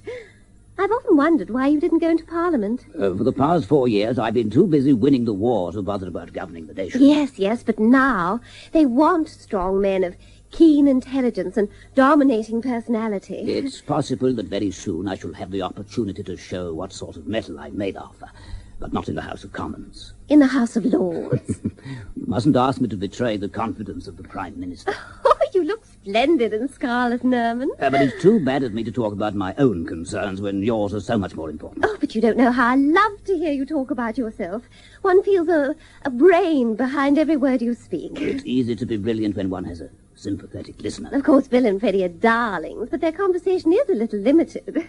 During the war, you know, it was rather smart to talk about guns and flying machines and flea bags, but now... I understand so well, dear lady. Why do you call me that? Well, out of pure embarrassment. I don't know whether to call you Mrs. Cardew or Mrs. Lowndes. Well, why don't you split the difference and call me Victoria? May I? It'll make me feel that you're not an entire stranger. Oh, and I need a friend badly. I'm all at sea. I'm married to 2 men, and I feel as if I were married to neither. I wish you weren't. I wish with all my heart you weren't. Why? Can't you guess? I must be very stupid. Don't you know that I dote on you? I curse my unhappy fate that I didn't meet you before you were married. Would you have asked me to marry you? Morning, noon, and night, until you consented. Oh, well, I never want a Paris model so much as when I know it's been sold to somebody else. I wonder if you'd want to marry me if I were free. Yes, with all my heart. But I'm not free. And you, if you were, would you marry me? I don't believe you're the sort of man who'd ever take no for an answer. Oh, you're perfectly adorable. I wonder if you'd take me out to luncheon. Give me a chance. Then come back in half an hour, and you'll find me ready. Victoria! Oh, you're in here, Freddie. Why the devil have you left the window open? It's freezing. I was trying to warm the room up a bit. Besides, they say it's healthy. Well, a short life and a merry one for me. I like a fug. Now, that won't make it any warmer. I tried that. You silly ass. Oh, why didn't you light the fire? But don't be so darned unpatriotic. You can't have a fire in the drawing room. Victoria must have one in her bedroom so that I... Where the devil did you get that suit? Rather saucy, I flatter myself. Victoria sent it in for me. Well, she needn't have sent you the only new suit I've had since the war. I think that's a bit thick. Well, I couldn't go round in the dirty old thing I arrived in. Well, if you'd had the decency to ask me, you might have had the suit I've got on. Oh, thanks, but I don't altogether like that one. It's a bit baggy at the knees. You're very much mistaken if you think you're going to wear all the new clothes and I'm going to wear all the old ones. If you're going to be shirty about it, where the devil did you get that type in? Victoria gave it to me on my birthday. Yeah, well, it's mine. She gave it to me on my birthday first. And where did you get those cufflinks? Those? Oh, Victoria gave them to me as a Christmas present. Oh, did she? Well, she gave them to me as a Christmas present before she gave them to you. You jolly well take them off. I'll see you blowed first. At your death, you left everything to her in your will. If she chose to give them to me, it's no business of yours. Well, I'm not going to argue about it, but I think it's dash bad form to swank about in a dead man's jewellery. By the way, did you ever have a hammered gold cigarette case? Rather. That was Victoria's wedding present to me. Did you get it too? Thrifty woman, Victoria. I say, unless I have a fire, I shall turn into the Albert Memorial. Well, it's all late. Apply a match and see what happens. I think I will. Here are some matches. Oh, thanks. There. Well, now I can take my overcoat off. You know, Victoria will be furious. Well, that's your lookout. You'll have to take the responsibility. Me? But it's nothing to do with me. You're the master of this house. Not at all. I am but an honoured guest. Oh, no. The moment you appeared, I sank into insignificance. My dear fellow, where did I sleep last night? In the spare bedroom. That proves conclusively that I'm a guest and nothing more. Nonsense. Where the devil do you think I slept? Down here. Why on earth did you do that? You were perfectly sober when I went to bed. Victoria said I couldn't sleep in the next room to hers now that you were back. Oh, well, I dare say you made yourself very comfortable on the sofa. Look at the darn thing. By the way, why has all the furniture been changed? Well, Victoria had the room redecorated after you were killed. It had too many old associations. She wanted to distract her mind. Oh, I was under the impression that you'd undertaken that. I was sympathetic. That is surely what you'd have liked me to be. Of course. I'm not blaming you. If you'd seen Victoria in tears, you couldn't have expected a man not to try and console her. She's the only woman I ever knew who looks as pretty when she cries as when she smiles. It's a great power. There. I knew you'd take it like a sensible man. Quite so. When would you like me to clear out? My dear fellow, why should you want to do that? Surely you don't for a minute imagine that I shall be in the way. I propose to make my visit quite a brief one. Oh, I'm sorry about that. Victoria will be very disappointed. But of course that's no concern of mine. You and your wife must arrange that between you. My dear fellow, you quite misunderstand me. I am not a man to come between husband and wife. What the devil do you mean? Well, if it comes to that, what the devil do you mean? Good morning, Bill, dear. Good morning, Victoria. Good morning, Freddie. Good morning, Victoria. I went to Bill first because he's been away so long. Very naturally. And he was your husband long before I was. I don't want either of you to be jealous of the other. Who lit that fire? He did. It was his match. Of course, you don't care if we run so short of coal that my wretched babies die of double pneumonia. It's simply criminal to use coal in here. I'm tortured by the pangs of remorse. But if you feel so badly about it, need you get quite so close to the fire? Well, if there is a fire, I may as well get some benefit from it. Now, as I was saying, I don't want any jealousy. I adore you both, and I'm not going to show any favoritism. It's quite all right, Victoria. I know quite well that I only came second in your heart. As long as Bill was around, you never had a thought for me. Oh, I don't know about that. Even the most constant woman likes a change now and then. No. I know Victoria has a faithful heart. She can never really love any man but you, Bill. Victoria, you know how I adore you. You're the only woman in the world for me. But Bill has come back. And therefore there's only one course open to me as a gentleman and a man of honor. It's a bitter, bitter sacrifice, but I'm equal to it. I renounce all rights in you. I will go away, a wiser and a sadder man, and leave you to Bill. Goodbye, Victoria. Give me one more kiss before we part forever. Oh, how beautiful of you, Freddie. What a soul you've got. Goodbye, Victoria. Forget me and live happily with a better man than I. I shall never forget you, Freddie. Goodbye. Go quickly now. I shall break down. Goodbye, Bill. Do be kind to her. I couldn't do this for anyone but you. Nothing doing. What do you mean? Get away from that door and let me pass. Only over my dead body. Bill, why prolong a painful scene? My dear Victoria, I am not the man to accept a sacrifice like that. No, I'll not come between you. Oh, Bill, how noble. Victoria, I'm a gentleman and a soldier. To all intents and purposes, I'm as dead as mutton. I'll remain so. Victoria will never be happy with me now that you've come back. Not another word. She's yours. I understand it all. You're both so noble, so heroic, so unselfish. But I can't have you both. I must have a husband, but only one. I cannot have and will not have two. Wait, I have an idea. Let's draw lots. How do you mean, Freddie? Well, we'll take 2 pieces of paper and make a cross on one of them. Then we'll fold them up and put them in a hat. We'll draw, and the one who draws the cross gets Victoria. Oh, that'll be rather thrilling. No, I'd sooner toss for it. I'm lucky at tossing. Do you mean to say you funk it? Well, I don't exactly funk it. It's an awful risk to take. Oh, it'd be so romantic. Come on, get some paper, Freddie. Yes, all right. No, I don't like it. This isn't my lucky day. I saw the new moon through glass. I knew something was going wrong the moment I opened my eyes this morning. There. Now, whoever draws the blank paper renounces all claim to Victoria. He vanishes from the scene like a puff of smoke. He'll never be heard of again. I still don't like it. I repeat that I only do it under protest. Now, Bill, don't be disagreeable the moment you come home. We'll have plenty of time for that during the next 40 years. And you seem rather above yourself, Freddie. Supposing you draw the blank. I saw a dappled horse this morning. Well, the pieces of paper are ready.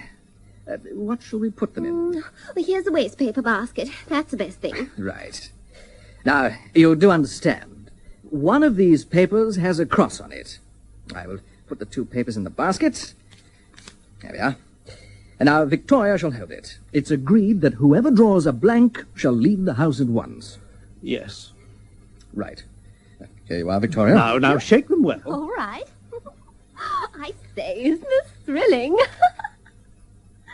Now, you draw first, Bill. No, I can't. I really can't. But it's your right. You're Victoria's first husband. Oh, he's right there, Bill. You must have the first dip in the lucky bag. Oh, Come on. This is awful. I'm sweating like a pig. Courage, old man, courage. It's no good. I can't. Oh, I can see how much you love me, Bill. Shut your eyes, man, and make a plunge for it. Oh, well, the only thing is to get it over. I wish I'd been a better man. Now, the other's yours, Freddie. Come on, take it. Thank you. Blank. It's blank. Blank. Oh, I haven't opened mine yet. Oh, my heavens. Oh, my poor Freddie. Don't pity me, Victoria. I want all my courage now. I've lost you, and I must bid you goodbye forever. Oh, Freddie, this is too awful. You must come and see me sometime. No, I couldn't. That's more than I could bear. I shall never forget you. You're the only woman I have ever loved. Give me one last kiss, Victoria.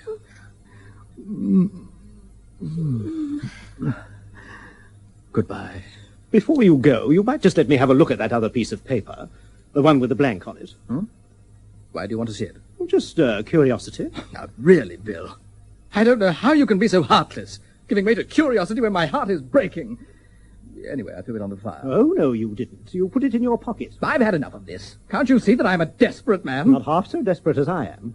If you don't give me that piece of paper quietly, I'll take it from you. Go to blazes. Come on, give it up. What is the matter? Have you both gone mad? I'll make you. Here, don't you touch me. Now, will you give it up? Let go of my arm. You're twisting. Yes, and I'll break it if you don't give me that paper. Ow, you devil. Stop it. All right. You can have it. That's better. Hand it over now. There you are. I don't know how you can call yourself a gentleman. You dirty dog. Oh, what's the matter? Well, look at that. It's got a cross on it. They both had crosses on them. I don't understand. Don't you? He was making quite sure that I shouldn't draw a blank. What? I did it for your sake, Victoria. I knew that your heart was set on Bill. Only you couldn't bear to hurt my feelings, so I thought I'd make it easier for you. Oh, that was just like you, Freddie. You have such a charming nature. It almost brings tears to my eyes. Oh, now that's the baby. I must go and see where Nanny is. Now, don't say anything important till I get back. How did you guess? You were so devilish calm about it. That was the calm of despair. One might almost think you didn't want Victoria. Bill, old chap, you know I'm not the sort of man to say a word against my wife. Nor am I the sort of man to listen to a word against mine. But hang it all, if a fellow can't discuss his wife dispassionately with her first husband, who can he discuss her with? I can't imagine, unless it's with her second. Tell me what you really think of Victoria. The sweetest little woman in the world. No man could want a better wife. She's pretty. Charming. Delightful. I confess that sometimes I've thought it hard that when I wanted a thing it was selfishness, and when she wanted it was only her due. I did sometimes wish I could call my soul my own. The fact is, I'm not worthy of her, Bill. As you so justly said, no man could want a better wife. No, you said that. But I'm fed up. If you'd been dead, I'd have seen it through like a gentleman, but you've turned up, so now it's over to you. No. Look here, there's only one thing to do. She must choose between us. I'd rather toss for it. I'm not going to risk anything like that. I've had enough of your hanky-panky. I thought I was dealing with a gentleman. Shh, here she's coming up. Oh, really, this is too much. Nanny's given notice. What? So I've telephoned Mother to come and fetch the children. Well, that's all right, then. No, all the other servants are leaving too, right now. Oh, well, that's a bit thick, I must say. Oh, I've done everything in the world for them. And now to walk out like this. They're following the example of that wretched cook, of course. Oh, well, Freddie and I will do the housework and cooking until you get some more. But there's one thing, Victoria. Felix. No, you must decide. Now, take a good look at us, Victoria, and say which of us it's to be. To tell you the truth, I don't see why it should be either. What? Hang it all, it must be one or the other. I think no one can deny that since the day I married you, I've sacrificed myself in every mortal way. I've worked myself to the bone to make you comfortable. Very few men have had such a wife as I've been to both of you. But one must think of oneself sometimes. How true. Well, the war's over now, and I think I've done my bit. I've married two dear souls. Now I want to marry a Rolls Royce. But I thought you adored us. Well, you see, I adore you both. It's 6 of one and half a dozen of the other, and the result is... a washout. Hang it all, I think it's a bit thick. Do you mean to say that you fixed up to marry somebody else behind our back? Oh, you know I wouldn't do a thing like that, Freddie. Well, I don't get it. My dear Freddie, have you ever studied the domestic habits of the unicorn? We're afraid our education was very much neglected. The unicorn is a shy and somewhat timid creature, and it's impossible to catch him with the snares of the hunter. But he's strangely impressionable to the charms of the fair sex. When he hears the frou-frou of a silk petticoat, he forgets his native caution. In short, a pretty woman can lead him by the horn. Oh, Victoria, dear, I've come for the children. Oh, and Mr. Peyton is downstairs. Did he come in a Rolls Royce? Why, yes. I'll come down at once. The unicorn's going to take me out to luncheon.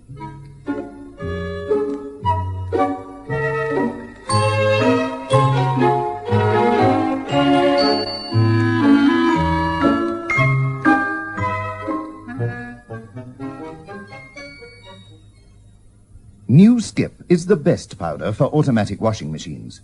Ask any manufacturer about Skip's low-lather formula and how it works with his machine to give the best results. And ask any housewife about Skip's great new whitening power. It's true. My machine manufacturer recommended New Skip, so I tried it, and it's fantastic. New Skip has oxygen whiteners and gets my whites really white.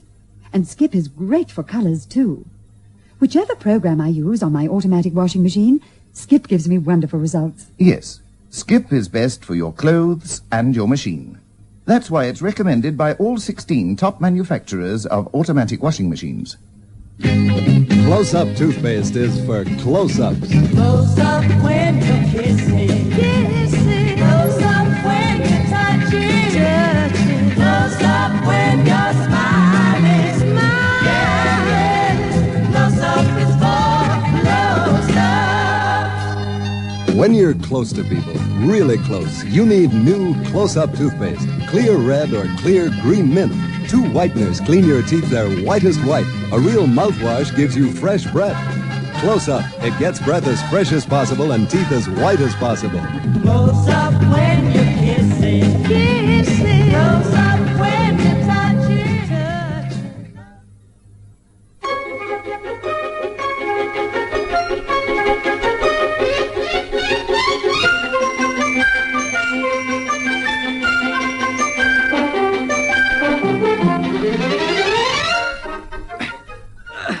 I say, these coals weigh about a ton. You might carry them up to the drawing room. I might, but I'm not going to. It isn't my work. I'm doing the cooking. You really can't expect me to do the housework as well. Are you doing the cooking? Looking round this kitchen, I don't see any sign of it. There's a lot of dirty dishes. I don't see why I've got to sweat my life out. You see, you have no organization. Housework's perfectly simple, only one must have organization. I have. That's my secret. I was a mug to say I do the housework. I might have known you'd freeze onto a soft job if there was one. I naturally undertook to do what I could do best. Cooking is an art. Any fool can do housework. Now just look nippy and get the table laid while I see to the potatoes. Is it luncheon or dinner? Well, I don't know yet, but we're having it down here in the kitchen because it's easier for dishing up. Organization again. What does Victoria say to that? No, I haven't told her yet. She's in an awful temper this morning. Oh, why? Well, because the water in the bathroom wasn't hot. Wasn't it? You know very well it wasn't. You were too lazy to get up in time. So much for your organization. What do you mean? Well, ever since I've been at the War Office, I've heard fellows talking about organization, but I never could find anyone to tell me just what it was. It's beginning to dawn on me now. Well, what is it? Organization means getting someone else to do your job for you if you can, and if you can't, letting it rip. I really think it's too bad of you two. I've been ringing the bell for the last quarter of an hour. There are 2 men in the house, and neither of you pay the least attention. We were having an argument. Yes. Let me put it before you, Victoria. It has nothing to do with Victoria.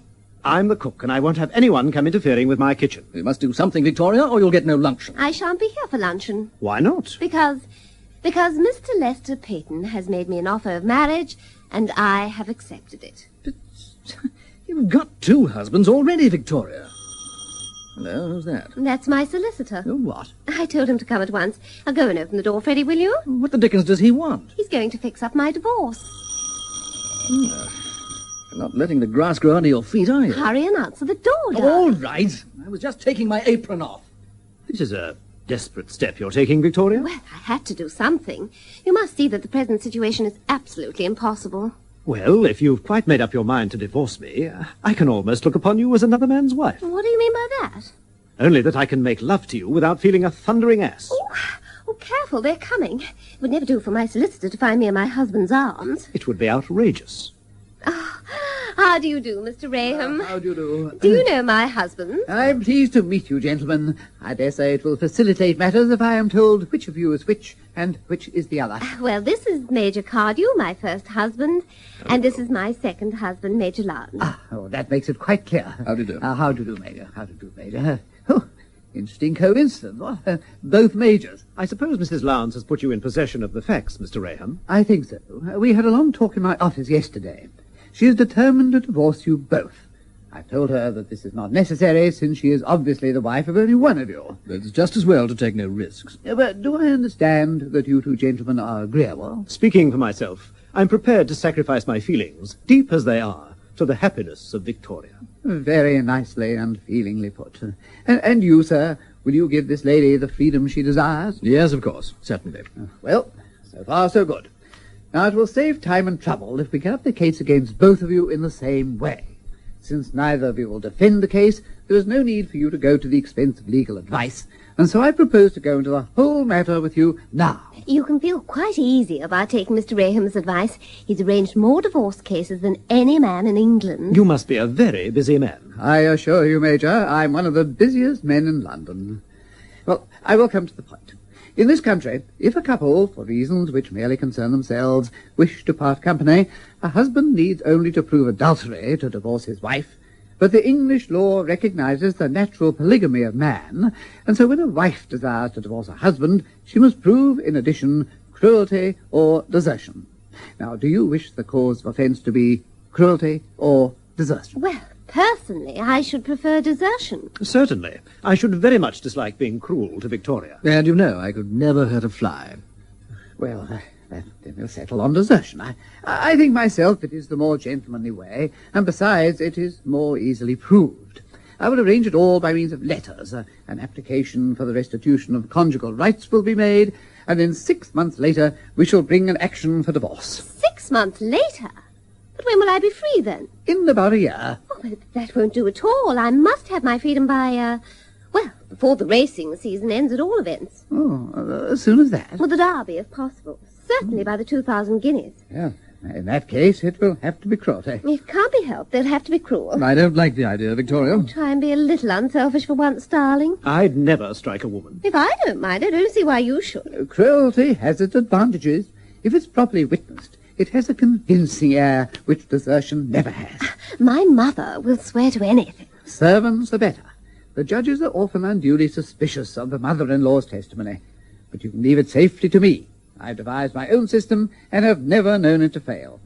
I always arrange for 3 definite acts of cruelty. First at the dinner table... Perhaps we could leave the principle for the time being and go into the details later. Very well, but let us pass to the last point. Trivial in itself, but essential in order to satisfy the requirements of our English law. Adultery. That, I think, you can safely leave to us. With the price of a supper in my pocket and an engaging manner, I'm prepared to supply all the evidence you want. I am shocked and horrified by your suggestion. Do you expect a man in my position to connive at immorality? Immorality? Well, there must be, shall we say, a soupçon of it, under normal circumstances. Not at all. I always arrange this part of the proceedings with the most scrupulous regard to propriety. I shall arrange for both of you to come to my office and meet a certain lady. What's she like? A most respectable person. I have employed her in practically all the fashionable divorces of the last 15 years. You amaze me. Does she make money by it? Oh, sufficient for her simple needs. She charges only 20 guineas for her services. Well, I'm sure I could get it done for less. And not by a woman of refinement. Oh, well, with most of us, it's only once in a lifetime. Well, I will proceed. You will fetch this lady at my office and drive with her to the Hotel Majestic, where you will register as husband and wife. You will be shown to a suite of rooms which I shall engage for you, and supper will be served in the sitting room. You will partake of this, and you will drink champagne. I should like to choose the brand myself. I have no objection to that. Thanks. Then you will play cards. Miss Montmorency is a wonderful card player. She has not only an unparalleled knowledge of all games for 2, but she can do a great number of tricks. In this way, you will find the night pass without tediousness, and in the morning you will ring for breakfast. Well, I'm not sure I'll have much appetite for it. Sounds like the devil of a beano. I should like to see her first. Come to think of it, I'd like to see her too. Men are so weak. I'd be much easier in my mind if I'm sure these poor boys won't be led astray. Well, that's easily arranged. I have Miss Montmorency with me. She is waiting in a taxicab at the door. Is she that sort of person I should like to meet, Mr. Graham? Oh, a perfect lady. She comes from one of the best families in Shropshire. Oh, well, go and fetch her, Freddie. Very well. Do you mean to say that with this evidence you'll be able to get a divorce? No doubt of it. I've got hundreds. Well, I'm only a soldier, and I dare say you'll not be surprised that I find it difficult to believe. Brandy. What's the matter? Is this the way? You'll soon see. Come straight in, Miss Montmorency. Make it a big one, and have one yourself, too. Miss Montmorency. But this is the kitchen. Oh, I see what you mean. Let's have another. I'm afraid it's the only room in the house that's habitable at the moment. Yes, Miss Montmorency, Mrs. Frederick Lowndes. I'm charmed to make your acquaintance. The injured wife, I presume? Yes. So sad. I'm afraid the war is responsible for the rupture of many happy marriages. I'm booked up for weeks ahead. So sad. Do sit down, won't you? Thank you. And now, which of these gentlemen is the erring husband? Well, they both are. Oh, really? And which are you going to marry after you've got your divorce? Neither. But I naturally concluded that one was the husband you are discarding, and the other the husband you are acquiring. The eternal triangle, you know. In this case, the triangle is 4-sided. Oh, how very peculiar. I don't want you to think I've been at all careless, but the fact is, through no fault of my own, they're both my husbands. Oh, really? How very interesting. And which are you divorcing? I'm divorcing them both. Oh, I see. Oh, very sad. But I think I ought to tell you at once that I shouldn't like to misconduct myself. I use the technical expression with both these gentlemen. Oh, we shall be generous, Miss Montmorency. I have to think of my self-respect. One gentleman is business, but 2 would be debauchery. Mrs. Lowndes is anxious to put this matter through as quickly as possible. Well, I dare say my friend, Mrs. Onslow Jarvis, would oblige if I asked her as a personal favour. Are you sure she can be trusted? Oh, she's a perfect lady. the widow of a clergyman, and she has 2 sons in the army. Unless we can get Miss Montmorency to reconsider her decision, I'm afraid we shall have to put up with Mrs. Onslow Jarvis. I am adamant, Mr. Raham, adamant. Well, I'm all for Mrs. Onslow Jarvis, personally. Then you fall to me, Major. I didn't quite catch your name. Cardew. I hope you play cards. Sometimes. Oh, it's such a relief to find a gentleman who's fond of cards. Otherwise, I suppose the night seems rather long. Oh, not to me, you know. I am such a student of human nature. But my gentlemen begin to grow a little restless when I've talked to them for 6 or 7 hours. I can hardly believe it. One gentleman actually said he wanted to go to bed. But of course I told him that would never do. Forgive my asking. You know what men are. Do they never attempt to take liberties with you? Oh, no. If you're a lady, you can always keep a man in his place. I can assure you, Miss Montmorency, that you need have no fear that I shall take advantage of your delicate position. Of course you will divest yourself of none of your raiment. On the contrary, I propose to put on an extra suit of clothes. I'm sure we shall have a delightful night. And I know you, Major... Lowndes. I'm sure, Major Lowndes, you'll like Mrs. Onslow Jarvis. She has such charm of manner, so much ease. You can see that she did a lot of entertaining when her late husband was vicar at Clacton. They have a very nice class of person at Clacton. Yes, I shall be charmed to meet her. I don't know what Mr. Raham would say to our sharing a suite. We could play bridge. She's a very fine bridge player, and we only play 3 a 100 because in her position she can hardly gamble, can she? I always like to oblige Miss Montmorency, but I hardly think that arrangement would do. You know how fussy some judges are. We might hit on one of them who saw nothing in it. Well, let's take no risks. Business is business. It must be you and me alone then, Major Cardew. You will let me know in good time when you fix the fatal night. I'm very booked up just now. Of course, we'll do everything to suit your convenience, Miss Montmorency. And now, Mrs. Lowndes, as we've settled up everything, I think Miss Montmorency and I will go. I can't think of anything else. Goodbye, then.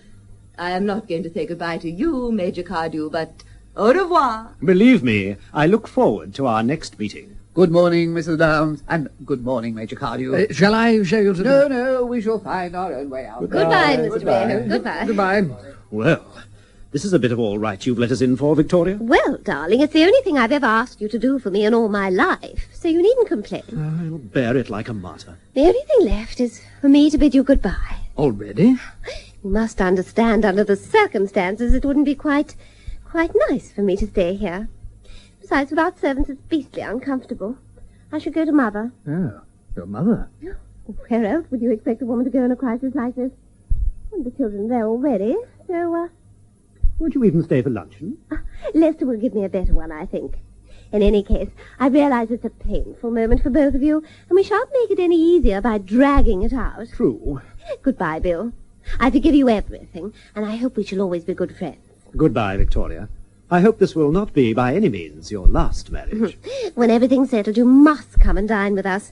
I'm sure you'll find Lester has the best wines and cigars that money can buy. Goodbye.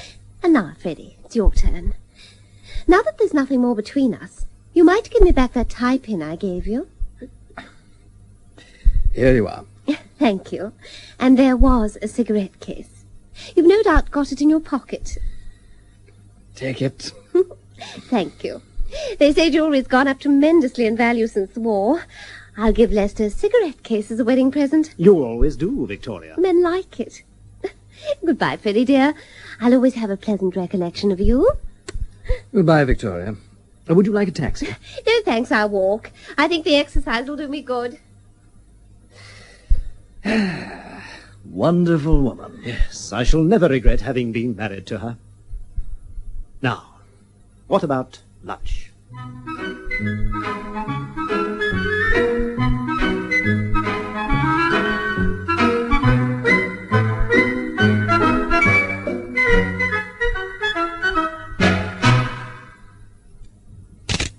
Annabella, if we could just have a turn to the left. That's enough. Now, smile. Yeah, I think that's just about it. Now we'll move on to the interior shots, and that's it for the day. International fashion model Annabella G is on location in southern France. Being a top model, you can imagine how Annabella cares for her complexion. She uses Lux Beauty Soap. Lux is so creamy, so very soft. It cares for my complexion. I wouldn't use anything else. Like Annabella G., like beautiful women everywhere, choose the creamy, moisturizing lather of Lux to care for your complexion. Lux, a beauty treatment as you bathe. Gosh, Mary, you're lucky to have such a hard-working servant.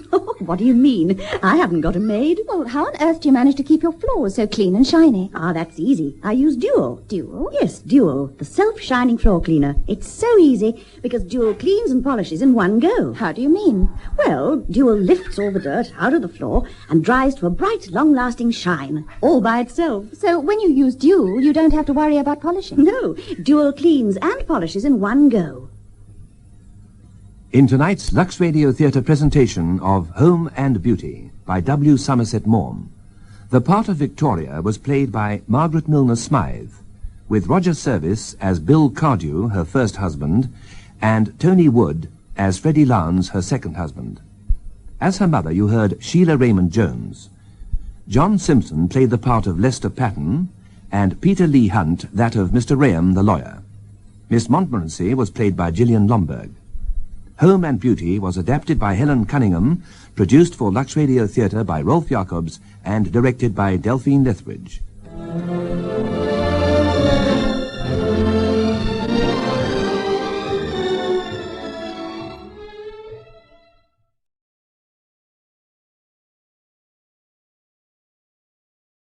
Lux presents Hollywood.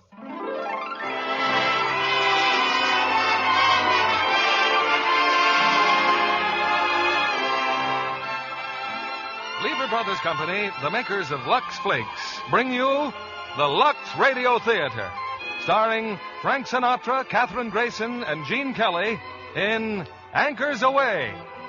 Ladies and gentlemen, your producer, Mr. William Keighley.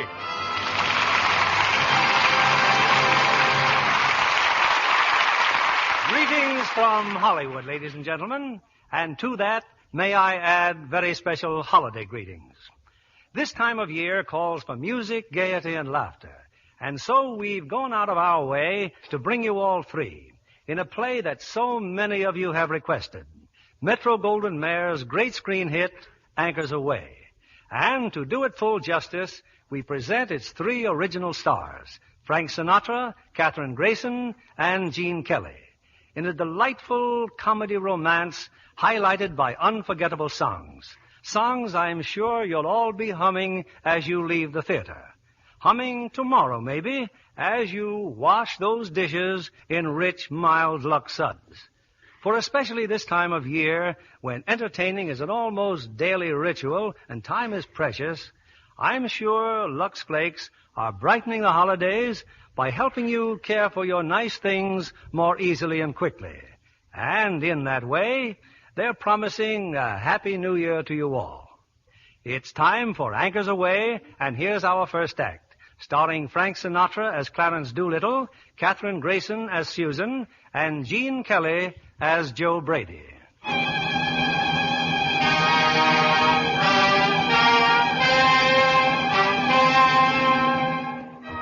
It's toward the end of the war, and one of our fighting ships has just dropped anchor in the harbor of San Pedro, California. Among the sailors granted a 4-day leave after 8 months at sea are Joe Brady and Clarence Doolittle. Joe, with his first step on shore, instinctively dashed for the nearest telephone. Clarence, as always, tagging at his heels. Gosh, Joe, looks like every sailor who got leave wants a telephone. Yeah. Hey, pipe down, will you? Hello, Miss Laverne?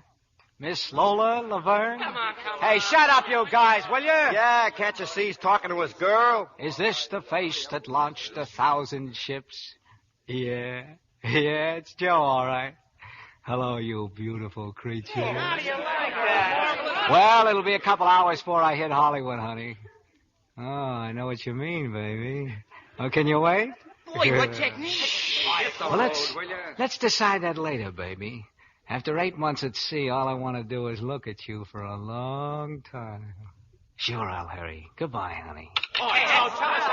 Thanks, fellas. Thanks. Really nothing at all. Nothing at all. Hurry up. The buses are leaving for Hollywood. Hey, here we go. Clarence, oh, you beautiful, gorgeous dames, you. Here we come.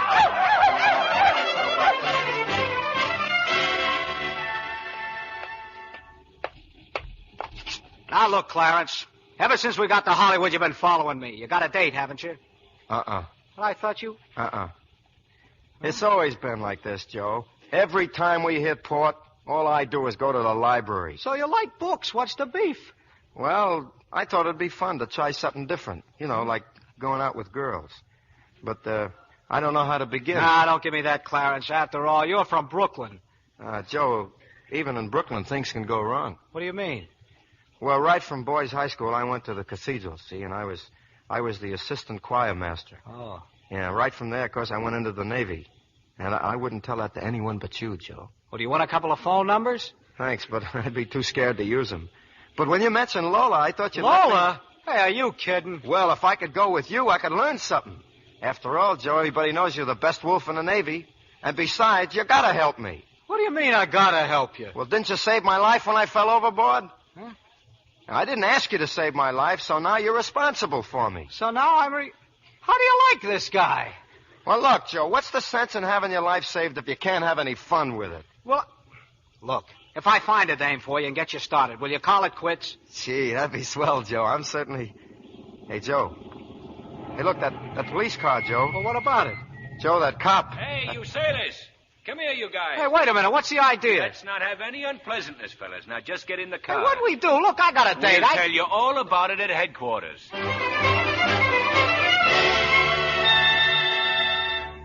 Well, I found a couple of sailors, Captain. Here they are. Yeah, what's the charge? What's the big idea of hauling Take it easy, sailor. If you've been inconvenienced, I'm sorry. But you see this kid here? Sure, I see this kid Well, he's here. run away from home. He won't tell us who he is or where he lives. I'm going nuts. Well, what will he tell you? That he run away to join the Navy.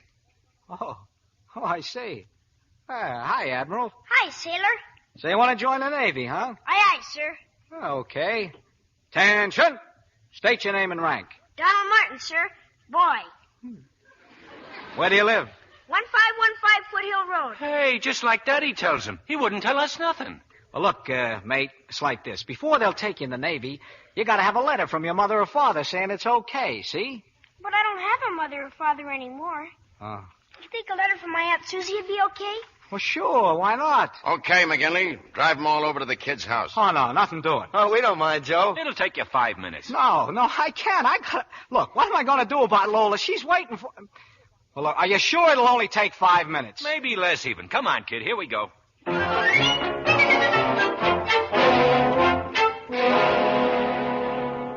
Okay, Donald, what goes? I thought you said your Aunt Susie was here. She lives here, but she went out tonight. And left a nice little kid like you all alone? Oh, but Mrs. Murphy was here. See, she left a note. Give me that. Dear Miss Abbott, Donald was a very good boy. He's fast asleep, so I went home. Mrs. Murphy. She only thought I was fast asleep. Yeah. Fellas, I don't want you to get the wrong idea. I don't want you to think I'd walk out on you, but... Hey, where you going? I'm leaving. I got a date with a girl. Well, that's just great. What do you think I got a date with, a duck? Well, anyway, you want to talk to her aunt, don't you? Thanks, fellas. Say, if he can blow, I can blow. Lola's Joe, now wait a minute, Joe. You can't leave me here. What about my being a wolf? You promised me. And you both promised me you'd talk to Aunt Susie. If you don't help me, what'll I do? Oh, pipe down a minute, will you? What are you so worried about? Huh?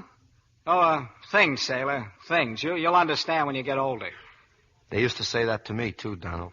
Well, did you understand when you got older? Nope. That Aunt Susie, what can an old lady be doing out this time of night? Hey, Joe. Psst, there she is. Hi, Aunt Susie. Hey, Joe. That ain't an old lady. That's a young lady. Well, what got you home so early? Your feet give out? What? And just who are you? Leaving this little kid all alone while you're out having a big time. Would you mind telling me what you're doing here? Oh, sure. We're a couple of guys the police called in when they found this kid wandering around the boulevard. Donald? Just a moment. Don't apologize to us. Don't apologize. Come on, Clarence. Well, goodbye. Joe, but you promised me. Joe, you promised. What? Hey, Joe, the kid's crying. Wait a minute, please. Give me a chance to explain. Okay, you're very sorry, but my pal and I have got plans, see? We'd like to get going. Oh, I haven't got a thing to do. What? Well, I just thought if you could stay for a little while. You see, Donald's so upset and I... Well, Oh, now, wait a minute, Donald. What is this? But you promised me, Joe. The letter, Joe, don't go, don't go. Oh, look at him, Joe. He's hugging you. What letter? Well, the kid wanted to join the Navy, see, and, well, I told him about needing a letter from his folks. And if you give it to me now, Aunt Susie, I can leave with Joe. Can't I, Joe? Well, sure, but, well, there's a couple of things besides the letter, like, can you read and write? Ah, well... You can't read and write. You think the Navy takes dopes? Not ever? Well, maybe sometimes, huh, Clarence? Yeah, but even dopes have to read and write. What'll I do? Well, the first thing you gotta do is study real hard. Before you know it, you won't be a dope. All right, Donald. Now what about bed? Okay, Aunt Susie, but Joe's got to tuck me in. What? Now, really, Donald. Oh, we'd be very happy to put him to bed, won't we, Joe? Huh? Joe, what's the matter, Joe? You got such a funny look on your face. You're all purpley like. Okay, kid, now close those peepers and hit the sack. Come on. Joe, you're coming back to see me? Promise? Sure, I'll come back, sure. Come on, Clarence, let's blow. Wait, I always get sung to sleep. Look what wants to join the Navy. Okay, Clarence, you're the choir master around here. Sing to him. Oh, Joe. Go ahead. Well, he's asleep, Aunt Susie. I don't know how to thank you. Anyway, I've made some coffee and sandwiches. Sorry, we gotta get going. Oh. Goodbye, Aunt Susie, and thanks. Thanks again.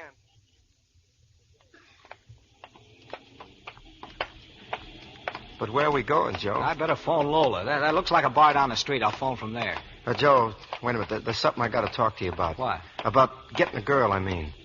Joe, I've seen the one I want. You mean...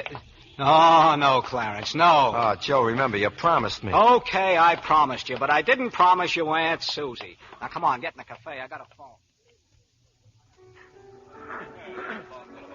But, Lola, baby, I know you're tired, but what do you mean it's for my sake? Huh? Okay. No, I'm not sore. I'll be by tomorrow. 10 o'clock? In the morning? Well, sure, Lola, if that's what you want. All right, goodbye, baby. Gee, Joe, that's tough. Yeah. Joe. What do you want? I don't want to keep messing up your plans, but, well, we won't have to look for a girl for me anymore. We've already found Aunt Susie. No. I'm going to find you a dame that's a dame, see? But right now we got to find a place to sleep. Come on, we'll look up the nearest USO.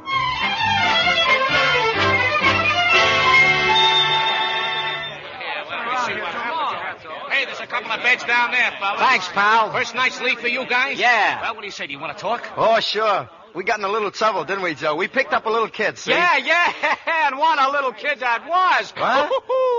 And what another little kid that she had waiting for us when we got home. Such trouble we should run into every night of our life, huh, Clarence? I tell you, never have I seen such dames. Now, take this blonde. Not that there was anything wrong with that redhead of yours, huh, Clarence? Oh, no. She was rather interesting. Interesting? You guys should have seen this kid work. Ooh. Well, come on, sailor, give. Well, we take the dames home, see? Yeah, you took the dames home. A little slow at first, a little slow, but, well, anyway, I asked my girl for a kiss. Oh, you did? And she says, no. Well, who won? You were these dames. What happened? Well, I'll tell you. I begged her. That's only the way he started. I pleaded. You should have seen this boy operate. I told her, baby, come out of your shell. I told her, maybe you'll find that it's swell. What technique, huh? I argued. Never saw such a stubborn dame in my life. I threatened. This kid's got muscles, too. I said, you can't send me home, not like this. And I finally got that kiss. You tell her, Brooklyn. Yeah, tell her how it happened. She begged me. True? Oh, true. She pleaded. Got down on her bended knee to him. She told me, baby, come on out of your shell. Oh, this boy was sensational. She told me, maybe you'll find that it's swell. Tell 'em, Brooklyn, tell 'em. I'm telling 'em. She argued. They fought like wildcats. Then she threatened. Practically threw a gun on the boy. She said you can't go away. Not like this. What happened? Then she finally got her kiss.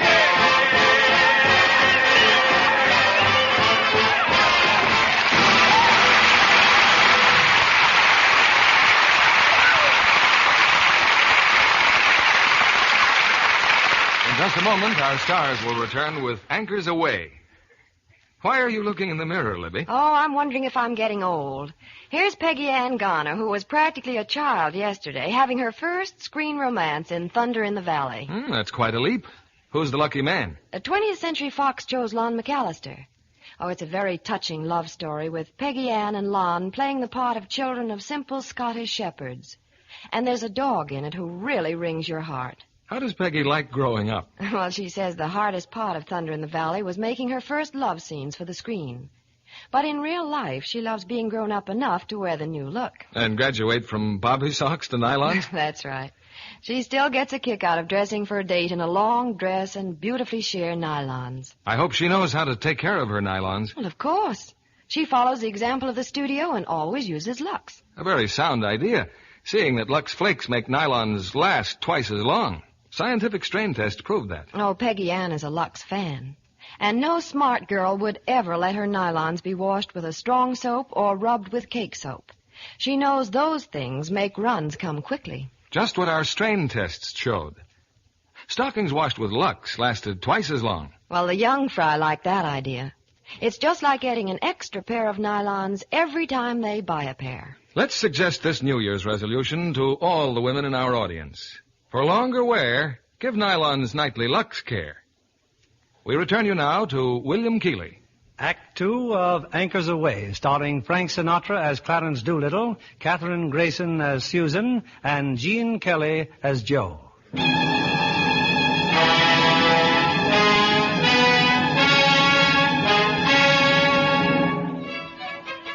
Well, it's the following day.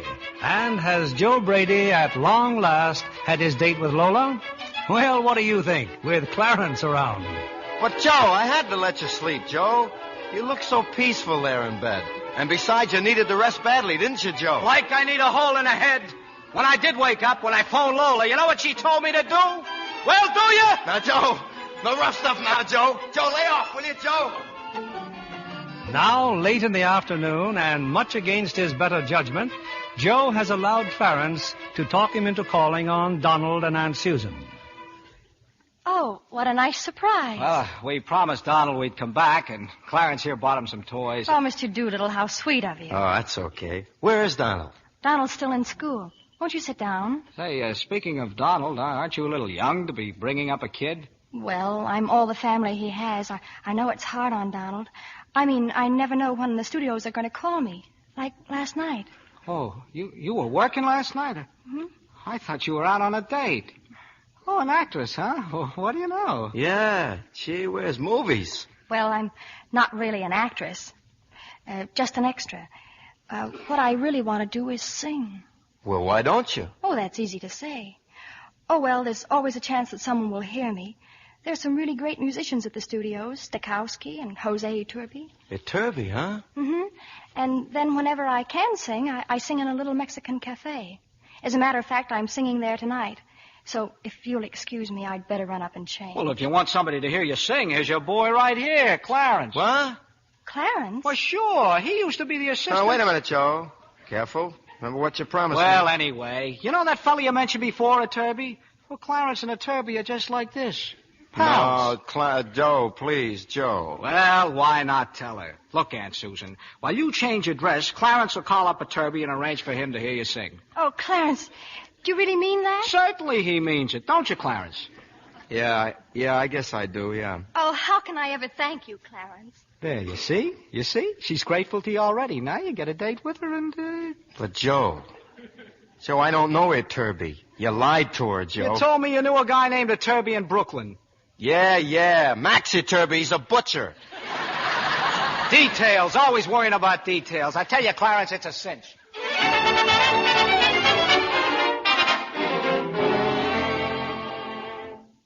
Well, Clarence, did you speak to him, Mr. Turby? Of course he did, and you got an audition. When? When did he say? When? Go ahead, Clarence. Tell her when.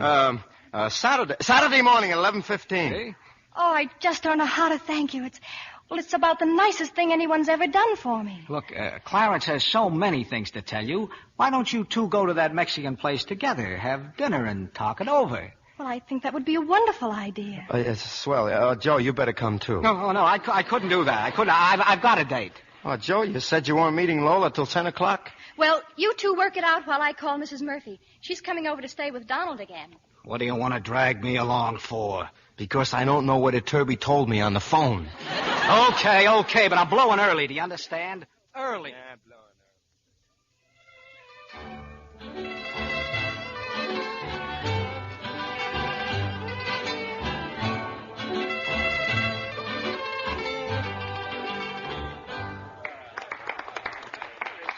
Señoras y señores, we are very happy to have once again Miss Susan Abbott to sing for us.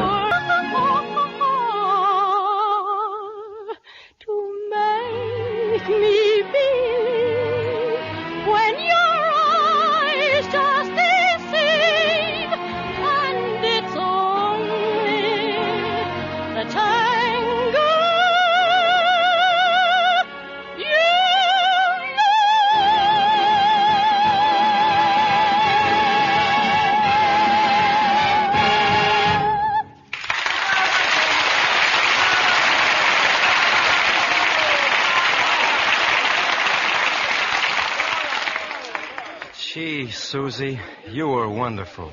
Well, thank you. Where's Joe? Oh, Joe went to make a phone call. Oh, Yeah, he's a pretty busy guy. he is? Yeah, he's the most wonderful wolf in the whole Navy. Well, what about you, Clarence? Oh, I'm fine. Well, what I mean is, what sort of work do you do in the Navy? Gun crew. Is it interesting? It's keen. Well, that's nice.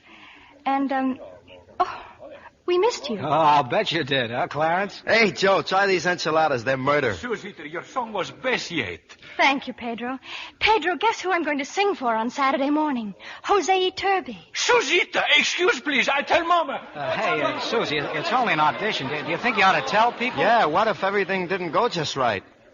Well, you've given me my opportunity, and if I fail now, well, it's my own fault. Well, say, Clarence, why don't you dance with Susan? Well, I'd love to, Clarence. Thanks, but I don't know how to dance. Joe will be glad to dance with you, Susan. Huh? Well? Oh, sure.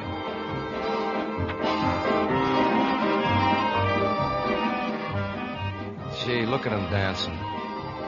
Joe's a wonderful dancer. I'm such a coward. I don't know why, either. Why do I freeze when Susie just looks at me? What makes people act this way about people? What makes anything?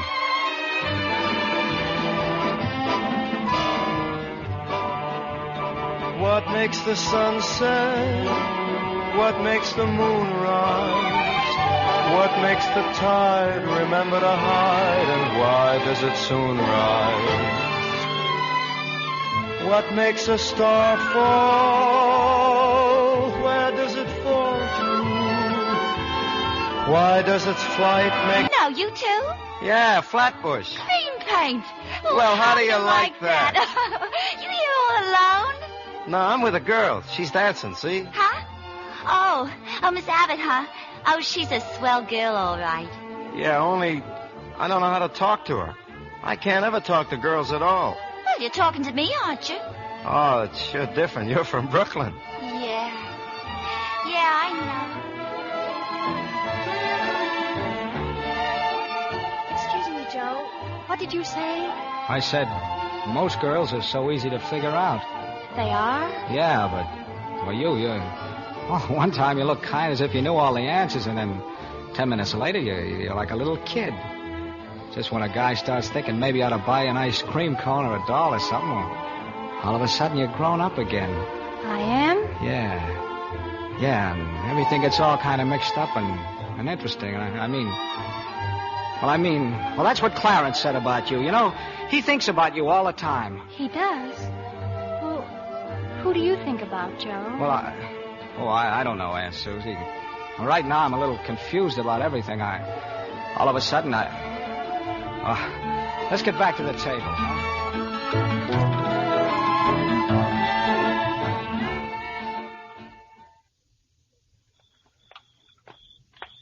And did you hear what Aunt Susie said when we brought her home, Joe? She said she didn't know when she'd been so happy. Yeah, why shouldn't she be happy with that big, beautiful audition coming up? Oh, Turby. Joe, what'll I do? Yeah, and what'll I do? When I called Lola tonight from that Mexican joint, she hung up on me. Joe, look, you just gotta get to Turby. I don't know how, but the first thing tomorrow morning, you gotta go to that movie studio and talk to Turby.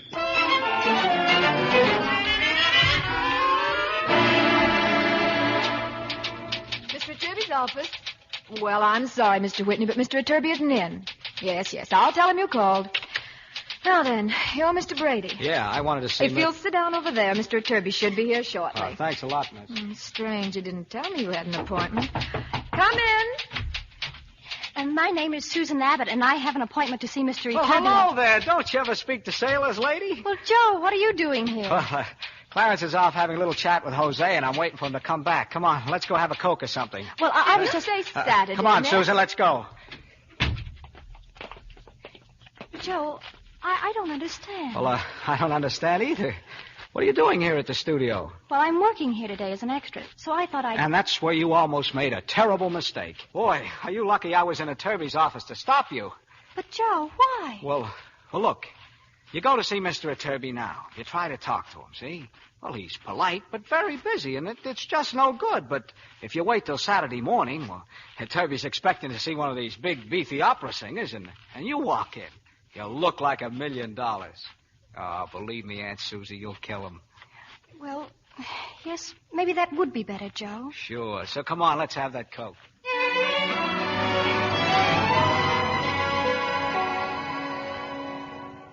But what happened, Joe? How come you didn't see Turby? I ran into Susie, that's how come. You mean she still thinks she's seeing him on Saturday? Now, don't worry, kid. We'll get to Turby and tell him it's just a gag. And well, they say he's a swell fella, and maybe he'll let her sing for him after all. I don't know. Joe, about tonight. You'll come with me when I go down to the cafe, won't you? No, Clarence. You see, well, that's Susie. You know, she's okay.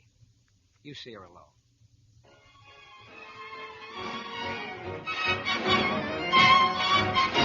For heaven's sake, look who's here. Oh, hello, Brooklyn. Yeah, I got a date with Susie. I'm early. You look like you were going to a funeral. What's the matter? Well, I'm going to be alone with her tonight, and I won't even know what to say. I'm such a dope. Oh, what's wrong with you? Why, last night, the first note I heard you sing, I knew you were the romantical type. Now, look, I'm Hersey. I'm just finishing supper. I'm sitting here toying with my cup of java. The fellas are playing soft music. I'm looking at you. You're looking at me. Gee, you're swell. Gee, thanks. I mean, well, that's swell for a starter. What else, Clarence? Well, something like this, maybe. The charm of you is comparable to a Christmas tree with toys, with little girls and boys when first they see the tree. The thrill of you is comparable to the thrill I felt when I first learned a heart could sigh, and you were the reason why. And yet, if we two had never met, I'd know your grace, that warmth of face that only the angels get. And so comparing you with all of these things is all that I can do, because they add up to the charm of you.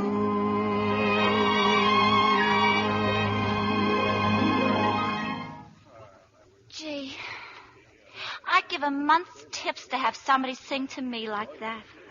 Somebody will, Brooklyn. You wait and see. You're a wonderful girl. Oh, go on. Hey, here she comes, Miss Abbott. I better get to work. Hello, Clarence. Oh, hello, Susan. Oh, I hope I haven't kept you waiting. Did you have a nice time today with Mr. Etterby? I saw Joe at the studio, you know, and he said that you and Mr. Etterby... Oh, yeah, Susan. Yeah, I remember. Look, Susan, there's something I've got to tell you. It might make a great difference in the way you feel about seeing me even, but I've got to tell you. Oh, please don't tell me now, Clarence. I like you very much, but, well, we haven't known each other very long, and, well, sometimes it's a mistake to say things too soon. You think so? Oh, yes, I do. Well, I feel better. I was afraid to tell you anyway. By the way, where is Joe tonight? Oh, Joe probably has a date with Lola. He's crazy about her. Oh, I see. I mean, she's crazy about him, and he doesn't seem to mind it at all. Well, anyway, Clarence, I can't begin to tell you how grateful I am. Oh, gee, Aunt Susan. It's really nothing. Why, Ow! Oh, it's all my fault. I didn't watch where I was going. Oh, Clarence, just look. You're all over soup. Oh, that's all right, Brooklyn. You hardly touched me. You want to come out in the kitchen? A couple of minutes next to that oven and you'll be dry. I think you better, Clarence. It's all right. I'll wait for you.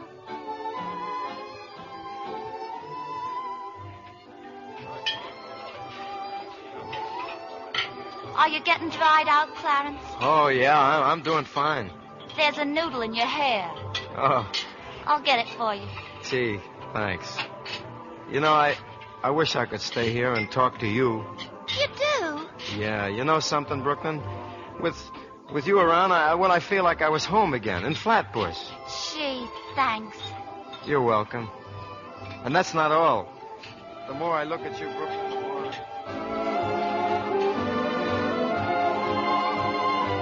Hiya, Clarence. Hey, Joe. I thought you had a date with Lola. Where's Susan? Oh, she went to phone. She's checking up on Donald. Look, I've been waiting to get you alone. You having fun? Sure. All you needed was a girl. Look, kid, I've been scouting around. I mean about Etterby, and I found out he's rehearsing his orchestra tomorrow morning in the Hollywood Bowl. We'll nail him there for sure, so don't worry. Everything's going to be okay with you and Susan. Yeah, but, Joe, I don't want to... Relax, kid, relax. Just string her along till we see what happens in the morning.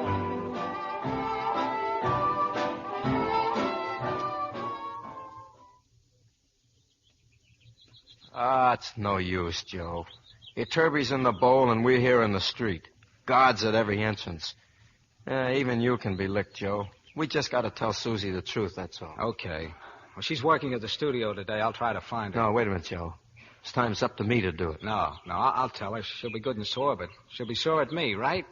I'll tell her how it all happened just because you were crazy about her.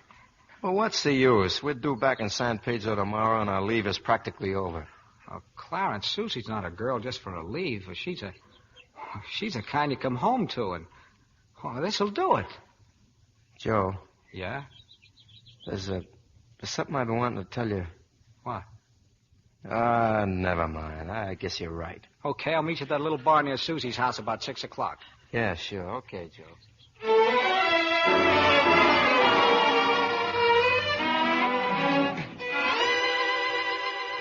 Clarence, what are you doing here in the middle of the afternoon? I don't know, Brooklyn. Except that I left Joe about 3 hours ago, and I started walking, and, well, here I am. That's not the truth. I do know why I'm here. Brooklyn, I love you. Oh, no, Clarence. No, you love Susan. I did, but I don't. I mean, I know it's awful, but I can't help it. I love you. I don't think it's so awful, Clarence. Well, yes, it is. It means that I'm fickle. But say you'll marry me, Brooklyn. Please say you'll. Oh, no. No. Clarence, what's the matter? Well, I've been in such a daze about you, I forgot. Forgot what? That Joe is seeing her now. He's making me out a big guy so she'll like me. Susan, I mean. And I don't want her to like me. Oh, every time I leave that guy, I get in trouble. Joe! Hey, Joe!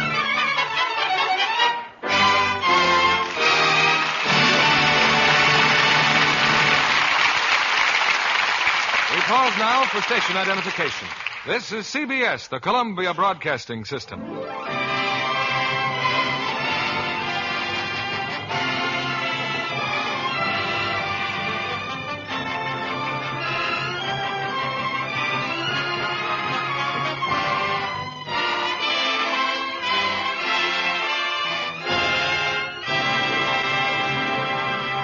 Our stars will return with Anchors Aweigh in just a moment. We're delighted to have as our guest this evening one of Hollywood's more talented young actresses, Miss Mona Barry. Mona's just finished playing in the screen version of Sinclair Lewis's famous novel, Cass Timberlane. Right, Mona? Right, Mr. Keeley. And I was very grateful for that part. Well, you're surrounded by a fine cast, Mona, with Spencer Tracy in the title role. And Lana Turner is the woman he loves. That's indeed a dynamic combination. Then there's Zachary Scott in that suave, menacing type of role he does so well. Great stars and a powerfully emotional love story, brought to life by that fine director, George Sidney, who, incidentally, also directed the picture we're presenting here tonight. You know, Mr. Keeley, Lana Turner is becoming so versatile, I expect any day that Big League Baseball is going to make her an offer. You mean after that sandlot baseball sequence in the picture? Yes. You should have seen her practicing. She had plenty of falls, but that didn't stop her. I felt sorry, though, for the wardrobe department having to freshen her tomboy shorts and shirts so often. John Kennedy can tell you why you needn't have worried. That's right, Mr. Keeley. At Metro Goldwyn Mayer, where they filmed Cass Timberlane, they use Lux Flakes for everything washable, as they do at other leading Hollywood studios. Well, I should have known when I saw how wonderful they looked every time. After all, I'm a Lux fan myself. With the studios, Lux Care is a matter of saving dollars and cents. It's so safe for colors. Keeps them new looking up to 3 times as long. That's really true? Proved true by actual washing tests. When colors were washed the wrong way, they soon looked faded and old. That's what strong soap, hot water, and rough handling can do. But when the laboratory took identical fabrics and washed them the Lux way, they stayed color fresh up to 3 times as long. And what girl doesn't appreciate that nice as new Lux look these days? Right you are. Keeping nice washables new looking up to 3 times as long is a fine thing for the budget. Thank you for coming tonight, Miss Mona Barry. Back now to our producer, William Keeley. Act 3 of Anchors Aweigh, starring Frank Sinatra as Clarence, Katherine Grayson as Susan, and Gene Kelly as Joe.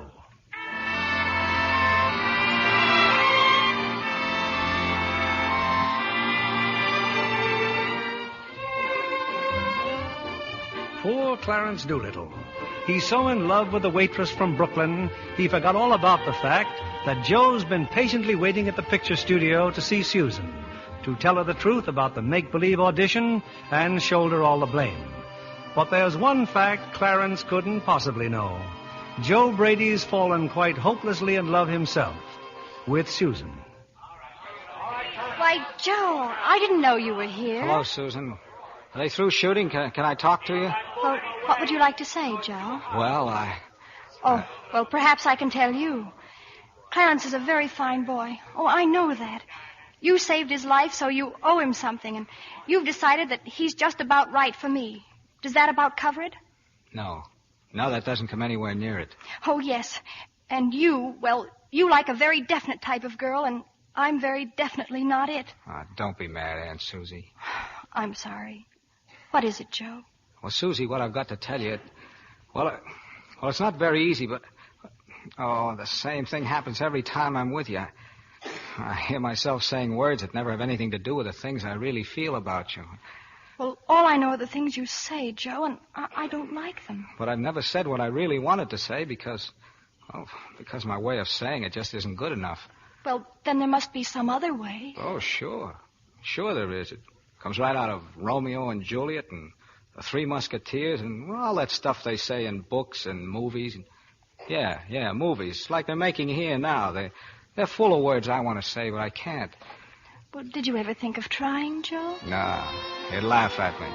I'd laugh at myself. Words like that don't go with sailor suits and 4-day leaves and the world we live in. Well, you see that scenery over there? Mm-hmm. That's for the picture we're making. Yeah, long ago. Make-believe. That's tough. A world of cloaks and swords and, I don't know. If you lived in a place like that, I could tell you.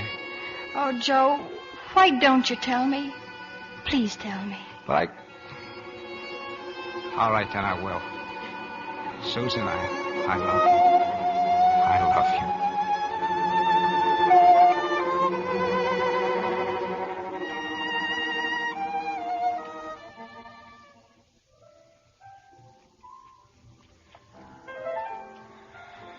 You're a little late, Joe. It's 6:30. I'm sorry, Clarence.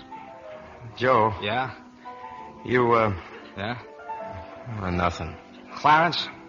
Yeah, Joe. If I was to tell you that Nah, it's been a hot day, hasn't it? Bartender, give me a beer. Joe, look, I gotta... No, Clarence, you look. Clarence, sometimes things happen and, well, you just can't help them, see? You meet somebody and you don't think it's anything and then, well, all of a sudden it is something and Gee, that's exactly the way it happened. Don't I know? Yeah, it's wonderful, though. Well, it could be, but not when you double-cross a pal. When did you find out, Joe? Today. But I've had a hunch about it pretty nearly from the beginning. You did? Yeah. Yeah, it's funny, I didn't. Not until I kissed her. Huh? Of course, last night when she dropped the noodle soup on me, I should have known then. The waitress! Yeah. Gee, she's a terrible waitress. Oh, no! Yeah, Joe, you mean you're not sore at me? No, I'm not sore. Is she sore, Susie? Susie? No, I wouldn't say she acted sore. No, not at all. Even when you told her there wasn't going to be any audition? No. Joe, you mean you didn't tell her? Well, what did you tell her? What could you be talking about all this time? Oh, just things. Joe, you're in love with Susan yourself. Mm-hmm. Yeah, you see, I'm not such a dope, Joe. You're going to ask her to marry you, aren't you, Joe? Gee, I'd sure like to. Well, when? Before or after she doesn't have the audition with the Turby? The Turby. Clarence, I gotta get to a Turby. But where? He's gotta light someplace. He's gotta have someplace he calls home. Home. Home, Clarence. Home! Come on, Clarence!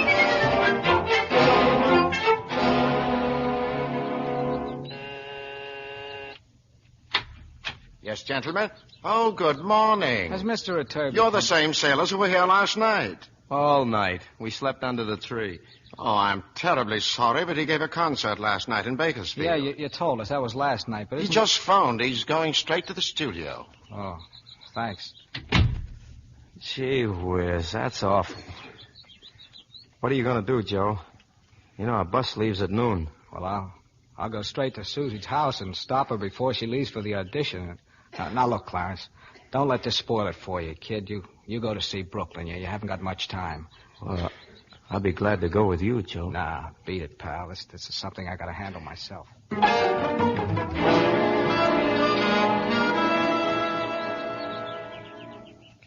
I've been worried, Joe. I was afraid you wouldn't come and see me again. Donald, you don't think I'd go away without saying goodbye. Joe, if you're looking for somebody, Aunt Susie isn't home. She went to the studio. You can see Mrs. Murphy, though. No thanks, Donald. Look, kid, I've got to get back to my ship and... Well, will you tell Aunt Susie something for me?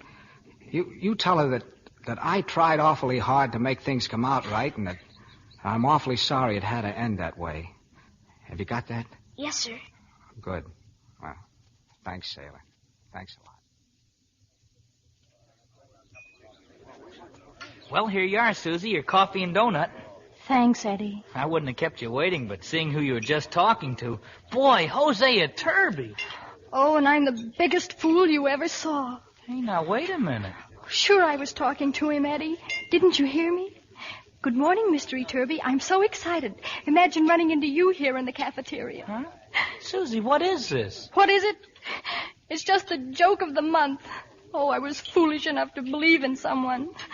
I thought he was my friend. And he told me he'd arranged it all with Mr. Turby. And You mean you were going to sing for a Turby and everybody knew about it but a Turby? Oh, I'm sorry, Eddie. I just can't help it. Oh, Eddie! Eddie, do you know a girl named Abbott? Susan Abbott? That's her right there, Miss Green, and she ain't feeling so hot. Well, maybe I can make her feel better.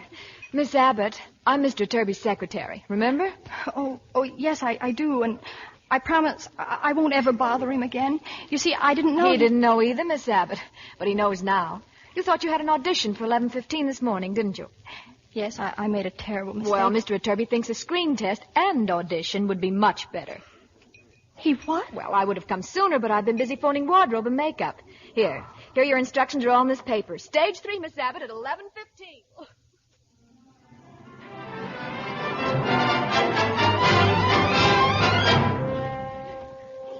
From the heart of a lonely poet came a song for the girl he adored. Though she tried very hard not to show it, she was terribly, terribly bored.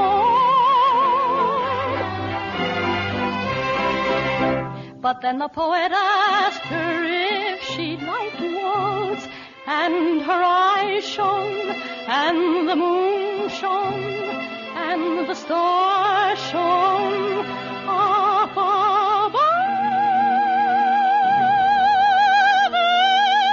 And they were together, they were swaying to the music of enchanted violins.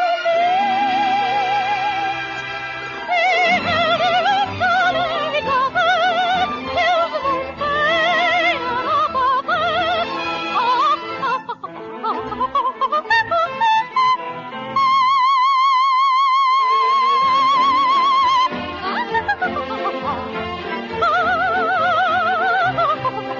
As they waltzed, though she tried not to show it, you could see in her eyes a light that shone with her love for the poet as they waltzed through the thrill of the night.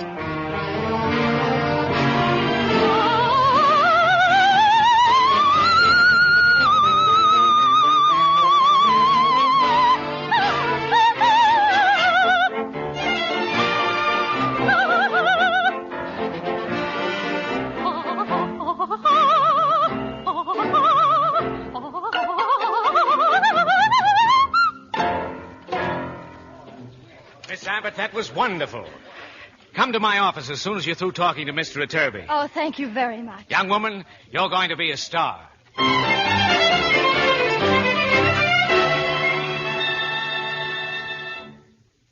Ah, look, Joe, just because we're off duty, what do we have to sit here in quarters for? All you do is sit and stare. I'm looking at the harbor.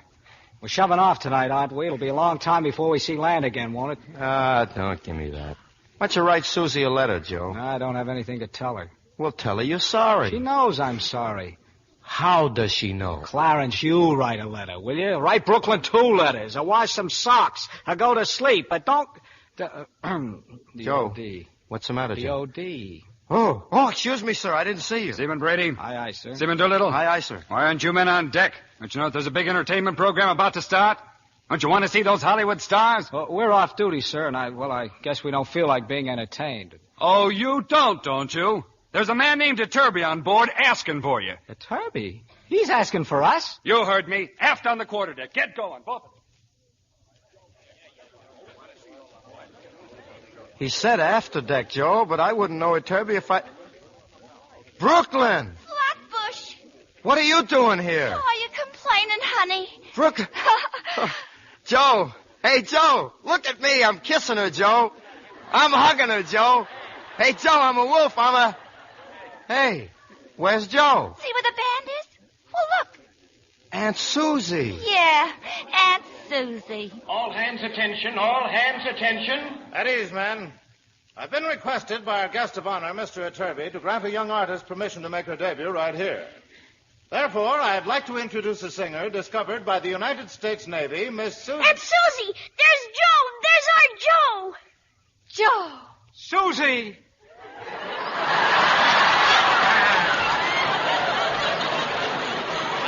Therefore, in about 5 minutes, I'd like to introduce a young singer discovered by the United States Navy. Meanwhile, I'm sure the band has something to contribute. Yes, sir.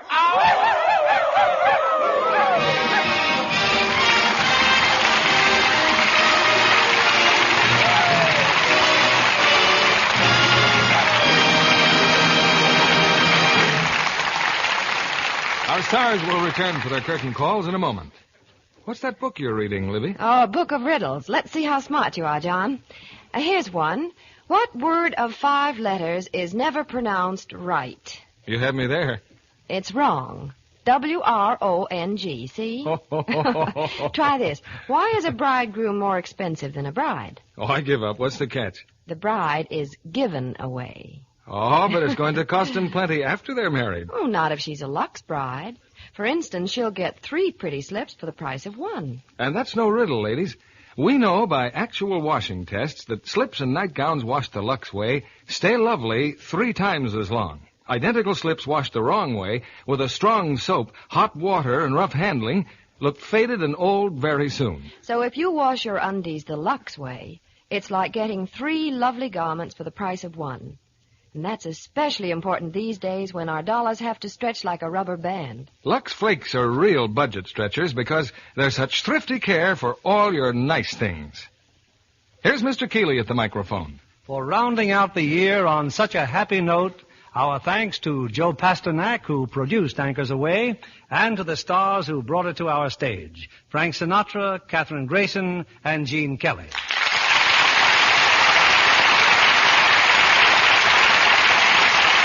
You've set a challenging standard for us with tonight's performance. Well, Bill, we're very glad that you got back from Washington in time to join us. Yes, and what's this I hear about your making off with the door to J. Edgar Hoover's office? Well, we had to get a shot of that door, so instead of carting our cameras upstairs, we just stole the door and brought it down. Well, that's quite something, stealing a door from under the FBI's nose. Actually, the FBI was most cooperative. We'll be looking forward to seeing that picture when it's finished, Bill. Thanks, Frank, and I'm looking forward to the film that you and Catherine just finished for Metro Goldwyn Mayer, The Kissing Bandit.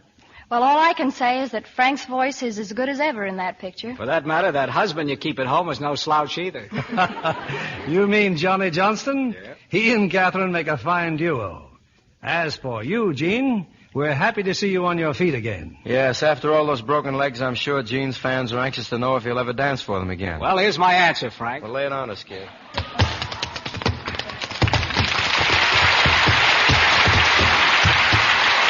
Yes, sir?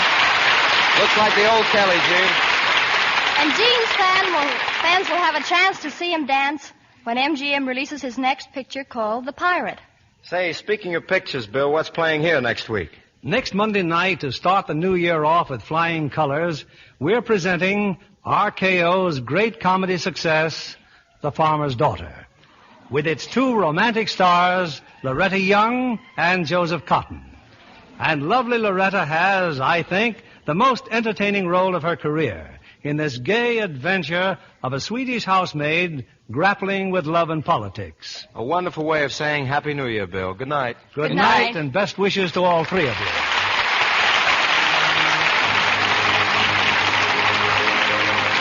Before we meet again, the old year will have passed us by, and with it speed our outworn prejudices and mistakes.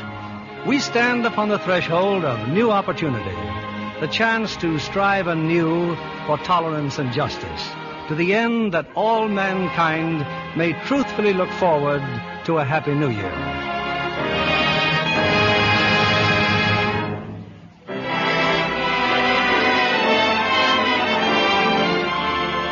Lever Brothers Company, the makers of Lux Flakes, join me in wishing you the best of health and happiness in 1948.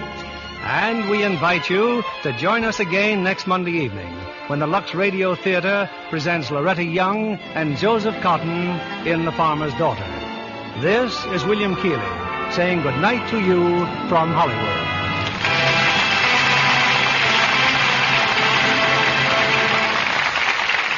Frank Sinatra, Katherine Grayson, and Gene Kelly appeared by arrangement with Metro-Goldwyn-Mayer, producers of the Technicolor musical Good News, starring June Allison and Peter Lawford. Heard in our cast tonight were Francis Robinson as Brooklyn and Johnny McGovern as Donald. Our music was directed by Louis Silvers. And this is your announcer, John Milton Kennedy, reminding you to join us again next Monday night to hear The Farmer's Daughter with Loretta Young and Joseph Cotton. Pepsodent won by 3-1. Yes, in a recent survey, families throughout America compared new Pepsodent toothpaste with the brands they'd been using at home. By an overwhelming average of 3-1, they preferred new Pepsodent with Irium over any other brand they tried. They said new Pepsodent toothpaste tastes better, makes breath cleaner, makes teeth brighter. Yes, with families who made comparison tests, Pepsodent won by 3-1. Be sure to listen next Monday night to the Lux Radio Theater presentation of The Farmer's Daughter with Loretta Young and Joseph Cotton. Stay tuned for My Friend Irma, which follows immediately over most of these stations. This is CBS, the Columbia Broadcasting System.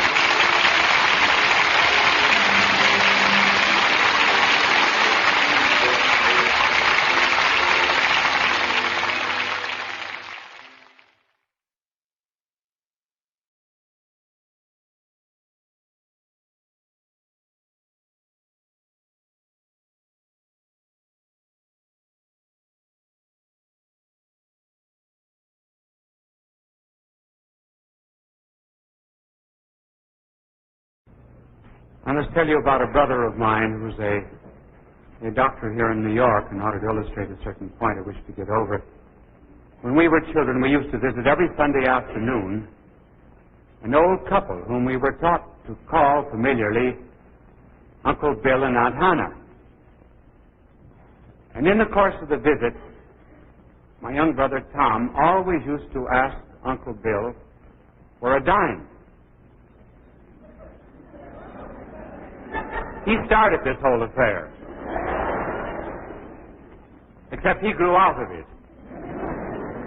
And one day my mother said to him, "Now, Tom, the next time we visit Uncle Bill, please do not ask him for anything. They're very poor, and they can ill afford to give you a dime. Now, will you promise, Mother, that you will not ask?" And he said, "I promise." We made the visit the following Sunday. Tom was very good, but just as we were driving away, he said, "Uncle Bill, you know." Now, the only point of the story that I wish to get across is that those of you who are knowing and loving will know what I mean when I say, thanks, thanks, thanks. May the Lord bless you.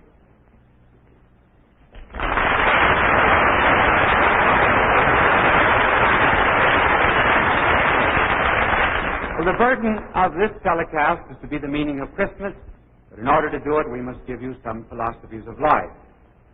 Chesterton once said that a philosophy of life was extremely important. He said that when you go to visit a dentist, before the dentist begins to drill your tooth, he has a right to ask you, what is your philosophy of life?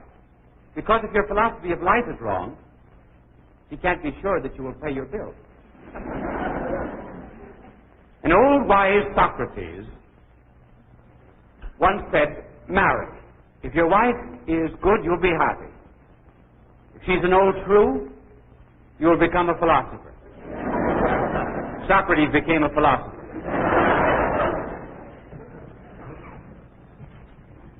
There are only two philosophies of life, basically. And one philosophy of life is this. It is that of man who goes to perfection or happiness or God by and through his own effort. This is the philosophy, for example, of Buddhism, Confucianism, Taoism, philosophy of the ancient Greeks.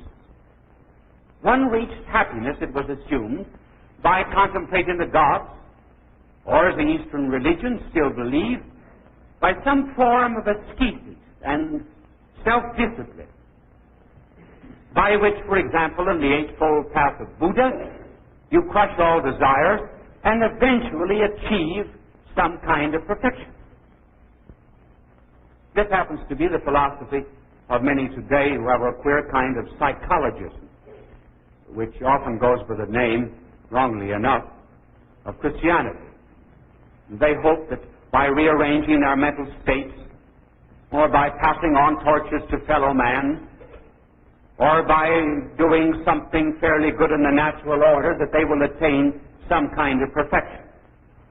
Now, that philosophy of life is actually not very solid. And the reason it is not is because we have to recognize that we cannot lift ourselves by our own bootstraps. Cannot lift ourselves by the lobes of our ears. And we all know that barbarism is not something that is behind us. It is something that is beneath us. We know that there is a beast that dwells within us, and at any moment that beast might break loose. Furthermore, there's a limit to what we can know, and even when we do know, we have enough moral codes. We are powerless to do. There is nothing that gives man such a jolt as being thrown back on his own resources. So there's another philosophy of life. And it is just the opposite. Instead of man going up this way to God, operates this way. God comes down to man. And this is the true valid experience of the soul. For the soul responds to something rather than takes the initiative. There's a world of difference between the two. Here all the initiative is on the part of man. Here man responds to something. We too often think, for example, that, well, if we have a little spark of love, that God will show himself as the flame. Or if we dress up real nice and wear the costume of virtue, that God will be very pleased and he'll begin to love us. That isn't the way it operates at all. God loved us first. Man who was born blind and by an operation seized might at one time think that, oh, the sun just begins, and the mountains and valleys and the rivers and streams are just appearing. They were always there. He just discovered them. Every child, when he reaches the age of 6 or 7, begins to realize that the mother loves him. No, the mother always loved him. The mother loved him before he was born. That is why, incidentally, many never realize how much their parents love them until they begin to be parents themselves. But the love is first. So religion is fundamentally a response rather than an initiative on the part of man. And that's the way nature works. Now let me show you the universe. Here's the hierarchy of creation. This is a peculiar way to draw the world and the universe. You know, sometimes when you think of the condition the world is in now, you sometimes wish that Noah had missed the boat.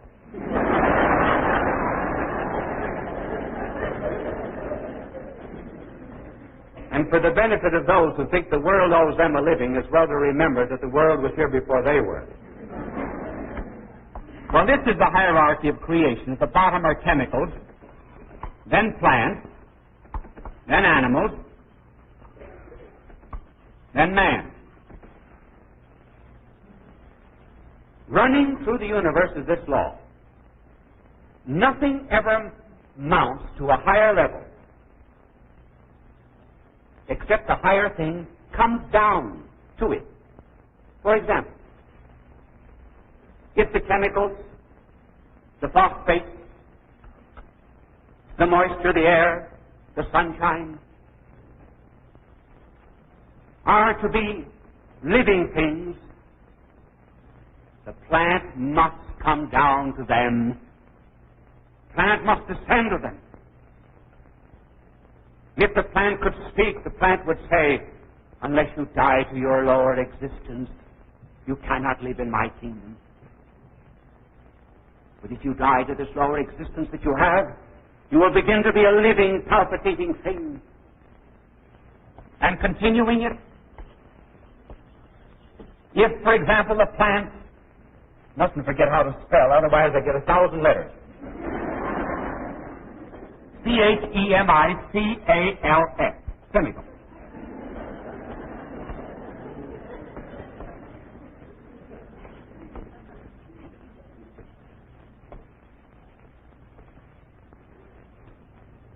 If the plant is ever to live in the animal must come down to the plant. And if the animal could speak, it would say to the plant, unless you die to this lower existence that you have, unless you were torn up from the roots in the earth, unless you were drowned beneath the jaws of death, you cannot live in my kingdom. But if you will surrender your lower existence and be responsive to me, then you will be not just a living thing, then you will be sentient. You can see, you can hear, you can touch, you can move. And if the animal is ever to live in man, man must come down to the animal, lift it up, say to it, you can live a higher life. You must be responsive. Submit yourself to the knife, to the fire. Then you will be a thinking, willing creature that knows science and art, and that with a mind can scan the universe and read the secret of the stars.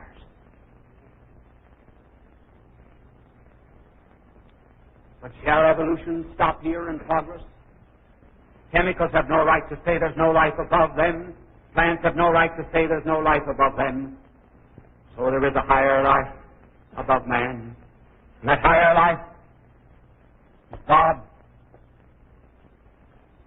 And if man is ever to be lifted up, God in some way must come down to man. But it is not that simple. These are natures, not persons. The oxygen is not free. The cabbage has no liberty. The animal has no personality, no rights. But man has. These things can be appropriated one by the other by sheer force. But not even the God who made man free would destroy his freedom.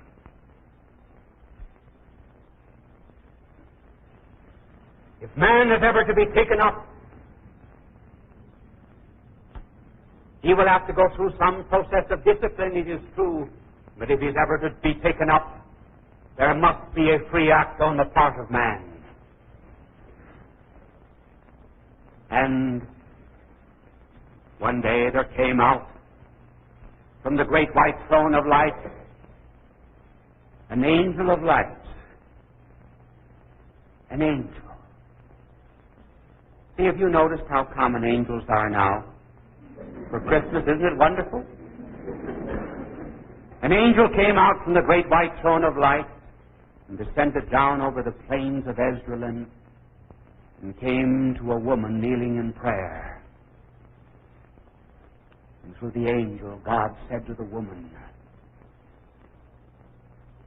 will you give me a man?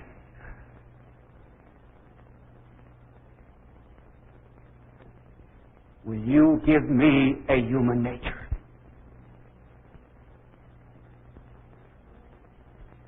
Speaking in the name of all humanity, will you, by an act of freedom, say, here is a man?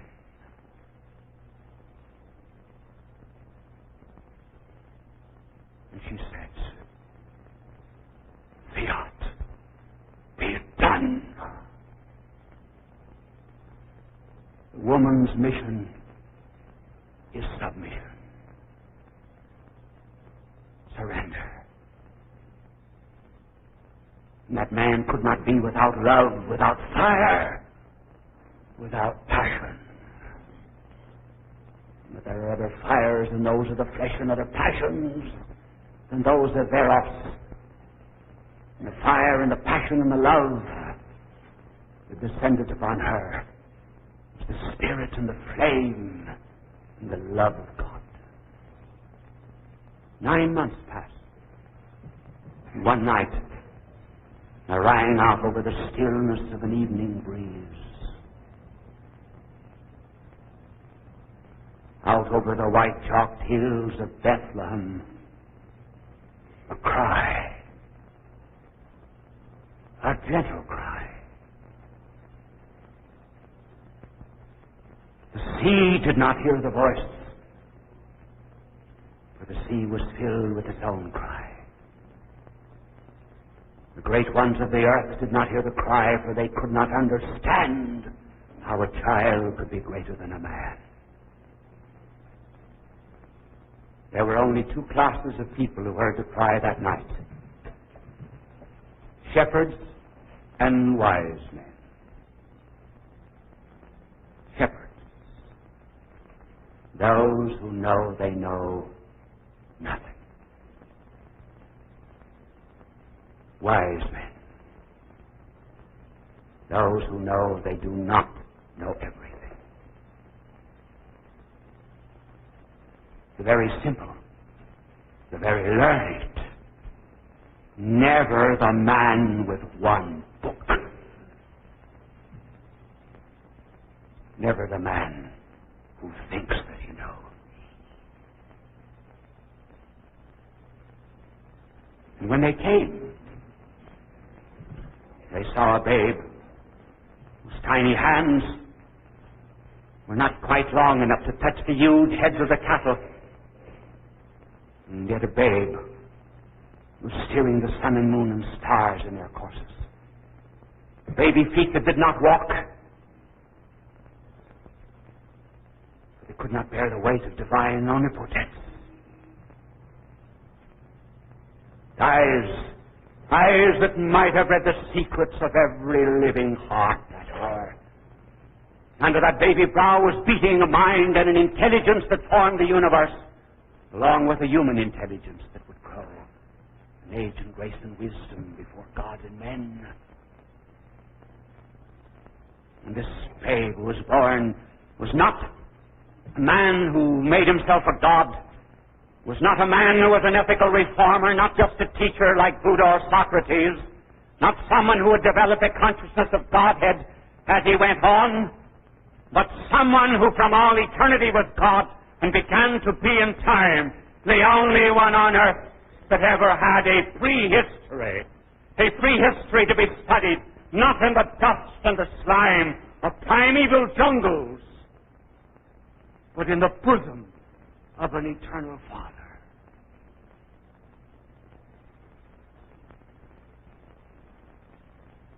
It shatters our proud minds to think of it. And think of that great and wise and very learned poet Francis Thompson, whose poetry staggers us with its learning. And one Christmas Eve he went into a crib near where he lived, church nearby where he lived in England, And he stood there as this great wise man and thought himself as a child and thought of God coming down to this earth as a babe. And then his mind became simple, divinely simple.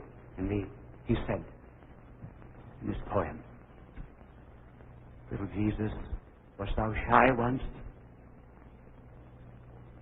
And just as small as I? And how did it feel like to be out of heaven and just like me? I should think that I would cry for my house all made of sky, and at waking 'twould distress me, not an angel there to dress me.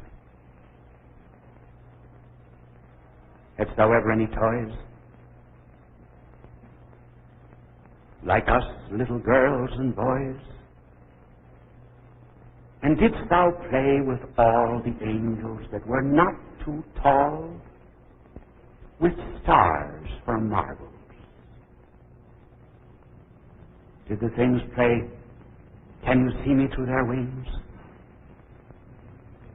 Did thy mother let thee spoil thy robes by playing on our soil? How nice to have them always new, 'cause in heaven 'twas quite clean blue. Did thy mother at the night kiss thee and fold thy clothes in tight? And didst thou feel quite good in bed, kissed and sweet, and thy prayer said? Oh, thou canst not have forgotten all that it feels like to be small. Then take me by the hand and walk, and listen to my baby talk.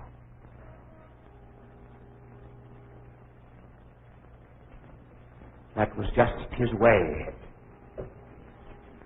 of understanding omnipotence in bonds, the maker of the stars under the stars, and the creator of the earth, not having place whereon to lay his head. And what does it mean? Why did he come? He did not come to make us nice people. He came to make us new men, to change our natures, as everything else in nature is being changed by lifting up. Just suppose, for example, this block of marble suddenly began to bloom. Why, that would be something that does not belong to the powers or the natures or the needs of marble. Suppose these flowers suddenly began to move about from one place on the stage to another, as an animal might, seeking out first camera 1, then camera 2, and then camera 3. That would be something that certainly does not belong to the nature of flowers. And suppose a dog should suddenly walk across the stage and begin to recite Shakespeare. Well, that would be something certainly that does not belong to the nature of a dog. And suppose any of us, who are just creatures, just men, suddenly began to be children of God, so that the divine nature began to pulsate within us, so that we were lifted up by offering our human nature, as Mary offered the first human nature, so that we could in a lesser way be united with divine person, so that his truth with all that great wisdom would begin to flood our minds, and then his will and his love would begin to possess us, and would impregnate and suffuse itself over every single love that we had.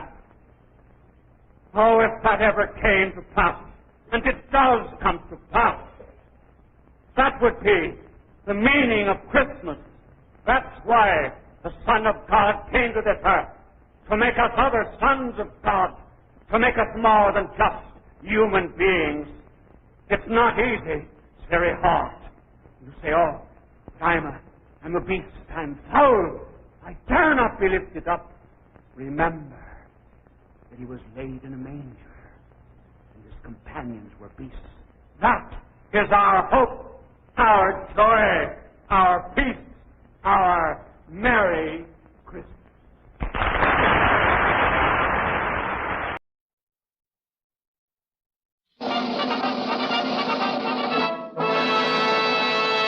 From Hollywood, California, the Lux Radio Theater presents Marlena Dietrich and Douglas Fairbanks, Jr. in The Song of Songs with Lionel Atwill.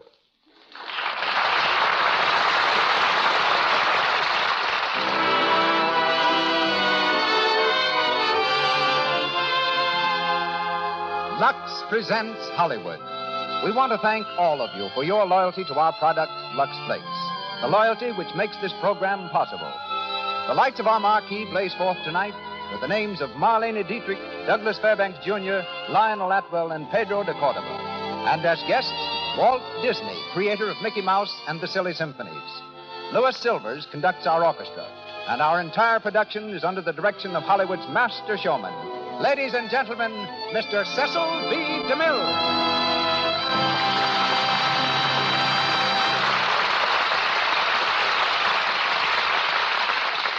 Greetings from Hollywood, ladies and gentlemen.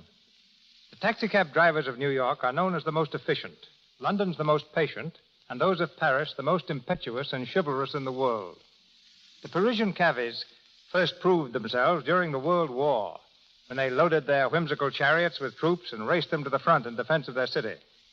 Several weeks ago, they proved their gallantry for the second time. It was while Marlena Dietrich was in Paris.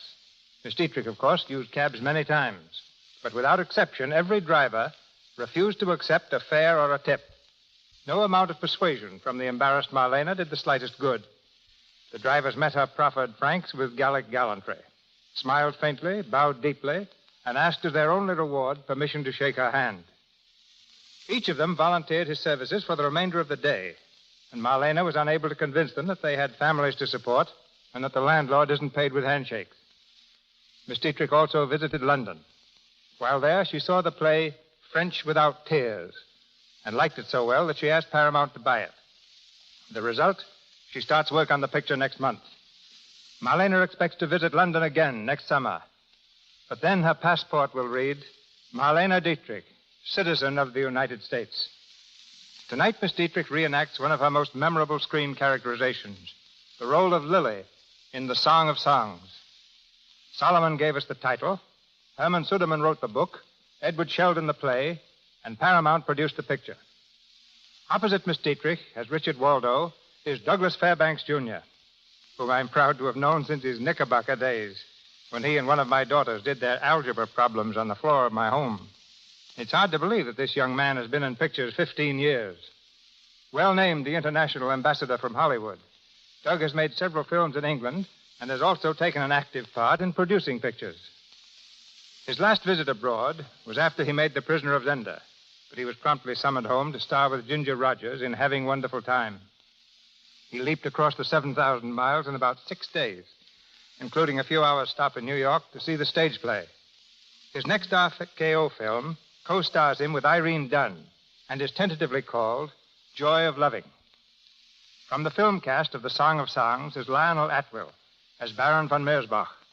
This splendid character actor, most recently seen in The Great Garrick and Lancer Spy, has been host these past few days to his brother-in-law, James Cromwell, husband of the former Doris Duke. Pedro de Cordova will be heard as the art dealer. And now, the Lux Radio Theater delivers its Christmas present to the radio listeners of America. We raise the curtain on The Song of Songs, starring Marlena Dietrich and Douglas Fairbanks, Jr., with Lionel Atwill.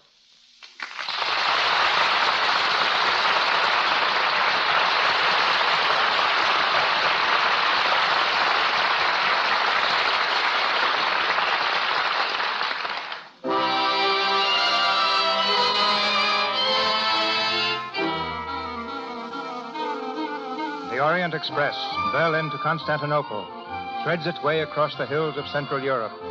In a third-class compartment, a young girl in peasant dress sits stiffly on the edge of her seat. She's been that way from early morning until night, her meager possessions in a bundle on her lap. In her eyes, an expression of mingled fear and expectation. The conductor opens the compartment door.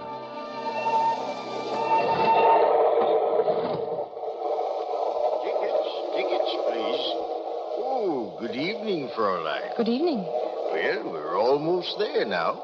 A few more minutes. You will let me know when we come to Vienna. You know it. Vienna never sleeps. Is this your first visit? Yes, I'm going to my aunt. Oh, you will like it in Vienna, Fräulein. Thank you. It frightens me a little. You'll get used to it. Tickets.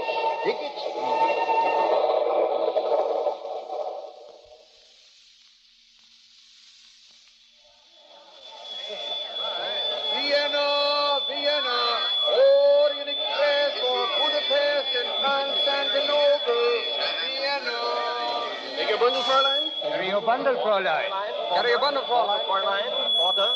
Carriage, Fräulein. Carriage here, carriage, Fräulein. Carriage, Fräulein. Any place in Vienna. Right here, Fräulein. I'll take your bundle. Thank you. Where to, Fräulein? This address, please. It's written on the card. I don't know where it is. Oh, I'll find it. Don't worry about that, Fräulein. It's a bookshop. Bookshop. We'll be there in no time. Get in, Fräulein. Get in, please. Get in.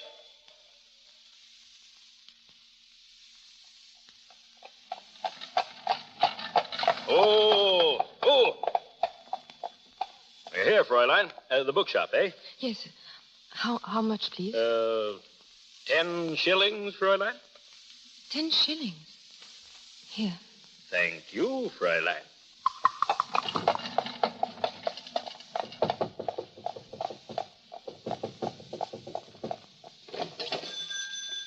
What is it? Good evening, Tante Rasmussen. Oh, so you're Lily. Come in. Did you have to arrive in the middle of the night? It was the only train I could get, Tante Rasmussen. Well, aren't you going to kiss your old aunt? Of course. Let me look at you. I'd forgotten people wore clothes like that. They're all I have. Well, come on. You'll find this room in here behind the shop. I've got it fixed for you. Go on. Thank you. What have you got in that bundle? Just a few things. Open it up. It's just a comb and my brush. What's this? A Bible? It was my father's. Is that all your scamp of a father left you? A Bible? He wasn't a scamp. He was a good man. I don't know what he was good for, dying off and leaving you a charge on your distant relations. Well, at least he taught you to read. That's something. You may be some use about the shop after all. Father was a good man. Every night these last few years since he got sick, he used to make me read to him from this. The Lamentations of Job, no doubt. No. The Song of Solomon. He loved it best. The Song of Songs. It's beautiful. Beautiful? He was a good man. All right. Have you had your supper? I'm not hungry, thanks. Then you might as well go to bed. In the morning, I'll start teaching you about the books. I lock up tonight, but after this, you do it. Yes, Tante. Now, get to bed. And don't keep the lamp on all night reading your Song of Songs. I don't have to read it anymore. I know it by heart. Good night. Good night, Tante.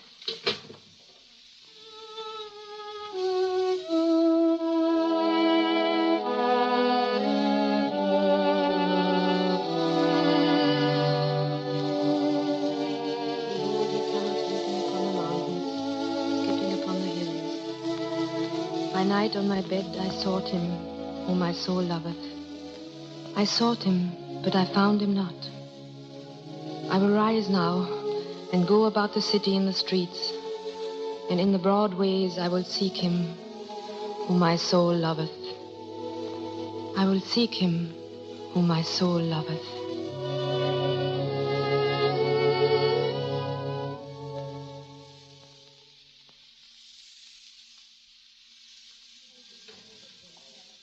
This book is 2 shillings to buy or 1 penny a day for renting. I'll rent it, please. Yes, Frau Holden. You can charge it, I suppose. Yes, Frau Holden. Good day. Good day.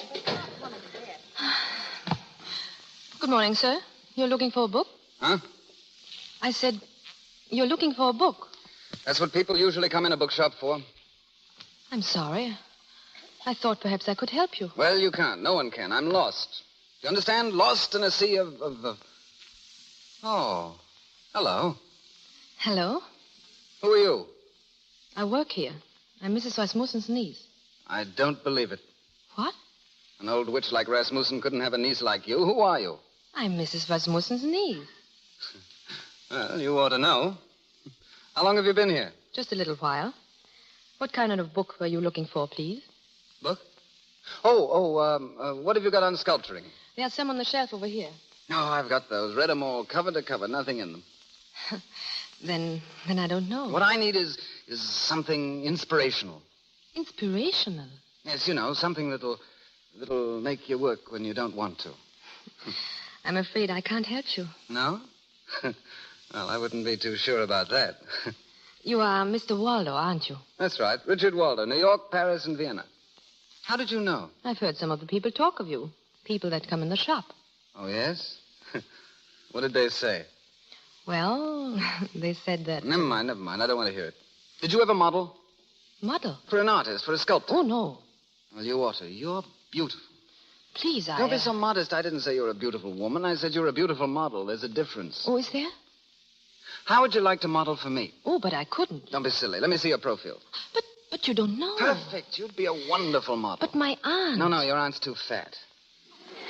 Now, look. You come to my studio, 7 o'clock. It's just across the street, 3rd floor, on your right. I think you must be crazy. Sure, that's why I'm a sculptor. I'll be expecting you then.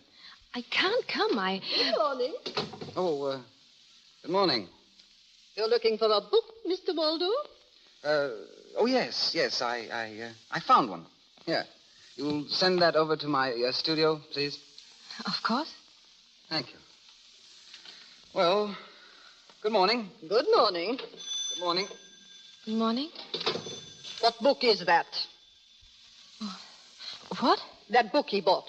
Let me see it. Embroidery and needlepoint for beginners.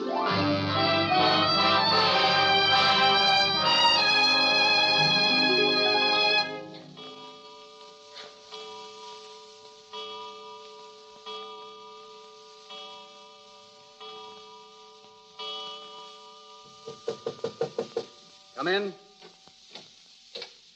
Well, who is it? Oh. You told me to come. Of course, come in. I've been expecting you. I brought your book. Oh, that. Thank you. Sit down. No, I can't stay. Tante Rasmussen doesn't know I'm here. If she did, What's the matter? You're not afraid of her? Yes. So am I. Is this where you work? Yes, it's messy, but it's home. Look, I made some sketches of you already. Like to see them? Sketches of me? Yes, from memory. I've got a figure to do, life-size marble. These are studies for it. They're not very good. Oh, I think they're beautiful. But they're not like me. You don't think so? Oh, this one is like someone in the Bible. What's that? Let me see. You know, the girl in the Song of Songs. The way I see her. Young, very fair. She has never loved. But she knows that one day she will. And that's what she waits for. Standing so straight, her head high, listening, waiting. Don't move. What? Don't move. But I don't know what... Put your arms down, close to your sides. Palms out, head up. Up. That's it. The Song of Songs. It's perfect. Please, if you don't mind. It's just what I've been looking for. Get up on that platform over there. But I can't. What's your name? My name is Lily, but... Then don't argue, Lily. Now, take the same pose. Come on. We'll make a sketch first.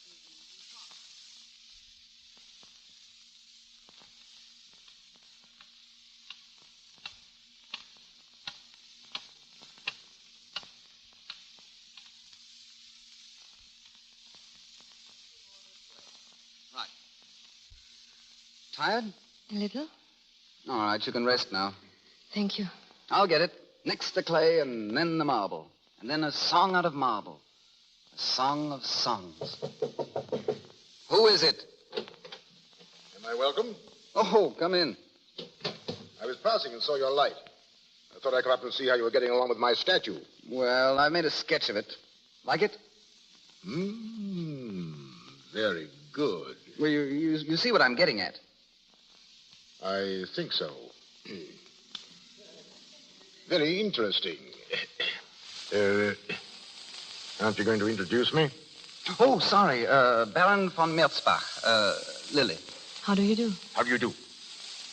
So you are Richard's inspiration, huh? These artists are privileged people. I think I'd better go now. Oh, please don't run away on my account. You see, I'm not altogether an intruder. The statue our young friend is to make of you will belong to me. It's late. I really have to go. Good night. Good night. Tomorrow evening? I try. A lovely girl. Where did you find her? Oh, I ran across her. Oh, she's not a professional model? No, she works in the bookshop across the way. Why? Well, she interests me. Oh, yes? But of course, Richard, if there's any reason why I shouldn't... None at all. She's nothing to me. Oh, that's fine. That's fine. Because she interests me very much.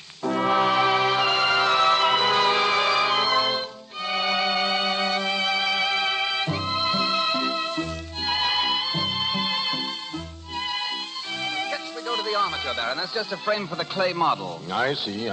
Now, don't move, Lily. It's very rough yet, but in a few weeks it'll...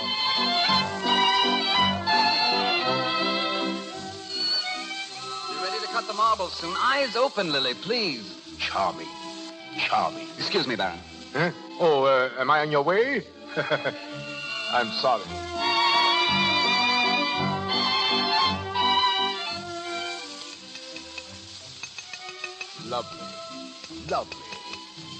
Lovely. The marble is superb. And when do you suppose it will be finished? Oh, I don't know. By New Year's, perhaps. Sooner if you'd let us alone, Baron. Oh, my friend, you're annoyed with me. Oh, very well. I'll not come again. I will keep out of your way. Huh?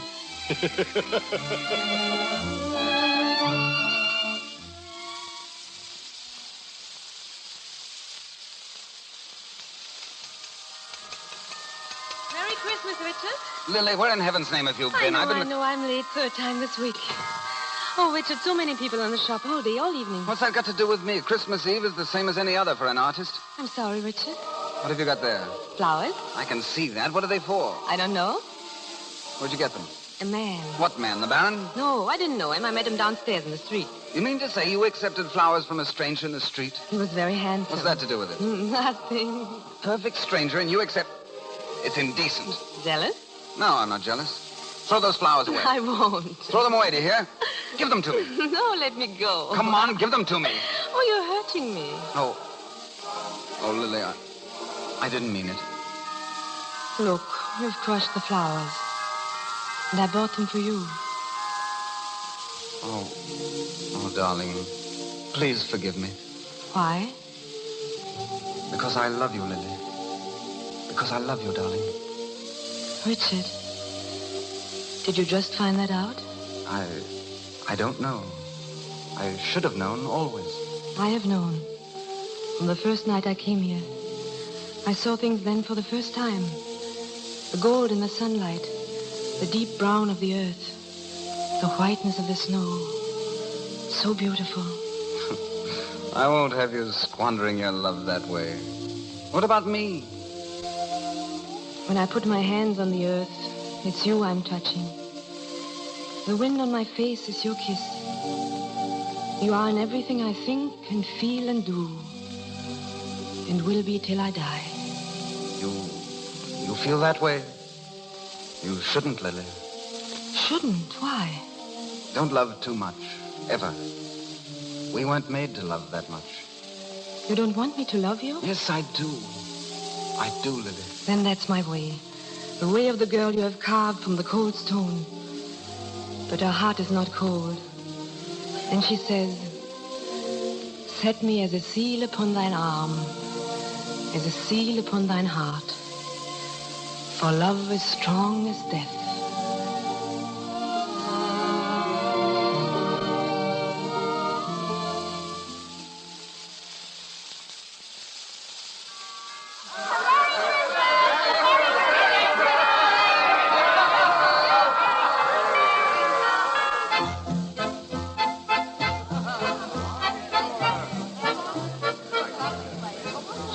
Richard? Here. No. Fill up your glass. I said no. Go on with what you were saying, Baron. Well, you don't seem anxious to hear it. I am. I said my interest in Lily was not frivolous. In fact, I may say my interest is far less frivolous than your own. What do you mean? You've been in love before, Richard. And why not? You're young, good-looking, talented. But where are they now, these women? In love with someone else, I hope, and very happy. You hope, but you don't know. You don't care, really. I don't want that to happen to Lily. What makes you think it will? Nothing. But it has happened before. It may happen again. And I want her. You want her? Give her to me, Richard. I need her and you don't. I can make her happy and you won't. I'm rich. I can give her anything, anything. I can educate her, refine her. I can make her the Baroness von Meschbach. Are you serious? Doesn't it sound as if I were? What do you want me to do? Step aside, Richard. Go away for a while. Give me a chance to see her. What can you give her? A little happiness, perhaps? But for how long? You can't marry her, Richard. You can't drag her down into poverty. And sooner or later, you'd have to choose between her and your career. Which will win? Which? Shut up! Oh, no. Don't be angry with me, Richard. Think of her. Well, Richard? Go away. Let me alone. I want to think.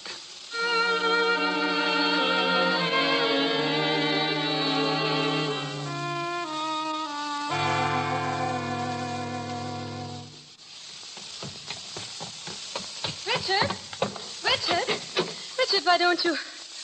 Oh. Come in, Lily. Where's Richard? What has happened here? Where's the things? The statues? Lily. Where's Richard? Where's he? He's gone. Gone? Gone where? Away. To Italy, I think. He asked me to see you and explain. Italy? When is he coming back? Not for a long time. Perhaps never. I don't believe it. I don't believe it. Don't take it too hardly, Lily. He isn't worth it. No man is. When did he go? This afternoon. Early. He told me yesterday he thought it would be best for you and for him. Yesterday? Then he knew. He knew and he didn't tell me. He hadn't the heart, Lily. That's why I'm here. Lily. Lily, don't cry. Don't you see it had to end this way sooner or later? He never really loved you. And I do. Let me take care of you, Lily. Go away, please. Go away. While I live, you'll have everything you need, everything you want. After my death, and it may not be so long, you'll have the estate. No. Is it because of him? Are you going to let him spoil your life? He didn't let you disturb his. He didn't consider you his equal. Well, I do.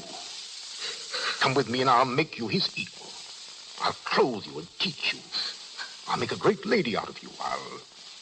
I'll make you my wife. My wife, Lily.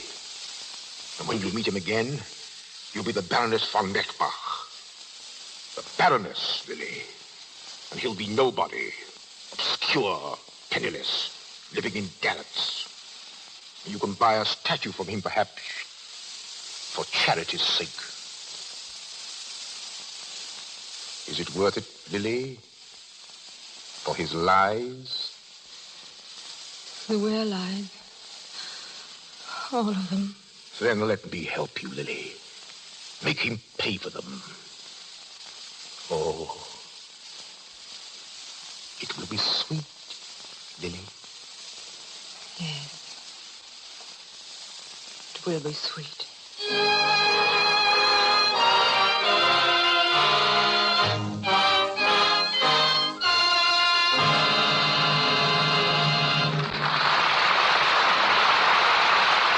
Act one of the Song of Songs is completed. We'll take a brief intermission now and then return to Marlene Dietrich, Douglas Fairbanks Jr., and Lionel Atwell in Act two of our play. In this intermission time, let's step on radio's magic carpet and fly to a home in an eastern town where everything is in a state of tense excitement. Marjorie, the older daughter of the house, a college freshman, has just come home for Christmas. The family are gathered round the fire, eager for all of the news of college. Gosh, it's nice to be home. But you're happy at college, dear. Oh, I love it, Mother. Of course, they work as hard. But we don't want to hear about work, Marge. Why, Dottie, Oh, dear. please, Mother, I want to know about the parties and the games and what the girls wear. Oh, hold on, sis. One question at a time. Well, about clothes. We just live in sweaters, and we usually wear them over silk blouses, just as I am now. That sweater still looks very nice, dear. Just as pretty and soft as when we bought it last fall. I guess the credit goes to Lux. I washed it oodles of times, just the way you told me to. Well, there's nothing like Lux Flakes, dear. I'm glad you remembered that. Oh, Lux is the college girl's pal, Mother. Nearly all the girls Lux stockings, undies, and sweaters. It doesn't shrink wool, thank goodness. I simply despise shrunken sweaters as socks. It's a good thing to remember that Lux won't shrink woolens, won't fade colors. It's safe for anything that's safe in water alone. And now, our producer, Mr. DeMille. We continue with the Song of Songs, starring Marlene Dietrich and Douglas Fairbanks Jr., with Lionel Atwell.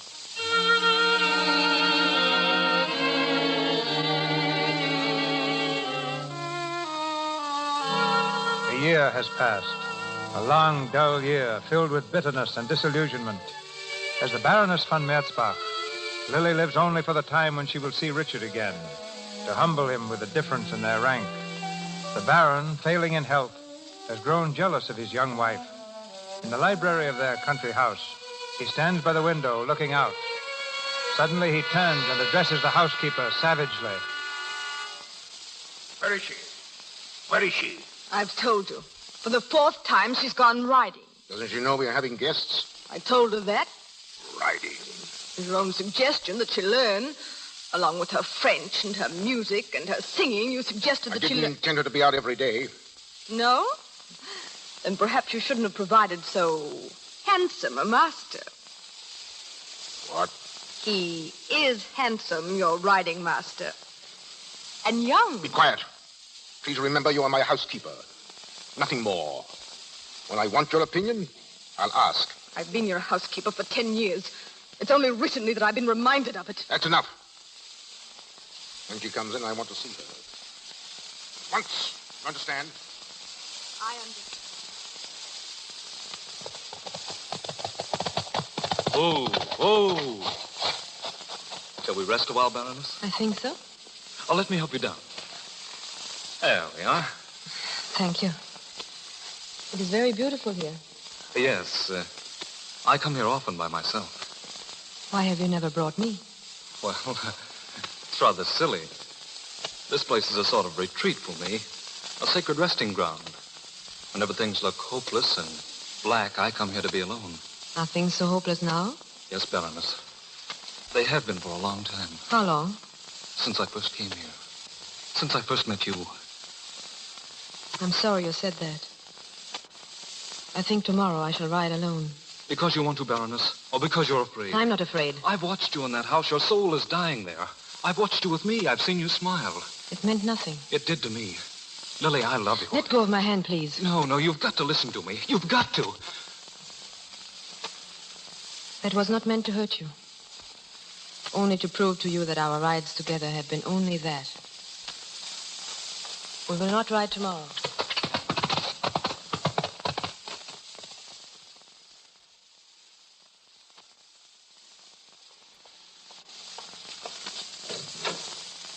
Well, so you've decided to come back. Miss Volk said you wished to see me. Where have you been? I've been riding. Alone, I suppose. No. Hereafter I will be. Isn't it a bit soon? I learned quickly. Well, you better go and get dressed. Yes, I will. We're having guests for dinner. Or I should say, guest. Our friend Richard is coming. What? You're surprised, eh? He's coming here tonight? Yes. And you must look your prettiest, my dear. I want to see you together. You and your old friend. The starving artist and the Baroness von Mertbach.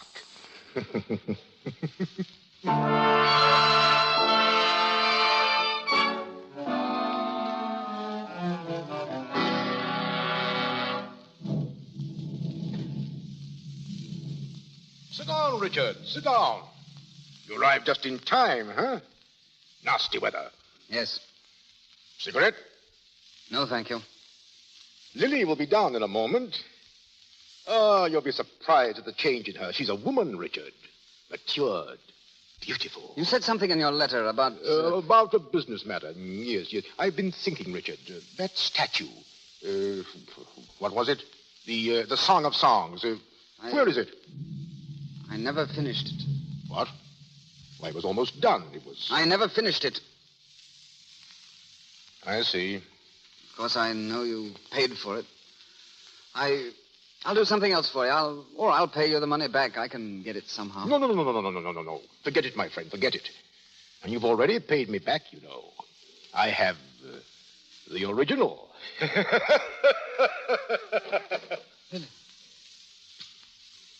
Come in, my dear. Good evening. Good evening, Richard. What, Lily? No kiss for me this evening? Of course. It was nice that you could come, Richard. You're always glad to welcome old friends. Thank you. Dinner is served, Your Excellency. Ah, dinner.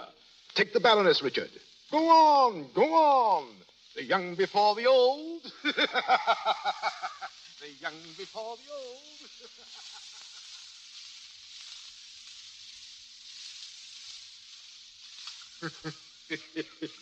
And he said he never finished it.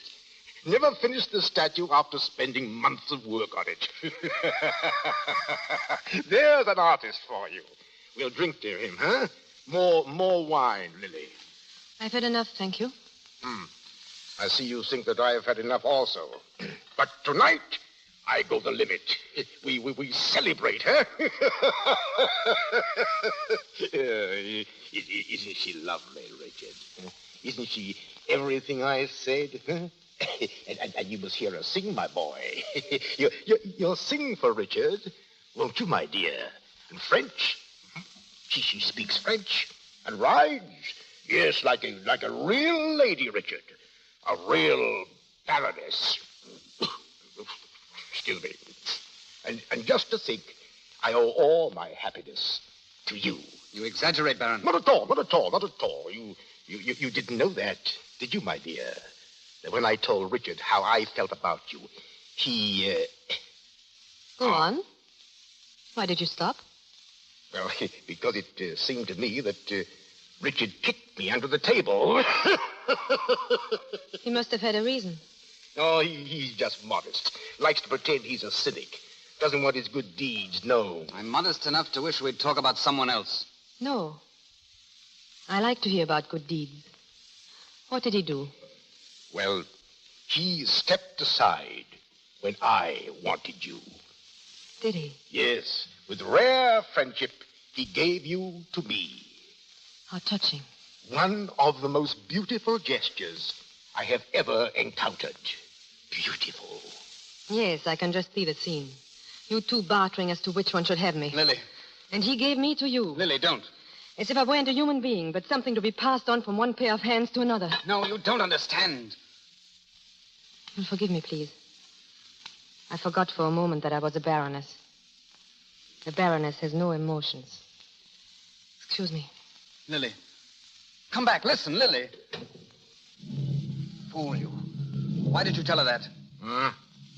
Do her good. Do her good. Well, I'm going to tell her the truth. All of it. Lily. Lily, where are you? Lily! I beg your pardon, sir. Baroness has gone out. Which way? Along the garden path, sir. Toward the lodge. I'm rather worried. Lily! Lily, where are you? Lily, wait! Wait! Where are you going? Let me alone. You can't go running around in the dark. Listen to me. I've had enough for one night. You haven't heard anything. You're coming away from here. I'm taking you back to Vienna with me tonight. You think I would go with you now? You've got to. You can't stay here any longer. I won't let you stay. I can see what it's doing to you. Lily. Let me go. I thought I wanted to see you again. I don't. I thought it would give me strength to see you crawl before me. Well, it doesn't. You're not even that much good to me. Lily, don't. Don't hate me so. I want to help you. Help me? That's what he said. He wanted to help me, too. Well, I don't need your help. I have everything I want. Except love, and you can't live without love. I have that, too. What? Yes, I have that, too. There's a boy here. A boy who loves me. I'm going to him now. You're lying. Am I? Do you see that light between the trees? He lives there, in the lodge.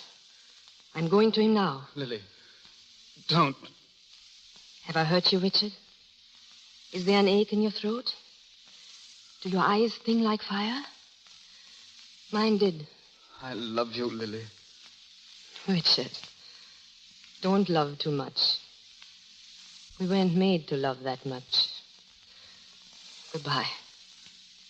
Lily! Lily!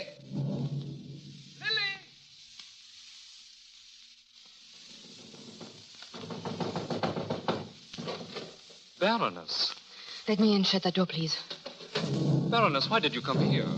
I could have come to the house if you wanted. No, I just want to stay here for a moment. But this afternoon, you said. This has nothing to do with this afternoon. I don't understand. There's nothing for you to understand. I want to stay here, that's all. I'm sorry. You may sit down. But do you think it's quite safe? If anyone saw you come here, Baroness. Someone did see me. What? I meant him to see me. He'll be gone soon, and then I'll leave. But you'll never get back if the storm breaks. That struck close. Did you feel it? I thought I heard... Stay where you are, please. Look, that light. It's fire. It struck out there on the porch.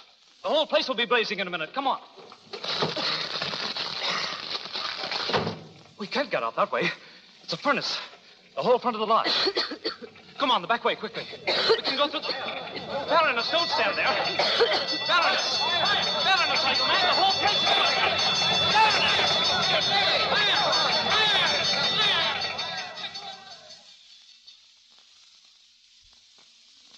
Bring her over here. Is she still unconscious? Lay her down on the ground. She's not burned. It's just smoke. I tried to get her out, but she wouldn't come. I had to carry her. Have you sent for a doctor? Well, she's all right now. She's opening her eyes. Get out of the way. Out of my way. Miss Vogt, the Baroness Is she all right? Yes, I think so. Then get back to the house. Go on, all of you. I'll take care of her myself. Baroness, look at me. Are you all right now? Yes? Then try to stand up. Quickly. You've got to leave here. Do you understand? Leave? Get on your feet. The Baron, he knows you were in the lodge. He's coming down here now. He'll kill you. He'll kill you if he finds you. Can you walk? Yes. We'll go by the back gate. Hold on to my arm. Take the road to the town. There's a train at midnight. We'll have to hurry. Here's money. Don't miss that train. Do you hear? Do you hear? I hear. Go on now. The gate's open. I'll send your things after you. Oh, you little fool, you. Where will you be? Where will you be? I don't know. I don't know.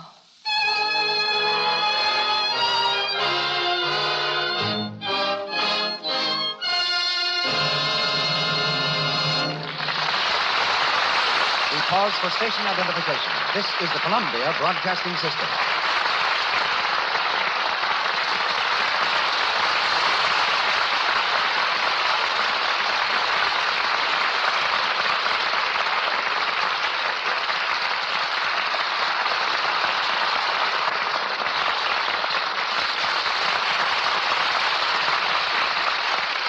In a moment, Marlene Dietrich and Douglas Fairbanks, Jr. with Lionel Atwill return to the stage for Act 3 of The Song of Songs.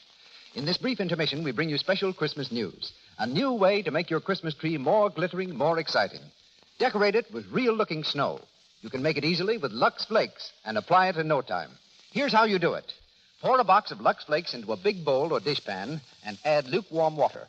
You don't need much water, only about 2 scant cups to a big box of Lux. Then beat up with an egg beater. Soon you'll have a bowlful of pure white suds that look like whipped cream. Then, right away, take handfuls of this whipped-up mixture and spread with your fingers along the branches of your Christmas tree. While it's still moist, and if you want an even more glittering effect, sprinkle the tree with that shiny artificial Christmas snow you get in the stores. You'll have the loveliest effect imaginable. Your tree seems covered with glistening, soft, freshly fallen snow. This new way of decorating your Christmas tree is practical, too. It clings to the pine needles and keeps them from drying and falling off so soon. Try this easy, inexpensive tree decoration. White trees are smarter than ever this year. Remember, Lux Flakes, a little water, about 2 scant cups of water to a big box of Lux, and beat it with an egg beater. Remember to have a large box of Lux Flakes on hand so you'll have plenty of snow. Back now to Mr. DeMille, our stars and play. Marlena Dietrich, Douglas Fairbanks Jr., and Lionel Atwell resume the Song of Songs.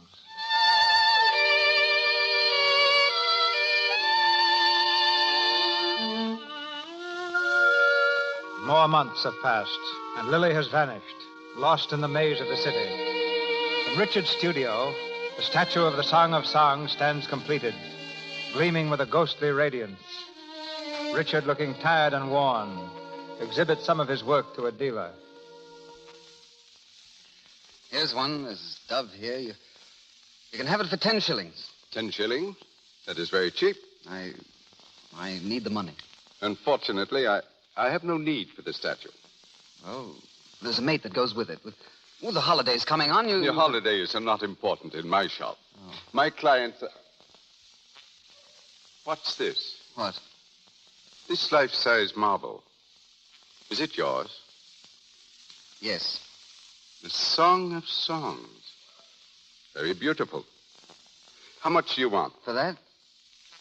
It's not for sale. Oh, come, Waldo. You don't have to deal that way with me. I'll give you a fair price.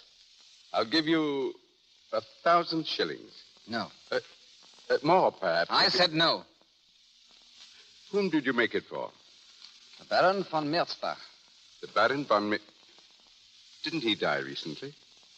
I thought I read in the paper that he... You might have, but the statue is not for sale. Very well. I know better than to argue with an artist. But if you should ever change your mind, Waldo, I'd like the first bid. What about the other things? Frankly, they're not very good. Not for my purposes, anyway. But I've got to sell something. You can name your own price. I've got to have money. There's nothing I want, Waldo, except... No. Well, good night, Waldo. Good night.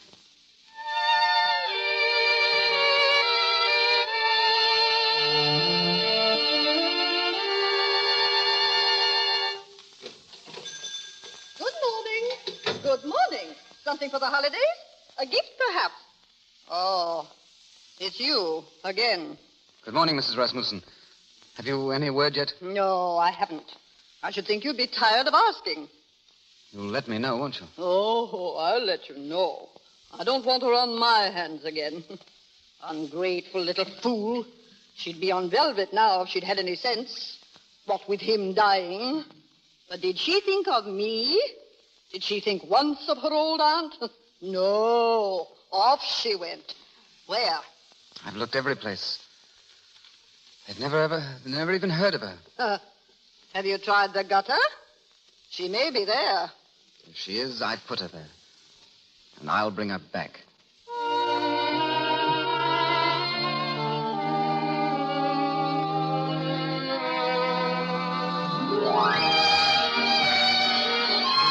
You want a table, sir? No, I'm just looking. Yes, sir.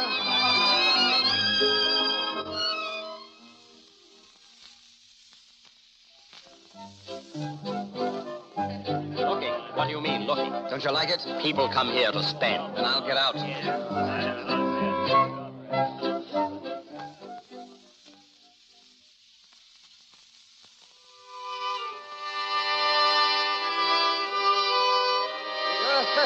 Hello, Waldo. Merry Christmas, Waldo. Hello, Anton. Excuse me, will you? No. Sit down, Waldo. Sit down here. I can't now. I've got to get... Oh, what's the matter? That girl over there, at that table. Oh, that's Lily. She sings here. Tell her I want to see her, will you? Right away, outside. Oh, sure. Hey,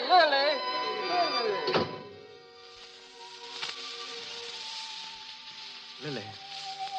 Lily. What do you want? Aren't you glad to see me? I saw you come in. What do you want? I've been looking everywhere for you. What are you doing in this place? I've had to work. You could have come to me, you know that. Why didn't you? Why didn't I? You asked me that? Excuse me, I must get back.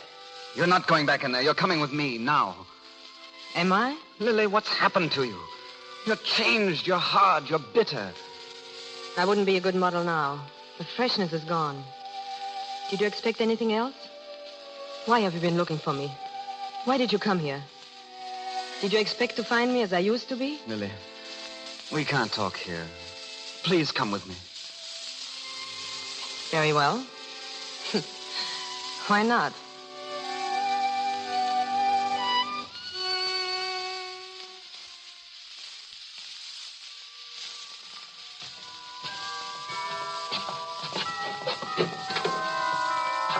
Go in, Lily. It's the same place, you see. I've changed things around a little, but some of the pieces are gone. Not many, I'm afraid. Sit down. You haven't done so well either.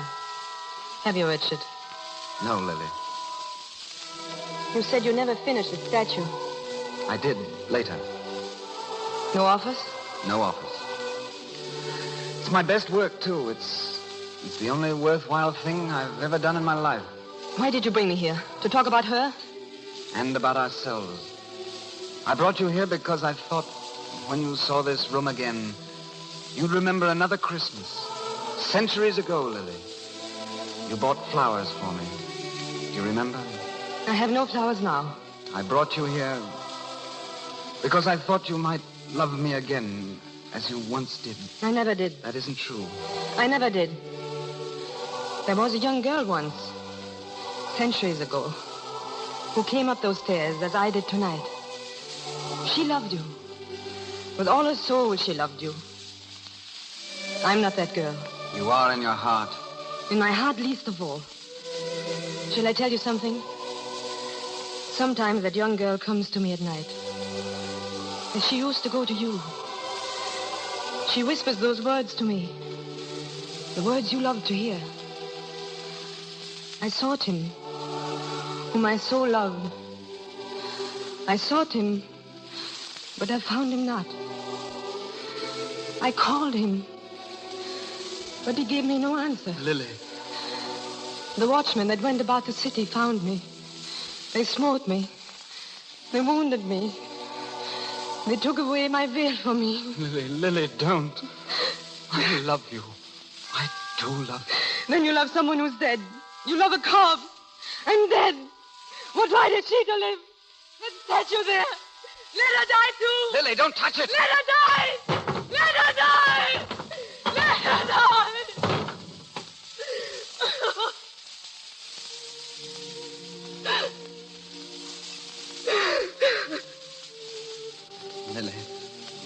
Lily, look at me.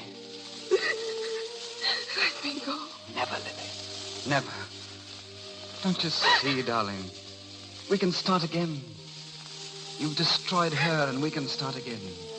She should have died, because we profaned her. And now we'll make another, you and I. Another song of songs, more beautiful than the last. Because our love is still there. It is there, Lily. We've kept it alive under everything. Richard. Richard. What was it in a song? What was it, Lily? Set me as a seal upon thine heart, as a seal upon thine arm. For love is strong death.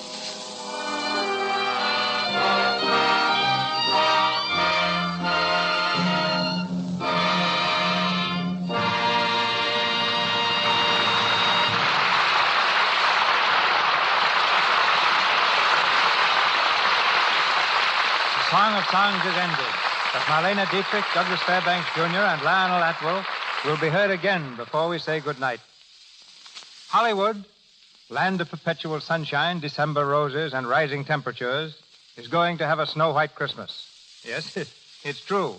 But before I completely confound our Chamber of Commerce, let me explain myself. Tomorrow night in the Carthy Circle Theater, scene of epic Hollywood premieres, another chapter in motion picture history will be written when Walt Disney presents the first full-length animated film ever made, Snow White and the Seven Dwarfs.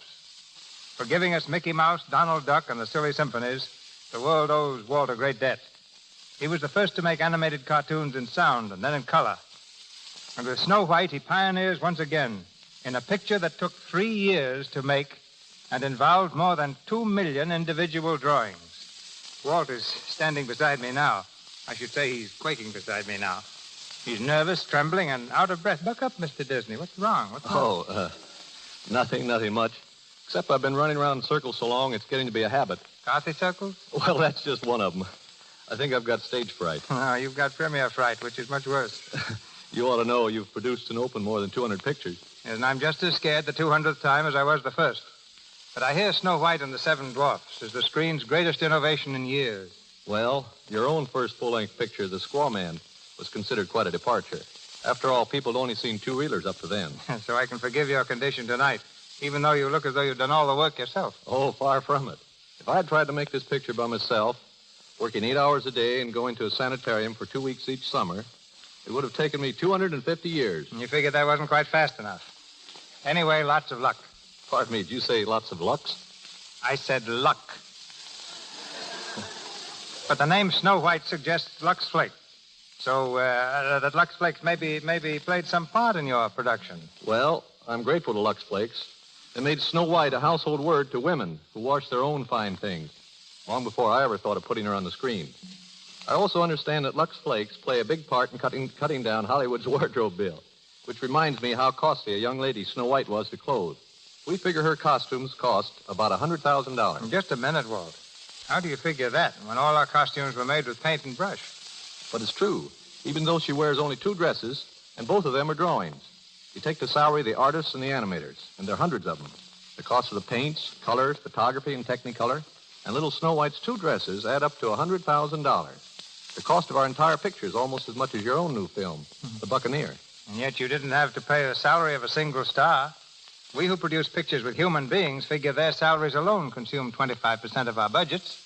So with $1.5 million invested, I can understand in more ways than one why you may be nervous. I guess it wouldn't be normal if I weren't nervous. But Snow White is a goal we've been aiming at for 10 years. There won't be any Mickey Mouse or Donald Duck to attract the people. They'll all be brand new characters. And I suppose after Snow White is successfully launched, you'll sit back and take it easy for a while. Are you going to stop work after The Buccaneer? I haven't begun to work yet. Well, we won't stop either. It's just the beginning for us. We're going to make more feature-length animated productions and try to make use of all that we've learned in the 3 years required to produce Snow White.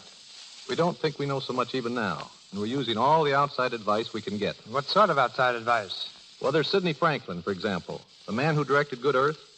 He seems to think our cartoon medium is important, and he's offered to work with us in directing Bambi, the famous story of the little deer. We've also started work on Pinocchio. Yeah, but what's going to happen to Mickey and Minnie and Donald Duck? Oh, they'll continue to be just as important as they've ever been. We wouldn't dream of anything else. But we're growing, Mr. DeMille, and experimenting. Leopold Stokowski, the famous conductor, is going to work with us on an idea of combining fine music with animated cartoons. He wants to make great symphonies popular with people all over the world. After that, Gosh, look at the clock. I've got to start running again. Good night. I wish you the greatest success of your career, Walt. Good night.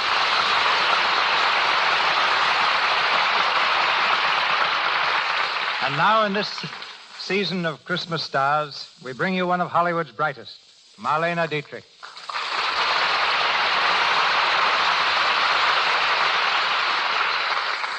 Thank you, Mr. DeMille. There's one thing I really want to say to everyone. A happy Christmas to you all. Good night. Good night, Marlena. And now will the gentlemen report. Mr. Fairbanks, Mr. Atwill. Thanks, C.B. You know, Lionel, Mr. DeMille here means a lot more to me than almost anyone else in Hollywood. Really? He's been my friend for years, helped me, advised me. I really think a great deal of Mr. DeMille. I'm sure we all do. That's very kind, gentlemen, but after all, Doug, I don't think this is the time to... No, I want everyone to know what I think of you.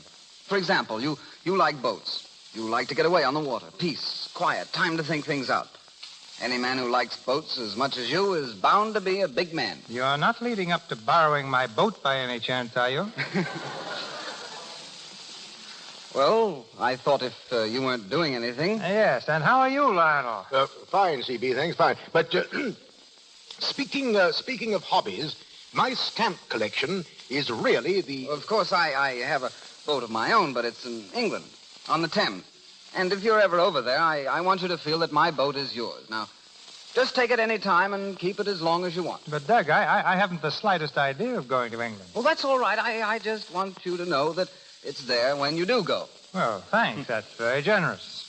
And now, as man to man, I'm planning a little fishing trip. Do you think you could... No. No? No. Oh. I haven't forgotten the last time I loaned my boat to you and Bob Montgomery and Laurence Olivier. You filled it full of swordfish. The next time I took it out, it smelled like a hot Friday on the waterfront. I needed a surgical mask to walk up the gangplank. Oh, that. Well, Lionel, about your stamp collection. Oh, then you did loan Doug your boat, Mr. DeMille. I certainly did. Oh. Once.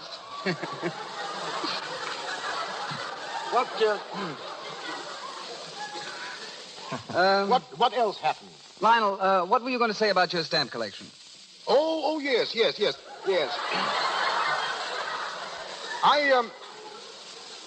I have a block of 1855 Mexican. Lionel, while I think of it, do you have a yacht? Yes. Yes.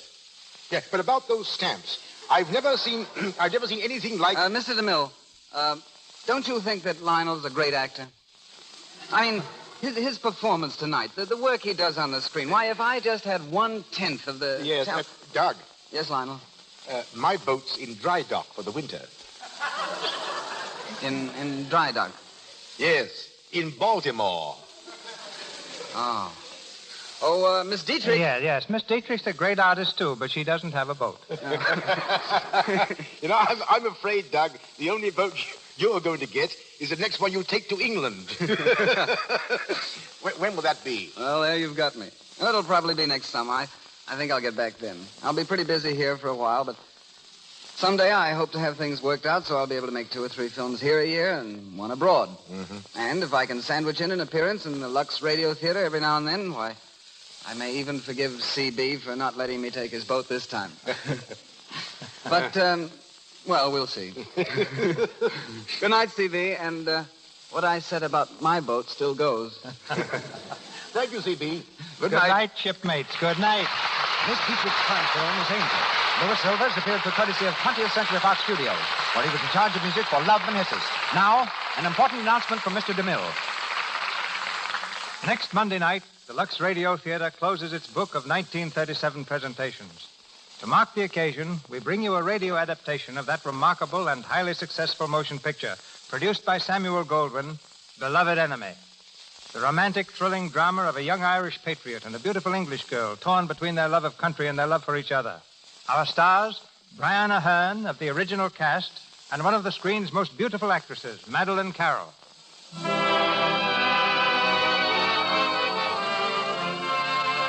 Our sponsors, the makers of Lux Flakes, join me in inviting you to be with us again next Monday night when the Lux Radio Theater presents Madeleine Carroll and Brian Aherne in Beloved Enemy. And now, before we say goodnight, I'd like to reach across the miles and take the hand of each one of you, whether you're man, woman, or child, in a warm clasp of friendship, and say a happy Christmas to you. We learn to care most for those we serve most. And since my main endeavor each week is assembling and staging the Lux Radio Theater production for you, I look upon you all as close friends and attentive neighbors who make it a joy for me to come on this stage every week and say greetings from Hollywood. I hope you'll have all the joys and blessings of the Christmas season. The cast and staff of the Lux Radio Theater and our sponsors, the makers of Lux Flakes and Lux Toilet Soap, join me in these greetings. This is Cecil B. DeMille saying good night to you from Hollywood. This is the Columbia Broadcasting System.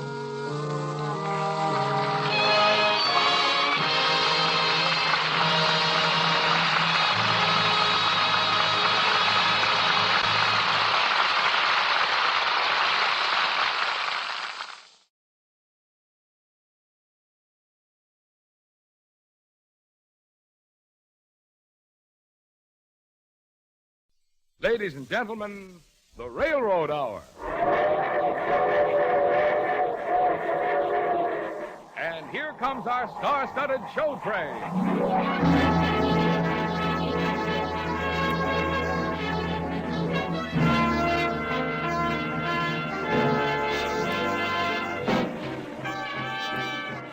Tonight, the Association of American Railroads presents the gay white Christmas musical Holiday Inn, starring George Murphy, Martha Tilton, Jerome Cowan, and your host, Gordon MacRae. Our choir is under the direction of Norman Luboff, and the music is arranged and conducted by Carmen Dragon.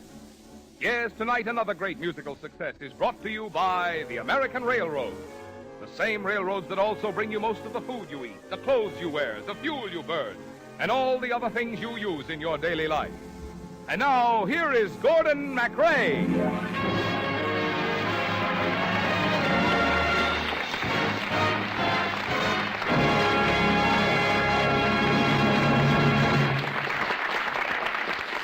Thank you very much, ladies and gentlemen. Well, tonight, it is our particular pleasure to bring you Paramount Pictures' delightful musical Holiday Inn, with its great score by Mr. Irving Berlin.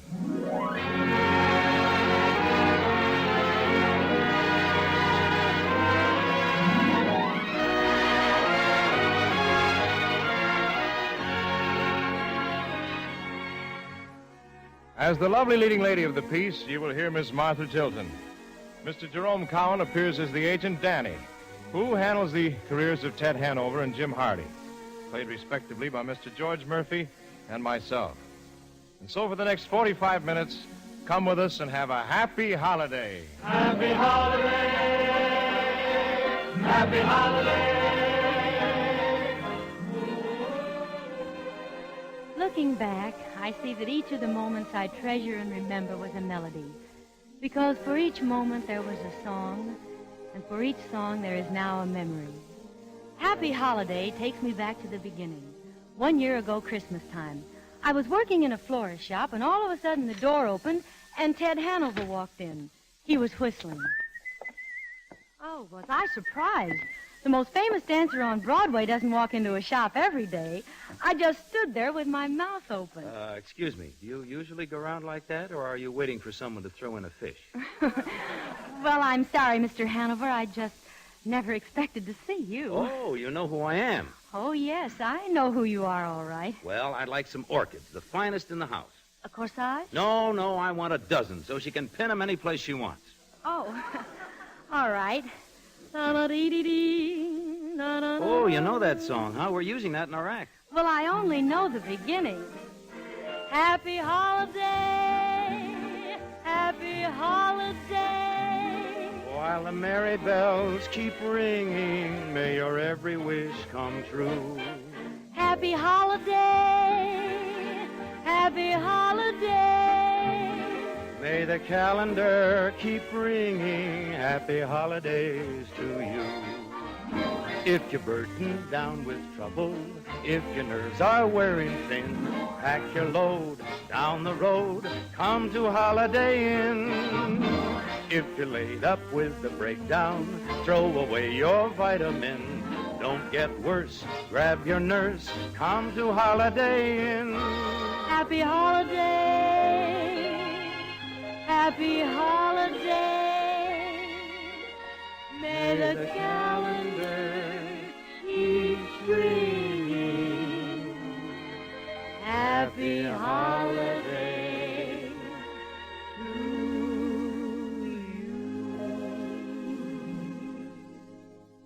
Holiday Inn. That's a wonderful sound. It's too bad there isn't any such place. Ah, but there is, way out in the wilds of Connecticut. You see, my partner, Jim Hardy, just bought it. That's why he wrote that song. It's going to be open just over each holiday, and he's going to have a big floor show that ties in with that season. Oh, that's a wonderful idea. Why, sure it is, if you have an affinity for the carrot and the field mouse. Personally, I loathe the country. Say, how about the orchids? Oh, yes, Mr. Hanover. I'll have them wrapped in just a minute here. Mr. Hanover, as long as you're in the shop and you have such a kind face. And now, look, young lady, look. I'm getting married tomorrow. The lady is waiting. And at the moment, she's engaged to my partner, and we have to explain things to him so he'll understand, you see. And we also have a show to do in an hour, so please make with the package if you Well, don't mind. I am, but I can talk while I'm rapping. You see, this is really just a part-time job. Oh. Actually, I sing and dance. Mr. Hanover, I want... I know. You studied dancing since you were a little child. You spent long, weary hours in every theatrical agency on Broadway, but just now I have to get back to the club and get on with the How next... did you know all those things about me? My dear, that's the story of every star and would-be star on Broadway. Forget it, kid. Marry the florist and raise little orchids. Then you won't get your heart broken. Well, okay. Here's your package. That's $36. Special rate because you bought by the dozen. Oh, thank you. Here. You may keep the change. Say, if you really want a job, why don't you take a run up to Connecticut and see Jim Hardy? Our act's folding tonight, and he'll be up there tomorrow. Thanks, Mr. Hanover. Thank you very much. Oh, don't mention it. Happy holiday.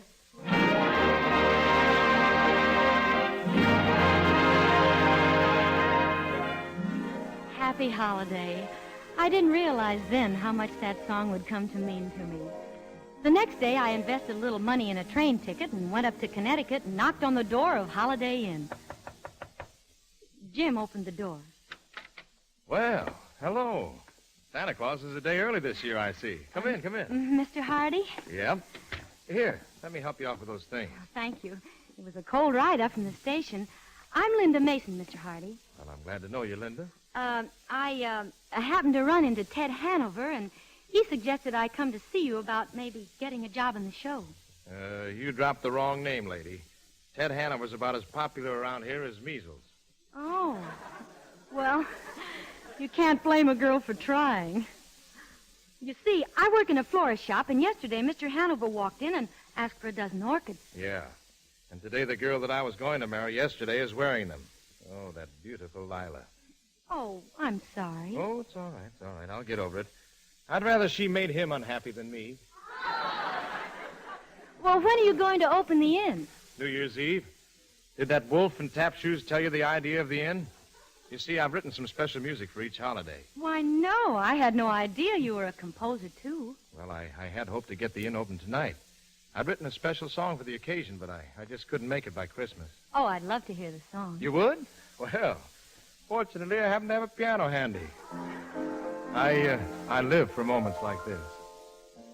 I'm dreaming of a white Christmas,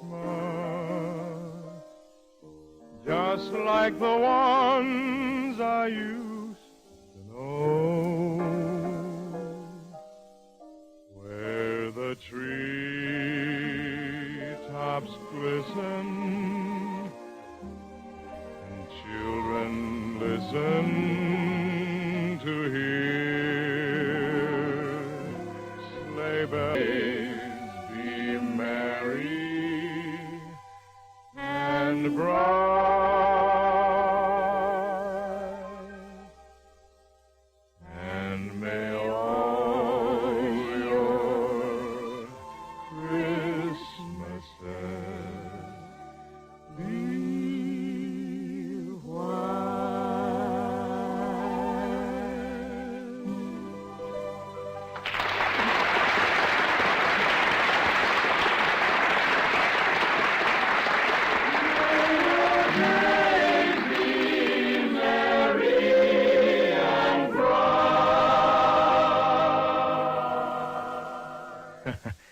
Hello, Linda. Hello, Jim. Would it be all right at this early date if I said Merry Christmas? Well, it is rushing the season, but it sounds beautiful. You know, I like your voice. Maybe... Oh, pardon me a moment, Linda. Hello. Oh, hello, Jim. This is Ted. Goodbye, Ted. No, Jim, wait a minute. Don't hang up on me. You don't know what I've been through. Nothing trivial, I hope. Jim, look, I want to read you a wire that just came. You remember Lila, don't you? Oh, yes. Yes, I remember Lila. Well, the wire's from her. I was supposed to meet her at the License Bureau at City Hall, but she sent a Western Union boy in her place. Well, congratulations. I hope you two will be very, very happy. Now, Jim, look, don't joke. This is the wire. She says, sorry, darling, but flying to Texas tonight to marry the most wonderful millionaire in the world. Hope you find a new partner soon. Love, Lila. Well, that's life. No, that's Lila. Jim, look, I'm coming to Holiday Inn. See, I'm going to help you open the place up. Now, we'll get it open fine by New Year's Eve. We'll put on a big show. Now, take it easy. No, thanks, Ted. I've already got my show lined up. Oh, but Jim... So long, Ted. I'm sorry, Linda. That was just a fellow who got the wrong number. Linda, would you like to open here with me on New Year's Eve? Oh, thank you. You know I'd love to. Maybe there is a Santa Claus after all. Well, could it be me? Well, Ted Hanover did send me here. Yeah, well, I'll tell you one thing. It's the first good turn he's ever done me. Oh, it's going to be such fun to be a part of Holiday Inn. You're right. 'Cause if you're burdened down with trouble, and if your nerves are wearing thin, pack your load down the road. Come to Holiday Inn. Happy holiday. Happy holiday. Happy holiday. Happy holiday. May the calendar keep ringing. Happy holiday.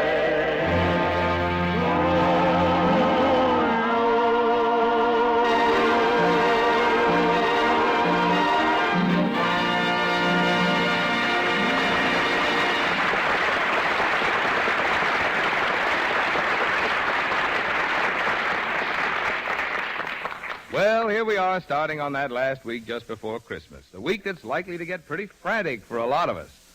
There's that shopping that hasn't been done yet, and the gift wrapping, and the last-minute Christmas mailing, if you didn't follow the good, sound rule of mailing early. And then there's a lot of decorating and a lot of preparing for Christmas dinner and, a dozen or two other things that have to be done. Yes, it takes a lot of planning, as well as a lot of doing to get ready for Christmas. It started weeks, even months ago. The producers began to turn out their materials, the manufacturers to make their goods, the merchants to stock their shelves. And all through that process, you'd find railroads doing their indispensable part, bringing the raw materials together at the place of manufacture, hauling the fuel, and bringing in the food and the other supplies needed to keep the work going, distributing the product, delivering the goods all over this land. Now, during all these weeks and months, you might not have been on a train. You probably didn't go into a railroad freight house. But just the same, the railroads were working for you, all to the end that so far as transportation is concerned, you might lack nothing, which could help to make this a Merry Christmas.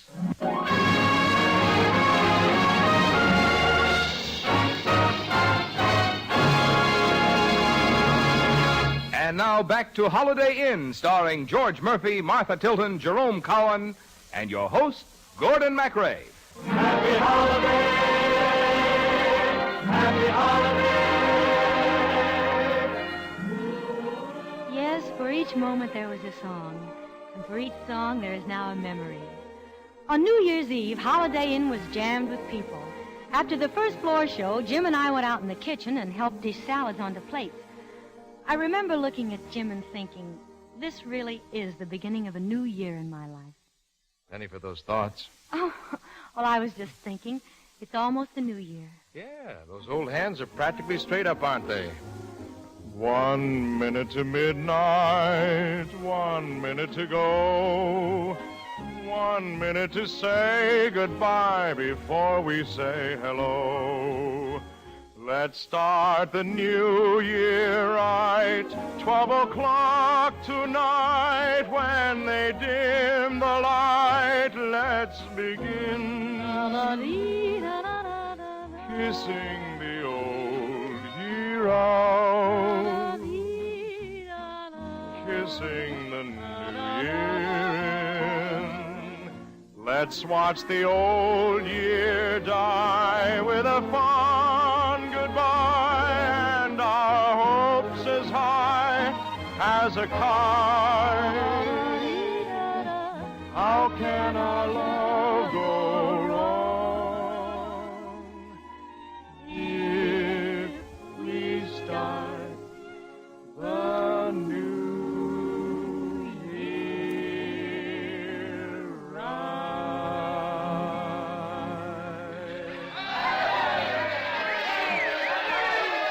Hey, that sounds like it. Come on. Let's get out on that dance floor. All right.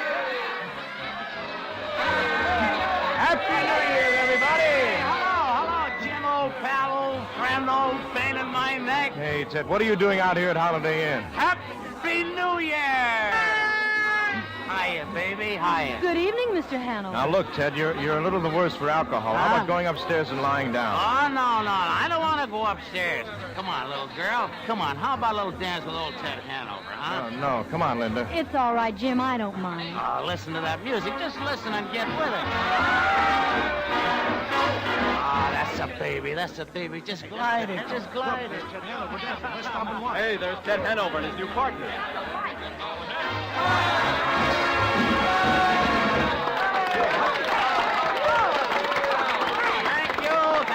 Thank you. Oh, Mr. Hanover. Jim. He's okay, Linda. I'll take care of him. Whether he's sober or not, I never danced with anyone like that. Hey, that's a great finish to that number, Hanover. Yeah, it's a great finish to a lot of things.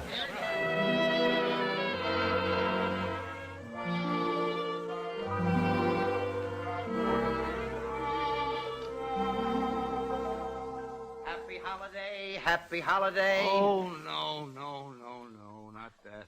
Who's making that awful noise? I am, Ted. It's me, your agent, Danny. Open your eyes and look at me. Oh, no, I'm afraid to. It might make me ill. Danny, what do you want? 10% of this headache? I don't need it. I got one of my own. I was with you last night. Well. Is Junior coming, too? Oh, hello, Jim. Jim, where did you get that extra head? Oh, I always wear it in case one goes out on me. Oh, Danny, boy, where am I? At Holiday Inn. Well, where are you? Who, me? I'm at Holiday Inn, too. Jim? Me, too. I'm right here with the rest of you. Huh. Crowded, isn't it? Hey, how did I get here? Well, I'll tell you a long story. Last night was New Year's Eve. Oh, yes. Now it comes back to me. Now I remember. You know, that's too bad about Lila, but on the whole, I think you're better off doing a single. Oh, no, boy. Boy, I got to have a partner. Well, aren't you tired of getting partners and falling in love with them and losing them? I don't know why you didn't tell me you had a new girl on the leash. A new girl? Yeah, the one you were dancing with last night. She was terrific. Now, wait a minute. Was I dancing last night? Why, you got the best hand of your life. No kidding. I couldn't get close enough to see the girl's face, but her figure. Yeah? You didn't get close, though. No.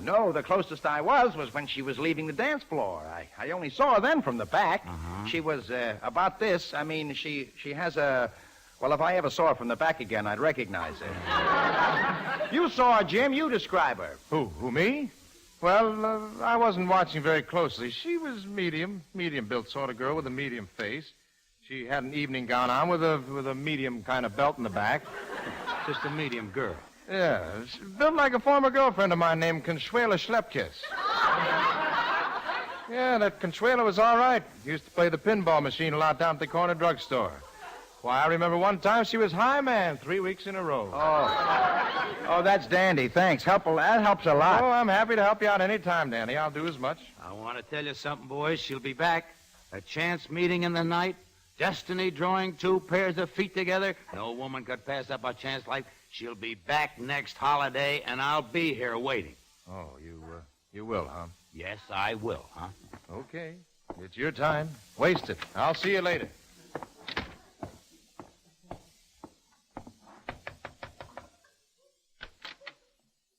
Hello, Jim. Well, I've got my overnight case packed. All ready to go back to the city in the florist shop. Linda, I've been thinking about that Lincoln's birthday number.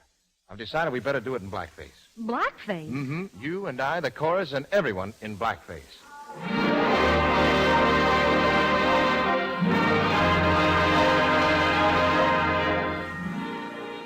I went back to New York. A whole lot of things all mixed up in my mind. The excitement of dancing with Ted Hanover and the excitement of singing with Jim. And most of all, the excitement of just being around Jim. I could hardly wait for Lincoln's birthday, but at last it came, and once more I was with Jim on the stage of Holiday Inn, in blackface.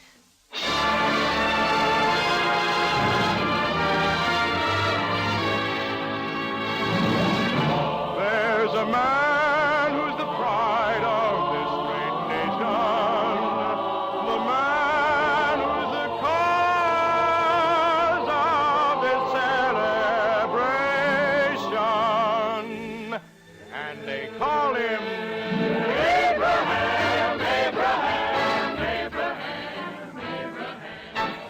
a February morn, a tiny baby boy was born. Abraham. When he growed up, this tiny babe, the folks all called him Honest Abe. Abraham, oh Abraham. In 1860, he became the 16th president. Now he's in the Hall of Fame, a most respected gem. That is why we celebrate this blessed February date. Abraham.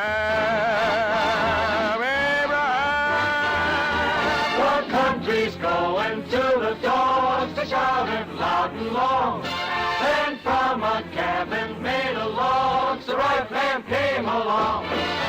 The USA's united thanks to one whose name was Nancy Hanks. What's his name? Abraham. He gave this land the finest son who ever went to Washington. Abraham. Oh, Abraham. When someone told him General Grant was drinking every night, he answered, go see if you can't get all my generals tied. That's why we celebrate this blessed February day. Abraham was a real fine man.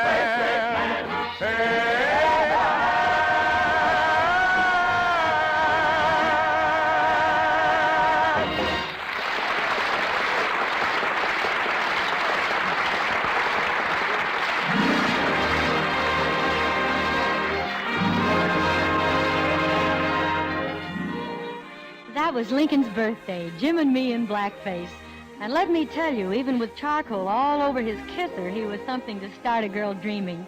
I couldn't wait to get back to the inn on St. Valentine's Day, and I was there early in a brand new dress, wearing my heart on my sleeve. Hey, you really look like something dreamed up for the occasion. Oh, thank you. Oh, the inn looks beautiful. You like those cupids? I posed for them myself. I thought they looked familiar. Come over to the piano. I've got a valentine for you. What is it? Well, you just stand there by the piano and listen. This is for you, from me, honey. I mean every word. Be careful, it's my heart. It's not my watch you're holding, it's my heart. Oh, Jim. It's not the note I sent you that you quickly burned. It's not the book I lent you, but you never returned. So remember, it's my heart, the heart with which so willingly I part. It's yours to take, to keep or break. But please, before you start, be careful. It's my heart. Be careful. It's my heart. Oh, fine, fine. Mr. Hanover. That's not my watch you're holding. It's my heart. How in the world did you get out here again? Now, just keep playing, Beethoven. Just keep playing. Come on, baby. Let's finish that dance we started New Year's Eve.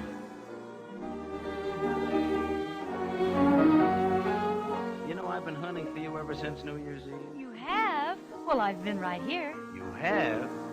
Jim? Jim? Okay. Two of you finally got together.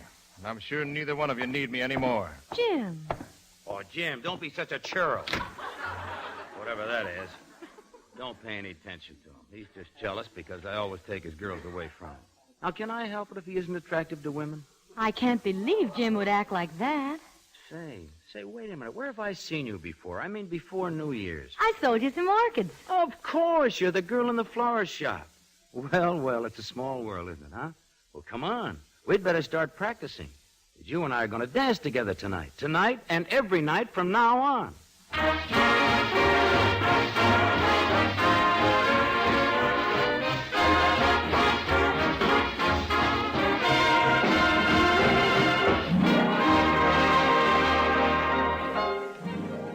From that moment, things changed between Jim and me.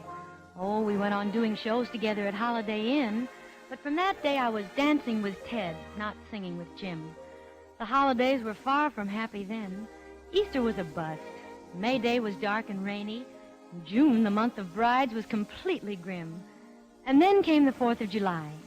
Ted kept asking me to start out on the road with him with our numbers, but I didn't want to leave Holiday Inn. Finally, I decided to ask Jim what was wrong. Wrong? What could be wrong? Everything's just dandy. Look, you better get in your costume. It's almost time for your number. Something's wrong, and I want to know what it is. Well, look, once I was in love with a girl. We were planning to get married, and all of a sudden a big change set in. She decided Ted was what she wanted, and that was that. And once is enough for that to happen to me. I'm not sticking my fingers in the fire anymore. Do you think I'm like that? Well, I haven't noticed any indications of you being any different. Well, I'm very happy to know what you think of me. Now, listen, kid. This is a big night in your life. Danny has one of the biggest directors in Hollywood in the audience. And you and Ted are practically on your way west right now. Well, maybe they won't like us. Oh, they'll like you. You're great, together or separately.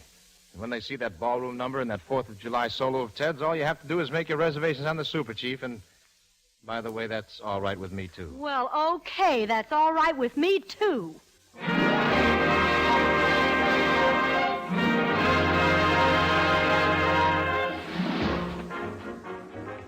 The show that night was sensational. It closed with Ted doing his solo, and the way it went over should have impressed even the toughest Hollywood director.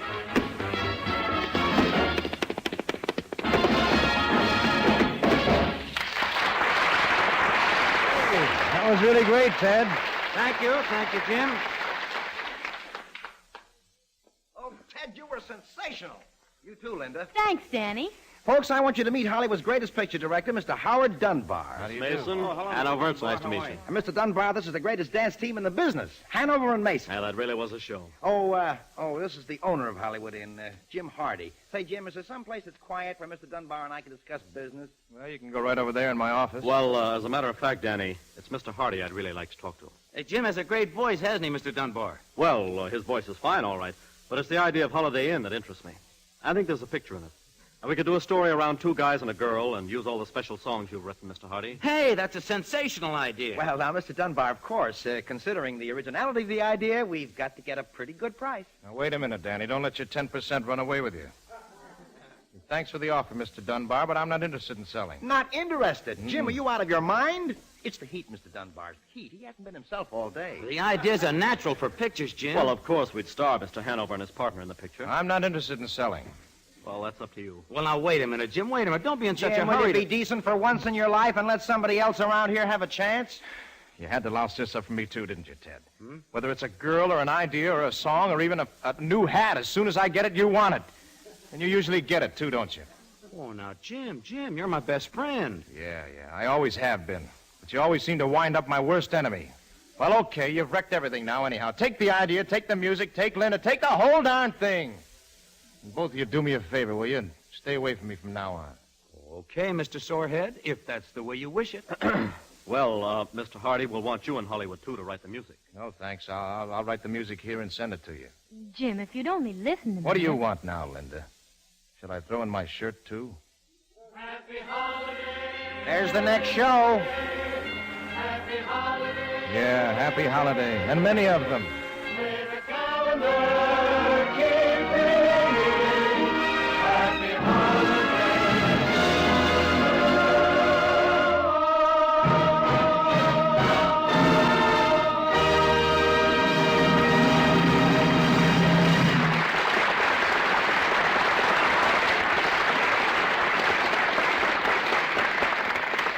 Earlier this evening, we were talking about the planning and preparation which goes into making the Christmas season what it is. For a lot of us, one of the high spots of that season will be a trip, for Christmas is the traditional reunion season of the year. It's the time when all members of the family gather happily together in one home, enjoying to the full the warm, friendly spirit of Yuletide. That's why weeks and months ago, railroads began to plan and prepare for the increased travel which Christmas brings.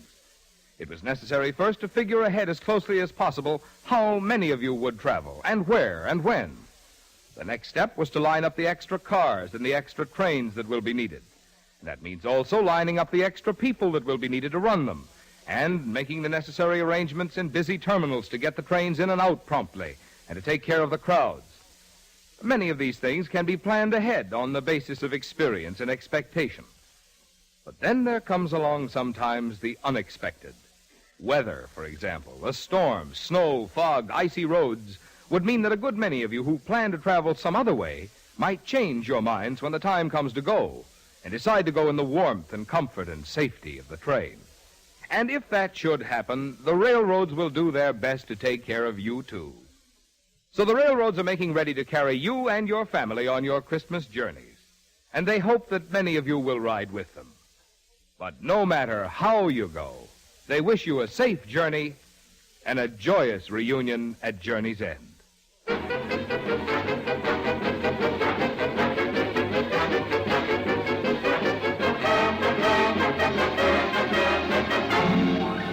Our show train will return in just a moment after a brief pause for station identification.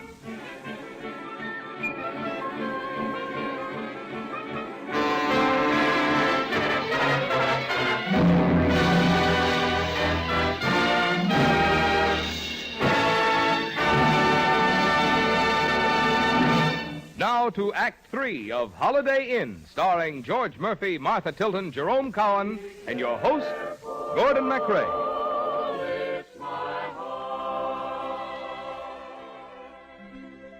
The heart with which so willingly I part,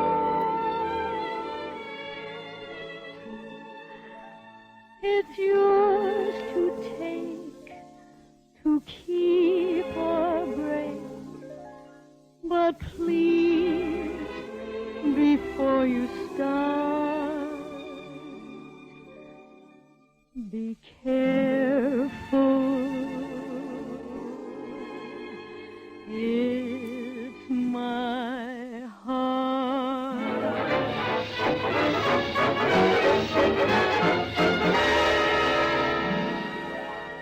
And so Ted and I went to Hollywood, and Jim stayed at Holiday Inn. I was lonely in rooms crowded with people. I was impatient with voices that dripped with compliments. I was heartsick and completely without heart. Nothing mattered very much. Linda, you know, we're getting to be quite an item in the gossip column. Are we, Ted? You bet we are. How about giving them something really concrete to write about, like, say, a wedding date? I'm not in love with you, Ted. But I'm in love with you. You always fall in love with your dancing partners. I've never been in love like this before. Why don't you marry me and let me try to make you happy? We go so well together. We dance well, we talk well, we look well. It all goes to show you how deceiving appearances can be, doesn't it? Be careful, it's my heart. It's not my watch you're holding, it's my... Ted, stop singing that song. Oh, there's no use living in the past, Linda. The past is over. You might as well put your mind and heart in the future. I know you're right. I know it's the sensible thing to do. I haven't even heard a word from him. Come on, make a new life for yourself, Linda. Marry me. You really want to marry me knowing how I feel? Yes, I'm sure that you'll get over how you feel now, Linda. Every torch burns itself out eventually. All right, Ted. All right. Christmas? Christmas? Marry me Christmas Day. All right. All right, Christmas Day.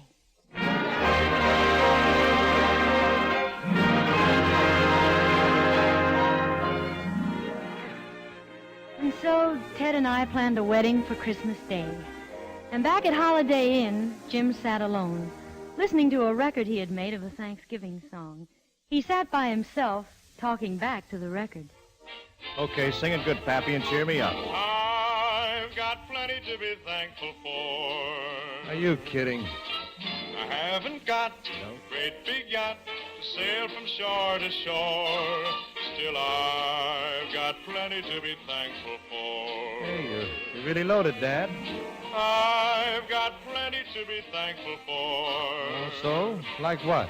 No private car, caviar, carpet on my floor. Nothing. Still, I've got plenty to be thankful for. Why don't you go out there and tell her you love her, you jughead? I've got eyes to see with, You need glasses. ears to hear with, Big enough to fly with. arms to hug with, lips to kiss with, someone to adore. You're a little flat. How could anybody ask for more? You're not getting anywhere sitting here. My needs are small, I buy them all at the 5 and 10 cent store. Worst you could do is say no. I've got plenty to be thankful for. Get on a train, you chowderhead. I've got plenty to be thankful for.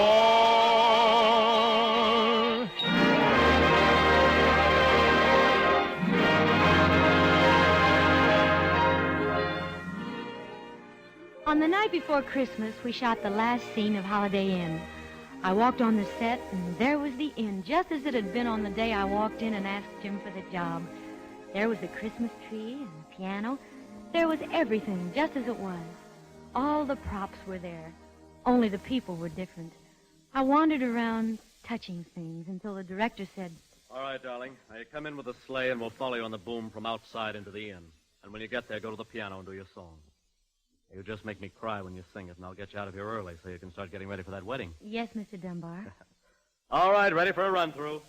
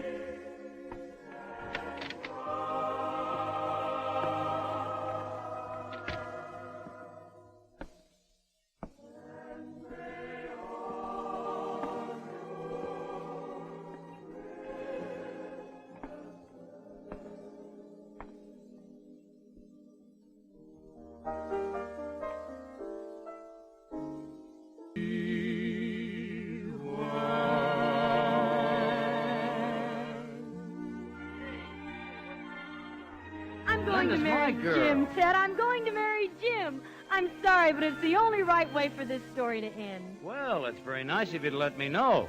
It's the only way the three of us can ever be happy together. Oh, well, I bow to the inevitable, gracefully saying the appropriate, the seasonal thing.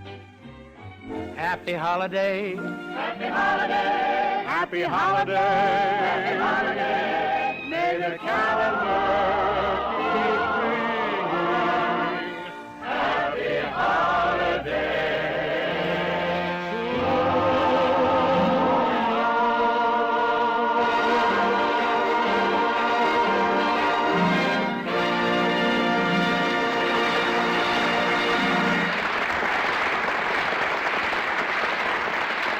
Thank you, ladies and gentlemen.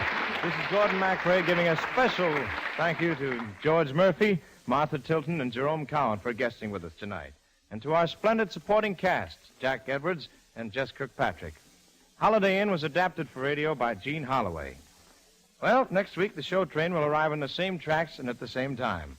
On board will be Nadine Connor, Sterling Holloway, Clark Dennis, and Francis X. Bushman to join me in bringing you the Sigmund Romberg operetta, The Desert Song. And by the way, tonight we'd like to say welcome to a brand new show which follows us on ABC and will be heard each Monday night hereafter. It's Henry J. Taylor, the famous author and commentator, in his program, Your Land and Mine. And I'm sure you're going to like it. All aboard! Well, it looks as though we're ready to pull out. And so until next week, goodbye.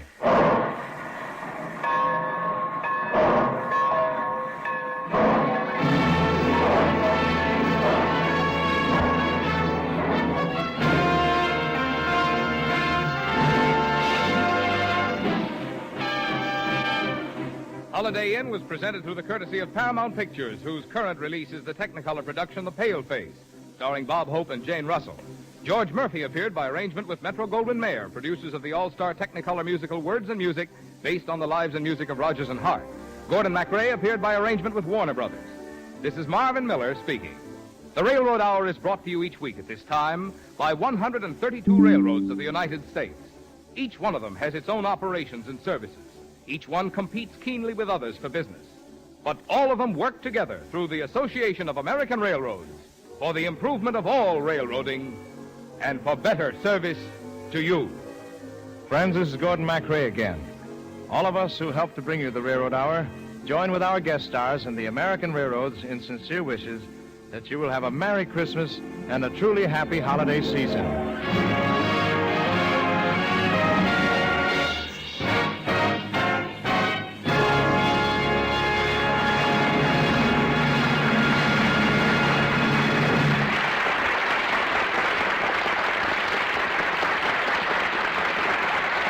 This is ABC, the American Broadcasting Company.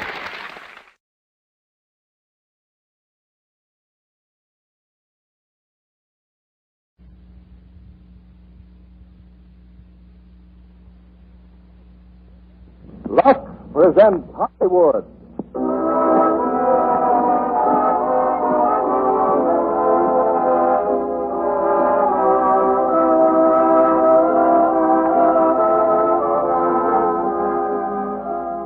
The Lux Radio Theater brings you Joseph Cotton and Dorothy McGuire in I'll Be Seeing You. Ladies and gentlemen, your producer, Mr. William Keeley.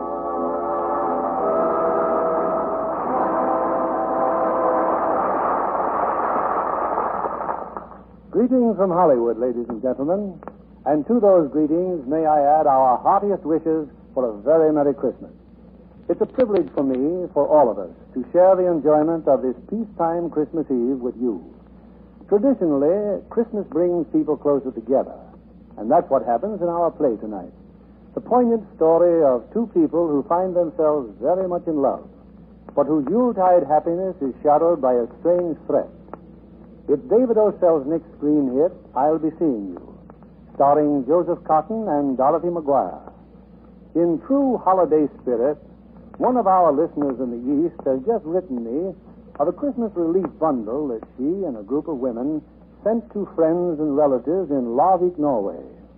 Knowing that country hadn't received a scrap of wool in 5 years, they collected all the woolen garments they could find. Sweaters, caps, gloves, socks, dresses. Then, she adds, we knew we must send Lux Flakes to care for them. And so those cheerful blue and white packages of Lux Flakes became an important part of our Christmas bundle. To Mrs. Sorensen, the author of that kind deed, all our thanks. And I'm sure she and her friends will have the lasting thanks of Christmas-cheered Norwegians. Here's the first act of I'll Be Seeing You, starring Joseph Cotton as Zachary Morgan and Dorothy McGuire as Mary Marshall.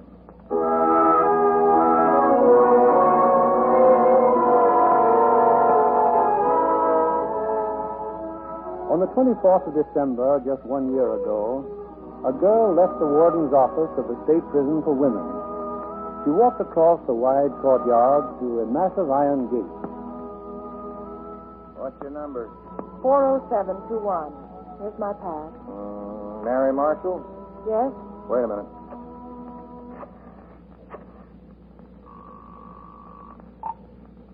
Yes? Shelby?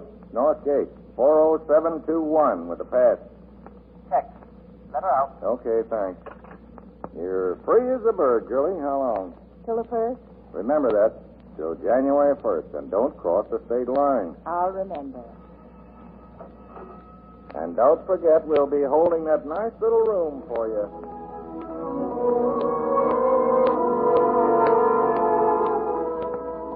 And on that same morning, in a different section of the same city... I can't tell you how glad I am to see you getting out of the hospital, Sergeant. Thanks, Doctor. I wish I had a little more of your confidence. You're not entirely well, no. But the only thing that's holding you back is yourself. I'll do my best. What if I should get one of those spells while I'm away? It's possible you will. Call a doctor and then get in touch with us or any other Army hospital. Just avoid excitement. Don't tire yourself. Yes, sir. Remember, Zach, you're a normal human being. You've been sick and now you're getting well. Now, let's see. Your leave will be over when? New Year's Day. Just have a good time, Zach. Good luck, and I'm proud of you. Thanks, Doctor. It's quite an adventure getting out in the world again. But I'll be fine. Sure, I'll be fine.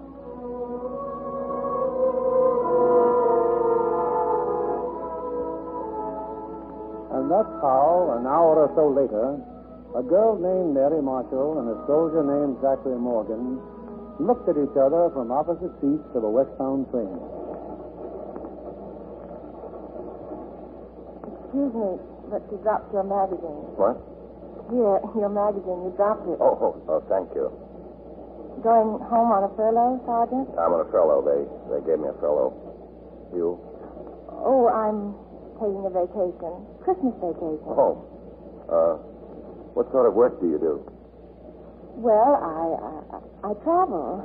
A traveling saleswoman. Sales lady. Well, I never heard any jokes about traveling sales ladies. Guess there aren't any. You know, I would have guessed you were a secretary or a model, maybe, a school teacher. Well, I was once a secretary, and I wanted to be a model, so that would have been pretty good guessing. Going to Los Angeles? Oh, no, I get off quite soon at Pine Hill. Oh, that's home? No, I'm just visiting my aunt and uncle. That's funny. I'm going to Pine Hill, too. My sister lives in Pine Hill. Oh, I'll bet you'll be crazy to see you. I hope so. Maybe we'll run into each other there. Yes. Say, a cup of coffee or something? A sandwich? Well, yes, I would. Good. I think there's a club car or something down this way. I'm sorry. My fault. I'm pretty clumsy. I keep bumping into people all the time. Taxi, lady, taxi. Oh, yes, please. Well, goodbye, Sergeant. Goodbye. Oh, wait. If anybody tried to phone you, how could they get you? Well, my uncle's in the book, Henry Marshall. Henry Marshall? Mm-hmm. What's your name? Mary Marshall. Mary Marshall. Goodbye. Goodbye. Oh, if somebody calls and says it's Zachary Morgan, that's me.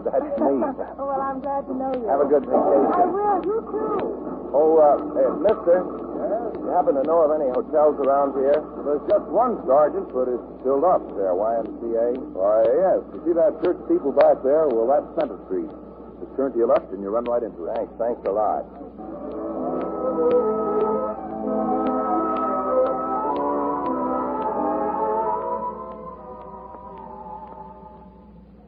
Sergeant.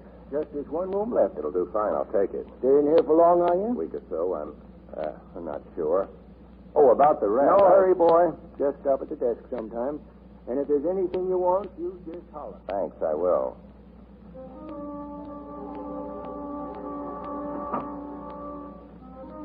Don't get worried, Frank. Don't get worried. You've got a problem, sure, but it's simple.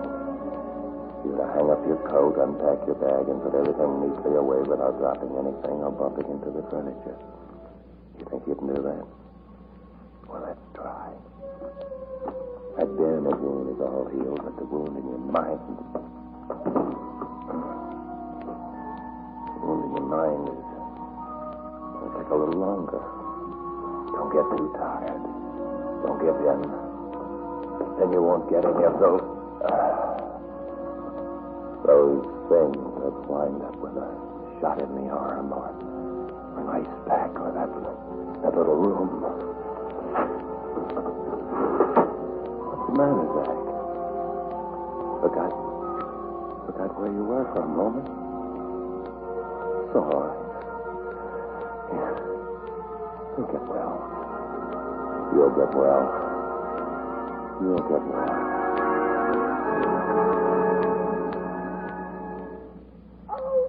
Let me look at you, Mary. Why, you haven't changed at all, dear. Not at all. Thank you, Aunt Sarah. Oh, it's good to be here. We're so glad to have you. Barbara, Mary's here. You can share Barbara's room, dear. I don't want to disturb anybody. Oh, now here. Give me your coat. Barbara's 17 now. Oh. She's pretty spoiled, though. I think an older girl would be a very good thing for her right now. Well, there's a million things to talk about, but first, you want to wash up. Barbara. Why, Aunt Sarah, she's a beauty. Home. Take Mary up to your room, dear. If you're busy, Barbara, I can just follow me, lady, to my boudoir. Some boudoir, practically no bigger than a... Barbara. Oh, I'm sorry, Mary. Now, look. We all know I've been in prison, and I'm going back to prison. So it just isn't right for anybody to try and cover up. You're a wonderful girl, Mary. Now run on up here. Take that bag, Barbara. Well, here we are, Mary.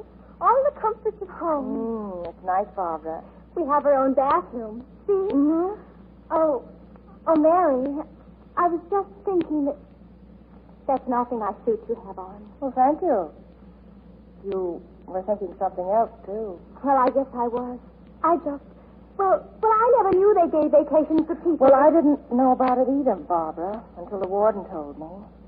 Yes, in certain states, they give special furloughs to people for good behavior. Oh, I think it's wonderful they have that confidence in you. Yes, I think so, too.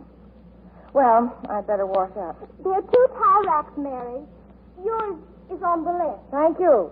And the soap. There are 2 bars here. Yes, I thought you might like a new case. It's right there. Mary? Yes, I heard you. I'm not using your soap. Well, I'll run along downstairs. Thank you, Barbara.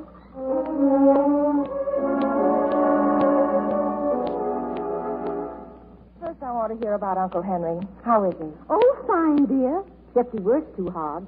That darn drugstore of his. Oh, I've been so anxious to see him, Aunt Sarah. And you. That's sweet of you, dear. But I guess you'd be happy to see, well, anybody. Has it been bad, Mary?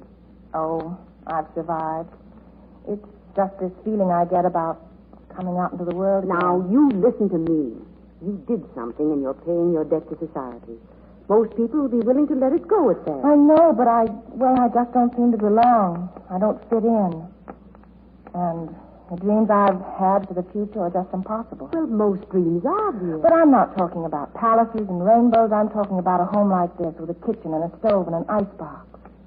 And a husband. And a child. Yes, I have all that. But I used to dream about palaces and rainbows. But you're happy. Of course. Because I didn't hold out for too much. I accepted what was second best.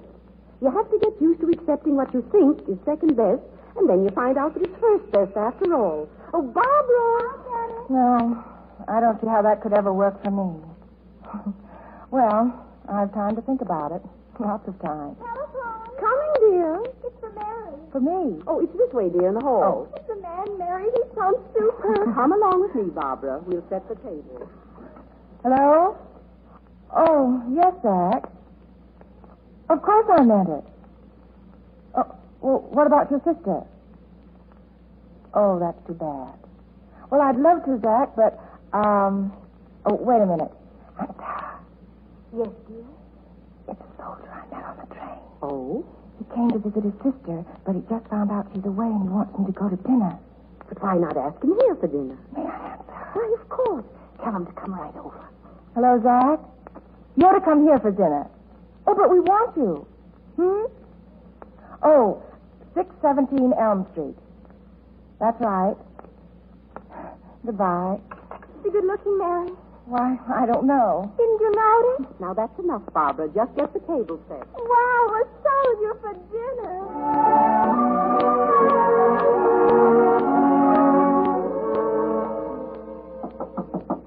Dad, can I come in? Dad. Hi. Mother says for you to hurry. Mary Soldier will be here any minute. No, that's fine. Tell Mother I'll be right down. Dad. What? You know, you never told me anything about Mary. Why was she sent to prison? You can find that out some other time, when you're older. Oh, that's what Mother says. But I still don't see why I shouldn't know. Now, Mary made a little mistake, and that's all there is to it. Don't bother me now. But they don't send you to prison for just doing nothing. What if my friends ask me about her? Just tell them that Mary's your cousin. And from that point on, they can mind their own business. Seems to me that your business might be helping your mother. Oh, Dad. Barbara! Barbara! I'll get it. I'll get it.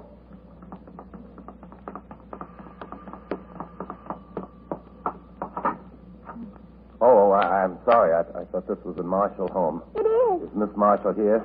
I'm Miss Marshall. I mean, Mary Marshall. Oh, well, Barbara, stop teasing that young man. Oh, I'm Mary's aunt.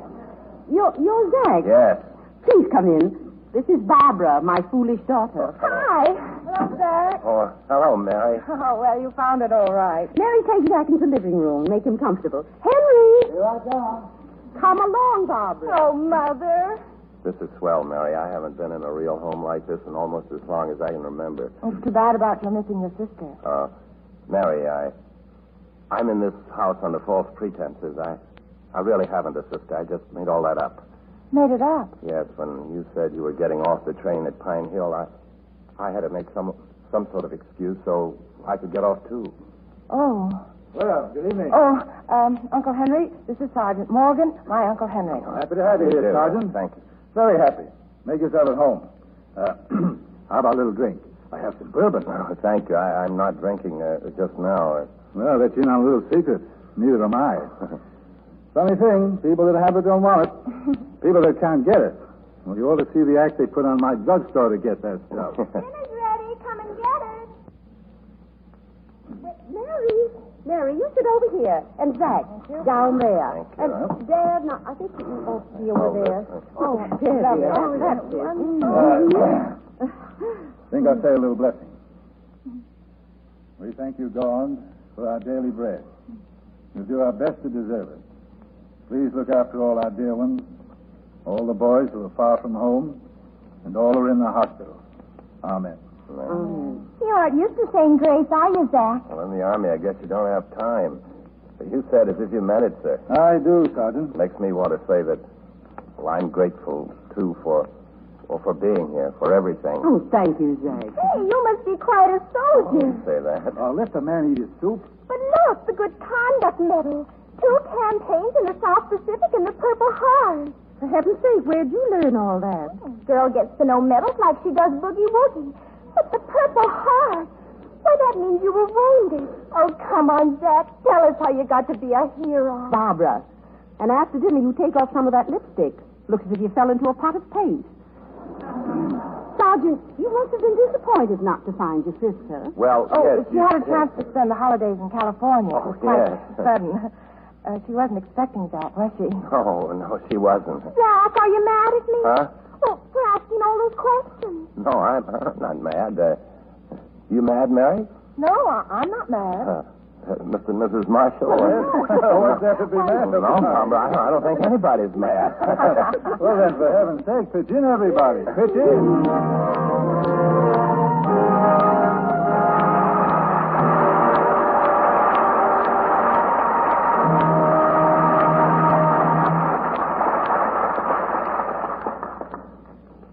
After a brief intermission, we'll bring you Act 2 of I'll Be Seeing You, starring Joseph Cotton and Dorothy McGuire.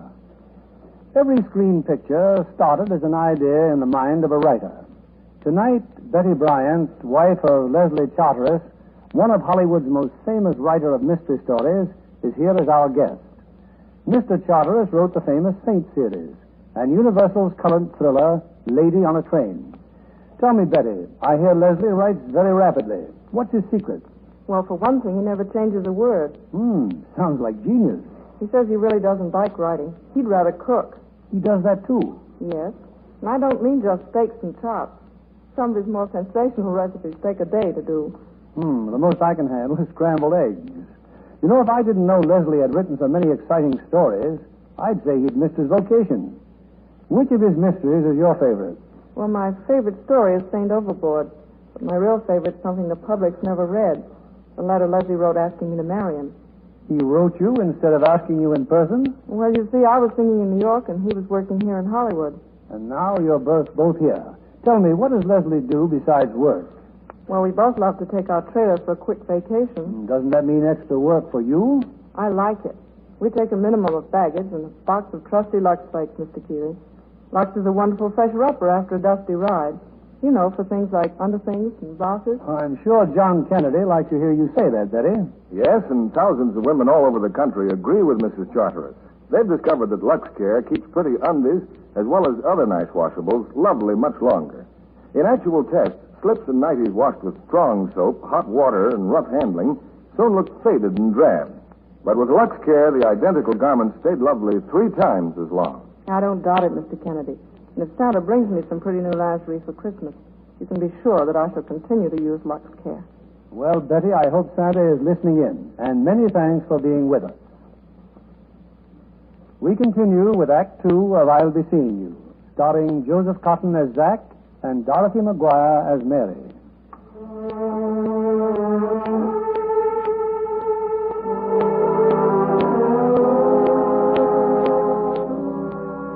It's about 3 hours since dinner time, and down on Main Street, Zack and Mary are just walking out of the lobby of Pine Hills Movie Theater. Zack's face is strained and drawn as he takes Mary's arm and heads aimlessly down the street.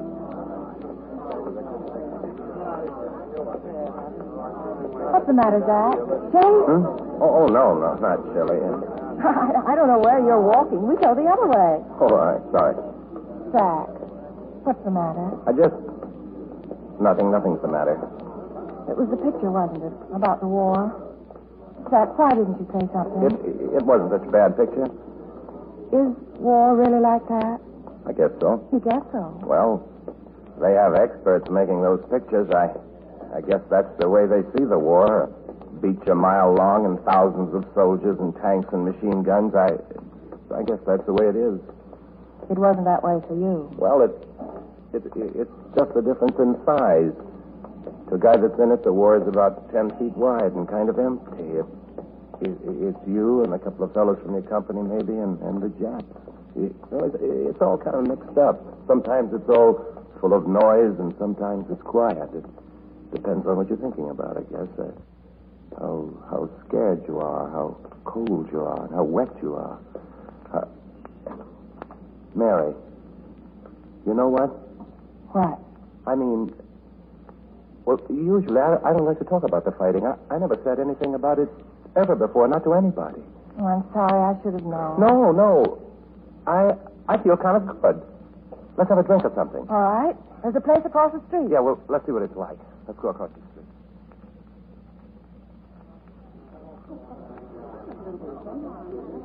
This booth all right, Zack? Oh, it's fine. Sure all you want's coffee? Positive? Oh, come on, it's Christmas. Sky's the limit. Have a piece of pie with it. Not after Aunt Sarah's dinner. They're nice people, Mary. You're nice people, too. Here you are. 2 cups of coffee. Thank you. Say, I'm an old army man myself. See, Mary? No, thanks. I was in France in World War #1. And you know what? They're kidding themselves. This is exactly the same kind of war. Sure you won't have some cream? Thanks. The Navy, Marines, Air Force. Okay, great.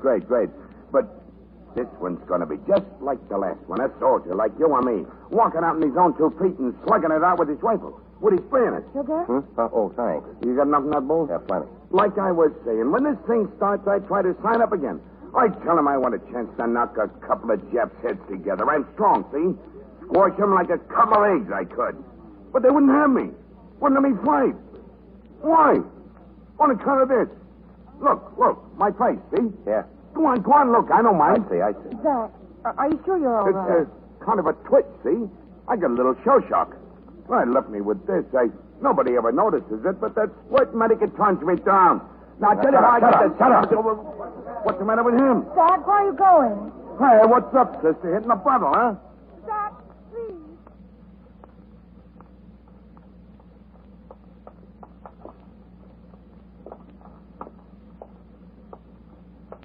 If we walk fast, Zack, we'll get nice and warm. I'm glad you like walking. Fine night. It's Christmas Eve. That's right, it is. Mary, I'm all right now. Thank you. Thank you for not asking any questions.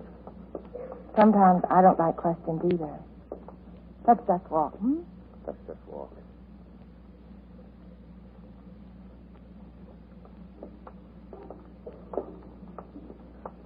I'd like to ask you in, Zack, but it's late. Mary, I think you ought to know something. I wish I could tell you. I wish I could explain it. You probably think it. Well, I look fine, don't I? Healthy, don't I? Well, I am. Look, you see this rock? Yes? Well, watch. Watch me hit that lamppost down there. Oh, you're terrible. I'll bet I could do better than that. Now, watch me. Sure. Thanks, Mary. Good night. Zack. Zack.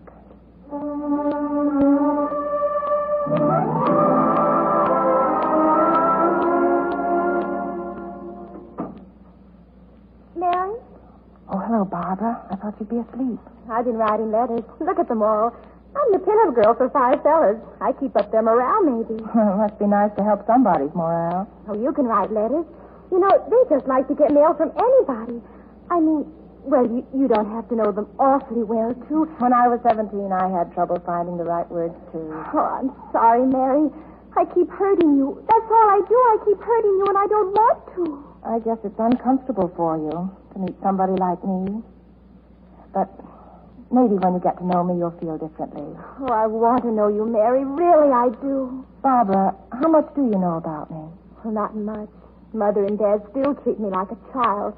Everything's a big secret. I don't think it would hurt you to know. As a matter of fact, it might help. Well, Barbara, when I was 15, my mother died. I remember her. She used to make clothes for all my dolls. And not long after that, my father died. I finished school, and then I went to work.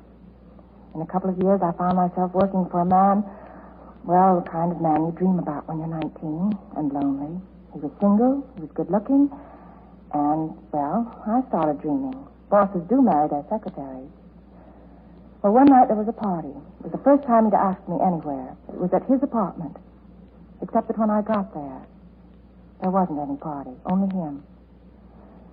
And then he wouldn't let me leave. He'd been drinking.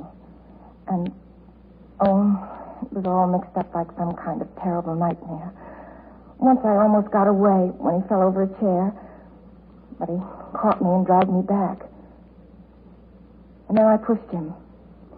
I pushed him as hard as I could. And he fell back. There was a low window, and he crashed through, screaming and clawing for something to hold on to. His apartment was on the 14th floor. Oh, Mary, how awful. But it's wrong. They shouldn't have sent you to prison. If I'd been lucky enough to get away before he was killed, there wouldn't have been any crime. But the man was dead. The jury said manslaughter. That meant 5 years. Please forgive me, Mary. Oh, please. It's all right, darling. It's all right.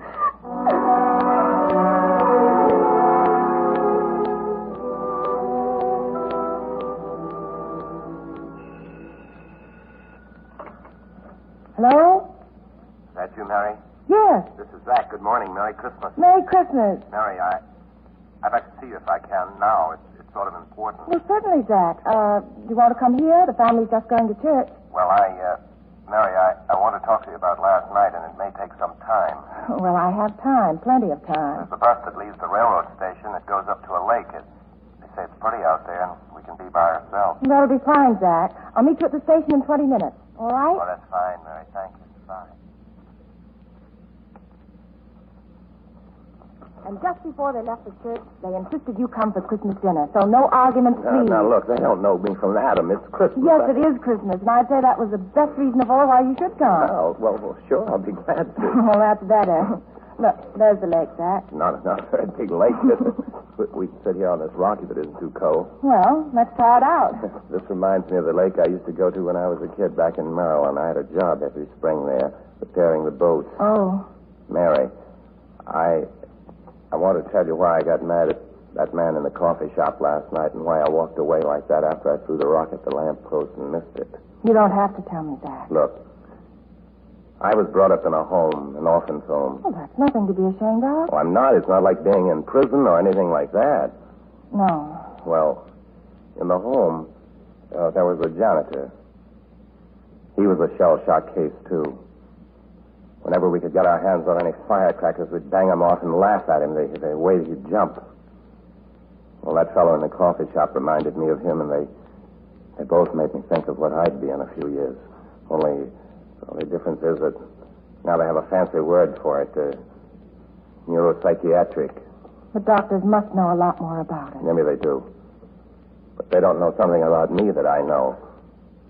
You see, before I went in for engineering, I was an athlete, a pretty good one. I know what my timing used to be. The doctors don't. It's gone, Mary. Why, before this happened to me, I could have hit that lamppost all day. I don't know why I'm bothering you with all this. Yes, I do.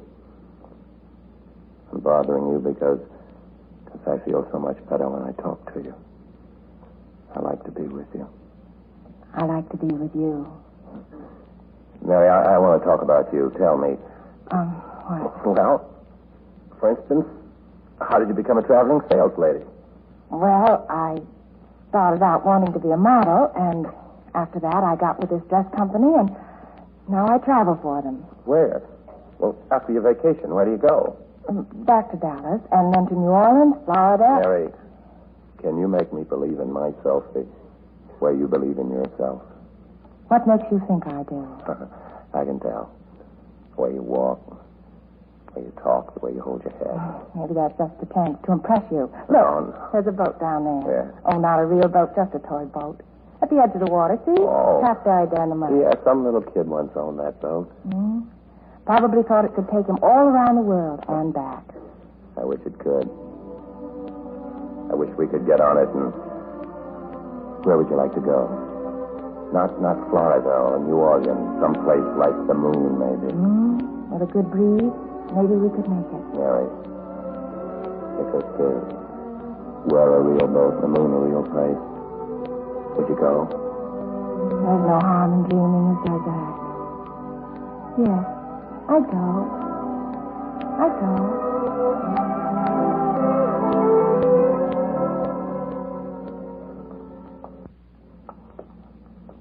I'm getting to know your Uncle's gate very well. This is where we were standing last night. What are you doing? Getting another stone. See how my timing is in daylight.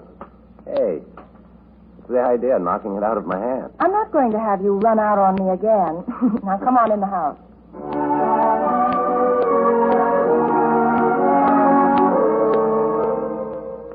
Here it comes, everybody. Now, what is I could bring it in blazing, Henry. Well, look. You know, I never could figure it out. If the plum pudding is on fire, why doesn't it ever get burned? Must be the alcohol in the brandy. I guess that's it. Personally, I think that's a terrible waste of good cognac. Oh, don't worry, Henry. There's lots left. I wouldn't trust Mom with it, Dad. Oh, now I'm not going to listen to that again. You may not believe this about your dear Aunt Sarah, Mary, but last year she got as high as a kite. Henry, They're trying to drag out a family skeleton, Mrs. Marshall. I won't listen. True as I sit here. Had a glass of sherry to bring in the new year, and by George, you should have seen her. She did about everything but hang. Oh, now, see here, Henry. If you're in such good voice, how about a Christmas carol? Something tells me Aunt Sarah's trying to change the subject. Well, nothing of the sort. Christmas carols go with plum pudding, and that's what we're eating, plum pudding. All right, darling, all right. What'll it be? Oh, I think I like Little Town of Bethlehem best. Fine. A little town of Bethlehem it is. Mimi. Oh, little town of Bethlehem, how still we see thee lie. Above thy deep and dreamless sleep, the silent stars go by. Yet in thy dark streets shineth the everlasting light. The hopes and fears of all the years are met in thee tonight. Well, Jack, it's pretty good having another man around here. I can't quite tell you how I feel. This is the best Christmas I ever had. To think that you wanted me here, that you all had presents for me. Well, yesterday I was a stranger here. I felt like a prisoner inside myself.